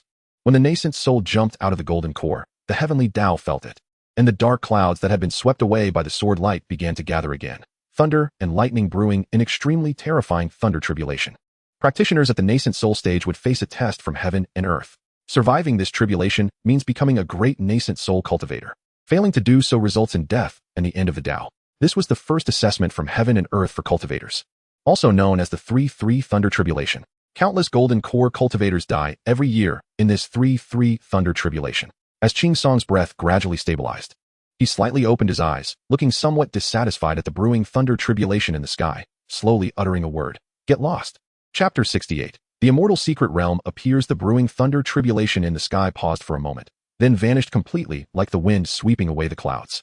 The originally imposing thunder tribulation disappeared without a trace after Qing Song uttered that one word. This was the 3-3 thunder tribulation that had caused countless golden core cultivators to suffer, yet it fled directly upon encountering Qing Song. As Qing Song descended from the sky, he was already filled with sharp sword intent, and now, with every movement, there was a faint flow of sword intent around him. This was the manifestation of his entry into the sword path, once his cultivation stabilized. Qing Song was confident he could effortlessly slay even those at the out-of-body stage with his sword. But unfortunately, his life sword had not yet formed, and he needed to find a new heart sword. When Qing Song landed on the flower boat and saw Chang Xiaoya with blood at the corner of her mouth, a trace of apology flashed in his eyes, but Chang Xiaoya smiled at him without a care. Then, Qing Song took a deep breath, looking at the soft couch, at the face that appeared in his memories from time to time. She was much prettier than before, but she had become very unfamiliar. If he hadn't seen her with his own eyes, Qing Song wouldn't have believed that this noble girl was Xian'er. What does he want? The old emperor looked at Qing Song, dressed in a white skirt on the opposite flower boat. And he already knew that the girl in the white skirt was his own grandson, Qing Song. It's nothing much. He probably just wants to use your life to sharpen his Dao heart, Ouyang replied casually. Brother, could you move a bit? Qing Song asked Ouyang softly with a glance. Ouyang nodded. Qing Song's own matters should naturally be resolved by Qing Song himself. Qing Song looked at the girl and, relying on his nascent soul cultivation, he immediately discerned that the girl's body had already changed souls. At the nascent soul stage, he had begun to touch the threshold of the divine soul, making him sensitive to the differences in the girl's essence. Unfilial son, do you want to kill me? I am your biological grandfather. The old emperor glared angrily at Qing Song and spoke, for the first time feeling the fear of being an ant. He was the emperor, above tens of thousands, commanding 100,000 elite soldiers and the lives of millions. Why, in front of these immortals, did he feel like a dog in the dirt? When you killed my parents, did you ever think they were your own? Qing Song asked expressionlessly. The old emperor was momentarily speechless, his face alternating between blue and red. Then dejectedly said, survival of the fittest. Since you have the ability to come here, then go ahead and act. Qing Song looked at Ouyang and asked, is there a problem if I kill him now? Ouyang rolled his eyes and said, if you want to kill him, then kill him. What's the problem? Just now, when the thunder tribulation came, you made it get lost. But I don't want to kill him. My parents did rebel, just as he said, survival of the fittest. That favor of sword gifting, I'll return it through Shiner this time. However, Qing Song looked at the old emperor, pondering for a moment, then pointed his finger, transforming it into a sword aimed directly at the old emperor. A beam of golden light struck the old emperor, who felt his body tearing apart in pain, as if someone was pulling his body apart like shredding squid, but only halfway through, Qing Song stopped. The old emperor bore the excruciating pain and asked Qing Song, what have you done to me? When the old emperor spoke, he was horrified to discover that his voice had turned into a mixed male and female voice. One was his own voice, and the other was the voice that belonged to this body. The mixed voices sounded extremely discordant. The old emperor even felt that the lowly maid was competing with him for control of the body. Ouyang, hearing the old emperor's voice, was startled, then immediately understood what Qing Song was trying to do. Lung Qing Song separated the souls of the old emperor and Shiner once again. Although the separation wasn't complete, that green tea girl also came back to life. In Shiner's body, two consciousnesses coexist. It's uncertain whether you, now a woman, can still sit on the throne. Oh, by the way, this green tea girl has an old lover who might help her ascend to the throne. TSK. Although it seems a bit forceful for the old emperor, sacrificing a bit of her body for the throne shouldn't be a problem, right? After some time, this green tea girl's fiancé will lead an army to rescue her, and when he sees his fiancé, he has turned into a queen, with an old man inside her body. A story of 3 men and a woman? Exciting, isn't it? Ouyang felt that just the plot he imagined was enough to shatter one's worldview. He looked at his second brother, who surprisingly turned out to be so scheming despite being usually inarticulate. Lung Qing Song's expression was calm as he gazed at the full moon in the sky. After doing all this, with a clear sword heart, Lung Qing Song suddenly felt that the sky seemed a bit lower. The nascent soul within him sensed its master's thoughts. Furrowing its brow and raising the broken sword in its hand, Lung Qing Song transformed directly into a beam of sword light, shooting straight into the sky. The heavens seeming to tear apart, a massive crack opening in the sky. It was as if the heavens were pierced open, and countless runes flowed out from that sword mark. I am the sword is me. The entire world echoed with Lung Qing Song's voice, and the heavenly Tao responded, immediately causing 3 ancient bells to ring throughout the world. Suddenly, an unusual phenomenon occurred. A majestic palace revealed a corner in the sky, resembling a long sword, like a sharp sword sheathed, slanting into the heavens. Countless great cultivators in the cultivation world sensed the appearance of this palace simultaneously, and numerous cultivators looked up at the palace at the same time. The palace hidden in the sky was enveloped by endless sword intent, and just a glance at it instilled fear in people's hearts. The immortal secret realm. Cultivators who lived long enough and had seen enough understood what this palace represented as soon as they saw it. Ancient great cultivators had the ability to open up their own world.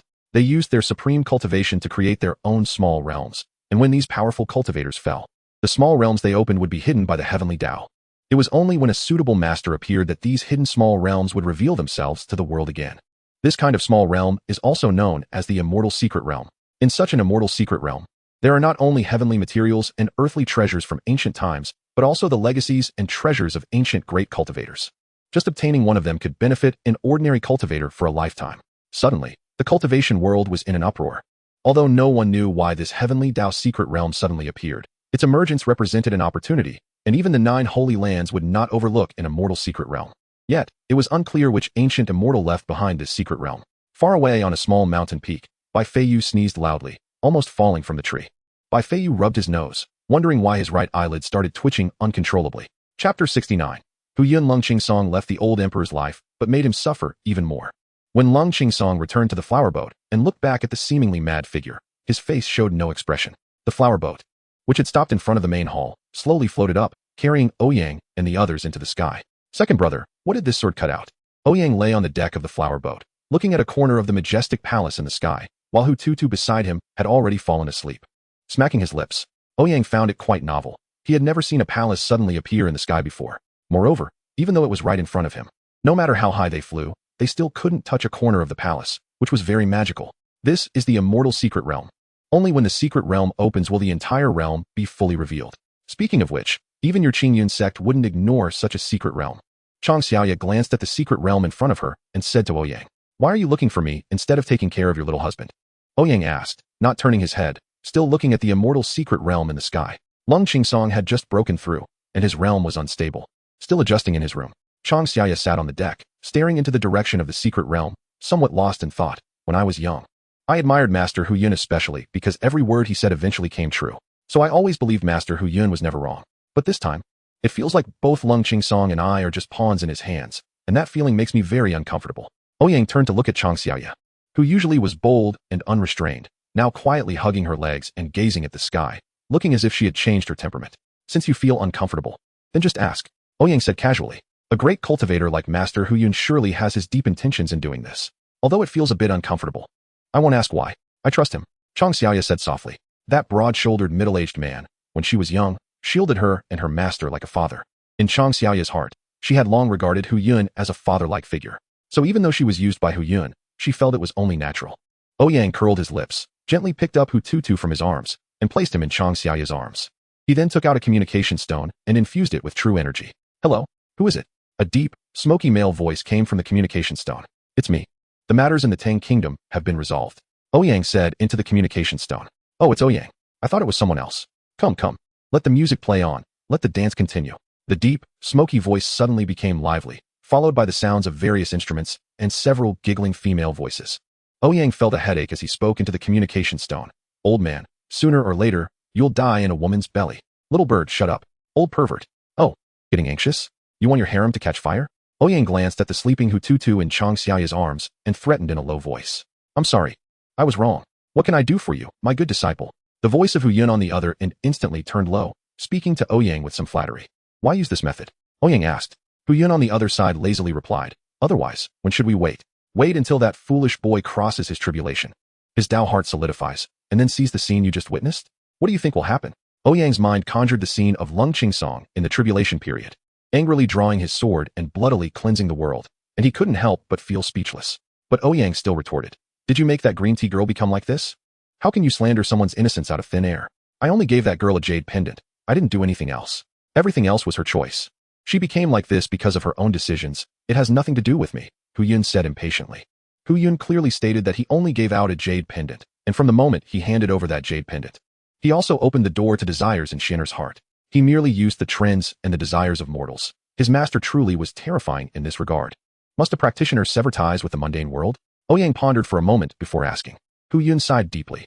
"What do you think will happen if a mortal and a practitioner fall in love? Compared to practitioners, the lifespan of mortals is fleeting. When a mortal reaches 100 years, how many crazy things do you think a practitioner would do to save their beloved? Can you guarantee it? There are ways for mortals to live, and there are ways for practitioners to live. For a practitioner to like a mortal is like wanting to marry an inflatable girlfriend. It seems particularly absurd in the eyes of practitioners. When a practitioner reaches a certain level, they can do many things. And the occurrence of becoming a demon with a single thought happens far too often." Hu Yun spoke leisurely. "My younger brother wants to take the path of the Master of 10,000 Swords, the Master of 10,000 Swords. How is that any different from an emperor in the mortal world? The cause and effect of the mundane world will cloud his sword heart. When his sword heart is pure, he will naturally be able to see his own path. Look at the wife I found for him. She has everything he wants. Isn't she better than the oddities of the mundane world?" Hearing Hu Yun's words, the nearby Chang Xiaoya blushed and spat. "You old pervert. Has that secret realm appeared?" Hu Yun's voice came again. Ouyang looked towards the palace in the sky and hummed in agreement. "I deduced that when Qingsong achieves a pure sword heart, he will be able to activate this secret realm, which is said to hold great opportunities. Don't forget to go," Hu Yun said.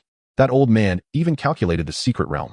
Hu Yun's entire arrangement was to pave the way for his disciple to achieve a pure sword heart to activate the secret realm before him. Ouyang, somewhat confused, asked one last question. If that's the case, then why did you help the dog emperor seize control? Isn't that pointless? I'll say it again. I only gave that girl a jade pendant. I don't know anything else. You don't really think I'm infallible, do you? Hey, Bauer, don't pull my pants down. Huyan emphasized again, then seemed to be appeasing someone. Not you? Ouyang frowned, and the communication stone in his hand was hastily cut off by Hu Yun. If it wasn't his master, then who was it? In a cave, a middle-aged handsome man with a melancholy aura was embracing a charming woman, whispering sweet nothings. The woman leaned on the middle-aged man's shoulder and said softly, "Can that kid really help Xiaoya through the great tribulation?" The middle-aged man thought for a moment and shook his head, saying, "Heaven's secrets cannot be revealed. The divination I made over the past 10 years. But just now Ouyang mentioned seizing control. I suspect something has changed in the middle. Then did I lose a disciple for nothing?" The woman exclaimed with wide eyes. "Ame, we both know that Xiaoya is destined to die. Now that it has become a variable, that's already good enough." The middle-aged man quickly reassured her. "You're really all show and no substance," the woman said angrily. "All show and no substance?" The middle-aged man felt provoked and then extinguished the light with a wave of his hand, preparing to clear his name. The old emperor lay on the ground like an old dog, his eyes red and panting heavily. He had never felt such humiliation as an emperor. "Come here.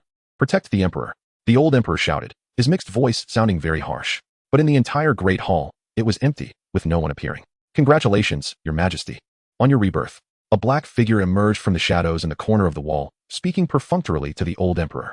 "National master, save me." The old emperor saw the black figure and immediately reached out to it, as if grasping a lifeline. "Your majesty, haven't you already achieved your desired goal? Although you didn't obtain an immortal body, this young body is quite good as well." The black figure revealed its true form. It was none other than Lin Feng, the demon race's holy son, who had crawled out of the grave and changed his name. Lin Feng looked at the androgynous old emperor before him with some dissatisfaction. In his plan, the old emperor should have occupied Qingsong's body. What a waste. Lin Feng frowned and flicked a pill into the old emperor's mouth. "What your majesty needs to do now is to stabilize the throne within 7 days, and then initiate the blood sacrifice for ascension," Lin Feng said to the old emperor with a hint of disdain. "If I sacrifice hundreds of thousands of lives, can I really achieve immortality?" the old emperor asked hopefully. Looking at Lin Feng chuckled softly, the demonic patterns on his face becoming clearer as he looked at the old emperor with temptation. "Of course. You can achieve immortality, and you might even ascend to immortality in one step." Chapter 70. "I'm finding you a way to die." Lin Feng was tempting the old emperor before him, but he was secretly laughing coldly. A mere mortal dares to aspire to eternal life? If it weren't for the old emperor's luck being shielded by the golden dragon, Lin Feng would have turned him into a human puppet long ago. It's a pity about the blood sacrifice of 100,000 lives that he had set up. He originally wanted the old emperor to stabilize Ouyang and Qingsong, and then use a killing array to eliminate both of them. But he didn't expect the old emperor to be so useless. All the people he had killed in these days were for nothing. Useless. The Lin Feng before us was once the grand disciple of the Qingyun sect, Ling Feng. At this moment, he had perfectly adapted to the body of the demon race's holy son, Ziyuan. Lin Feng felt the surging power within his body. In just a few days, he had jumped from the 3rd level of the nascent soul to the 6th level. Without any barriers to cultivation, he could feel himself growing stronger every moment. This feeling made Lin Feng extremely addicted. Compared to his own body, this good junior brother's body was truly a prodigy of heaven, but it was still too slow. Regarding his thirst for power, even though he could feel the growth of power every day, Lin Feng began to feel dissatisfied. Killing one person at a time was too slow. In Lin Feng's mind were various demonic secret techniques recorded from Ziyuan's time as the holy son of the demon race. The blood sacrifice technique. The more beings sacrificed, the stronger the enhancement for the demon cultivator. Therefore, Lin Feng set his sights on the Tang Kingdom, which was relatively far from Qingyun sect. This was merely a mortal kingdom, with millions of mortals crammed into a tiny city. Upon arriving here for the first time, Lin Feng regarded it as the site for his first blood sacrifice. Although his cultivation was suppressed, with some minor tricks, Lin Feng easily gained the old emperor's trust. What Lin Feng didn't expect was that this place was actually the homeland of Ouyang and Qingsong. The old emperor before him was the grandfather of Qingsong, who had once single-handedly toppled the entire Wanjian Peak. With a completely changed personality, Lin Feng's actions also became ruthless. Now that he learned this connection, he should torture this old emperor to death, enjoying the pleasure of revenge. Lin Feng took out a yellow talisman, which ignited spontaneously without fire and was casually thrown onto the old emperor's former body, burning like crazy as if fire met oil. The old emperor watched his body slowly turning to ashes with a complex expression. This feeling was quite strange, as if he were watching himself die. "Your Majesty should have left a backup plan. The throne should be able to be smoothly succeeded, right?" Lin Feng asked casually. "Rest assured, National Master. I have already made arrangements," the old emperor hurriedly replied. Lin Feng nodded and said, 7 days later, I will activate the formation. That will be the day your Majesty ascends to immortality." The old emperor's face brightened, and he cupped his hands towards Lin Feng, saying, "If this succeeds, I am willing to share the Tang Kingdom with the National Master." The old emperor's voice transformed back into that of a woman. Just now, the pill Lin Feng had flicked out had the effect of stabilizing the soul. It was getting late. "Your Majesty, please go back and rest." Lin Feng spoke without any courtesy, issuing an eviction order. The old emperor bowed in respect, but a flash of sharpness crossed her eyes. She had never been treated so rudely before. When she attained longevity, she would surely mobilize the entire imperial guard, regardless of how many people would die. She would kill Lin Feng before her. Once the old emperor vanished from sight, Lin Feng looked down at the increasingly bright magic patterns on his hands and whispered, "Ouyang, just wait. One day I will take back what I lost from you with my own hands. No need to wait. I don't like owing others. Let's settle this now." Just as Lin Feng was secretly swearing, Ouyang's voice floated down from the sky. Under the moonlight, Ouyang, dressed in a blue robe, sat atop a giant paper crane. Resting his chin on one hand, looking down at Lin Feng with a half-smile, though he was quite puzzled inside. Lin Feng's attribute panel had already appeared in his vision. Name, Lin Feng, Holy Prince of the Demon Clan. Cultivation, Nascent Soul 6th level, Suppressed, Root Bone, 101 Charm, 8 Luck, 7 Swordsmanship Talent, 10 Exclusive Skills, Transforming Magic Figure. Transforming Soul Evaluation. Don't ask me, I don't know how to evaluate. Ouyang became very interested in Lin Feng, who looked exactly like Ancestor Yuan, with identical root bone, charm, and luck. The parentheses after the name were actually garbled characters, and the evaluation was also vague. What background did the Lin Feng before him have that even the system could not provide a complete evaluation? It should be noted that even reincarnators and transmigrated sword immortals could be easily identified by the system. Yet, with the Lin Feng before him, the system had made a mistake for the first time? This made Ouyang feel that his system lacked credibility. He had always trusted the system's judgment.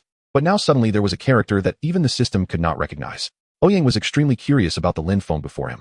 After learning that his master had not arranged for the old emperor to seize a body, Ouyang opened the recording stone hidden in the palace at that moment. He just happened to witness the conversation between Lin Feng and the old emperor. The recording stone that he had his little brother from the miscellaneous learning peak create for him could not record sound. Moreover, just watching the recording stone did not allow him to see the opponent's attribute panel. Therefore, Ouyang decided to borrow the paper crane from Hu Tutu to see what kind of person this was. To his surprise, as soon as he arrived, he heard this guy standing there confronting him.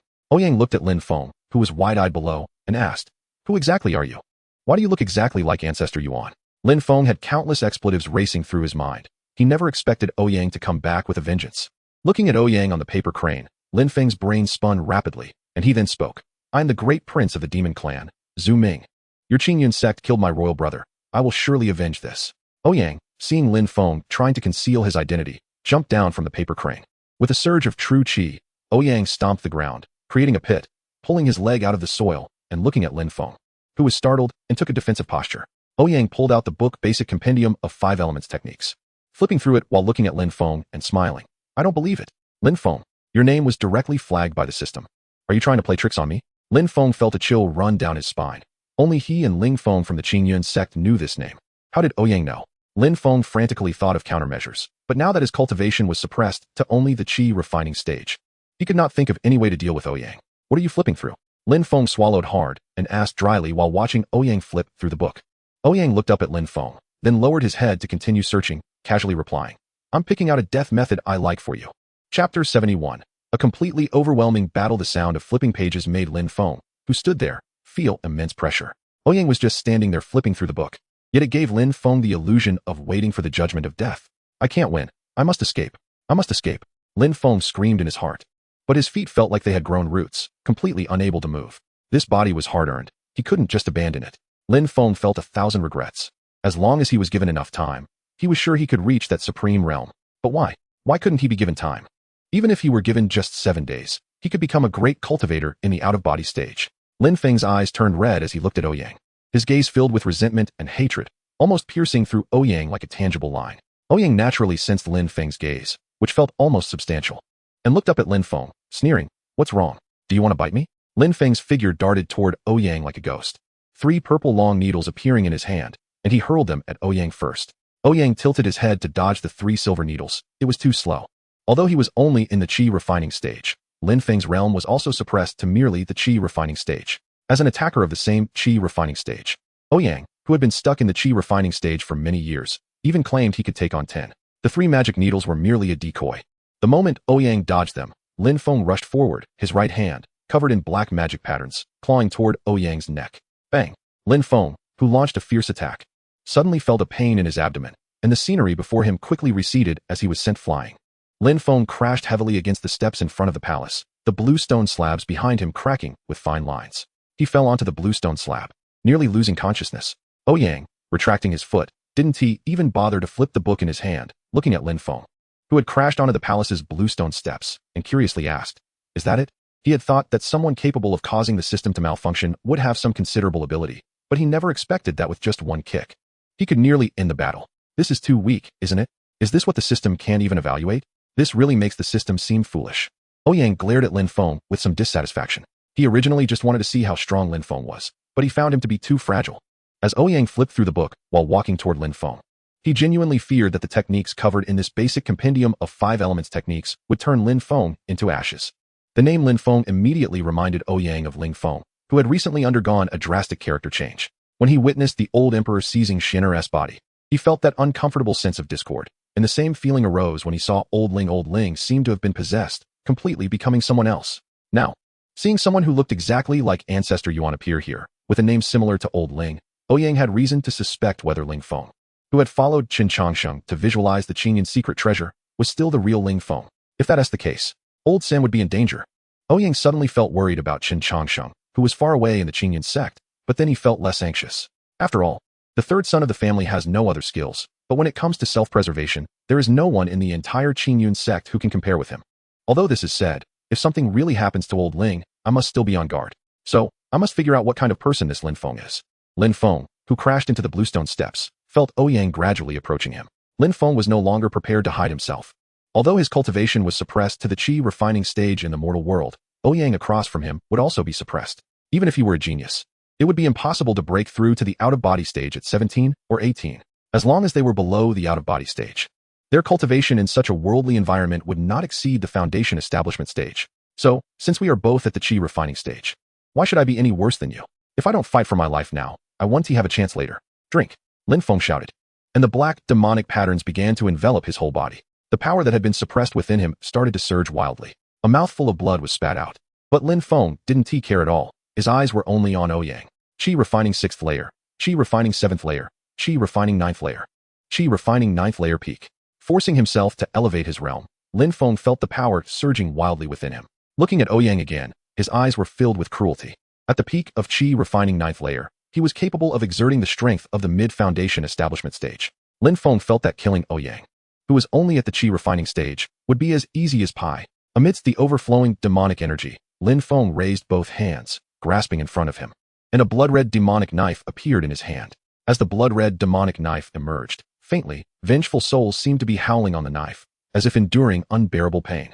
All of Lin Feng's power converged on this demonic knife. With this strike, even a cultivator of a higher realm would be defeated on the spot. This was the secret technique of the holy son of the demon clan, Zhu Yuan, and also a qualitative change derived from his understanding of knife intent. A lion will exert all its strength to catch a rabbit, let alone Lin Feng facing Ouyang now, so he had to make it a one-hit kill. Lin Feng, whose entire body was bursting with energy, looked like a protagonist who had met his end, his face full of resolve, ready to unleash his life-threatening strike. Ouyang stopped, looking at Lin Feng, who was bursting with energy, gently closed the book, and calmly said, I flipped through it. Water burial, wind burial, thunder burial are not as good as earth burial. Huh. Lin Feng didn't listen to Ouyang at all, exerting all his strength, swinging the demonic knife towards Ouyang. The originally half-meter-long demonic knife instantly expanded in shadow to over 10 zhong. The enormous knife shadow, entwined with howling vengeful souls, slashed towards Ouyang. Ouyang looked at the unstoppable knife shadow before him, clapped his hands together, and calmly said, Earth wall technique. In an instant, 2 thick earthen walls rose on either side of Lin Feng, and the dozens of zhong high earthen walls crashed into the center where Lin Feng was.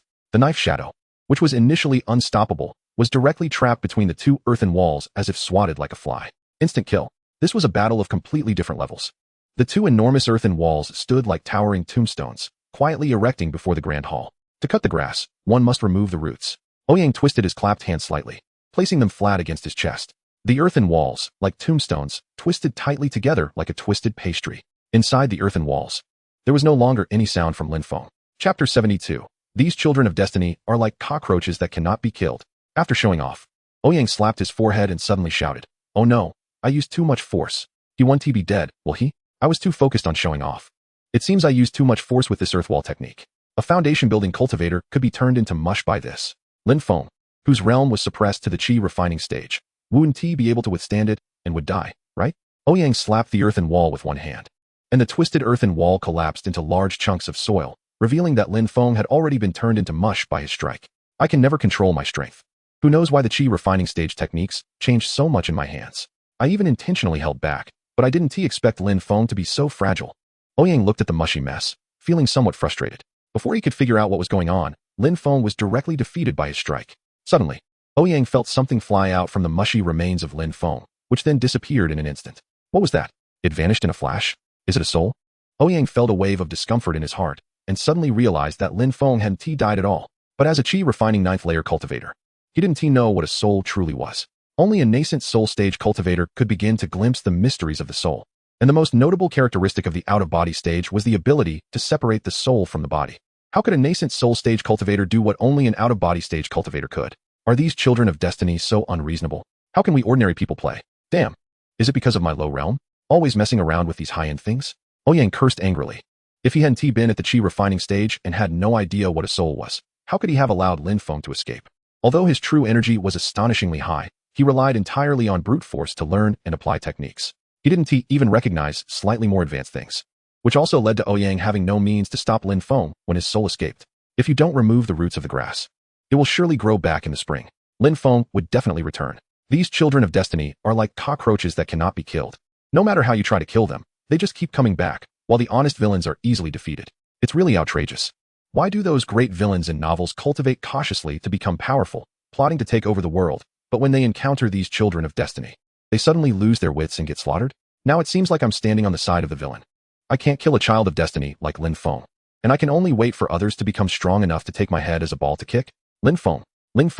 If old Ling has any more problems, I'll have old Third turn you into a doll. I don't know what a soul is, but my old Third is an expert in souls. Ouyang thought of Ling Feng and the Qinyan sect. Their names were so similar. And Lin Feng looked so much like Zhu Yuan, the Demon Clan junior brother who died in Ling Feng's hands, that he wouldn't believe there was no connection between them even if he was killed. Filled with impotent rage, Ouyang looked coldly at the distant palace. Having noticed that there were eyes watching everything here, a mesmerizing pill that Su Linger once wanted to feed him appeared in Ouyang's hand, and he flicked it into the mouth of a fainted general. Like watching? I'll let you enjoy the show. The old emperor, who had already transformed into a Tai big shot, fully witnessed the scene that had just occurred. When the old emperor's fiancée personally stripped the luck golden dragon from the old emperor, it would be the moment of the old emperor's death. How much of a storm can an old dog in the mundane world stir? Enjoy it, old thing. Ouyang opened the communication stone and began to call. The paper crane in midair was remotely controlled by Hututu.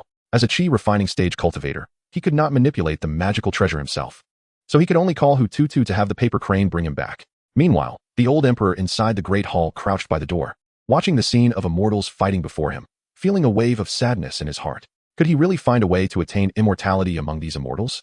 He sat down dejectedly, his eyes devoid of spirit. Now that the national teacher was dead, the blood sacrifice method no longer had his control, and his path to immortality had been cut off. All he had left was this young body. He had gained nothing else.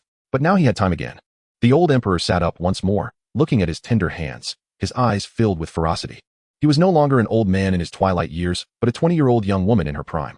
He had plenty of time to find the method of immortality again. Before that, he needed to ascend to the throne and become the empress of this empire. The old emperor looked at the plaque above the great hall, behind which he had left a blank decree for succession, his contingency plan. It was unclear how long had passed when the great hall doors were pushed open by a pair of hands. A general in armor saw his beloved sitting on the dragon throne, holding a scroll. Xianu? The general softly asked the old emperor seated on the throne. The old emperor suddenly raised his head, looking at the visitor. The leader of the imperial guards, whom he trusted the most, looked at him with eyes full of affection. This made the old emperor, who held the highest power, feel a wave of nausea. But in order to stabilize the political situation, the old emperor could only endure the disgust, forcing a green tea smile as he looked at the fool across from him and said, "I succeeded, General." Seeing his beloved smiling like a flower, the general's heart relaxed, and suppressing his excitement, he quickly walked to the front of the throne and embraced the old emperor, murmuring, "From now on, we will never be apart." The old emperor was momentarily stunned by the embrace, but then his face returned to a sweet smile, while his heart screamed wildly, "When I regain control of the court, the first one I will kill is you, fool." What shocked the old emperor even more was that the general holding him seemed to have different movements. The old emperor's face instantly flushed, his back teeth nearly cracking. The general, seeing his beloved's face flushed, thought Xian'er was shy. Looking around, he thought to himself, this was the emperor's great hall in front of all the officials. Wouldn't it be too exciting to do such things here? The old emperor looked at the burly general with despair in his eyes, who was gazing at him with desire, swallowed hard, and said, "What do you want? What do I want? Let me see," the general exclaimed, lunging at the old emperor. "No, Jiegu." The old emperor shouted the general's name in panic. He playing this game? Let me see," accompanied by the general's heavy breathing and the sound of clothes being torn. Chapter 73, Chen Changsheng, miles away from victory. Outside the imperial city, hundreds of people were rapidly advancing toward it, led by the anxious young lord of Maple Leaf City, Xie Xinji. Behind him were 100 martial artists who had just entered the innate grandmaster stage, and he himself had consumed a pill to become an innate grandmaster. This configuration was enough to rescue his fiancée within the imperial city. After confirming that the pill given by Ouyang was safe, Xie Xinji disregarded Xie Chongyang's advice and, along with the newly promoted 100 innate grandmasters, headed toward the imperial city to rescue his fiancée, Xin'er. Wait for me, Xie Xinji thought anxiously, feeling that for every minute he delayed, his fiancée would suffer more. Heaven knows what inhumane tortures she was enduring. Just as Xie Xinji was lost in his thoughts while hurrying along, a stream of light invisible to mortals directly entered his forehead. Xie Xinji felt a heaviness in his head, and he lost consciousness. His subordinates, noticing something was wrong, quickly supported him. When Xie Xinji raised his head again, he stopped in his tracks, raising his hand to halt the martial artist behind him. "Young master, what's wrong?" a subordinate asked in confusion. "Return to Maple Leaf City." Xie Xinji's tone became strange as he issued an unexpected order. "But young master, we're almost at the imperial city," the confused subordinate asked uncertainly. Xie Xinji shook his head, sighed, and said, "I've come to understand. I cannot use your lives to satisfy my personal feelings. We are going back to Maple Leaf City to raise an army." Upon hearing Xie Xinji's words, his subordinates felt that their young master was indeed clear-headed on such significant matters. With such a wise leader, how could the Xie family fail in their great ambitions? As everyone turned back, Xie Xinji, who remained at the back, glanced back at the direction of the imperial city, and his expression turned fierce. "Ouyang, wait. One day, I will personally twist off your head." The moment Ouyang turned him into meat paste, he had escaped with his soul. Fortunately, Ouyang had no means to target the soul, otherwise, he would have truly died there. It was just a pity for the flesh he had so painstakingly obtained. That was the body of a demon clan saint's son. Thinking of this, Lin Feng couldn't help but feel a pang of heartache. Reviewing this body, it was only at the first level of qi refining. Although Ziyuan's body came with a soul-seizing method, he could only occupy the bodies of the dead or those who had not yet established their foundation. Compared to his hard-earned advancement to the nascent soul stage, he was practically starting from scratch. All of this was thanks to Ouyang. He just wanted to become stronger. Was that wrong? Why did he have to target him like this? A flash of resentment crossed Xie Xinji's eyes as he turned and followed the others, beginning to sift through the memories of this body in his mind. Fortunately, it was just a mortal, although he was at the qi refining stage. He had not cultivated the way. Otherwise, his soul would not have been able to occupy this body so easily. He had to plan everything anew, and this time, he couldn't afford to make mistakes. Lin Feng remembered how easily Ouyang called out his name and immediately realized that Ouyang must have some foresight ability. No wonder he was a disciple of the fortune teller Hu Yun. It seemed he had to be extremely cautious this time. His previous body was not in vain. At least he had gained quite a bit.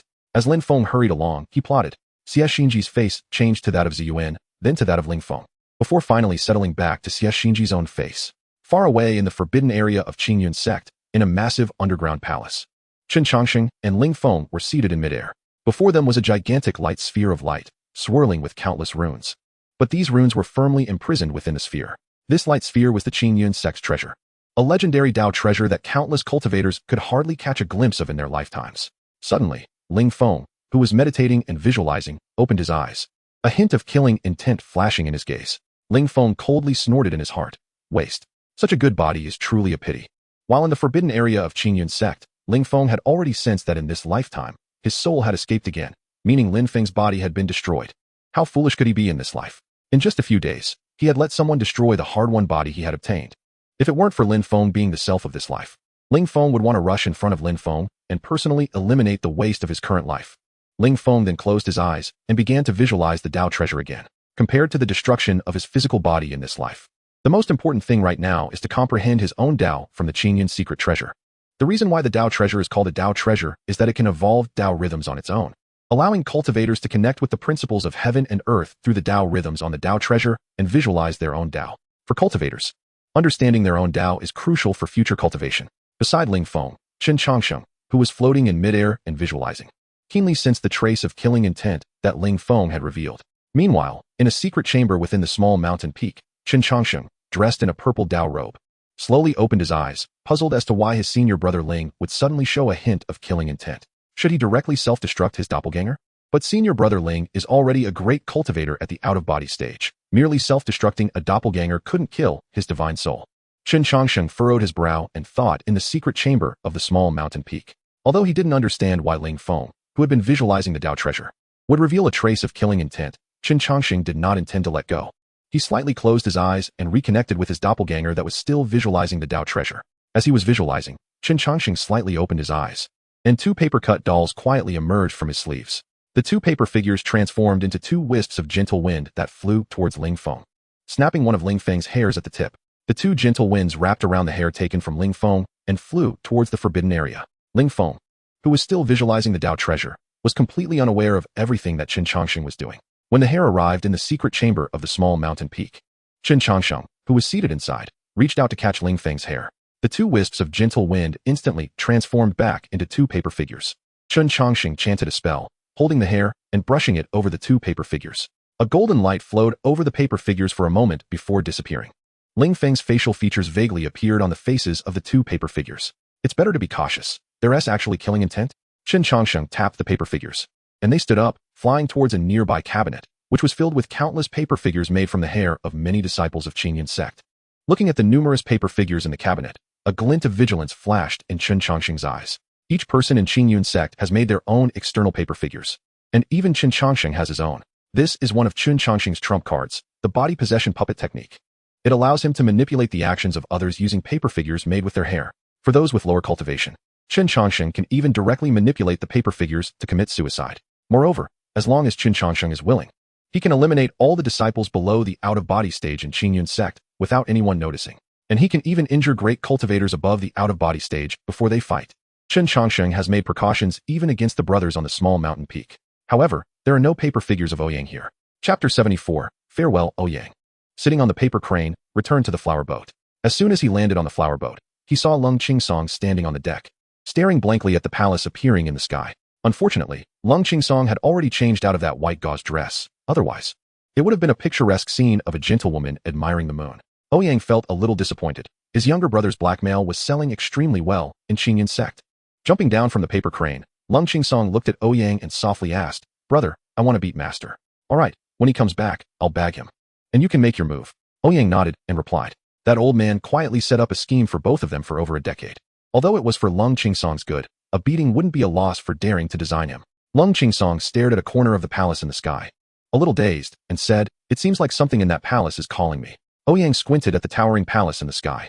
Although he could only see a corner of it, he could still feel the grandeur and solemnity of the palace.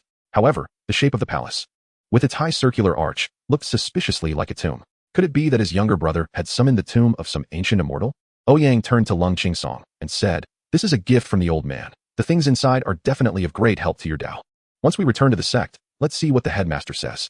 Regarding Ling Feng's matter, Ouyang chose to keep it hidden. After all, it was just his speculation, and he couldn't be sure of what old Ling was made of. If he hastily told his younger brother, Ouyang could easily guess that once they returned to the sect, Lung Qingsong would definitely rush at Ling Feng with his sword. Ouyang wasn't worried about a cultivator at the out-of-body stage. At worst, he could destroy his physical body and have the third brother eliminate his divine soul, ensuring that not even his ashes would remain. What Ouyang was wary of was what else might be hidden behind Ling Feng. One son of the demon race was already strange enough. Why was there even a presence that even the system couldn't determine? Such things had never happened since he crossed into this world. It was the first time the system had shown a glitch. Until he found a clue, Ouyang was not planning to act rashly. Moreover, after returning to the sect, he definitely needed to brush up on his knowledge about divine souls. Otherwise, when facing cultivators above the out-of-body stage, he would have no choice but to jump around in frustration. "Brother, what are you thinking about?" Lung Qingsong asked. Ouyang came back to his senses, smiled, and said, "I was wondering how your grandfather is doing now. To be honest, is it really okay not to kill him?" This trip to the mortal realm was to cut off the worldly karma for his second brother, and leaving the old emperor alive. Would it affect Lung Qingsong's state of mind? Lung Qingsong shook his head and said, "I have already purified my sword heart. The matters of the mortal world have nothing to do with me. When we return to the small mountain peak, I want to go into seclusion for a few days to stabilize my realm." Ouyang scratched his face. His second brother was becoming more talkative. Was he finally overcoming his social anxiety? Curiously, Ouyang opened his younger brother's attribute panel. Name, Lung Qingsong, child of the plain, cultivation, first stage of Yuaning bone structure, 101 luck, 10 charm, 10 sword Dao qualification, 101 exclusive skill, I am the sword. Evaluation. A child of the plane with a hint of social anxiety, destined protagonist. All attributes remained unchanged. But the evaluation changed from a hint of social anxiety to a hint. Did it increase or decrease? Ouyang looked at Lung Qingsong's relatively unchanged attribute panel and shook his head. He no longer fully trusted the attribute panel created by his system. More often, he used this attribute panel to understand some specific situations. After all, if glitches could appear, it seemed that even the system couldn't fully comprehend this world. Ouyang and Lung Qingsong each returned to their own rooms, leaving the paper crane on the deck, waiting for Hututu to wake up and collect it tomorrow. The flower boat flew swiftly towards Qingyun's sect. Ouyang, lying on the bed and trying to sleep, was awakened by the loud calls and laughter of Hututu. Rubbing his eyes and still not fully processing what was happening, Lung Qingsong pushed the door open and walked in, saying, "Senior brother, Xiaoyao is leaving." "Oh, Xiaoyao is calling too? You won't be sneaking in through her window at midnight, will you?" Ouyang heard Lung Qingsong's words and smiled maliciously at him, saying, "So she climbed through your window." Upon seeing Lung Qingsong's expression, he immediately confirmed, "Brother, you." Lung Qingsong stopped talking and silently reached for the hilt of his sword. In terms of banter, even if he tied himself up with 100 ropes, he couldn't out-talk Ouyang. "Just kidding, I'm just kidding." Seeing his junior brother reach for the sword hilt, Ouyang quickly added. Lung Qingsong shot Ouyang a glare and turned to leave his room. Ouyang got dressed and walked out of the room, where he could vaguely see Qingyun peak of the Qingyun sect in the distance. "I'm home," Ouyang said with some emotion. It had only been a few days since he left, but he felt like he had been away for a long time. Hututu was flying around the flower boat on a paper crane, giggling as laughter echoed around the boat. This child had been suppressed in cultivation for days and was getting restless. Dressed in a long red dress, Chang Xiaoya walked over with big strides, first looking at Lung Qingsong with affectionate eyes. The latter, as if shocked, awkwardly scratched his head. Chang Xiaoya cursed him as a fool in her heart, gave Lung Qingsong a charming glance, and then looked at Ouyang, saying, "Junior brother, from here on is the territory of Qingyun sect. It's really inconvenient for me to appear here, so I'll take you this far." Ouyang nodded, and then thought of something. He took out 2 white porcelain bottles from his storage bag and handed them to Chang Xiaoya, saying, "This is my latest blend of Baiwa fragrance. 1 bottle for you, and 1 for master." Chang Xiaoya took the porcelain bottles and glanced at the dazed Lung Qingsong, sighed, and smiled at Ouyang, saying, "Junior brother Ouyang, master was right. You are indeed the most like Uncle Hu Yun. That old man is far behind me." Ouyang replied disdainfully, "That old pervert can't compare to me. His cheesy lines are all copied from me." Chang Xiaoya nodded in agreement, saying, "That's why master advised me not to choose you. You and Uncle Hu Yun are both gentle and considerate, making people feel cared for, but in reality, you are the most heartless. Why does master say that about me? It's slander. I don't even have a girlfriend."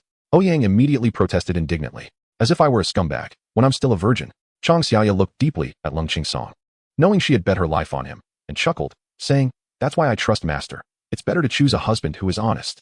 Chapter 75, Returning to the sect, we're back. Everything is back. Ouyang looked towards the direction of the Qingyun sect, feeling a little emotional after being away for a few days. The closer they got to the Qingyun sect, the denser the spiritual energy became.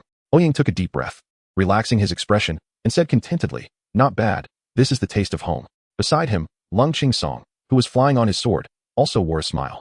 Having lived in Qingyun sect for over a decade, he had long regarded it as home. Only Hututu, who was directing the paper crane, just wanted to hurry back to the small peak to eat the chicken made by the 3rd senior brother. Although the world was lively, he really didn't like it. As the 3 arrived at the boundary of the sect, 2 figures flying on swords intercepted them. One of the youths clasped his hands and said to Ouyang and the others, "This is the territory of Qingyun sect. May I ask if you are Ouyang?" Ouyang looked over and recognized the gatekeeper as Ma Xingye, who had helped him win during the outer sect competition. What a small world. Ma Xingye had worked hard to enter the inner sect of Qingyun sect and had finally succeeded in becoming a gatekeeper. As the saying goes, 10 years of hard study. One day as a guard, he was really doing well, directly saving himself 30 years of struggle. Although Ma Xingye's methods were a bit underhanded, Ouyang didn't want to hold a grudge against him. He took out his waist token to show Ma Xingye. Ma Xingye raised his hand and bowed, saying, "Senior brother, please." His bow was impeccable, exuding a welcoming demeanor, clearly indicating he had undergone professional training. Ouyang nodded, and the 3 flew directly into the territory of Qingyun sect. Ma Xingye watched Ouyang and the others' retreating figures, a hint of confusion flashing in his eyes. He had finally entered the inner sect after much effort. But everything here was completely different from what he had imagined. Originally, he had been like a star in the outer sect, thinking that once he arrived in the inner sect, he would soar like a dragon, relying on his strong talents and powerful techniques to dominate. However, he found himself blending in with the crowd. Although the inner sect of Qingyun sect was rich in resources, he no longer had to worry about cultivation resources. The senior brothers here were all more talented than him, and they learned techniques faster. The once proud Ma Xingye had now become an ordinary person since arriving at the inner sect. Whenever he received letters from home, Ma Xingye would boast about how great Qingyun's sect was, and his parents would be pleased, but only he knew he wasn't happy. The pressure here was immense, with too many outstanding individuals. Although the atmosphere seemed peaceful, and everyone laughed and chatted when they met, behind the scenes, they were more competitive than anyone else. After entering the inner sect, the outer sect's manager, Sun, had specifically advised him not to conflict with Ouyang and to be polite when they met. He heard that Xiao Feng had also been admitted to the inner sect of Qingyun's sect, right on the peak where Ouyang's lineage was. He just wondered if Xiao Feng felt as suppressed as he did. After all, he was the man who had defeated him. Although Ma Xingye publicly called Xiao Feng a defeated opponent, he sincerely admired him in his heart. As he looked at Ouyang, who had already become a black, he sighed softly. Although Qingyun's sect is vast, it is not easy to live here.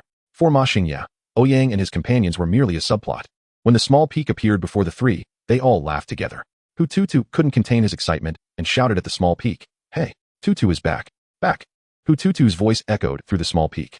However, when his voice faded, no one came out to greet them. Hu Tutu turned to Ouyang, feeling a bit wronged, and asked, "Senior brother, why is no one here to welcome us?" Ouyang was also puzzled. Normally, there should be the third brother, Xiao Bai, and Xiao Shidi on the mountain. Why hadn't anyone come to welcome him, the senior brother? Wasn't that rather embarrassing for him? When the three landed in the courtyard at the peak, Ouyang immediately saw Xiao Bai, who usually stood on the tree, now lying on a lounge chair, staring blankly at the sky. The three landed in the yard, and Xiao Bai didn't even notice. This was strange. Xiao Bai had always been sharp and confident. Ouyang had never seen him looking so lost and disheveled. Ouyang turned his head to follow Xiao Bai's gaze and found that he was staring at the circular domed palace in the sky. Could this palace have something to do with Xiao Bai? Ouyang approached and waved his fingers in front of Xiao Bai's eyes, noticing no reaction. He grabbed Xiao Bai's shoulders and shook him vigorously, saying, "Xiao Bai, wake up. It's time to pee." Awakened by Ouyang, Bai Feiyu turned his head with vacant eyes and said to Ouyang, "What did you go down the mountain for this time? That palace in the sky couldn't possibly have been created by you, right?" Ouyang, hearing Bai Feiyu's words, responded nonchalantly, "Of course. You should take a look at who your senior brother is. Such a big commotion must have been caused by us. Cool, right?" Bai Feiyu's expression suddenly turned fierce.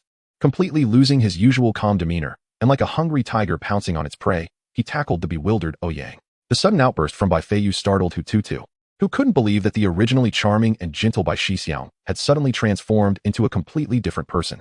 Wow, wow, wow, handsome guy. Senior brother has changed. Hu Tutu cried out as he picked up the curious Zonghu, believing that Bai Shixiang's mood had changed because he couldn't see him after his departure. Meanwhile, Lung Qingsong seemed accustomed to the playful banter between Bai Feiyu and Ouyang. For him, who had just successfully transformed into a baby, stabilizing his realm was the most important thing. So, Lung Qingsong went back to his room to solidify his cultivation. In an instant, the small mountain peak returned to its usual chaotic state. Bai Feiyu grabbed Ouyang by the neck and shook him violently. "How long have you been down the mountain? Why did you dig up someone's ancestral grave?" Ouyang, caught off guard by Bai Feiyu's grip, suddenly recalled Bai Feiyu's hidden identity as an ancient sword immortal. According to his old man, this immortal secret realm was very suitable for Lung Qingsong, who specialized in swordsmanship. Looking at the seemingly crazed Bai Feiyu, Ouyang suddenly had an immature thought.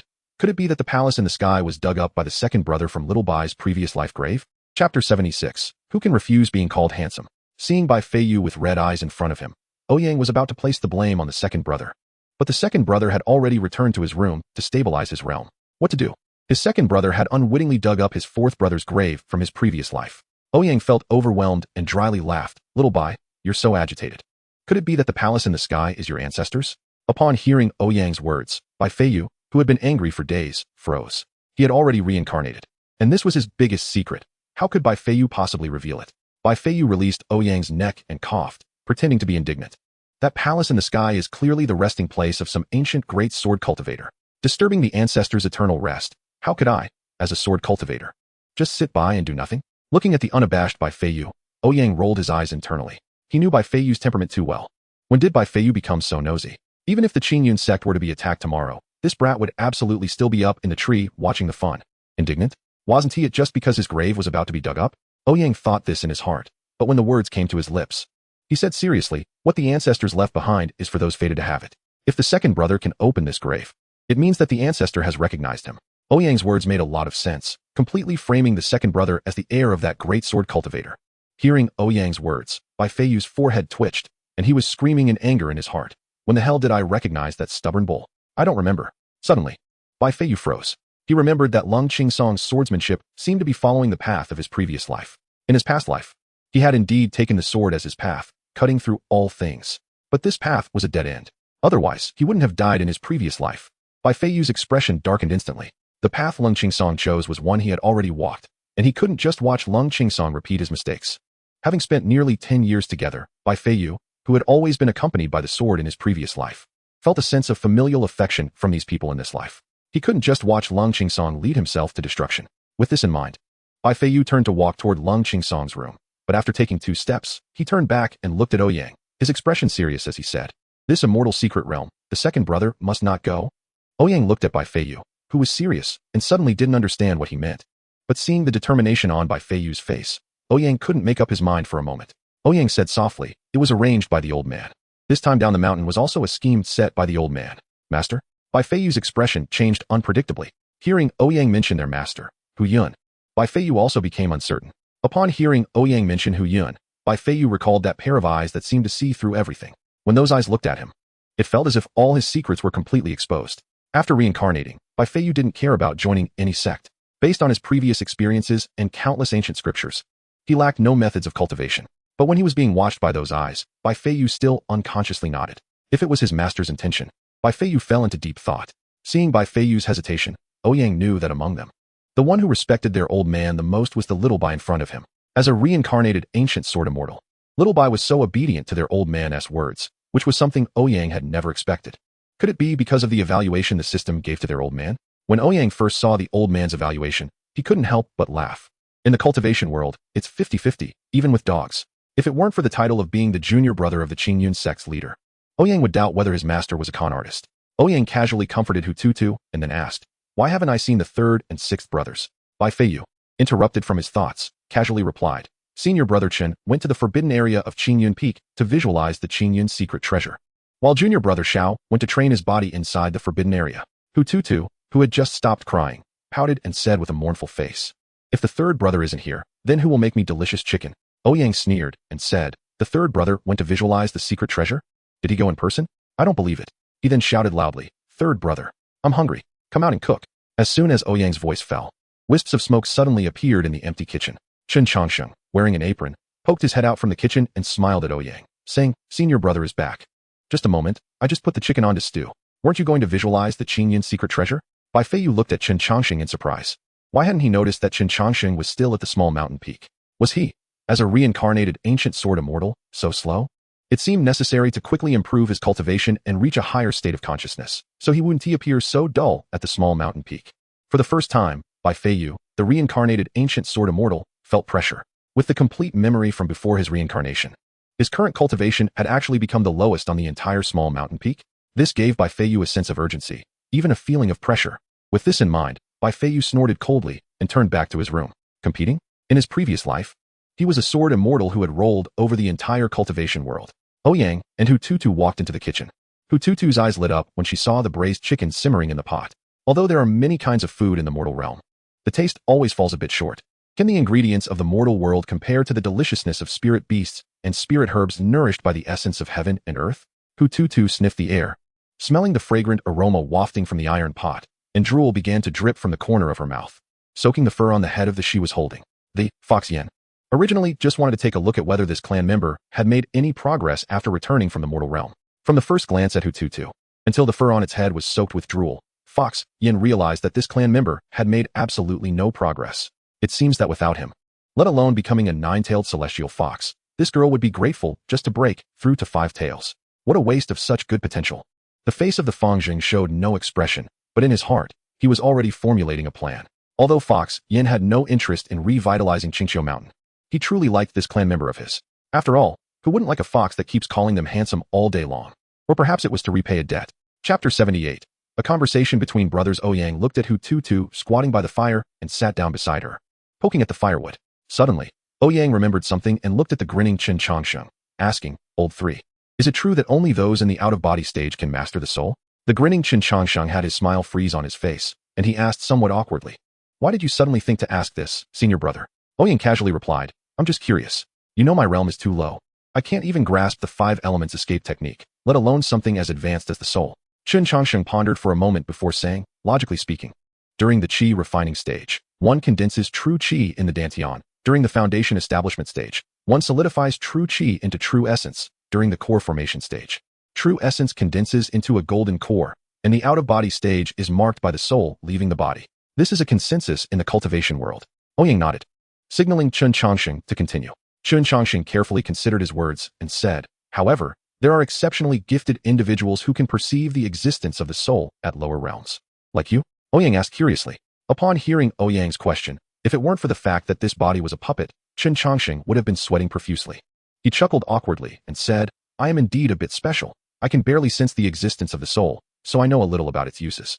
Listening to his third brother's modest account, Ouyang rolled his eyes. With a wave of his hand, he summoned hundreds of puppet brothers. This was called knowing a little? But Ouyang was too lazy to expose Chen Chongqing's identity as a reincarnator and instead asked, so, can cultivators who can leave their bodies freely occupy the bodies of others? Chen Chongqing's expression turned serious upon hearing Ouyang's question. He looked at Ouyang and said in a deep voice, Senior brother, have you encountered a cultivator capable of seizing bodies? Ouyang nodded and replied, this time down the mountain, I met a cultivator who could seize bodies, even helping others to do so. Chen Chongqing, sitting in the secret chamber inside the small mountain peak, suddenly opened his eyes wide, his killing intent palpable. He slowly closed his eyes and reconnected his consciousness to the puppet beside Ouyang. Chen Chongqing maintained a calm expression and asked, where is that person now? Dead, or rather. His physical body is dead, but when I checked, I felt something fly out of his body. I suspect he didn't die, his soul escaped. Ouyang said while poking at the firewood. Where did Senior brother kill him? Chen Chongqing asked urgently. Ouyang paused, looking at Chen Chongqing, and said, what? Do you want to slaughter that place? Chen Chongqing was momentarily speechless, looking at Ouyang, his tone softening as he said, no, I just want to be cautious. Ouyang looked at Chen Chongqing, knowing that his third brother was a reincarnator and was very clear about events that would happen in the future. When he saw that Demon Clan Holy Sun back then, Chen Chongqing changed his usual demeanor and directly tried to kill Zhu Yuan. If Ouyang hadn't stopped him, that Zhu Yuan would have likely died on the spot. It seemed that in the future, that Demon Clan Holy Sun would do something heinous, even committing acts that Chen Chongqing felt must be dealt with immediately. But Ouyang still stopped Chen Chongqing, not for any other reason, but because, regardless of what Zhu Yuan might do in the future, it hadn't happened yet. If it hasn't happened, it doesn't exist. Zhu Yuan is indeed a Demon Clan Holy Sun, but apart from himself who has the system to know, only the reincarnator Chen Chongqing is aware of it. Even Bai, the ancient sword immortal, and the sect leader Dong Shuzi couldn't see through it, killing the other party and then claiming he is a Demon Clan Holy Sun? Besides, he was just delivering a message, forcing him to take a heavenly oath? Why should that be? Heavenly oaths are commonplace. Cultivators hold heavenly oaths in high regard. Forcing others to swear is enough to make the entire small mountain peak roll away. The principle of killing fellow sect members is even written into the sect's rules. Arbitrarily killing fellow disciples is something that cannot be forgiven in any sect. Chen Chongqing himself, and even the entire small mountain peak would be slaughtered on the spot by the Qingyun sect. Ouyang was strong, even capable of defeating Dong Shuzi in the tribulation stage. In terms of techniques, he was confident he could crush his physical body. But the entire Qingyun sect had hundreds of affiliated sects, as well as the hidden elders in the forbidden areas. Even if all the people in the small mountain peak were strong, as of now, none had broken through to the out-of-body stage. He could fight, but what about the others? Even if he managed to escape with all his junior brothers, would the 9 great holy lands unite to make the entire small mountain peak a target of public criticism because of one Demon Clan Holy Sun? Of course, that Zhu Yuan might expose his identity as a Demon Clan member before Chen Chongqing could kill him. But what if he doesn't? If Zhu Yuan revealed his identity as a Demon Clan member during the sect competition and was then killed by Chen Chongqing, that would be the best outcome Ouyang could conceive. Even if Zhu Yuan did not reveal himself during the sect competition and accidentally killed a fellow disciple, it would only mean having Chen Chongqing go into seclusion for 100 years, to risk the entire small mountain peak for something that hasn't happened yet, which could very well cost them everything. Ouyang, as the eldest senior brother, would never allow Chen Chongqing to do that. This is what Ouyang, as the eldest senior brother, should do. What worried Ouyang even more was that Chen Chongqing seemed very obsessed with events from his past life, which made him develop such an extremely cautious personality. This was very detrimental to him. It could even become his inner demon. Ouyang's eyes were fixed on Chen Chongqing, who was hiding in the secret chamber. He felt as if Ouyang could see through his heart directly through the puppet. Old 3, do you remember what Master said? Small trends can be changed, but great trends cannot be changed. Change leads to chaos. Ouyang said word by word, looking at Chen Chongqing. Chen Chongqing lowered his head, listening to his senior brother's admonition. Even though this life's senior brother was not as talented as in his past life, the pressure he felt was even greater than before. But Chen Chongqing still said, somewhat unconvinced, but what if we can eliminate future threats in advance? Ouyang thought of that demon named Lin Feng, who looked exactly like Zhu Yuan, and tilted his head to look at Chen Chongqing meaningfully, saying, how do you know it can be eliminated in advance? What if it becomes worse? Chen Chongqing fell silent, then raised his head to look at Ouyang and said, then let's keep changing it, until all threats are gone. Ouyang sighed. Geniuses are always stubborn. If their thoughts could be easily changed, they probably wouldn't be geniuses anymore. Such matters can only be considered resolved when they come to understand it themselves. Without hitting their heads against the wall, they won't think they are wrong. This is also a kind of persistence to oneself. Ouyang stood up, knocked on the lid of the iron pot, and said, "The chicken is ready. Let's eat first." Chapter 79. The self-introductory Xiaofeng Chen Chongxing took Ouyang's lesson to heart, but still felt unconvinced. "As long as I'm fully prepared, I can kill even immortals for you. The situation cannot be changed? That's just not thorough enough." Having experienced the calamity of his previous life, Chen Chongxing knew very well how much bloodshed and chaos would ensue if the future was not changed. The situation cannot be changed? I, Chen Chongxing, came back this time to see if it can be changed. If it can't be changed, what is the point of my rebirth? Just to watch the scenes of my previous life play out again? Inside the small mountain peak, Chen Chongxing's true self slowly opened his eyes, his gaze resolute and determined. Amidst the cheers of Hututu, Ouyang brought the chicken to the courtyard. Hututu wiped his saliva and happily began eating the chicken made by the third senior brother. It tasted just as delicious as he remembered. The third senior brother, who was so handsome, was really the best. What bad thoughts could a child have? He just wanted to eat chicken. Ouyang looked at the sun, it was almost dusk, and asked curiously, "Isn't Xiao Shidi coming back?" Chen Chongxing shook his head and said, "Judging by the sun, it should be soon. Xiao Shidi practices body cultivation, and his appetite is huge. He always rushes back in time for meals." Just as Chen Chongxing finished speaking, a burst of passionate music sounded. Accompanied by the sounds of dragon roars and phoenix cries, bare-chested Xiaofeng ran up to the small mountain peak, stepping from one foot to the other. Ouyang's eyelids twitched. What the hell? Is Xiaofeng making an entrance while carrying a speaker? With a light shout, Xiaofeng leaped into the courtyard. His bronze skin and streamlined muscles shone brilliantly under the setting sun. Gulp. Hututu, holding a chicken leg in one hand, stared blankly at Xiaofeng and swallowed hard. "Grandpa, Tutu is very happy at Qingyan sect. I won't be going back to Qingqiu Mountain," Hututu thought silently. When Xiaofeng landed in the courtyard and saw Ouyang and Hututu sitting there, a smile immediately appeared on his face.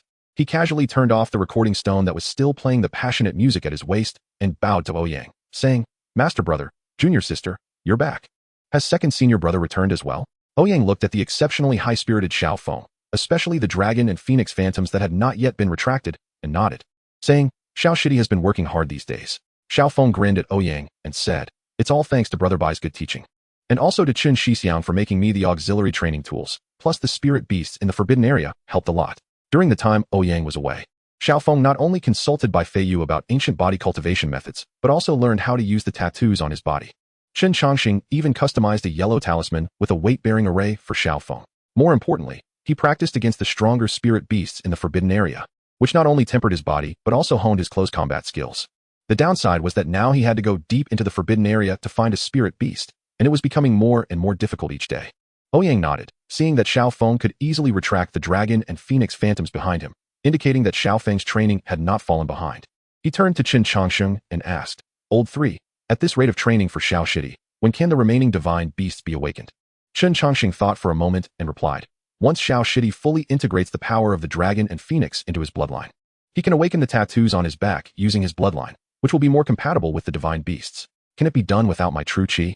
Ouyang asked curiously. Chen Chongxing shook his head with a smile and said, "The 5 elemental divine beasts are interconnected. When brother awakened the dragon and phoenix for Xiao Shidi, all 5 elemental divine beasts were activated. Now it just depends on when Xiao Shidi can trigger them. Isn't playing music a bit too ostentatious?" Ouyang awkwardly pointed at the recording stone at Xiaofeng's waist and asked. Chen Chongxing explained, "The tattoos behind Xiao Shidi need a medium to stimulate them. Music not only stimulates the divine beasts behind him to appear, but also serves as a battle song to inspire him." Xiaofeng chimed in, "Qin Shixiang is right. Every time I play the music, I do feel my strength becoming more manageable." Ouyang's mind conjured up images of Xiaofeng in battle. Before every fight, Xiaofeng would turn on the speaker, making his enemies feel both awkward and frustrated as they were defeated by him. Is this the battle style of the future human emperor? Love it. Love it. Are humans collectively picking their toes? Ouyang chuckled and said, "Not bad, not bad. Keep it up." Xiaofeng earnestly said, "Brothers, don't worry. I will not disappoint your good intentions." Hututu waved his hand and said, and me. Go for it, Xiao Shidi." Xiaofeng glanced at Hututu, a hint of tenderness flashing in his eyes, and nodded heavily, saying, "Of course, there's also junior sister." After the meal, everyone returned to their respective rooms. Ouyang was just about to sleep when he heard a knock at his door, and Hu Yin swaggered in. "Hey, don't you knock before coming in?" Ouyang said somewhat unhappily. Hu Yin shot a sideways glance at Ouyang and asked, "Have you ever seen a pet knock before entering?" Hu Yan's square face showed no expression as he casually sat on Ouyang's desk and pulled out a piece of paper from his pocket, saying, "Get these herbs for me. Hututu wants to advance to the legendary nine-tailed fox, and the foundation must be solid. Ouyang took the paper and looked at it. Some of the herbs listed were extremely precious outside, and there were a lot of them. He frowned and said, "Do we need that many?" The demon race requires more resources for cultivation than the human race, so the same rank of demon cultivators is stronger than human cultivators. Don't you know this? Hu Yan's square face was full of sarcasm. Ouyang shook his head and said, "Really? I didn't notice." Hu Yan was momentarily speechless. A demon cultivator at the same level can easily overpower 2 human cultivators. But every one of these people on the small mountain peak seems capable of defeating all opponents of the same level.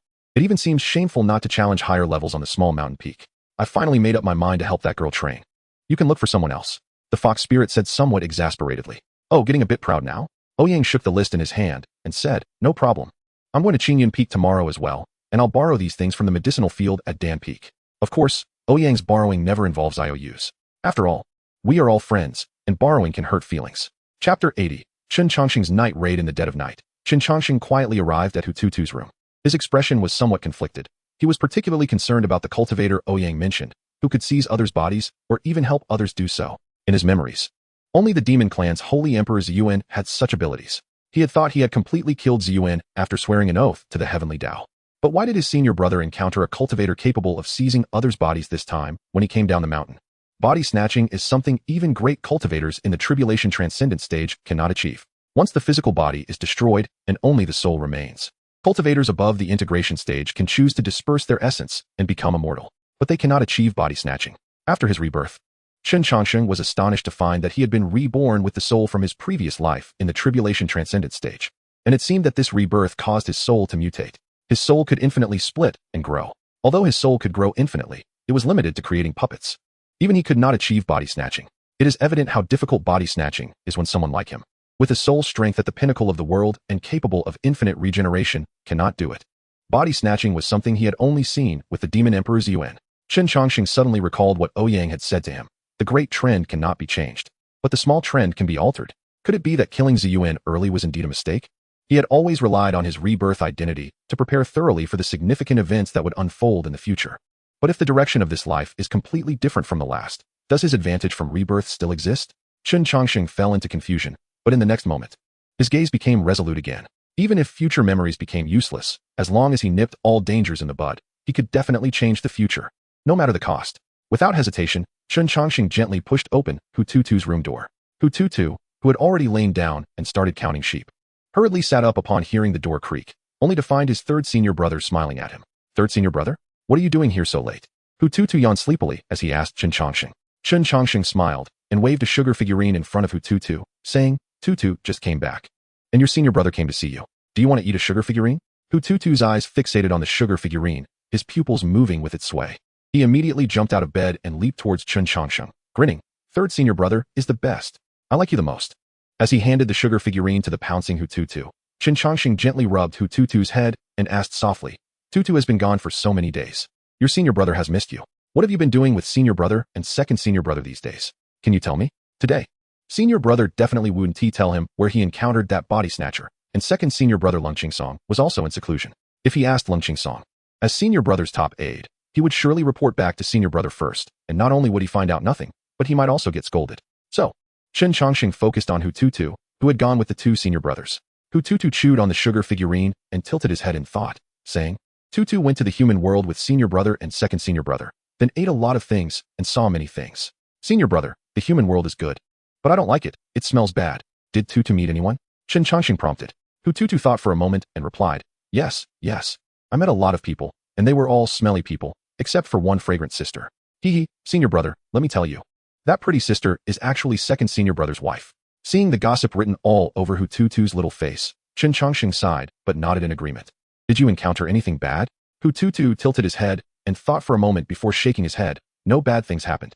Senior brother and second senior brother are so powerful, what could they not solve?" In Hututu's heart, with the most powerful senior brother and the second most powerful second senior brother by her side, there was no way anything bad could happen. Chen Chongqing looked at the serious Hututu in front of him, realizing that simply asking like this might not yield any useful information. There was only one last resort left.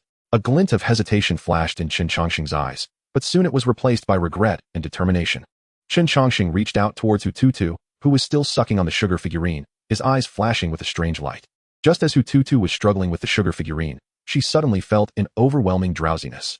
Ah, senior brother, I suddenly feel so sleepy, Hututu said, rubbing her eyes with one hand while holding the sugar figurine with the other, looking at Qin Changxing. Is that so? If Tutu is sleepy, then let us sleep first. Qin Changxing gently embraced Hututu, his voice deep with an unusual charm. The sugar figurine in Hututu's hand fell to the ground as she tilted her head and fell into a deep sleep. Qin Changxing's sense of regret grew heavier. He silently apologized in his heart and then used his soul power, preparing to employ a soul technique on Hututu to extract information about the body-snatching cultivator from her memories. The moment the soul waves from Qin Changxing erupted, an overwhelming sense of pressure filled the entire room like a tsunami. Qin Changxing was taken aback, quickly shielding Hututu behind him, and with a flick of his sleeve, a stack of yellow talismans appeared in his hand. Let her go? A massive fox-like phantom snarled at Qin Changxing, and the overwhelming demonic power sent him flying. Who are you? Qin Changxing held Hututu tightly and flipped his body to throw out a dozen yellow talismans to defend himself. But in just a second, they were torn to shreds by the overwhelming demonic power. At least a great demon cultivator at the integration stage. How could a demon cultivator at least at the integration stage sneak past the formation I set up around the small peak? Qin Changxing was shocked and was about to pull out his trump card. A massive fox paw pressed down on Qin Changxing's neck, and a square-shaped fox face appeared in front of him, its small eyes staring at Qin Changxing as it slowly said, "You actually dared to use soul techniques on her? Don't you know it could harm her soul?" Qin Changxing recognized the fox before him. It was actually the pet called Handsome belonging to his junior sister. This fox often lounged in the sun or sneaked food from his kitchen, and he never expected it was actually a great demon cultivator, at least at the integration stage. Struggling to speak, Qin Changxing asked, "What kind of person are you? Why would you willingly turn into a pet and infiltrate my small peak?" The fox, Fox Yen, looked at Qin Changxing and slowly replied, "I am the eight-tailed spirit fox, Fox Yen. I am here under the direct orders of your senior brother to protect Hututu." Chapter 81. A resounding slap. You are the protector of my junior sister? Qin Changxing asked with difficulty. Every family genius will have a powerful protector by their side. The moment I saw Hututu, I knew she would become the future empress of the demon clan. I never expected that the future empress would also have a protector. Wasn't the Fox clan nearly exterminated before her? Huyan looked at Qin Changxing before him, and among the small mountain peaks, he disliked Qin Changxing the most. Although he made delicious chicken, this kid always gave him a feeling of deep scheming, far less clear-hearted than the others in the small mountain peak. I'm asking you, why did you use the soul technique on her? Huyan asked Qin Changxing with a cold tone. Hututu, being of the Qingqiu lineage of the Fox clan, even possesses the bloodline of the nine-tailed celestial fox, which hasn't appeared in 1,000 years. Even if we are strangers and I left Qingqiu Mountain in anger, I wouldn't just stand by and watch the genius of my clan get hurt. Moreover, I was already prepared to teach Hututu everything. In Huyan's heart, Hututu was no different from his own children. The pressure of a tribulation stage expert and the overwhelming demonic power that made it hard for Qin Changxing to breathe all showcased Huyan's anger. Huyan even considered directly killing Qin Changxing. If necessary, he would take Hututu and leave Qingyin's sect. With the vast world out there, as a tribulation stage expert, where couldn't he go?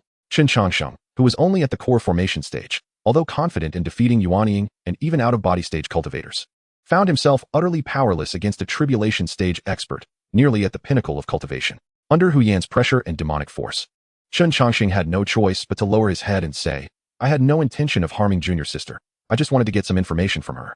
Then why not just ask her? Huyan retorted. It seems that junior sister doesn't have any memory of what I want to know, which is why I had to use the soul technique to check her memories. Qin Changxing said with some guilt. You even resorted to harming your own sect member? Huyan said coldly. Upon hearing Huyan's inquiry, Qin Changxing felt an overwhelming sense of shame and silently lowered his head in acknowledgement. Get out. I will ask Ouyang for an explanation. If Qingyin's sect can't keep me, I will take Hututu and leave. With a wave of his hand, Qin Changxing was thrown out the door, and the door was tightly shut. Thrown outside, Qin Changxing sat dazed on the ground, looking up at the starry sky, unsure of what to think. Huyan's questioning had completely pierced Qin Changxing's heart. To change the course of events, he resorted to any means, even harming his fellow sect members. Had he really done something to hurt his own sect member? Could he still talk about protecting what he claimed to want to protect? Qin Changxing stared at his hands, filled with a struggle, but with the future threat right before him. Should he really tell his senior brother that he had been reborn from the future? The thought that suddenly appeared in Qin Changxing's mind stirred something within him, but he quickly shook his head. He could sense that if he revealed his identity as a reborn person, it would lead to enormous trouble. What should he do? Qin Changxing held his head, sinking into the greatest confusion since his rebirth. The winter weather slowly coated Qin Changxing with frost, soaking his clothes. It wasn't until dawn that Qin Changxing stood up in a daze and returned to the kitchen to prepare breakfast. Ouyang unexpectedly woke up early today, yawning as he walked out of his room. When Qin Changxing saw Ouyang up so early, he was momentarily stunned, instinctively avoiding Ouyang's gaze, and brought out the food from the kitchen to place on the stone table in the courtyard, softly saying to Ouyang, Senior brother, good morning. MHM, good morning, third. Oh, we're having buns today? Ouyang sat on the stool, picked up a bun, and chewed it with relish. Watching Ouyang eat, Chen Chongqing wanted to say something, but ultimately swallowed it down. After Ouyang finished one bun and wiped his mouth, satisfactorily burping, he waved to Chen Chongqing and said, third, come here, I need to tell you something. Chen Chongqing lowered his head and walked in front of Ouyang, waiting for a scolding like a child who had made a mistake. Slap. A loud slap landed on Chen Chongqing's face. Although the force wasn't great, the sound was exceptionally crisp. Ouyang withdrew his hand, staring at the steaming bun in front of him, and said calmly, do you know why I hit you? Chen Chongqing, respectfully keeping his head down, replied softly, I know. What you said yesterday, didn't you hear a single word? Ouyang's voice grew increasingly calm, and Chen Chongqing felt more and more anxious. Chen Chongqing hurriedly admitted his mistake, saying, senior brother, I was wrong. I shouldn't have, suddenly. Chen Chongqing felt a chill around his neck as Ouyang, sitting on the stool, pressed his hand down on Chen Chongqing's neck, bringing him closer. Looking at Chen Chongqing, whose eyes were brimming with tears, Ouyang said calmly, no matter what, hurting your fellow brothers and sisters is wrong. I know, but Chen Chongqing's voice became choked. Feeling a deep sense of grievance as if no one understood him. He had thought all night, but couldn't figure out what he should do. Seeing the usually composed Chen Chongqing show panic for the first time in front of him was surprising. Ouyang suddenly smiled and looked at Chen Chongqing, saying, I believe in you, Chongqing. Although I don't know what troubles you have, I still trust you. But that doesn't justify your actions against your fellow sect members, understand? Once a person loses their bottom line, they become a monster. Hearing Ouyang's words and looking at his face so close, Chen Chongqing seemed to suddenly see the future. With Ouyang, back turned to him and covered in wounds, smiling as he held a sword to block all dangers for him, saying, Chongqing, I believe in you. After all, you are my junior brother. Chen Chongqing's pent-up grievances erupted, and he felt a sting in his eyes, hurriedly using his sleeve to wipe them. Go apologize to Tutu, and prepare a gift to make amends. Ouyang said softly to Chen Chongqing. Chen Chongqing hurriedly agreed and turned to leave, trying hard not to let tears fall from his eyes. Just as he was about to leave, Ouyang's voice came from behind him. Third, I'm your senior brother.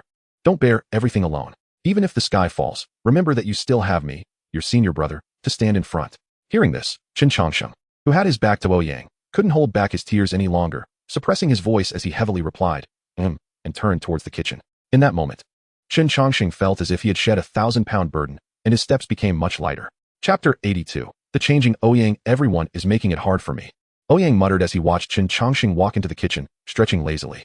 He was originally thinking about going to listen to the teachings today. He couldn't be late. When was the last time he was late for a lecture? 7 years ago? Or was it 8 years ago? Reflecting on when he last attended a lecture, Ouyang couldn't quite remember. Third, I won't be back for lunch. I'm going to listen to the teachings. Ouyang called out to the kitchen while walking towards the front door. Bang. Hearing Ouyang say he was going to listen to the Tao, Chen Chongqing's hand trembled, and the plate he was holding fell to the ground. Chen Chongqing even suspected that there was something wrong with his ears. The senior brother is going to listen to the Tao? If he remembered correctly, it had been 9 years, 2 months, and 13 days since the last time senior brother listened to the Tao, right? Could it be that something significant was about to happen in the sect? Chen Chongqing's expression became serious as he walked to the door, uneasily taking out a paper figure from his sleeve, gently blowing on it, and the paper figure transformed into a wisp of breeze that floated out of the kitchen. Crash! The stable realm Cold Chingsong directly broke through the roof, holding a sword with one hand. His expression worried as he looked in the direction Ouyang had left.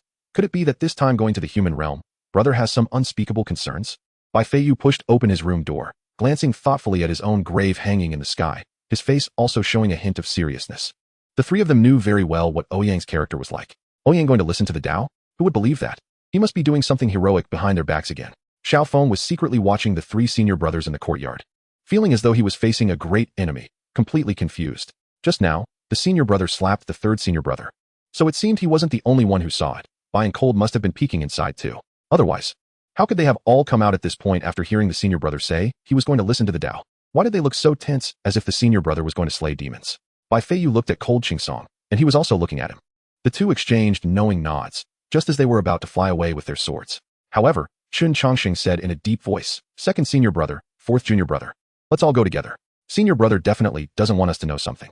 I'll use the concealing technique to hide our presence. Wait, senior brother. I want to go too. Xiao Feng pushed open his door and said loudly. Since he arrived at the small peak, he had benefited from the help of all his senior brothers. Now that the senior brother was in trouble, even if his strength was weak, he had to help out. After the junior sister wakes up, you just need to keep her steady. The three of us can go. Chen Chongqing glanced at Xiao Feng and said irritably. Turning around, his face involuntarily twitched. He had just been slapped, and these three must have been hiding at the door peeking. Otherwise, how could they all come out at this moment? Chen Chongqing pulled out a yellow talisman from his sleeve, recited a spell, and flicked the talisman into the air. The yellow talisman expanded in the wind, gradually turning transparent. It transformed into a massive invisible cloak that enveloped the three of them. The moment the invisible cloak fell on them, their presence vanished before Xiaofeng. Soon after, their figures also slowly disappeared in front of Xiaofeng. Xiaofeng clenched his fists, secretly resenting his own lack of strength, feeling he couldn't help much. It seemed he needed to practice hard in the Forbidden Area today. The spirit beasts in the Forbidden Area that Xiaofeng had beaten previously felt their eyelids twitching.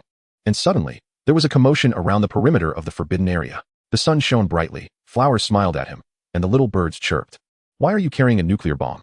Ouyang hummed a nursery rhyme as he walked step by step toward Qingyun Peak, this time going to the human realm. He deeply realized his own shortcomings. For cultivators below the out-of-body stage, he could easily push through. However, for those above the out-of-body stage, who could have their souls out of their bodies, even if he destroyed the other's physical body, he still had no way to deal with their souls. Originally, he wanted to ask the third brother if he had any methods, but unexpectedly, before he could say a few words, the third brother almost did something inappropriate to the junior sister.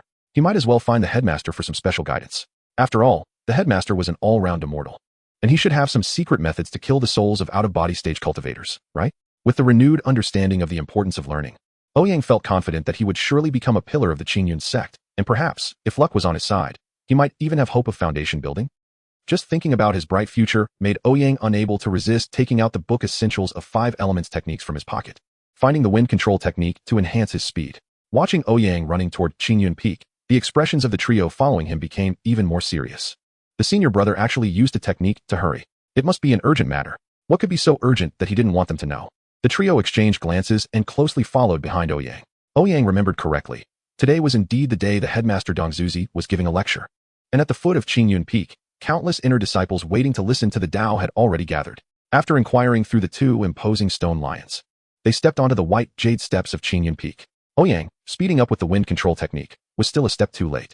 The stone lions were already lying on the stone pillars, asleep. When Ouyang reached the mountain gate, the stone lion on the right, which was obviously larger than the one on the left, opened its eyes and said, "The time to enter the mountain gate has passed. Who dares to intrude?" The crisp sound of a slap echoed on the stone lion's face, and it opened its bell-like eyes, just as it was about to teach this reckless intruder a lesson. However, seeing Ouyang climbing over the mountain gate's railing, it immediately flew down from the high platform, growing to an appropriate size, and cushioned itself under Ouyang's feet, saying with a flattering expression, "Master, take your time climbing, be careful not to fall. Hurry up and carry me to listen to the Tao. If I'm late, I'll twist your head off." Ouyang stepped on the stone lion's back and scolded the foolish creature beneath him. "Can't you see I'm here? Why aren't you opening the railing? Stone creatures really have no brains."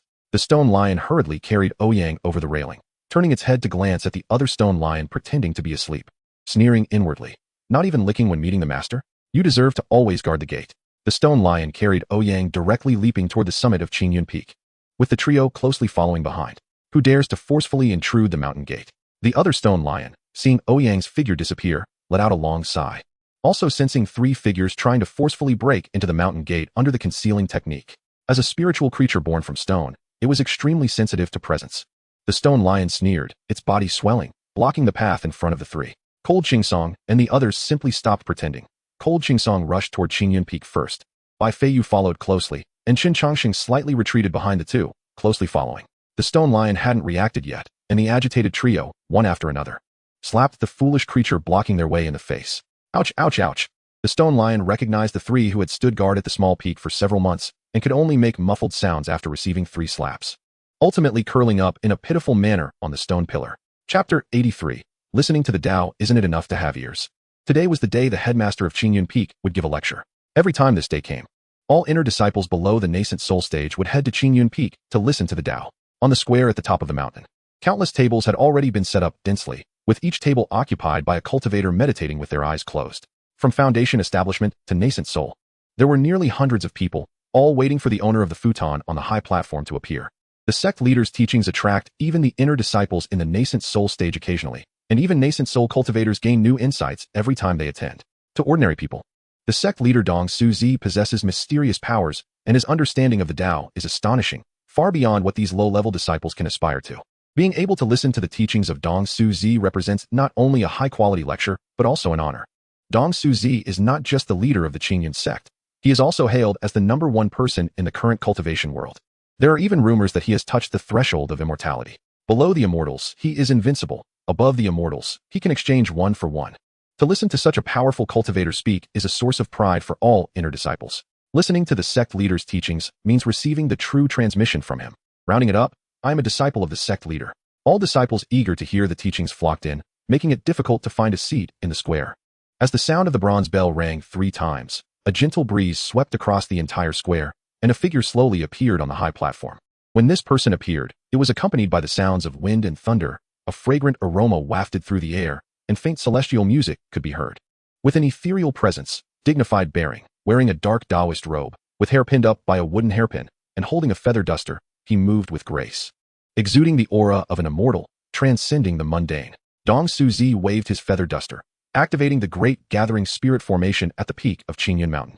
Instantly enveloping the mountaintop in rich natural energy, the dense natural energy formed mist, and the entire peak of Qingyun Mountain was enveloped in a celestial aura, invigorating everyone with each breath. All stood and bowed to Dong Suzi, speaking in unison. We pay our respects to the sect leader. Dong Suzi nodded, looking at the inner disciples with some satisfaction, knowing they were the future hope of the Qingyun sect. Dong Suzi said in a calm voice, "Please take your seats. The teachings will begin." His voice was not loud, but it clearly reached the ears of all disciples. The disciples bowed once more and obediently sat in their seats, eagerly straining their ears, waiting for the sect leader's teachings. Dong Suzi subtly nodded, sitting on the cushion, and just as he opened his mouth to speak, a deep lion's roar echoed. "The young master has arrived, everyone make way." The once silent square suddenly erupted with this loud voice, nearly choking Dong Suzi on his own saliva. Splash! Everyone's gaze turned towards the steps, where a massive stone lion that was originally guarding the entrance leaped up, carrying a youth dressed in blue with a head full of black lines. The stone lion, facing Dong Suzi's somewhat displeased gaze, felt a bit guilty, realizing that its earlier roar had indeed been too loud, but then recalling its master on its back, it puffed up again. To gain face for its master in front of the sect leader, such a loyal pet would surely earn another strand of true energy from its master. This was a win. Compared to the sect leader's dissatisfaction, the chance to gain even a tiny bit of true energy from its master was far more important. Is the sect leader of Qingyun sect so impressive? I'm just a stone lion guarding the door. What does it have to do with me? The stone lion's tail wagged even faster, proudly waiting for its master's praise. Ouyang looked around at the idiotic gazes directed at him, and even with his thick skin, he couldn't help but feel a bit embarrassed. What is this idiot shouting about? Such a shameful line. Does he want to cause my social death? Ouyang jumped down from the stone lion's back, kicked it, and casually sent a strand of true energy into it. The stone lion, feeling the increase of true energy within, happily rolled around, trying to ingratiate itself to Ouyang. Roll, roll, roll. Ouyang scolded the stone lion. The stone lion didn't linger, thinking to itself, if the master says to roll, then roll it is. Next time the master comes, I'll lick again. The stone lion stood up, casting a dignified glance at the inner disciples who were looking over, as if it had transformed back into the majestic guardian beast it was before the mountain gate, and then turned to run down the mountain. Ouyang scanned the square. Wow, it's quite full. There are no empty seats. Senior brother, over here. Suddenly, a group of muscular men on the east side of the square stood up, waving desperately at Ouyang. Ouyang looked over and realized it was the disciples of the Xingfeng. He was quite familiar with the disciples there. In the past, the leader of Xingfeng, Li Yi, would often drag him over there. The beautiful claim was discussing alchemy and techniques. In reality, it was more like threatening him to hand over the new paintings by Qin Changsheng. Over time, he had become quite familiar with the Xingfeng disciples. Usually, these Xingfeng disciples were all brawny men, and the entire Xingfeng was filled with a very intense atmosphere. Even when dressed in Taoist robes, the robes were stretched out of shape by their bulging muscles. After all, Xingfeng manages the sect's laws. If they couldn't fight, how could they control the arrogant geniuses within the sect? In the entire Qingyun sect, aside from the sword cultivators of the Wenjian Peak, who all claimed to be the best in the world and had a stinky attitude, the most formidable were these muscle-bound men from Xingfeng. Ouyang quickly walked over and received a warm greeting from the muscular men. You there? Stand up and give the senior brother a seat. Senior brother, you look even more handsome after a few days. Senior brother, let us discuss sword techniques together tonight. Ouyang waved his hands around, skillfully navigating among the muscular men while laughing and joking, even making a few of the muscle-bound men blush. The Xingfeng disciples knew very well that Ouyang was quite close to their master. Once, after drinking too much, they almost swore brotherhood. The square, which had been so quiet that one could hear a pin drop, suddenly became as noisy as a market. Dong Suzi on the high platform coughed and said, silence. As soon as the sect leader spoke, the Xingfeng disciples immediately quieted down, sitting obediently in their seats. Dong Suzi looked in surprise at Ouyang, who was sitting among a group of muscular men, leaning back against the table with his hands behind his head, looking nonchalant as he gazed at him. This kid hasn't come to listen to my teachings in nearly 10 years, right? Did the sun rise in the west today? He actually came to listen to my teachings? Could there be some conspiracy? Dong Suzi discreetly glanced at the immortal secret realm still in the sky, then coughed and said, "Today's teachings will be about the techniques, methods, and the Tao.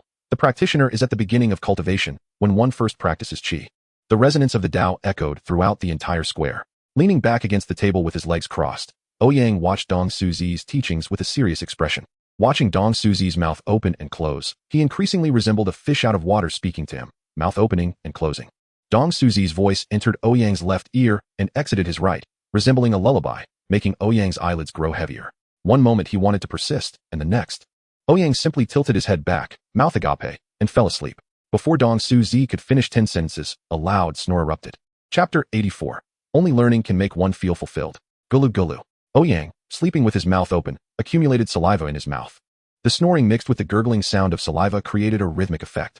A nearby disciple from Xingfeng nervously shook Ouyang, but Ouyang slept like a dead pig. No matter how much he shook him, he couldn't wake him. He was sleeping so soundly that saliva was dripping out. The snoring grew louder, even drowning out the voice of Dong Suzi preaching. More and more people heard Ouyang snoring and turned to look at Ouyang, who was soundly asleep. How could someone dare to sleep so soundly during such an important sermon by the master? Which useless person from which mountain is this, coming out to embarrass themselves? The disciples who had joined in the last 10 years were filled with righteous indignation, angry that Ouyang was disturbing their listening to the master's preaching. Only the older brothers who had joined 10 years ago looked at Ouyang, fast asleep, as if it awakened some memories.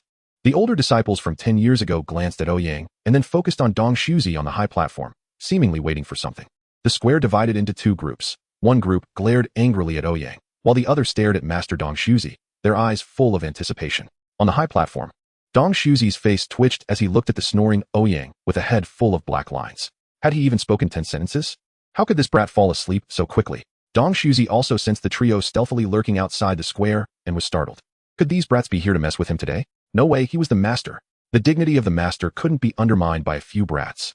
Dong Suzi's expression turned serious, and his preaching became increasingly profound. The disciples who had been listening raptly suddenly felt confused. Why did the master's teachings become so difficult to understand all of a sudden? It felt like they had been learning phonetics in kindergarten and were suddenly asked to learn advanced mathematics. Dong Suzi's preaching and Ouyang's snoring intertwined, surrounding the bewildered disciples in the square. Gradually, Dong Suzi felt his eyelids growing heavier, and he became increasingly drowsy. Even his voice began to diminish. It's here. It's here. The older brothers who had joined 10 years ago took out their recording stones, filled with joy, ready to document this moment. Dong Suzi's voice became ethereal and faint. Finally, unable to withstand the tidal wave of sleepiness, he lowered his head and fell into a deep sleep. He slept exceptionally soundly, even beginning to snore. Chio chio chio hu, gululu, gululu, chio chio chio hu, gululu. The alternating sounds of Dong Suzi and Ouyang's snoring echoed throughout the square. It's happening. As soon as this guy shows up, the master must fall asleep during the sermon. I can't believe I can see this scene again after 10 years. Nostalgia. The older disciples from 10 years ago were teary-eyed, all recording this moment, and then stood up to cheer around Ouyang. This scene had once caused a huge sensation, with countless people rushing to watch, even thinking at one point that Ouyang was the master's nemesis. The master's nemesis. So mighty. Oh, oh. The older brothers cheered for Ouyang, while the younger disciples stood there in a daze. What does this mean? Wasn't he the master preaching? What is happening now? Why is the master asleep? What are the senior brothers cheering about? Who am I? Where am I? What am I doing? The square was chaotic like a market, and the trio hiding beneath the square's steps fell silent. I think the senior brother probably just wanted to come listen to the teachings and reminisce about his childhood. Chen Chongqing said dryly to Bai Feiyu and Lung Qingsong. Bai Feiyu covered his face, looking defeated, not knowing what had gotten into his senior brother to come here and embarrass himself today. Lung Qingsong stared coldly at the disciples of Xingfeng around Ouyang, his expression icy, filled with confusion. Why were these Xingfeng disciples so close to his brother, even closer than he was? It seems he should visit Xingfeng sometime and ask if the swords in the hands of those disciples are sharp. A cold light flashed in Lung Qingsong's eyes as he mentally marked the muscular brothers with a death note. Since Ouyang was here just to listen to the teachings, the significance of the three staying here was minimal. Just as Bai Feiyu was about to lead the way to leave, he suddenly stopped, looking up at the sky with a sense of foreboding. What's wrong, junior brother Bai? Chen Chongqing asked. Bai Feiyu shook his head, puzzled, and said, It's nothing. Just feeling a bit strange. Why did I just sense the Tao rhythm from my past life heading towards Qingyan sect? What is going on? Bai Feiyu said to Lung Qingsong and Chen Chongqing. I want to go back for now. I'll wait until the sermon ends, and then I'll go back with my senior brother. Lung Qingsong and Chen Chongqing exchanged glances, and Chen Chongqing said, In that case, I'll wait a bit too. Lung Qingsong held his sword and remained silent, but he stood still. Meanwhile, in the drum tower on the square of Qingyan Peak, a plump female cultivator appeared out of nowhere, looking at the chaotic square with a furrowed brow, and coldly said, "Silence." Her clear voice reached everyone's ears, making them quiet down as if they had been doused with cold water. The square fell silent instantly. One could hear a pin drop, leaving only Ouyang and Dong Shuzi snoring. Chio chio chio hu, gululu, gululu. When the female cultivator heard the snoring, she looked up, and upon seeing Ouyang, her face showed a hint of surprise. Then she furrowed her brows at Dong Shuzi. Dong Shuzi, who was sleeping soundly, was still snoring. The female cultivator gathered her true essence and struck the giant bell of the drum tower with a heavy punch. Clang! The bell sound, accompanied by an invisible wave of true essence, echoed across the square. Dong Shuzi was instantly awakened, raising his head in confusion and asking, "Huh, did it thunder?" Meanwhile, Ouyang, who was sleeping soundly below, suddenly sprang up, wiped the drool from his mouth, and looked around in bewilderment at the crowd that had gathered without him noticing. Asking, "Is class over?" The female cultivator snorted coldly and vanished again. The sermon ended in this absurd scene, and unsurprisingly, Ouyang was kept by Dong Shuzi with a smile. After all the disciples left, a furious Dong Shuzi shouted at Ouyang, "Don't go, let us have a one-on-one." Ouyang looked at Dong Shuzi, who was jumping up and down, nonchalantly cleaning his ears, feeling full of energy after studying for so long. Indeed, only studying could make one feel fulfilled. Chapter 85. The Ancient Sword Immortal Li Tai Bai. The trio prepared to return to their small mountain peak to do their own things. But Dong Shuzi's voice echoed in their ears. "He stays, and you all stay." Lung Qingsong and the others paused slightly, exchanged glances, and could only obediently appear in front of Ouyang. Ouyang, who was looking indifferent while watching Dong Shuzi spray saliva at him, was surprised to see the three rebellious disciples suddenly appear, asking, "When did you three arrive?" Just as Chen Chongqing was about to answer honestly, Bai Feiyu spoke first. "We three came specifically to ask the master for guidance on our cultivation." "Really?" Ouyang looked at the three skeptically. They came to ask the old man for advice on cultivation? Could such words come from the mouths of these three rebellious disciples? Chen Chongqing nodded vigorously, repeatedly saying, "Yes. Senior brother, recently the three of us have felt our Tao hearts unstable, so we came to ask the master for advice, right, second senior brother?" Lung Qingsong did not expect Chen Chongqing to put the spotlight on him, but he still silently nodded. Facing the frantically outputting Dong Shuzi, who was watching the three people walking over honestly, his gaze fell on Chen Chongqing, and with a cold laugh, he said, "As the holy son of the Qingyun sacred land, shouldn't you be in the forbidden area right now, visualizing the Qingyun secret treasure?" Upon hearing Dong Shuzi's question, Chen Chongqing quickly bowed and said, "Reporting to the headmaster, my main body is indeed in the forbidden area visualizing the secret treasure. What has come today is merely a clone." Dong Shuzi raised his eyes to look. Chen Chongqing's internal meridians were operating, and his true essence was continuously circulating. He looked like a real person no matter how one viewed it, but Chen Chongqing in the forbidden area looked the same way. Who did this kid learn his puppet technique from? How could he imitate reality to such a degree? Dong Shuzi cleared his throat and said sternly, "Come with me to the main hall." After finishing, Dong Shuzi turned and walked towards the main hall of Qingyun Peak. Ouyang was the first to follow behind Dong Shuzi, while the remaining three exchanged glances and followed suit. Upon entering the main hall, they were greeted by an altar dedicated to the heavenly and earthly wooden tablets. Dong Shuzi held 3 incense sticks, inserted them into the incense burner, and then sat down on the futon in front of the altar, signaling the 4 to offer incense. Ouyang led the 3 to complete their incense offerings in turn, and before leaving, he casually grabbed a sacrificial fruit from the altar and started eating. The 4 of them sat opposite Dong Shuzi, looking at him, unsure of what he was getting at. Dong Shuzi looked at the 4 of them and had to admit that at their age, he was still leading his fellow disciples to dig bird nests. But now, these 4 had begun to stand out. Comparing people really could make one feel frustrated. Dong Shuzi sighed and looked at the 4 young men, saying, "A few days ago, your master sent me a transmission from miles away, asking me to convey some matters to you, master." The 4 of them raised their heads upon hearing Dong Shuzi mention Hu Yun. Their master hardly returned all year round. Why did he suddenly ask the headmaster to relay something to them this time? Chen Chongqing was confused, while Bai Feiyu seemed contemplative. Ouyang and Lung Qingsong exchanged knowing glances. It must be that their old man was concerned about the celestial secret realm in the sky. Dong Shuzi continued, "You should be aware that the celestial secret realm that appeared a few days ago is still hanging in the sky, right?" Before they could answer, he added, "Your master said that I should tell you some ancient secrets about this secret realm left by a celestial being. This realm was left behind by an ancient sword immortal and will be of great benefit to you. After all, it was your master's hard work to scheme for this. Don't let his efforts go to waste." Ouyang and Chen Chongqing seemed indifferent, as they were not cultivating the sword path and were not particularly interested in what was in this celestial secret realm. Lung Qingsong listened most attentively. After all, his old man had been plotting for so long for this secret realm, but he did not know what he could gain from it. Bai Feiyu's face twitched slightly. He did not expect that the grave of his past life was actually planned and dug out by his own master. When the secret realm appeared, Bai Feiyu sensed its existence and could even say he was quite familiar with it. This secret realm was the small world he had personally opened up in his past life. How could Bai Feiyu not be familiar with it? After his death, he did not know who had erected a grave for him in the small world he had opened up, leading to him being schemed against by Hu Yun even now. After all, Bai Feiyu did not know what treasures were hidden in this small world after his past life ended. To him, it seemed like a fleeting moment from death to reincarnation. Dong Shuzi organized his words and said, "This celestial secret realm is the legacy of the ancient sword immortal, Li Taibai." Li Taibai was also the only sword immortal of the ancient era and was the one who ended the ancient celestial realm. As soon as Dong Shuzi's voice fell, the expressions on the faces of the four sitting there were quite remarkable. Ouyang felt a rush of thoughts in his mind. Others might not know Bai Feiyu's background, but he was clear about it. Although his attribute panel had changed, it was still clearly written behind Bai Feiyu's name that he was the reincarnation of an ancient sword immortal. Wow. Is this grave really Xiao Bai's grave from his past life? Did his master really dig out Xiao Bai's grave for his second disciple to dance on? Meanwhile, Lung Qingsong looked at him with admiration, thinking about the sword immortal who ended the ancient celestial realm. He was sure he could achieve that too. Bai Feiyu, upon hearing Dong Shuzi's words, had a nostalgic look in his eyes, raising his head to look at Ouyang's back, his gaze becoming extremely complex.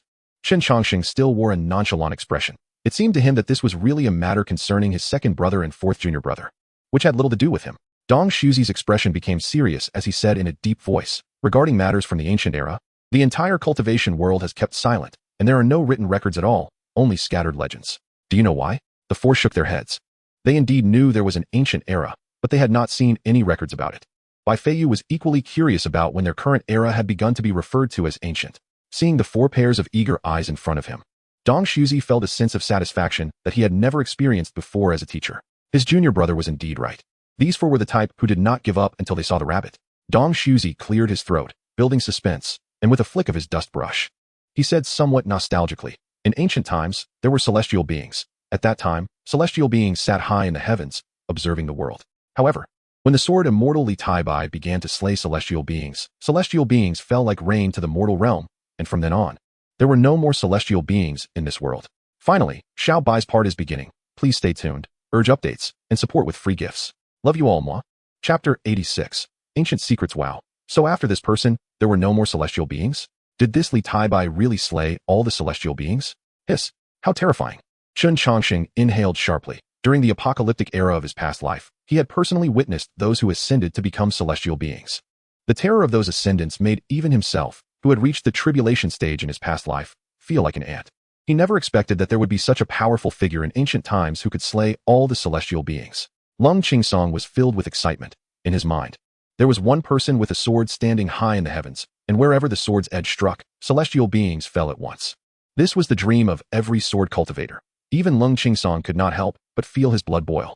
How interesting, how interesting. Xiao Bai was indeed impressive. At first, he thought he was just an ordinary ancient sword immortal, but it turned out he was a major figure in his past life. Bai Feiyu's eyes drooped slightly, looking disinterested, even with a hint of mockery on his face.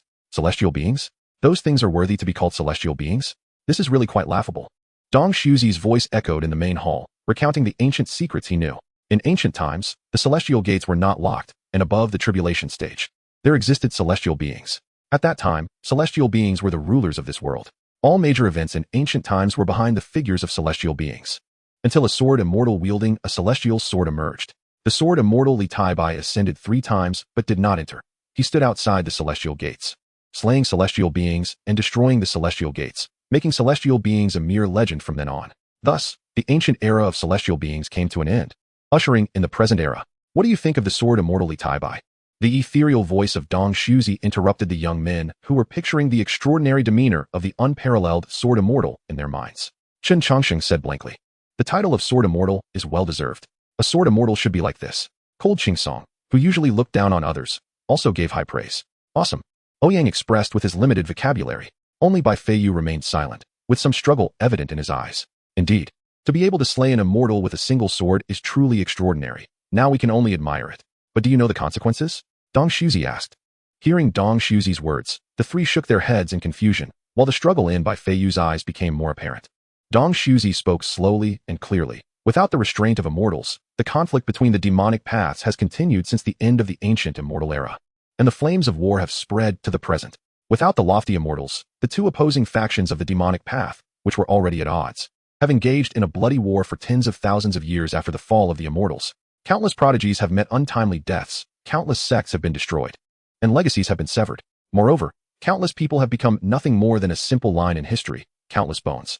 So, in the end, is this sword immortal really a sword immortal, or a sword demon? Dong Shuzi stopped to ask. This question from Dong Shuzi made Ouyang and the others ponder, while Bai Feiyu trembled slightly and tightly closed his eyes. Ouyang turned to Chen Chongsheng, feeling that he really couldn't tackle this kind of discussion question. Chen Chongsheng understood and organized his thoughts to say, I believe this person should be a sword immortal. The sword path should be forward-looking, and the sword heart should be clear. Even if the world is at peace, living beings are merely like pigs raised by immortals, living in a daze. It's better to let everyone in the world participate in worldly matters. Hearing Chen Chongsheng's words, Bai Feiyu suddenly opened his eyes to look at the articulate Chen Chongsheng, a hint of relief flashing in his eyes. A sword immortal is a sword immortal, believing only in the sword in his hand. What sword demon is there? Cold Qingsong also echoed. Ouyang, without leaving any traces, glanced at Bai Feiyu and said to Dong Shuzi, I feel the same. Bai Feiyu looked at the backs of the three, momentarily unsure of what to say. In his past life, he stood on the opposite side of everyone, even all beings, using his sword to sever everyone's faith, which led to him becoming a figure everyone wanted to kill, like a demon. Yet now, his three senior brothers unexpectedly stood on the same side as him in unison. In his past life, he had only one close friend, who ultimately died because of him. Now, he had three brothers who shared the same ideals. Was he born too early in his past life? Otherwise, he wouldn't have walked such a lonely path and ended up with a fallen fate. Across from them, Dong Shuzi looked at the four rebellious disciples in front of him with a head full of black lines. He had painstakingly tried to tell these four rebellious disciples that going against the heavens would ultimately bring greater calamity. Instead, these four rebellious disciples seemed to be getting more energized. Dong Shuzi waved his hand and said, if you think Li Taibai is not wrong, then go see that secret realm. Who is right and who is wrong depends on how you view it in your hearts. Ouyang shrugged nonchalantly and said, I'm not going. I won't understand it anyway. Let them go. Master, I don't practice the sword path, so I won't go either. Chen Chongsheng shook his head, saying he had a lot to do since he was pinned against the wall by Hu Yin yesterday. Chen Chongsheng felt there was no sense of security in the Qingyan sect. He planned to cast a curse on everything that could breathe, except for the people in the sect, even on flowers and plants. A seemingly square fox turned out to be a big shot in the tribulation period. Who knows if a stone monkey would jump out from the rocks at the foot of the small peak? Everything must be cursed. Bai Feiyu also spoke up. This secret realm is contrary to my sword path. I won't go either. The three expressed their refusal to go, just to avoid disturbing Cold Qingsong in his comprehension of the sword path in the secret realm. Cold Qingsong naturally understood the thoughts of his three brothers, but did not say anything. Among his brothers, he would not be polite. Dong Shuzi sneered and said, you want to go, then go. If not, then don't. You think it's that easy? Go outside and take a look. That secret realm is hanging in the sky, although mortals cannot see it. Who among those who practice cultivation isn't blind? One of the 9 holy lands, the Sword Sect, sent a message yesterday saying they wanted to meet with the Qingyun sect, not to mention the countless scattered cultivators.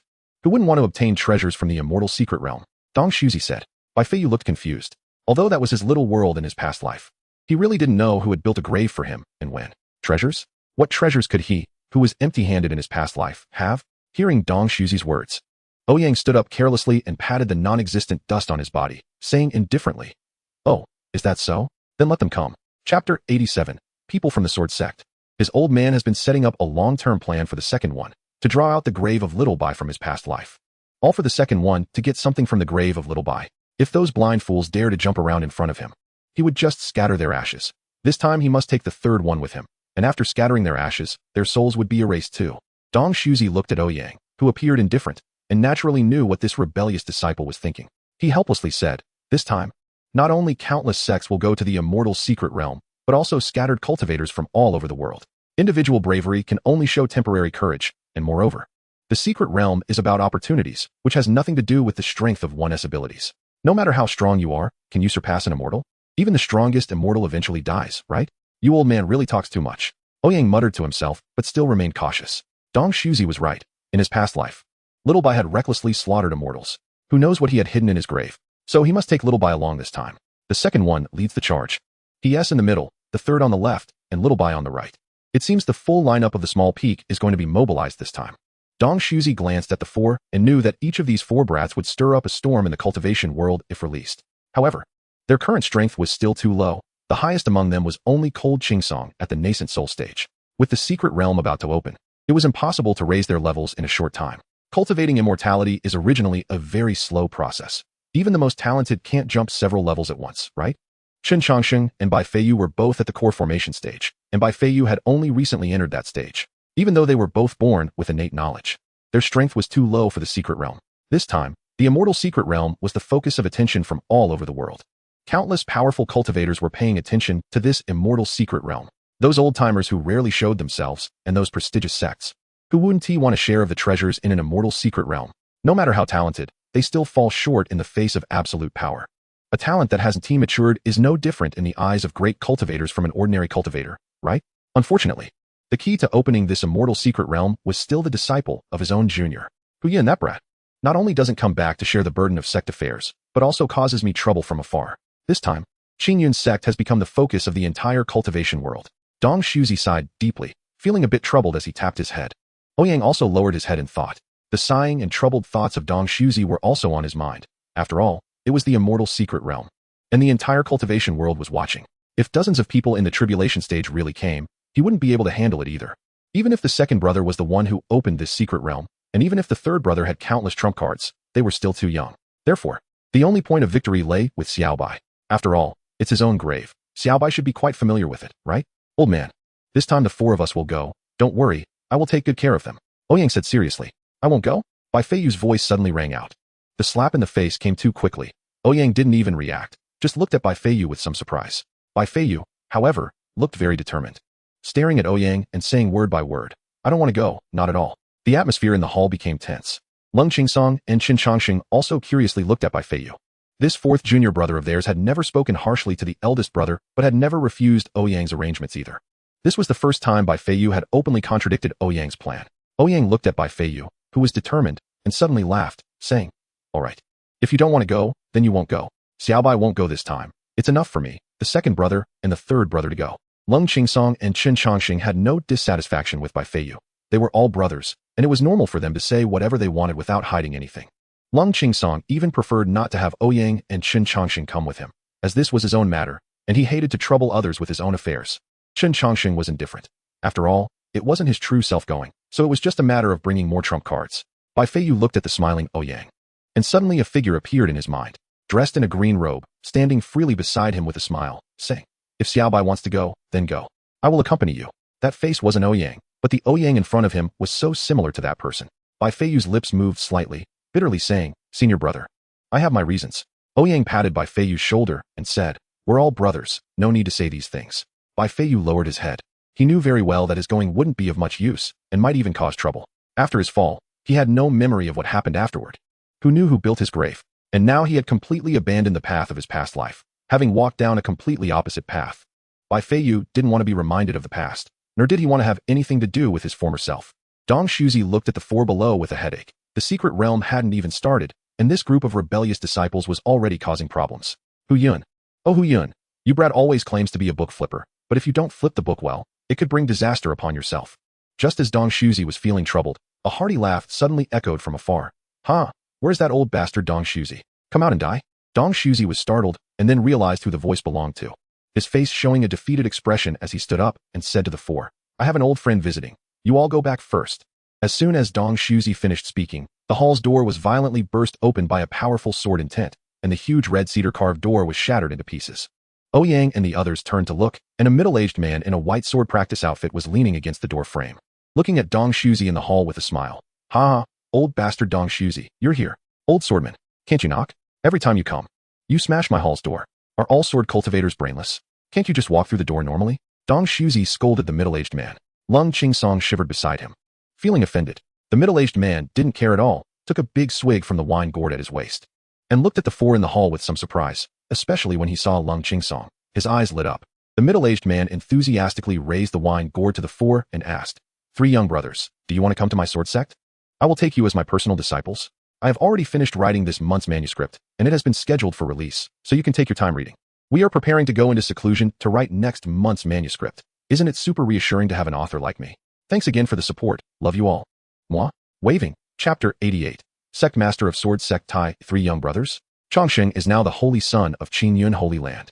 So he must be referring to us three. This old man has good eyesight. He can see my unparalleled talent at a glance. Ouyang's impression of the middle-aged man instantly improved.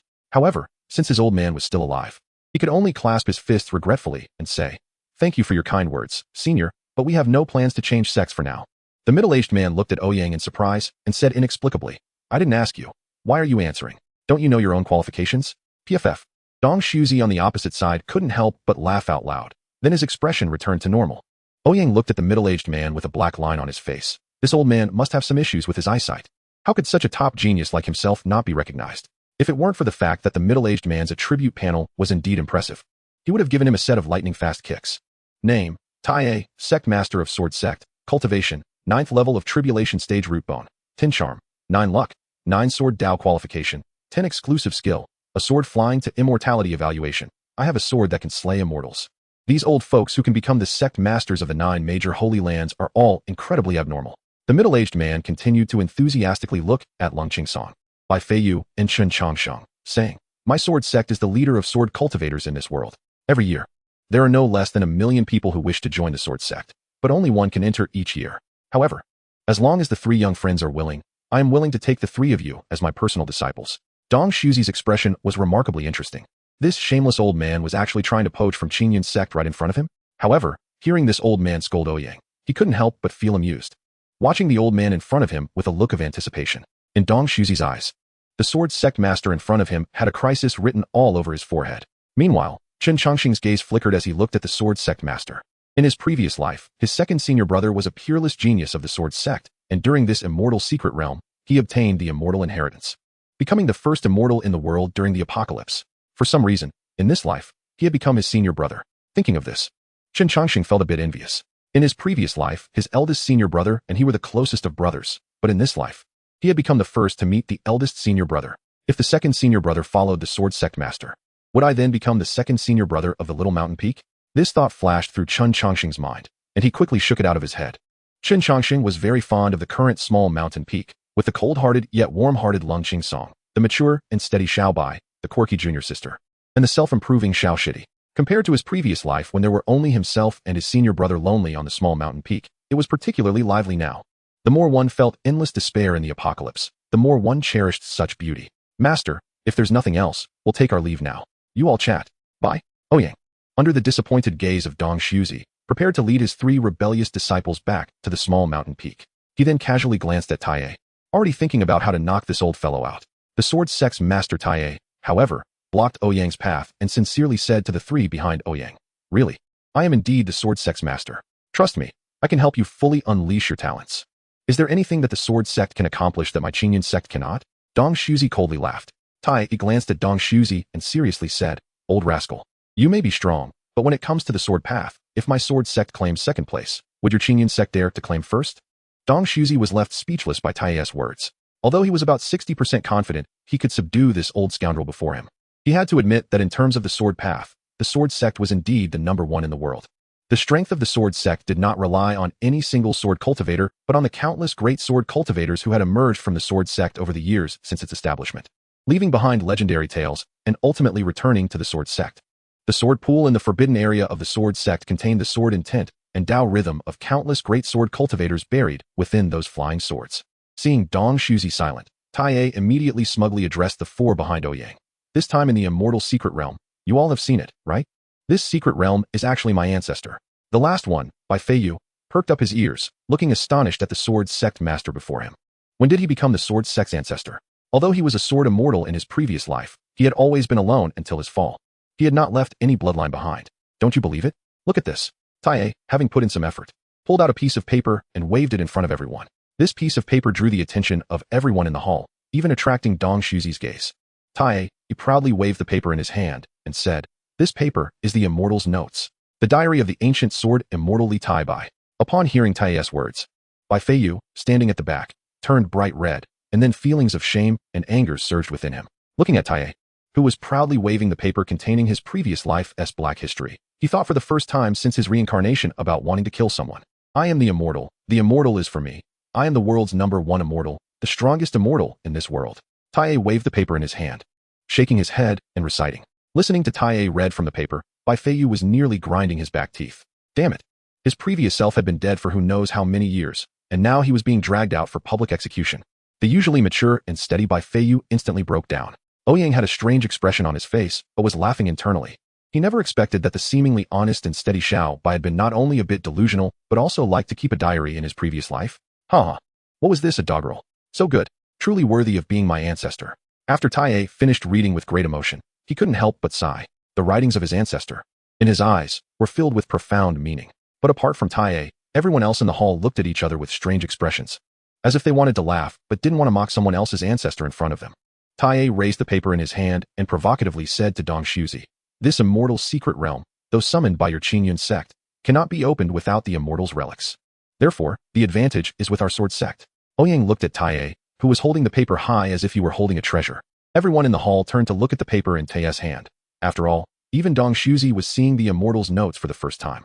Who wouldn't want to see what the words of an immortal looked like? When everyone looked at the paper, a common thought arose in their hearts. This sword immortal's handwriting is truly ugly. Chapter 89. The Sword Sect Master S. Open Sabotage. The crooked characters crawled across the paper like earthworms. Even if it wasn't filled with sword intent and the supreme power of sword characters, it should at least be neat. Right? This broken handwriting claimed to be from an ancient sword immortal, which made that ancient sword immortal seem a bit cheap, right? The people in the hall looked at the still smug Tae with strange expressions, some silently mourning for that ancient sword immortal. If that ancient sword immortal were still alive, knowing that his descendants were flaunting his works, he might just change the sword sect's master overnight and throw this guy into the depths of the Eastern Sea. Bai Feiyu, who was usually calm and mature, was now panting heavily, looking at the sword sect master who was proudly holding his previous life's Black History diary. If he had the power right now, this fool in front of him would have been chopped into hundreds of pieces long ago. It really looks grand. Dong Shuzi truly didn't know what adjective to use to describe the handwriting on that paper, so he could only dryly compliment. Ouyang was laughing internally. Nothing made him feel happier than seeing the seemingly modest Xiao by being publicly humiliated while standing on a tree, pretending to be impressive. Dong Shuzi coughed and said, "This immortal secret realm is of great importance. Not only to our sect, but other holy places will also likely take action. Why are you only coming to me?" Tae, he carefully put away his treasure and lazily said, "Other sects? All the elders and offerings under my sword sect have already taken their disciples to visit other sects. Only Yu Qingyun sect is the one I came to personally." The sword sect was indeed overbearing. For this immortal secret realm, they even directly blocked others at their mountain gate to prevent them from coming out. It seemed that the sword sect must know a lot about the treasures within this immortal secret realm. Ouyang's eyes turned, and he said, "May I ask, senior, what good things are in this immortal secret realm that would make you go to such lengths?" Tae looked at Ouyang, somewhat displeased. How could a brat in the chi refining stage be so talkative? What was he trying to do, seeking presents in front of him? Tae didn't want to answer. But when he saw Lung Qingsong looking at him seriously, he thought for a moment and reluctantly said, "This immortal secret realm is the resting place of my ancestor, and it contains my ancestor's secret treasure that can slay immortals. Moreover, there is also my ancestor's sword path inheritance." Lung Qingsong, standing behind Ouyang, brightened at the mention of the ancient sword immortal's inheritance that could slay immortals from ancient times. As a pure sword cultivator, how could he resist such temptation? Seeing Lung Qingsong's eyes growing brighter, Tae tempted him. "As long as you are willing to be my disciple, I can not only ensure that you obtain everything in the immortal secret realm, but I can even pass on those sword immortal diaries that I have treasured." This guy still had his own Black History? Bai Feiyu looked angrily at Tae, and the sword sect master in front of him had already made it onto his death blacklist. Although he yearned for the immortal secret realm, it was impossible for Lung Qingsong to agree to abandon the small mountain peak and go to the sword sect. After hearing Tae's words, Lung Qingsong directly closed his eyes, holding his sword and standing behind Ouyang, no longer listening to the old man's nonsense. This guy doesn't seem very smart, huh? Ouyang's eyes turned, and bad ideas immediately emerged. What a joke. What kind of sword immortal brushwork is this? I have immortal notes here too. Ouyang immediately shouted at the smug Tae. Tae, who was showing off his treasured sword immortal writings, looked at Ouyang, a seemingly ordinary kid who dared to speak arrogantly. Tae put away his smile and looked at Ouyang with a puzzled expression, saying, "Kid, do you also have immortal treasures?" Ouyang smiled and shouted at Tae, "Look at this hidden weapon." A book flew directly out of Ouyang's sleeve, rushing towards Tae at high speed. Chen Chongqing saw the familiar-looking album that Ouyang threw out and immediately winced, looking at his senior brother with a bitter smile. Tae, not suspecting anything, caught Ouyang's album casually, glancing at it with indifference. Hiss. When he saw the content of the album, Tae's expression became exceptionally vivid, shifting from indifference to anger, to shock, and then to lingering interest. Tae quickly hid the album in his sleeve and showed Ouyang an appreciative look, saying, "Although you seem ordinary, your mind is quite sharp. I can reluctantly accept you as a disciple to guard the door." Just like that, a book could make him a gatekeeper disciple? Wait a minute. Does this old guy mean a gatekeeper in the literal sense? Ouyang was initially disdainful, then realized that the old swordsman Tae was trying to take advantage of him. He wanted to take my immortal treasure with these conditions? "Return the album to me," Ouyang said unhappily. However, Tae appeared completely unfazed, saying, "I have important matters to discuss with your sect leader, so you should leave first." Damn, this old guy is taking advantage of me and kicking me out? Just as Ouyang was about to say something, he felt a dizzy spell, and by the time he regained his senses, the four of them were already standing outside the mountain gate of Qingyun Peak. Inside the main hall, only Dong Zuzi and Taiye remained. Dong Zuzi looked at Taiye, who was being so casual, and said irritably, "Why are you messing with them?" Taiye casually walked to the wooden plaque in front of heaven and earth, lit 3 incense sticks, and turned to Dong Zuzi, saying, "That white and black youth has a connection with my sword sect. He should become a disciple of my sword sect."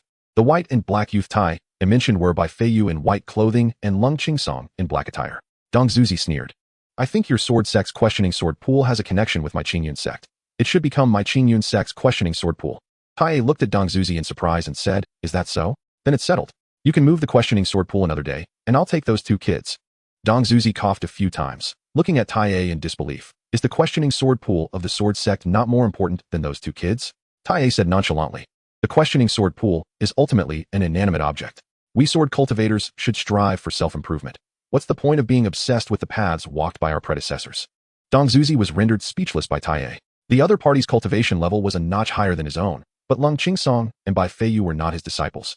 So Dong Zuzi wouldn't use his disciples to exchange for anything, even if that thing was a treasure from the sword sect, one of the 9 holy places.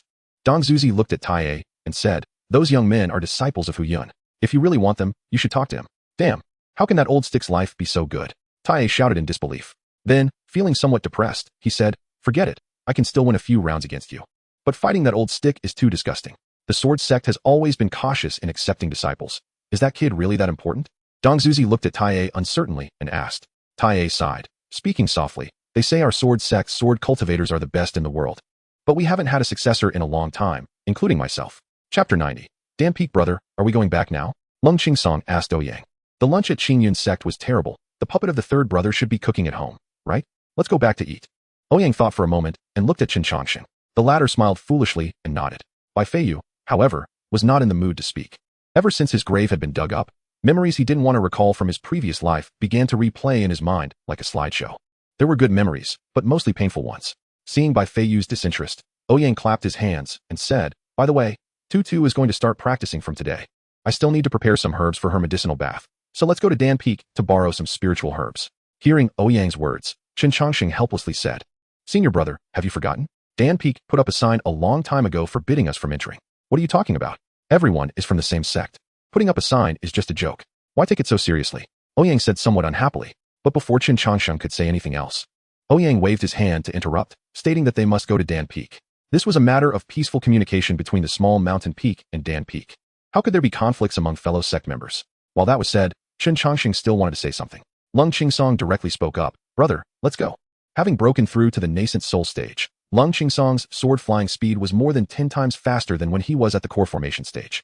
So he rarely volunteered. Lung Qingsong lightly tossed his long sword, pointing at it with one finger.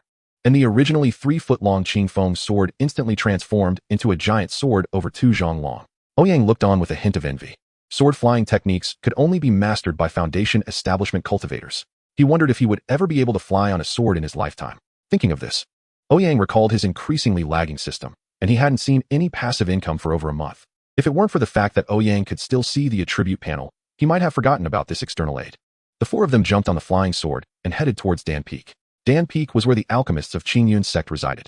For cultivators, the uses of elixirs were extremely broad, ranging from the minor to the major, such as the fasting elixir that negates the need for food, to the breakthrough elixir that helps in breaking through realms. These precious elixirs all came from Dan Peak. Thus, Dan Peak was of utmost importance to Qingyun sect. Some of the not-so-good gathering chi pills produced by Dan Peak would be enough to make those scattered cultivators who had never seen anything good go crazy if they were sold outside. After all, Qingyun sect, being one of the 9 holy places, was significantly stronger than those so-called first-rate alchemy sects, even if it wasn't specialized in alchemy. The 4 of them flew their swords to the mountain gate of Dan Peak. The enormous mountain peak stood like a cauldron between heaven and earth, and they could already smell the rich fragrance of herbs before getting close. Before they even jumped off the flying sword, they saw a huge wooden sign standing at the mountain gate of Dan Peak. Ouyang and dogs are not allowed to enter. Looking for death. Lung Qingsong snorted coldly, raising his hand to send a sword chi towards the wooden sign. The sword chi instantly shattered the sign into pieces. The moment the sign broke, the disciples guarding the mountain gate saw Ouyang standing on the flying sword, who was smiling and waving enthusiastically at them. The disciple who was originally dozing off at the mountain gate turned pale with surprise, then anger, and finally fear upon seeing Ouyang. He gathered his true essence and turned to shout towards the direction of Danfeng. Ouyang is here, with a sharp cry of fear echoing from the mountain gate. The originally fragrant Danfeng suddenly became chaotic. Quick, hide everything. Activate the protective formation. Go to Xingfeng and call the Guardian team. Call the Guardian team? Those muscle-headed guys are in cahoots with him. Guard the Spirit Herb Garden. We swear to live and die with the elixirs. For a moment, the entire Danfeng was filled with a solemn atmosphere, and someone even shouted, for the elixirs, better to die. Watching the once peaceful Danfeng turn into chaos, the trio of Lung Qingsong gradually changed their expressions towards Ouyang. Ouyang awkwardly smiled and said, you see, I told you, we are all fellow disciples. Aren't the brothers and Danfeng quite enthusiastic? The three fell silent, making Ouyang feel even more awkward. Unable to hold back any longer, Ouyang scolded. Isn't it because of you ungrateful brats? Did you think the pill-returning pills you all consume every day, the chi-gathering pills for cultivation, and the spirit herbs and elixirs we cook are just picked up off the street? Aren't they all borrowed by your senior brother after going through so much trouble? My reputation is ruined because of you. The trio of Lung Qingsong exchanged glances, and they understood in their hearts. The small mountain peak produced nothing, and its medical skills were useless. Even in the sect, it was essential to have an equivalent exchange, but the small mountain peak was truly barren. And their carefree master didn't manage anything, so everything fell on Ouyang. They hadn't even thought to share some burden with their senior brother, only taking and not giving. And now they even doubted his character? Even the usually composed Bai Feiyu felt he had been a bit too much. Ouyang looked at the trio, who now had guilty expressions, and he felt relieved. These three ungrateful brats still had some conscience and recognized his hardships. So the little bit of foundation establishment pills he had consumed could be considered his hard-earned gains, and he wouldn't bring it up again. These guys in Danfeng really didn't know what was good for them. Didn't we agree on borrowing? It's not like it wasn't a trade. Yet they dared to set up a wooden sign to humiliate their senior brother. Bai Feiyu frowned as he looked at the chaotic Danfeng with disdain. It was just some spirit herbs and elixirs. The Qingyun sect had a grand enterprise. Was it really that stingy? Truly unworthy of being one of the 12 peaks of Qingyun sect. Seeking death, Lung Qingsong looked coldly at Danfeng. Insulting his brother was insulting himself. And it seemed he had to confront Jian Danfeng today. Qin Chongqing slightly stepped back behind the three, rummaging through his sleeves. You little brat, you dare come back. A furious shout echoed as a stream of light rose from the peak of Danfeng and appeared before Ouyang and the others in the blink of an eye. An old Taoist, with white hair and beard, standing on a Dan furnace, glared angrily at Ouyang. Ouyang chuckled awkwardly and greeted, Master Dan Yuanzi, how have you been lately? The old Taoist, known as Dan Yuanzi, pointed at Ouyang's nose and scolded, you little brat, if you don't return the 100,000 foundation establishment pills you stole today, I will take your head right now. Chapter 91. This is how the holy son of Qingyun sect uses it. 100,000 foundation establishment pills. Even the trio of Lung Qingsong couldn't help but gasp at this number. Are foundation establishment pills considered top-tier elixirs? Not at all. They could only be considered entry-level elixirs. Merely a guarantee for chi-refining disciples to break through to the foundation establishment stage. Inner disciples didn't even look at foundation establishment pills.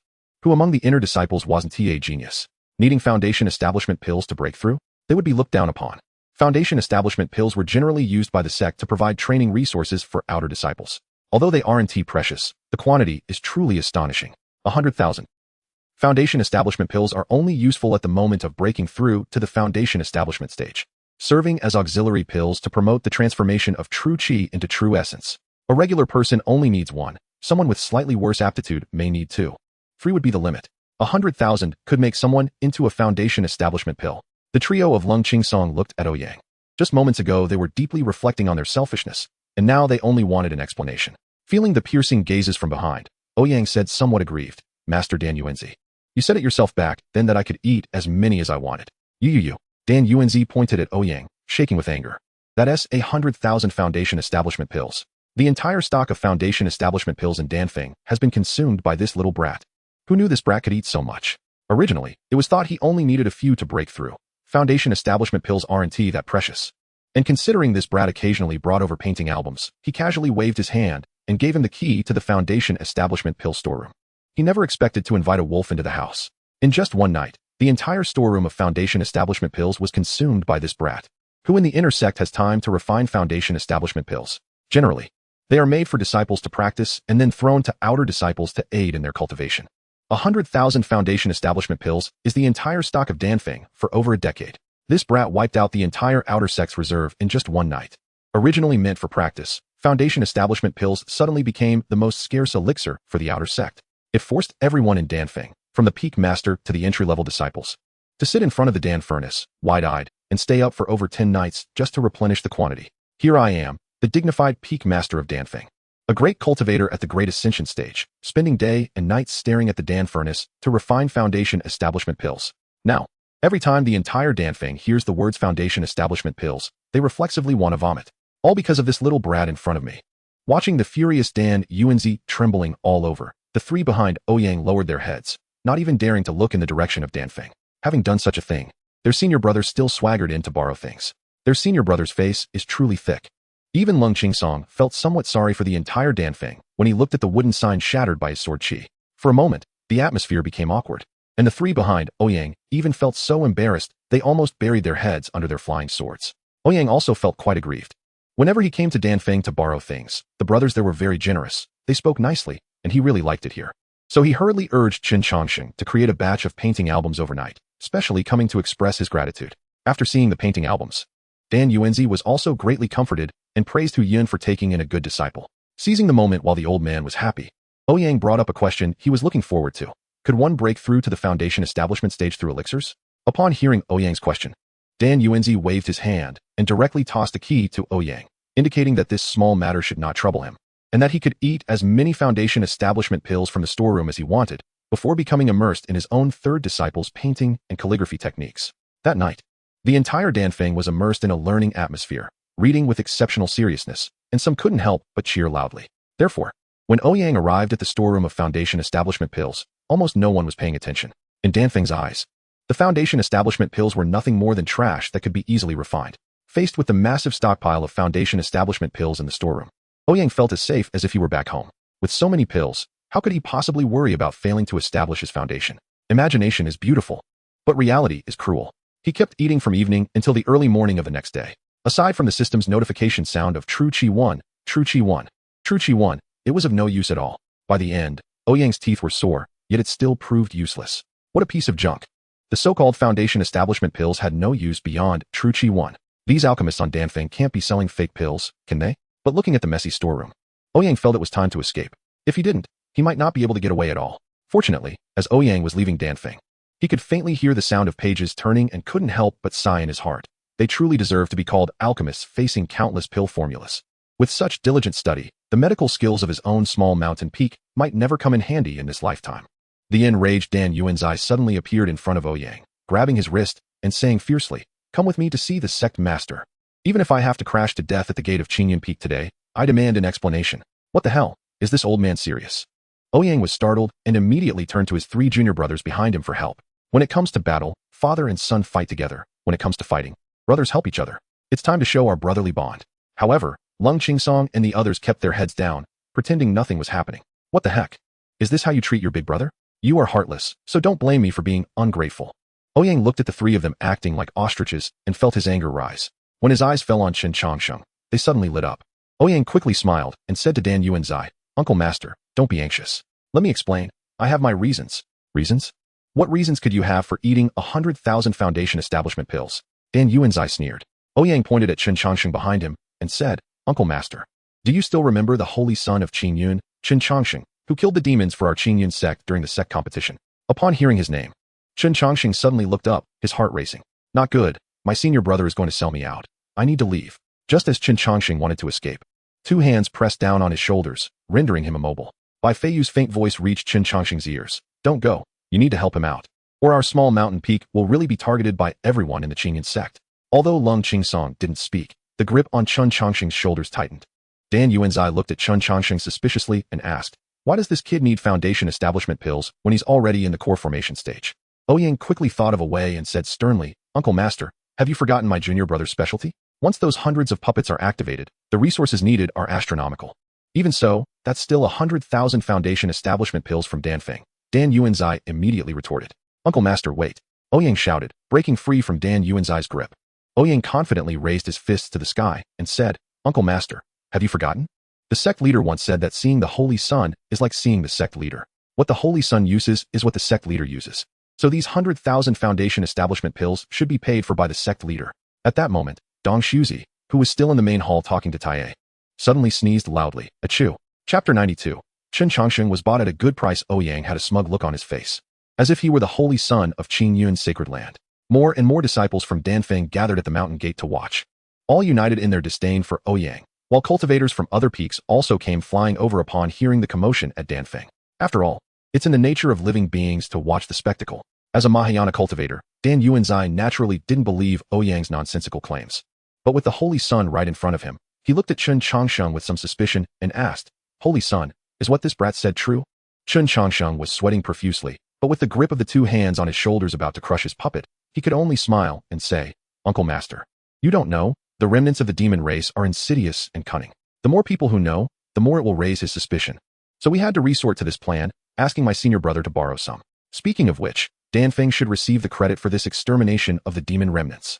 As soon as Chen Changsheng said this, Dan Yuanzai immediately broke into a wide grin and laughed heartily. Although Danfeng was a crucial place for Qingyan sect, to put it bluntly, it was just a support role. Chen Changsheng saying that they contributed to the extermination of the demon remnants instantly brought glory to Dan Yuanzai's face. And even the disciples of Danfeng felt proud upon hearing Chen Changsheng's words. Oh, so it turns out that the Holy Sun exterminating the demon race has a lot to do with our Danfeng. This will be passed down. The credit for the Holy Sun exterminating the demon race will be attributed to Danfeng.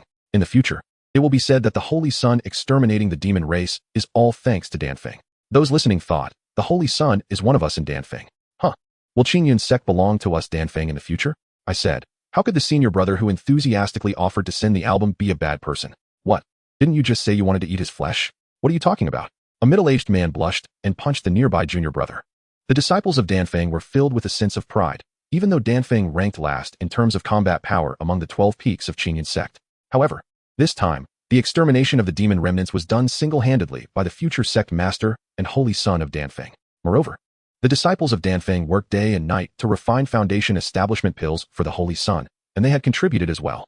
All things considered, they had a share in the extermination of the demon remnants. Does it matter how those 100,000 foundation establishment pills are used? The Holy Sun himself said it was for the extermination of the demon race. Don't you believe it? Seeing the Holy Sun is like seeing the sect leader. If you have the ability, go ask the sect leader. Dan Yuanzai's face was also filled with joy, completely different from his earlier agitated appearance. He looked at Ouyang and the others with increasing kindness. I wonder what brings the Holy Sun to our Danfeng this time? Dan Yuanzai asked cheerfully. Uncle Master, it's getting cold these days, right? I want to borrow some spiritual herbs to cook for the Holy Sun, who has just exterminated the demon remnants, to help him recover.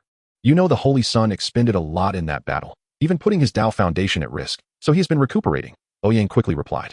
Chen Changsheng's mouth twitched at the side, wearing a grimace as if he had eaten something unpleasant, nodding in agreement. Oh, the Holy Sun is unwell? I have 10 second-grade enlightenment pills here. Does the Holy Sun need them? Dan Yuanzai immediately asked with concern. Thank you for your concern, Uncle Master. But Chen Changsheng was about to refuse Dan Yuanzai's kindness when Ouyang covered his mouth. Ouyang smiled foolishly and said, that would be too embarrassing. I can't refuse a gift from an elder, so I'll accept it on behalf of the Holy Sun. He took the white jade bottle that Dan Yuanzai handed over. Even through the bottle, he could smell the refreshing medicinal fragrance. What a good thing, now it belongs to Ouyang. With a flip of his hand, the white jade bottle vanished from Ouyang's grasp, and in its place was a piece of paper, which was exactly the list of medicinal materials that Song Hu had written for him. Uncle Master, look at these medicinal materials, they are what we need. Ouyang respectfully handed the paper to Dan Yuanzai. Dan Yuanzai waved his hand, and the paper flew into his hand. He looked at the spiritual herbs on the paper, stroked his beard, and frowned, saying, this Qiling grass, white beast fruit, and Qinghu leaf are all needed for refining the spirit pet breaking realm pill. These things are not for humans to eat. Does the Holy Sun also need such things? Ouyang rolled his eyes and said, Master Uncle, forget those puppets. They are not even human. Chen Changsheng beside him twitched his mouth. Speaking of those puppets, they were products of his own divided spirit, which meant they were essentially a part of him. Dan Yuanzai nodded and said with grandeur, since the Holy Sun needs it, our Dan Peak will surely lend a helping hand. I'll have someone prepare it right away. Ouyang felt a surge of joy in his heart, took out a stack of albums from his storage bag, and had Lung Qingsong present them to Dan Yuanzai, cupping his hands and saying, this is the latest batch of albums. I hope Master Uncle will appreciate them. Dan Yuanzai waved his hand, making the albums disappear from Lung Qingsong's hands, and said with some delight, you child, since you've come, why bring anything at all? Ouyang smiled and said, Master Uncle, you are too modest. Dan Peak and Little Mountain Peak are like brothers. Look, I'm worried these herbs might not be enough. Shouldn't we double the amount? Dan Yuanzai squinted his eyes and flew in front of Ouyang, lowering his head and saying, don't push your luck, kid. Are you trying to take advantage of me? Ouyang whispered back, Master Uncle, I brought the Holy Sun here this time. Let him write an IOU in the name of the sect leader, give me double. And let him write you 3 times the amount, and you can reimburse it from the sect leader. 3 times? 5 times? Dan Yuanzai said discontentedly. 4 times. Or I'm leaving. Write down those 100,000 foundation establishment pills too. My junior brother can still have his name on Dan Peak, Ouyang bargained. Hearing Ouyang's last sentence, Dan Yuanzi's heart stirred, and when he looked at Qin Changsheng, it was as if he was looking at a piglet he had raised since childhood. Swear by clapping hands, Dan Yuanzi said in a low voice. Absolutely no changes. Ouyang extended his palm. The two struck their palms together 3 times, and Dan Yuanzi laughed heartily, waving his hand and saying, Today, Dan Peak invites Little Mountain Peak for a feast. Henceforth Little Mountain Peak and Dan Peak shall be sworn brothers. Oh. The disciples on Dan Peak cheered, as from now on, the holy son of Qingyun sect, the future power in the cultivation world, was also one of their own. The two discussed how to swindle the sect leader in front of Lung Qingsong and his group without a care. At this moment, Lung Qingsong and Bai Feiyu finally understood why their senior brother was so popular among the other Peak's disciples. He really was meticulous in his dealings. Only Qin Changsheng's eyes were vacant, and he was close to biting his own back teeth to pieces. The meal ended with everyone satisfied, and as they were leaving, Lung Qingsong and Bai Feiyu each carried a huge package, while the enthusiastic disciples of Dan Peak kept stuffing herbs into the packages. After all, these were the things needed by their future unified 3 realms holy son senior brother. Having more supplies was better. Meanwhile, under the kind gazes of Ouyang and Dan Yuanzi, Qin Changsheng trembled as he wrote the name of Dong Shuzi on the IOU. Chapter 93. Iron pot stew for 2-2 in the courtyard of Little Mountain Peak. A large pot had been set up, and Ouyang and Qin Changsheng were starting a fire, while Lung Qingsong was busy repairing the roof. And Bai Feiyu was dazedly staring at the sky above his own grave. 2-2 had been taken by Xiao Feng to the forbidden area to play with spirit beasts and had not returned yet. Senior brother, why did you think of going to listen to the Tao today? Qin Changsheng asked tentatively. The hammering from Lung Qingsong on the roof paused slightly, and Bai Feiyu blinked. Perking up his ears, Ouyang shook the firewood in his hands, smacked his forehead, and shouted, Damn. I went to ask that old man if he had any high-level techniques I could learn, and I completely forgot about this matter. Lung Qingsong resumed swinging his hammer, while Bai Feiyu returned to his dazed state. High-level techniques? Qin Changsheng swallowed hard, but did not speak. Although his senior brother was different from the exceptionally talented senior brother in his previous life, he could use the most basic techniques to a miraculous level. Even allowing inanimate objects to gain intelligence, just this point was enough to astonish him. The 5 elements escape technique was almost used as a sect secret. What more high-level techniques could he learn? Although he thought this way, Qin Changsheng still didn't want to undermine his senior brother's confidence. After all, breaking through to the foundation establishment stage had always been his senior brother's obsession. By the way, are you 3 following me? Ouyang asked casually. The hammering sound from above quickened, and Bai Feiyu's dazed expression seemed even more engrossed. Qin Changsheng felt a chill run down his back and awkwardly laughed, saying, We just heard senior brother was going to listen to the Tao, so we specially came to see how senior brother would embarrass the sect leader. You all have that much free time. Ouyang glanced at Lung Qingsong and Bai Feiyu on the roof, then at Qin Changsheng who was almost sweating profusely. But didn't he point it out? Senior brother, where did you find this recipe that can assist junior sister in her cultivation? Qin Changsheng asked curiously. You don't know where I got it? Ouyang shot a glance at Qin Changsheng, hinting at something. Qin Changsheng quickly understood, turned his head to look at the sunbathing fox spirit Hu Yin in the courtyard, stood up, and walked towards the fox. Senior, can I have a word? Qin Changsheng said, bowing slightly to Hu Yin. Hu Yin glanced at Qin Changsheng, lazily stood up, shook off its fur, and walked outside the courtyard. Qin Changsheng waited for Hu Yin to walk out the door, picked up a few strands of fur from where the fox had been lying, and also walked out of the courtyard. Kid, what do you want to do? Hu Yin asked, sitting on the steps in a relaxed manner, looking at Qin Changsheng. Qin Changsheng honestly bowed to Hu Yin and said, Senior, I was bewitched yesterday, and today my senior brother also taught me a lesson. I apologize for my wrongdoings towards junior sister, and I hope senior will forgive me. Hu Yin waved his hand and said, I saw it. Ouyang's slap was quite loud, and I was very satisfied. Then Hu Yin spoke to Qin Changsheng in a sage-like manner. Kid, you will have countless years to seek your own path in the future. Don't be anxious for quick success. It will hurt many people, and in the end, you will find that besides yourself, you will have nothing left. Qin Changsheng listened seriously to the teachings of the fox spirit before him, appearing humble and receptive. Hu Yin wagged its tail and turned back to the courtyard. In Qin Changsheng's long sleeve, the strands of Hu Yan's fur were tightly clenched in his hand. Are you reporting me to senior brother? Is the tribulation stage really that strong? Who hasn't he been through the tribulation stage? Qin Changsheng looked at Hu Yin swaggering about, his expression unchanged. The water in the pot boiled, and Ouyang directed Qin Changsheng to pour the spirit herbs into the pot according to the recipe. One had to admit that the quality of the spirit herbs from Dan Peak was excellent. He had confirmed it with Hu Yin, and the spirit herbs brought were enough for Hu Tutu to use for several months. After they were used up, he would have Changsheng go to Dan Peak to get an IOU. After all, it was written in Dong Shuzi's name. What did it have to do with Little Mountain Peak? Once various spirit herbs were added to the water in the pot, a rich medicinal fragrance wafted out. Hu Yan's eyes narrowed, and with a flick of its claw, a drop of essence blood flew out and fell into the pot. The already rich medicinal broth instantly gained a slightly intoxicating flavor, reminiscent of the annual specialties of Yunnan. Ouyang covered the pot, pulled out some of the firewood from under the iron pot, reducing the flame from high to low. Ouyang straightened his back, and before he could stretch, he heard Hu Tutu's cheerful laughter. Along with it came the stirring sound of music and the calls of dragons and birds. Hu Tutu and Xiao Feng had returned. The exhilarating music quickened, and Xiao Feng leaped into the air, landing in the courtyard with Hu Tutu on his back. As soon as Hu Tutu entered the yard, she caught a strong scent of medicinal herbs. "Senior brother, what delicious food are you making?" Hu Tutu curiously asked. Ouyang chuckled and said, "Guess." Hu Tutu sniffed and, with some anticipation, said, "Is it medicinal cuisine?" The medicinal dishes made by third senior brother are very fragrant and delicious. Ouyang let out a strange cry and said to Qin Changsheng, "Third brother, hold Tutu down and throw her into the pot." Before Hu Tutu could react, her body was already lifted off the ground, and she fell straight into the iron pot, clothes and all. "Has my identity as a spirit fox been exposed? What should I do? Are my senior brothers going to eat me?" Grandpa was right. I shouldn't reveal my identity. Hu Tutu was greatly alarmed. Qin Changsheng, seeing Hu Tutu in a panic, quickly reassured her, "Little junior sister, this is a medicinal bath to strengthen your body. Starting today, you will begin your training." Only then did Hu Tutu relax, glaring at the not-so-gentle senior brother, thinking that third senior brother was the best since he even gave her candy last night. Hu Tutu leaned over the edge of the pot, blinking her big eyes at Qin Changsheng. Faced with such innocent eyes, Qin Changsheng remembered what happened yesterday and felt even more guilty, awkwardly saying to Hu Tutu, "What are you looking at, Tutu?" Suddenly, Hu Tutu laughed and said to Qin Changsheng, "Hee, Tutu likes third senior brother the most." Hearing Hu Tutu's words, Qin Changsheng, who was already feeling guilty, felt even worse. Just as he wanted to apologize to Tutu and explain his actions yesterday, Ouyang's voice came from a distance. "Third brother, hurry up and serve the food. I'm starving."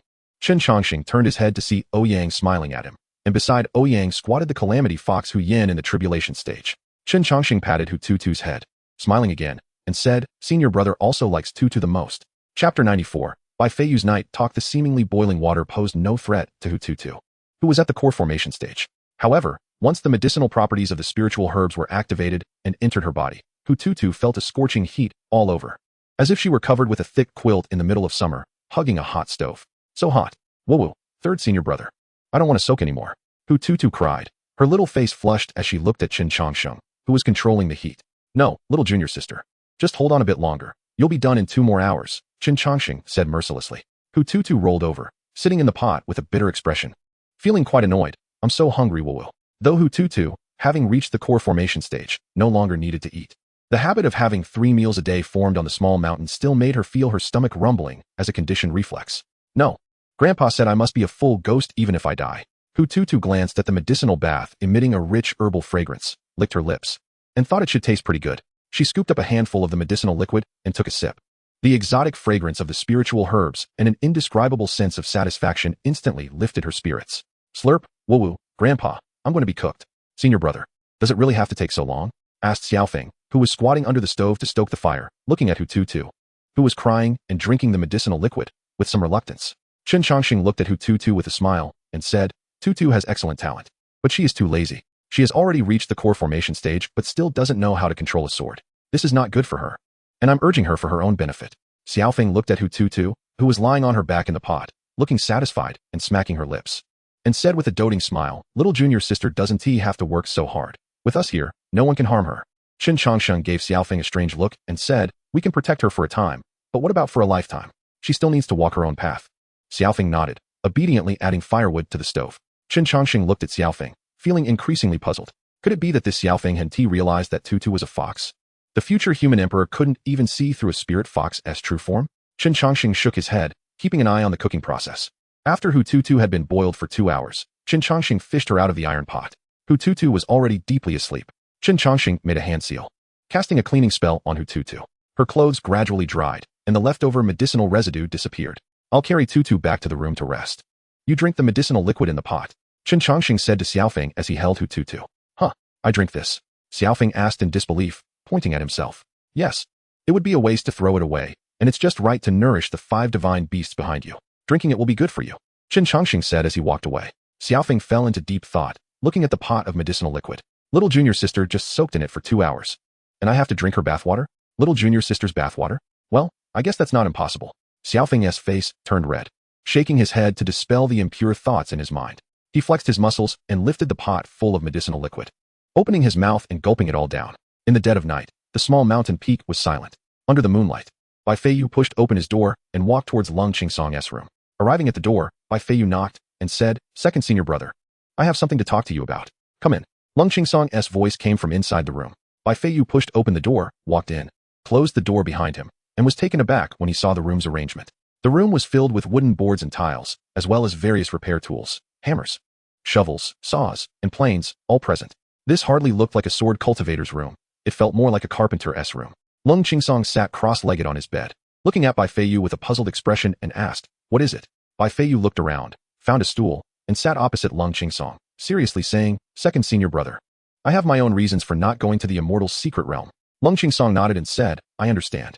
Bai Feiyu looked at the cold and stern Lung Qingsong and understood that his second senior brother was only cold on the outside, but warm on the inside. They had spent every day together. Even without explanation, Lung Qingsong would understand him.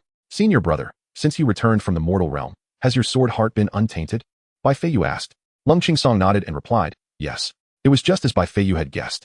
The path Lung Qingsong wanted to take was the same path Bai Feiyu had walked in his previous life. But because Bai Feiyu had walked that path, he decided to come tonight to stop Lung Qingsong from repeating his mistakes. That path ultimately leads nowhere. Bai Feiyu looked at Lung Qingsong and said, "Second senior brother, have you ever thought that one day your sword might break?" Lung Qingsong looked at Bai Feiyu with surprise, then checked his dantian. How could this junior brother, who was only at the core formation stage, know that his life-bound flying sword had been broken by his own hands? Lung Qingsong opened his mouth and said, "I have thought about it." "Huh, thought about it?" Hearing Lung Qingsong's answer, Bai Feiyu, who was about to speak, was stunned. Sword cultivators are arrogant. And to become the master of 10,000 swords requires even more arrogance. How could they possibly think about their swords breaking? They only know how to forge ahead and cut through everything. Everyone on this path believes that the sword in their hand can sever everything in the world.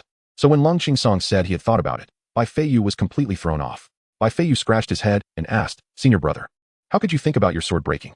Lung Qingsong was confused by Bai Feiyu's words. Didn't this junior brother know that his life sword had broken? Why was he still asking? But Lung Qingsong still honestly replied, "Because it has already broken." Splash! Bai Feiyu stood up, looking at Lung Qingsong in disbelief, exclaiming, "What did you say? Broken?" Chapter 95. Then I won't seek the Tao, let the Tao seek me. Bai Feiyu's face was filled with anxiety. He couldn't understand why Lung Qingsong was still alive. That was a sword cultivator's life sword. That is a sword cultivator's life.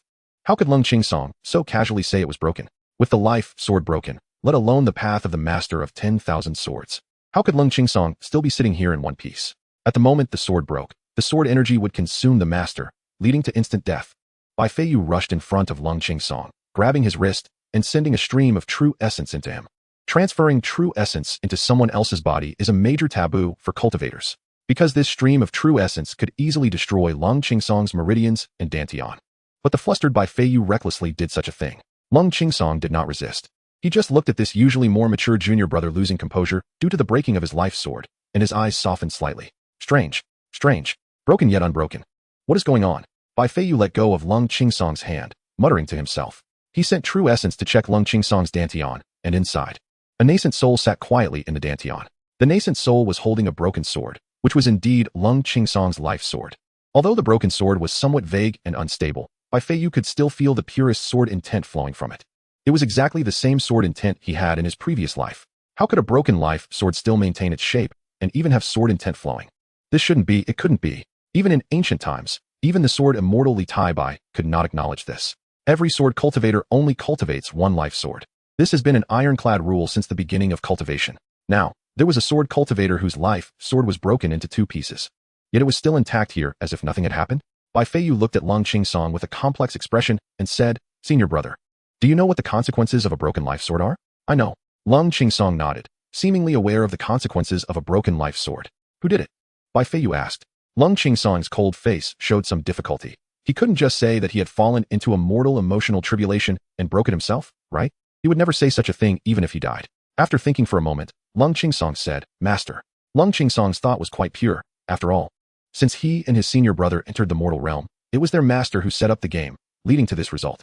So it wasn't an exaggeration to say that it was his master who broke it. That master again. When Bai Feiyu heard Lung Qingsong mention Hu Yun, the first thing that came to his mind was those eyes that seemed to see through everything. Bai Feiyu did not understand what that cultivator, who could almost see through his heart, was planning. But the breaking of the life sword was almost fatal for a sword cultivator. This was something Bai Feiyu, as a sword immortal, could confirm. In the future, Lung Qingsong would no longer be able to walk the path of sword cultivation. For Lung Qingsong, this was no different from killing him. But why was there still sword intent flowing from that broken sword? And the sword intent was so pure, almost identical to the one he possessed in his previous life. Senior brother, aren't you afraid that master will do something unfavorable to you? Bai Feiyu took a deep breath and slowly uttered the blasphemous words. Lung Qingsong was taken aback, as if he had never thought of this, shaking his head and saying, I trust him. At this point, the usually serious Lung Qingsong had a hint of a smile at the corner of his mouth. That was the man who made him feel a fatherly affection for the first time in his life, the one he could ride on his neck and parade around. The one he and his senior brother could quarrel with anytime, throwing tantrums right there. Of course, he trusted him, and his senior brother had great faith in their master. Since his senior brother believed, he had even less reason not to trust him. Now it was Bai Feiyu's turn to be stunned in place. He didn't quite understand why Lung Qingsong would say such a thing. He knew very well that the sword path Lung Qingsong cultivated was that of the master of 10,000 swords. That was the strongest sword path in the world. Only by forgetting emotions and having a pure sword heart could one become the master of 10,000 swords. Yet it seemed that compared to the pursuit of his own path, Lung Qingsong had something more important, something even more precious than his own path.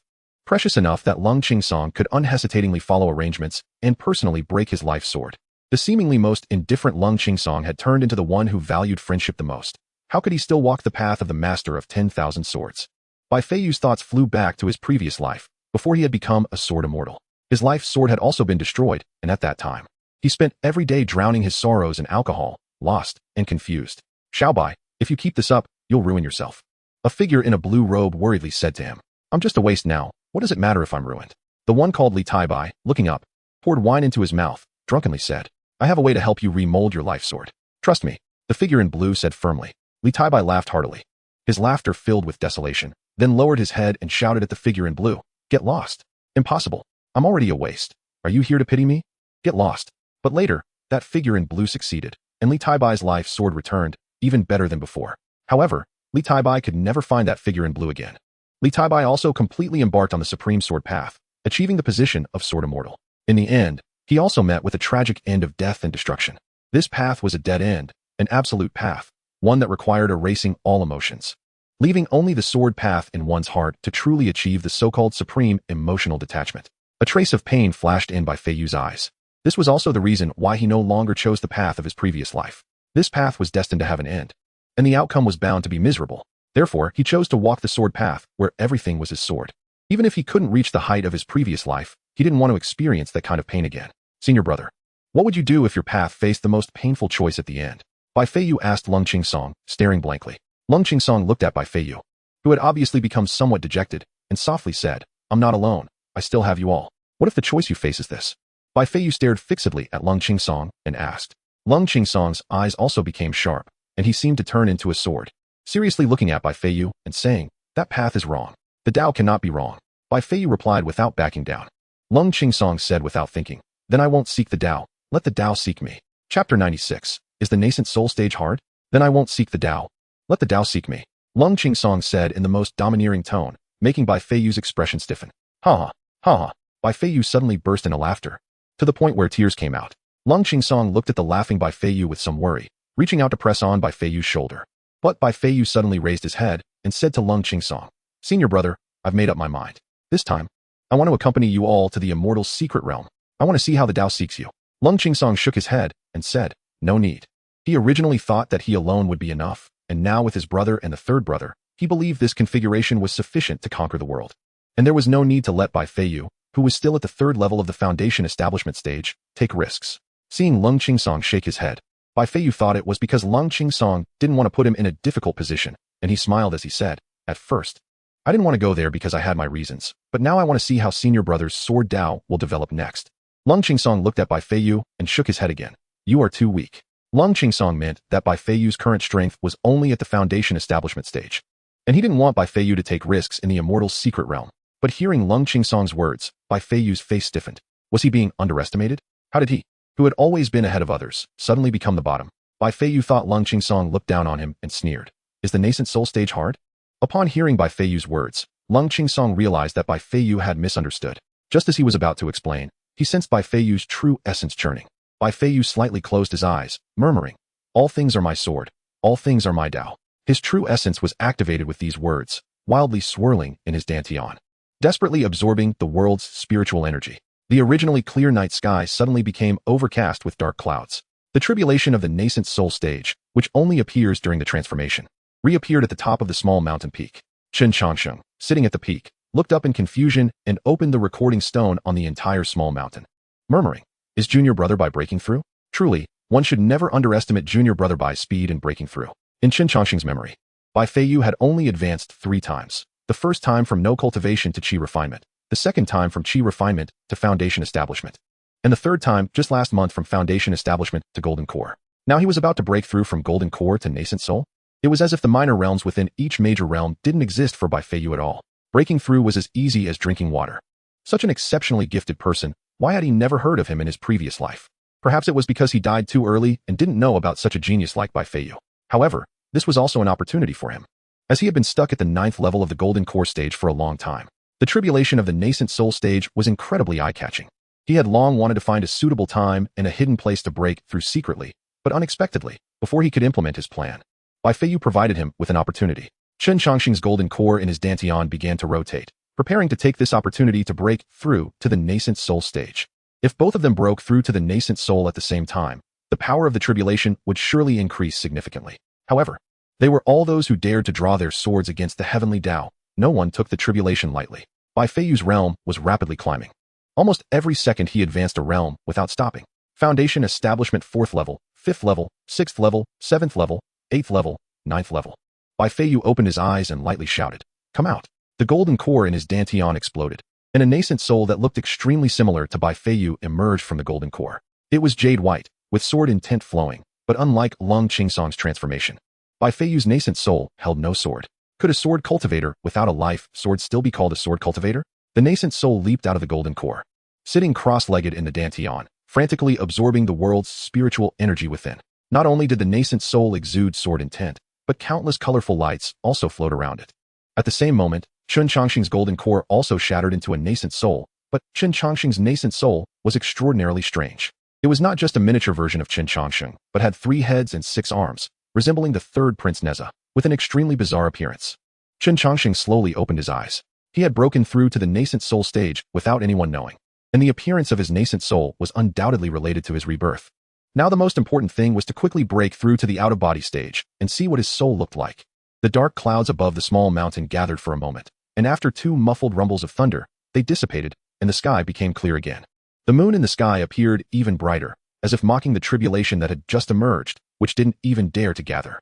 Bai Feiyu, who had just stepped into the nascent soul stage, looked at Lung Qingsong and smiled. "Senior brother, is my strength enough now?" Lung Qingsong looked at Bai Feiyu, who had just entered the nascent soul stage, with no expression on his face, who had continuously broken through to the nascent soul stage. What was there to show off? Was there anyone on this small mountain who couldn't achieve continuous breakthroughs? But Lung Qingsong still shook his head. "No, you can't go." Just having reached the nascent soul stage, Bai Feiyu's realm was unstable. The most important thing for him now should be to stabilize his realm. Bai Feiyu thought Lung Qingsong was looking down on him and sneered. "What's wrong? Is senior brother so confident because of the Tao of the Lord of 10,000 Swords?" Lung Qingsong looked at Bai Feiyu with confusion. Did this junior brother have a problem with his head? He was worried about him, yet Bai Feiyu dared to mock him? His meaning was very clear. Bai Feiyu's nascent soul had no life sword. Although his own life sword was broken, at least he still had a fragment. Bai Feiyu didn't even have a life sword. It was more important for him to stabilize his realm on the small mountain than to go to the immortal's secret realm. This long statement was condensed by Lung Qingsong into 5 words. "You can't beat me." Boom. The newly constructed roof of Lung Qingsong was instantly blown away by the true essence that Bai Feiyu erupted. Bai Feiyu looked at Lung Qingsong with a cold face and said, "Then today, I want to ask senior brother for guidance." Lung Qingsong stood up. Feeling angry that this brat had blown off the roof he had just repaired. Tomorrow, his brother would surely scold him. Lung Qingsong, with a black line on his face, angrily said, "I won't hold back." Bai Feiyu sneered, "I can't wait." Chapter 97. Today's sunshine is particularly glaring. Hu Tutu had a very good sleep, an exceptionally good sleep. Even without any dreams, sleeping straight until dawn, as if he were in his mother's arms. After waking up, Hu Tutu felt a surge of energy throughout his body and was in high spirits. It seemed that the medicinal bath he took yesterday was quite effective. So he decided to double his efforts in soaking today. As he pumped himself up, he pushed open the door to his room. As soon as he opened the door, he saw the eldest senior brother swinging a paper fan, hitting the 2nd and 4th senior brothers. Xiao Feng sat honestly on a small stool eating, not daring to lift his head, afraid that the fire would burn him. Ouyang Qi was scolding Lung Qingsong and Bai Feiyu while pointing at their noses, occasionally tapping their heads with the paper fan. Lung Qingsong and Bai Feiyu lowered their heads, obediently enduring Ouyang's scolding. They exchanged glances and simultaneously snorted coldly, turning their heads away from each other. Humph, humph, slap, slap. They received another 2 taps from Ouyang's paper fan on their heads. Eldest brother, it's time to eat. Chen Chongqing came out of the kitchen holding breakfast, the recording stone in his hand discreetly capturing the moments when Lung Qingsong and Bai Feiyu made fools of themselves. Is flipping a house a mandatory course for sword cultivators? Huh, all you do is fight. Is cultivation just fighting and killing? Cultivation is about human feelings and social affairs. Ouyang looked at the 2 unruly disciples with disappointment and scolded them. Upon hearing this, Lung Qingsong and Bai Feiyu raised their heads in unison. Speaking of social affairs, the eldest senior brother who stole 100,000 foundation building pills from Danfeng seems unqualified to lecture them, right? What? You disagree? Ouyang saw them lift their heads and raised his hand to deliver 2 more slaps with the paper fan on their heads. Lung Qingsong and Bai Feiyu lowered their heads again, quietly enduring their master's scolding. Ouyang's throat felt a bit dry from all the scolding. When would these 2 unruly disciples give him some peace of mind? They were making a ruckus in the courtyard late at night. If they hadn't disturbed him by tearing off his roof, who knows, they might have uprooted the entire small peak. Chen Chongqing walked over with a cup of tea and handed it to Ouyang, saying, eldest brother, have some tea. Second senior brother and Bai Feiyu were just sparring. They lost control of their strength for a moment. Let them fix the roof afterward. The food is getting cold. Let them eat first. Lung Qingsong and Bai Feiyu looked gratefully at Chen Chongqing. Their third senior brother was really nice and so understanding. But they didn't notice that the small recording stone in Chen Chongqing's hand was aimed at them, capturing their moments. Ouyang took the tea from Chen Chongqing and gulped it down, saying with some resentment, you 2 can't eat until you finish fixing the roof today. Get lost. The 2 felt as if they had been pardoned. They would rather fight with others than listen to Ouyang's nagging. They stood up and accidentally exchanged glances again. Humph, humph. Ouyang sat on the stool eating breakfast while Lung Qingsong and Bai Feiyu were banging nails on the roof. Eldest brother, I'm done eating. I'm taking junior sister to the forbidden area to cultivate. After Hu Tutu finished her meal, Xiaofeng cautiously spoke up. Junior brother, you go ahead. I want to play with eldest brother. Hu Tutu wiped her mouth and said to Xiaofeng. Xiaofeng felt as if he had been shot in the heart. His whole body jolted. Clearly, junior sister said yesterday that she liked playing with him the most. Xiaofeng walked down the mountain in despair. Today, the spirit beasts in the forbidden area would surely face a disaster. What is wrong with this silly boy? Ouyang looked at the dejected Xiaofeng walking down the mountain with curiosity. Suddenly, a voice in his heart rang out. Kid, today I will send you a message. You teach Tutu the cultivation method of the spirit fox. Ouyang turned to Hu Yan, the sunbathing fox, and nodded, saying to Hu Tutu, who was preparing to take out the paper crane to fly with the eldest brother, Tutu, starting today, you need to learn cultivation. Huh, can I not learn? Hu Tutu's face instantly turned sour. She hated cultivation the most. When she was on Qingqiu Mountain, she didn't like cultivation at all. If she had known, she would have gone to play in the forbidden area with junior brother. Eldest brother, I'm going to see if junior brother has left. Hu Tutu retreated while smiling at Ouyang. As a poor student, Ouyang knew Hu Tutu's little thoughts all too well. He grabbed the escaping Hu Tutu by her collar and lifted her up. Hu Tutu kicked her little feet in a flustered manner, crying out to Chen Chongqing. Third senior brother, I like you the most. Please save me. Chen Chongqing smiled as he watched Ouyang and Hu Tutu, while the 2 on the roof continued fixing it. Everything before him felt so wonderful. Ouyang pressed Hu Tutu down onto the stool. She squirmed on the stool as if her butt had been pricked with needles, fidgeting restlessly. Ouyang said sternly to Hu Tutu, if you don't study seriously, you won't have lunch today? Upon hearing Ouyang's scolding, Hu Tutu obediently sat on the stool, mumbling, I hate eldest brother the most. When Hu Tutu settled down, the voice of the hidden fox, Hu Yan, also came through. First, introduce her to the difference between spirit foxes and demon foxes. She is very different from ordinary demon foxes. The innate Dao body spirit fox should cultivate demon essence according to human cultivation methods.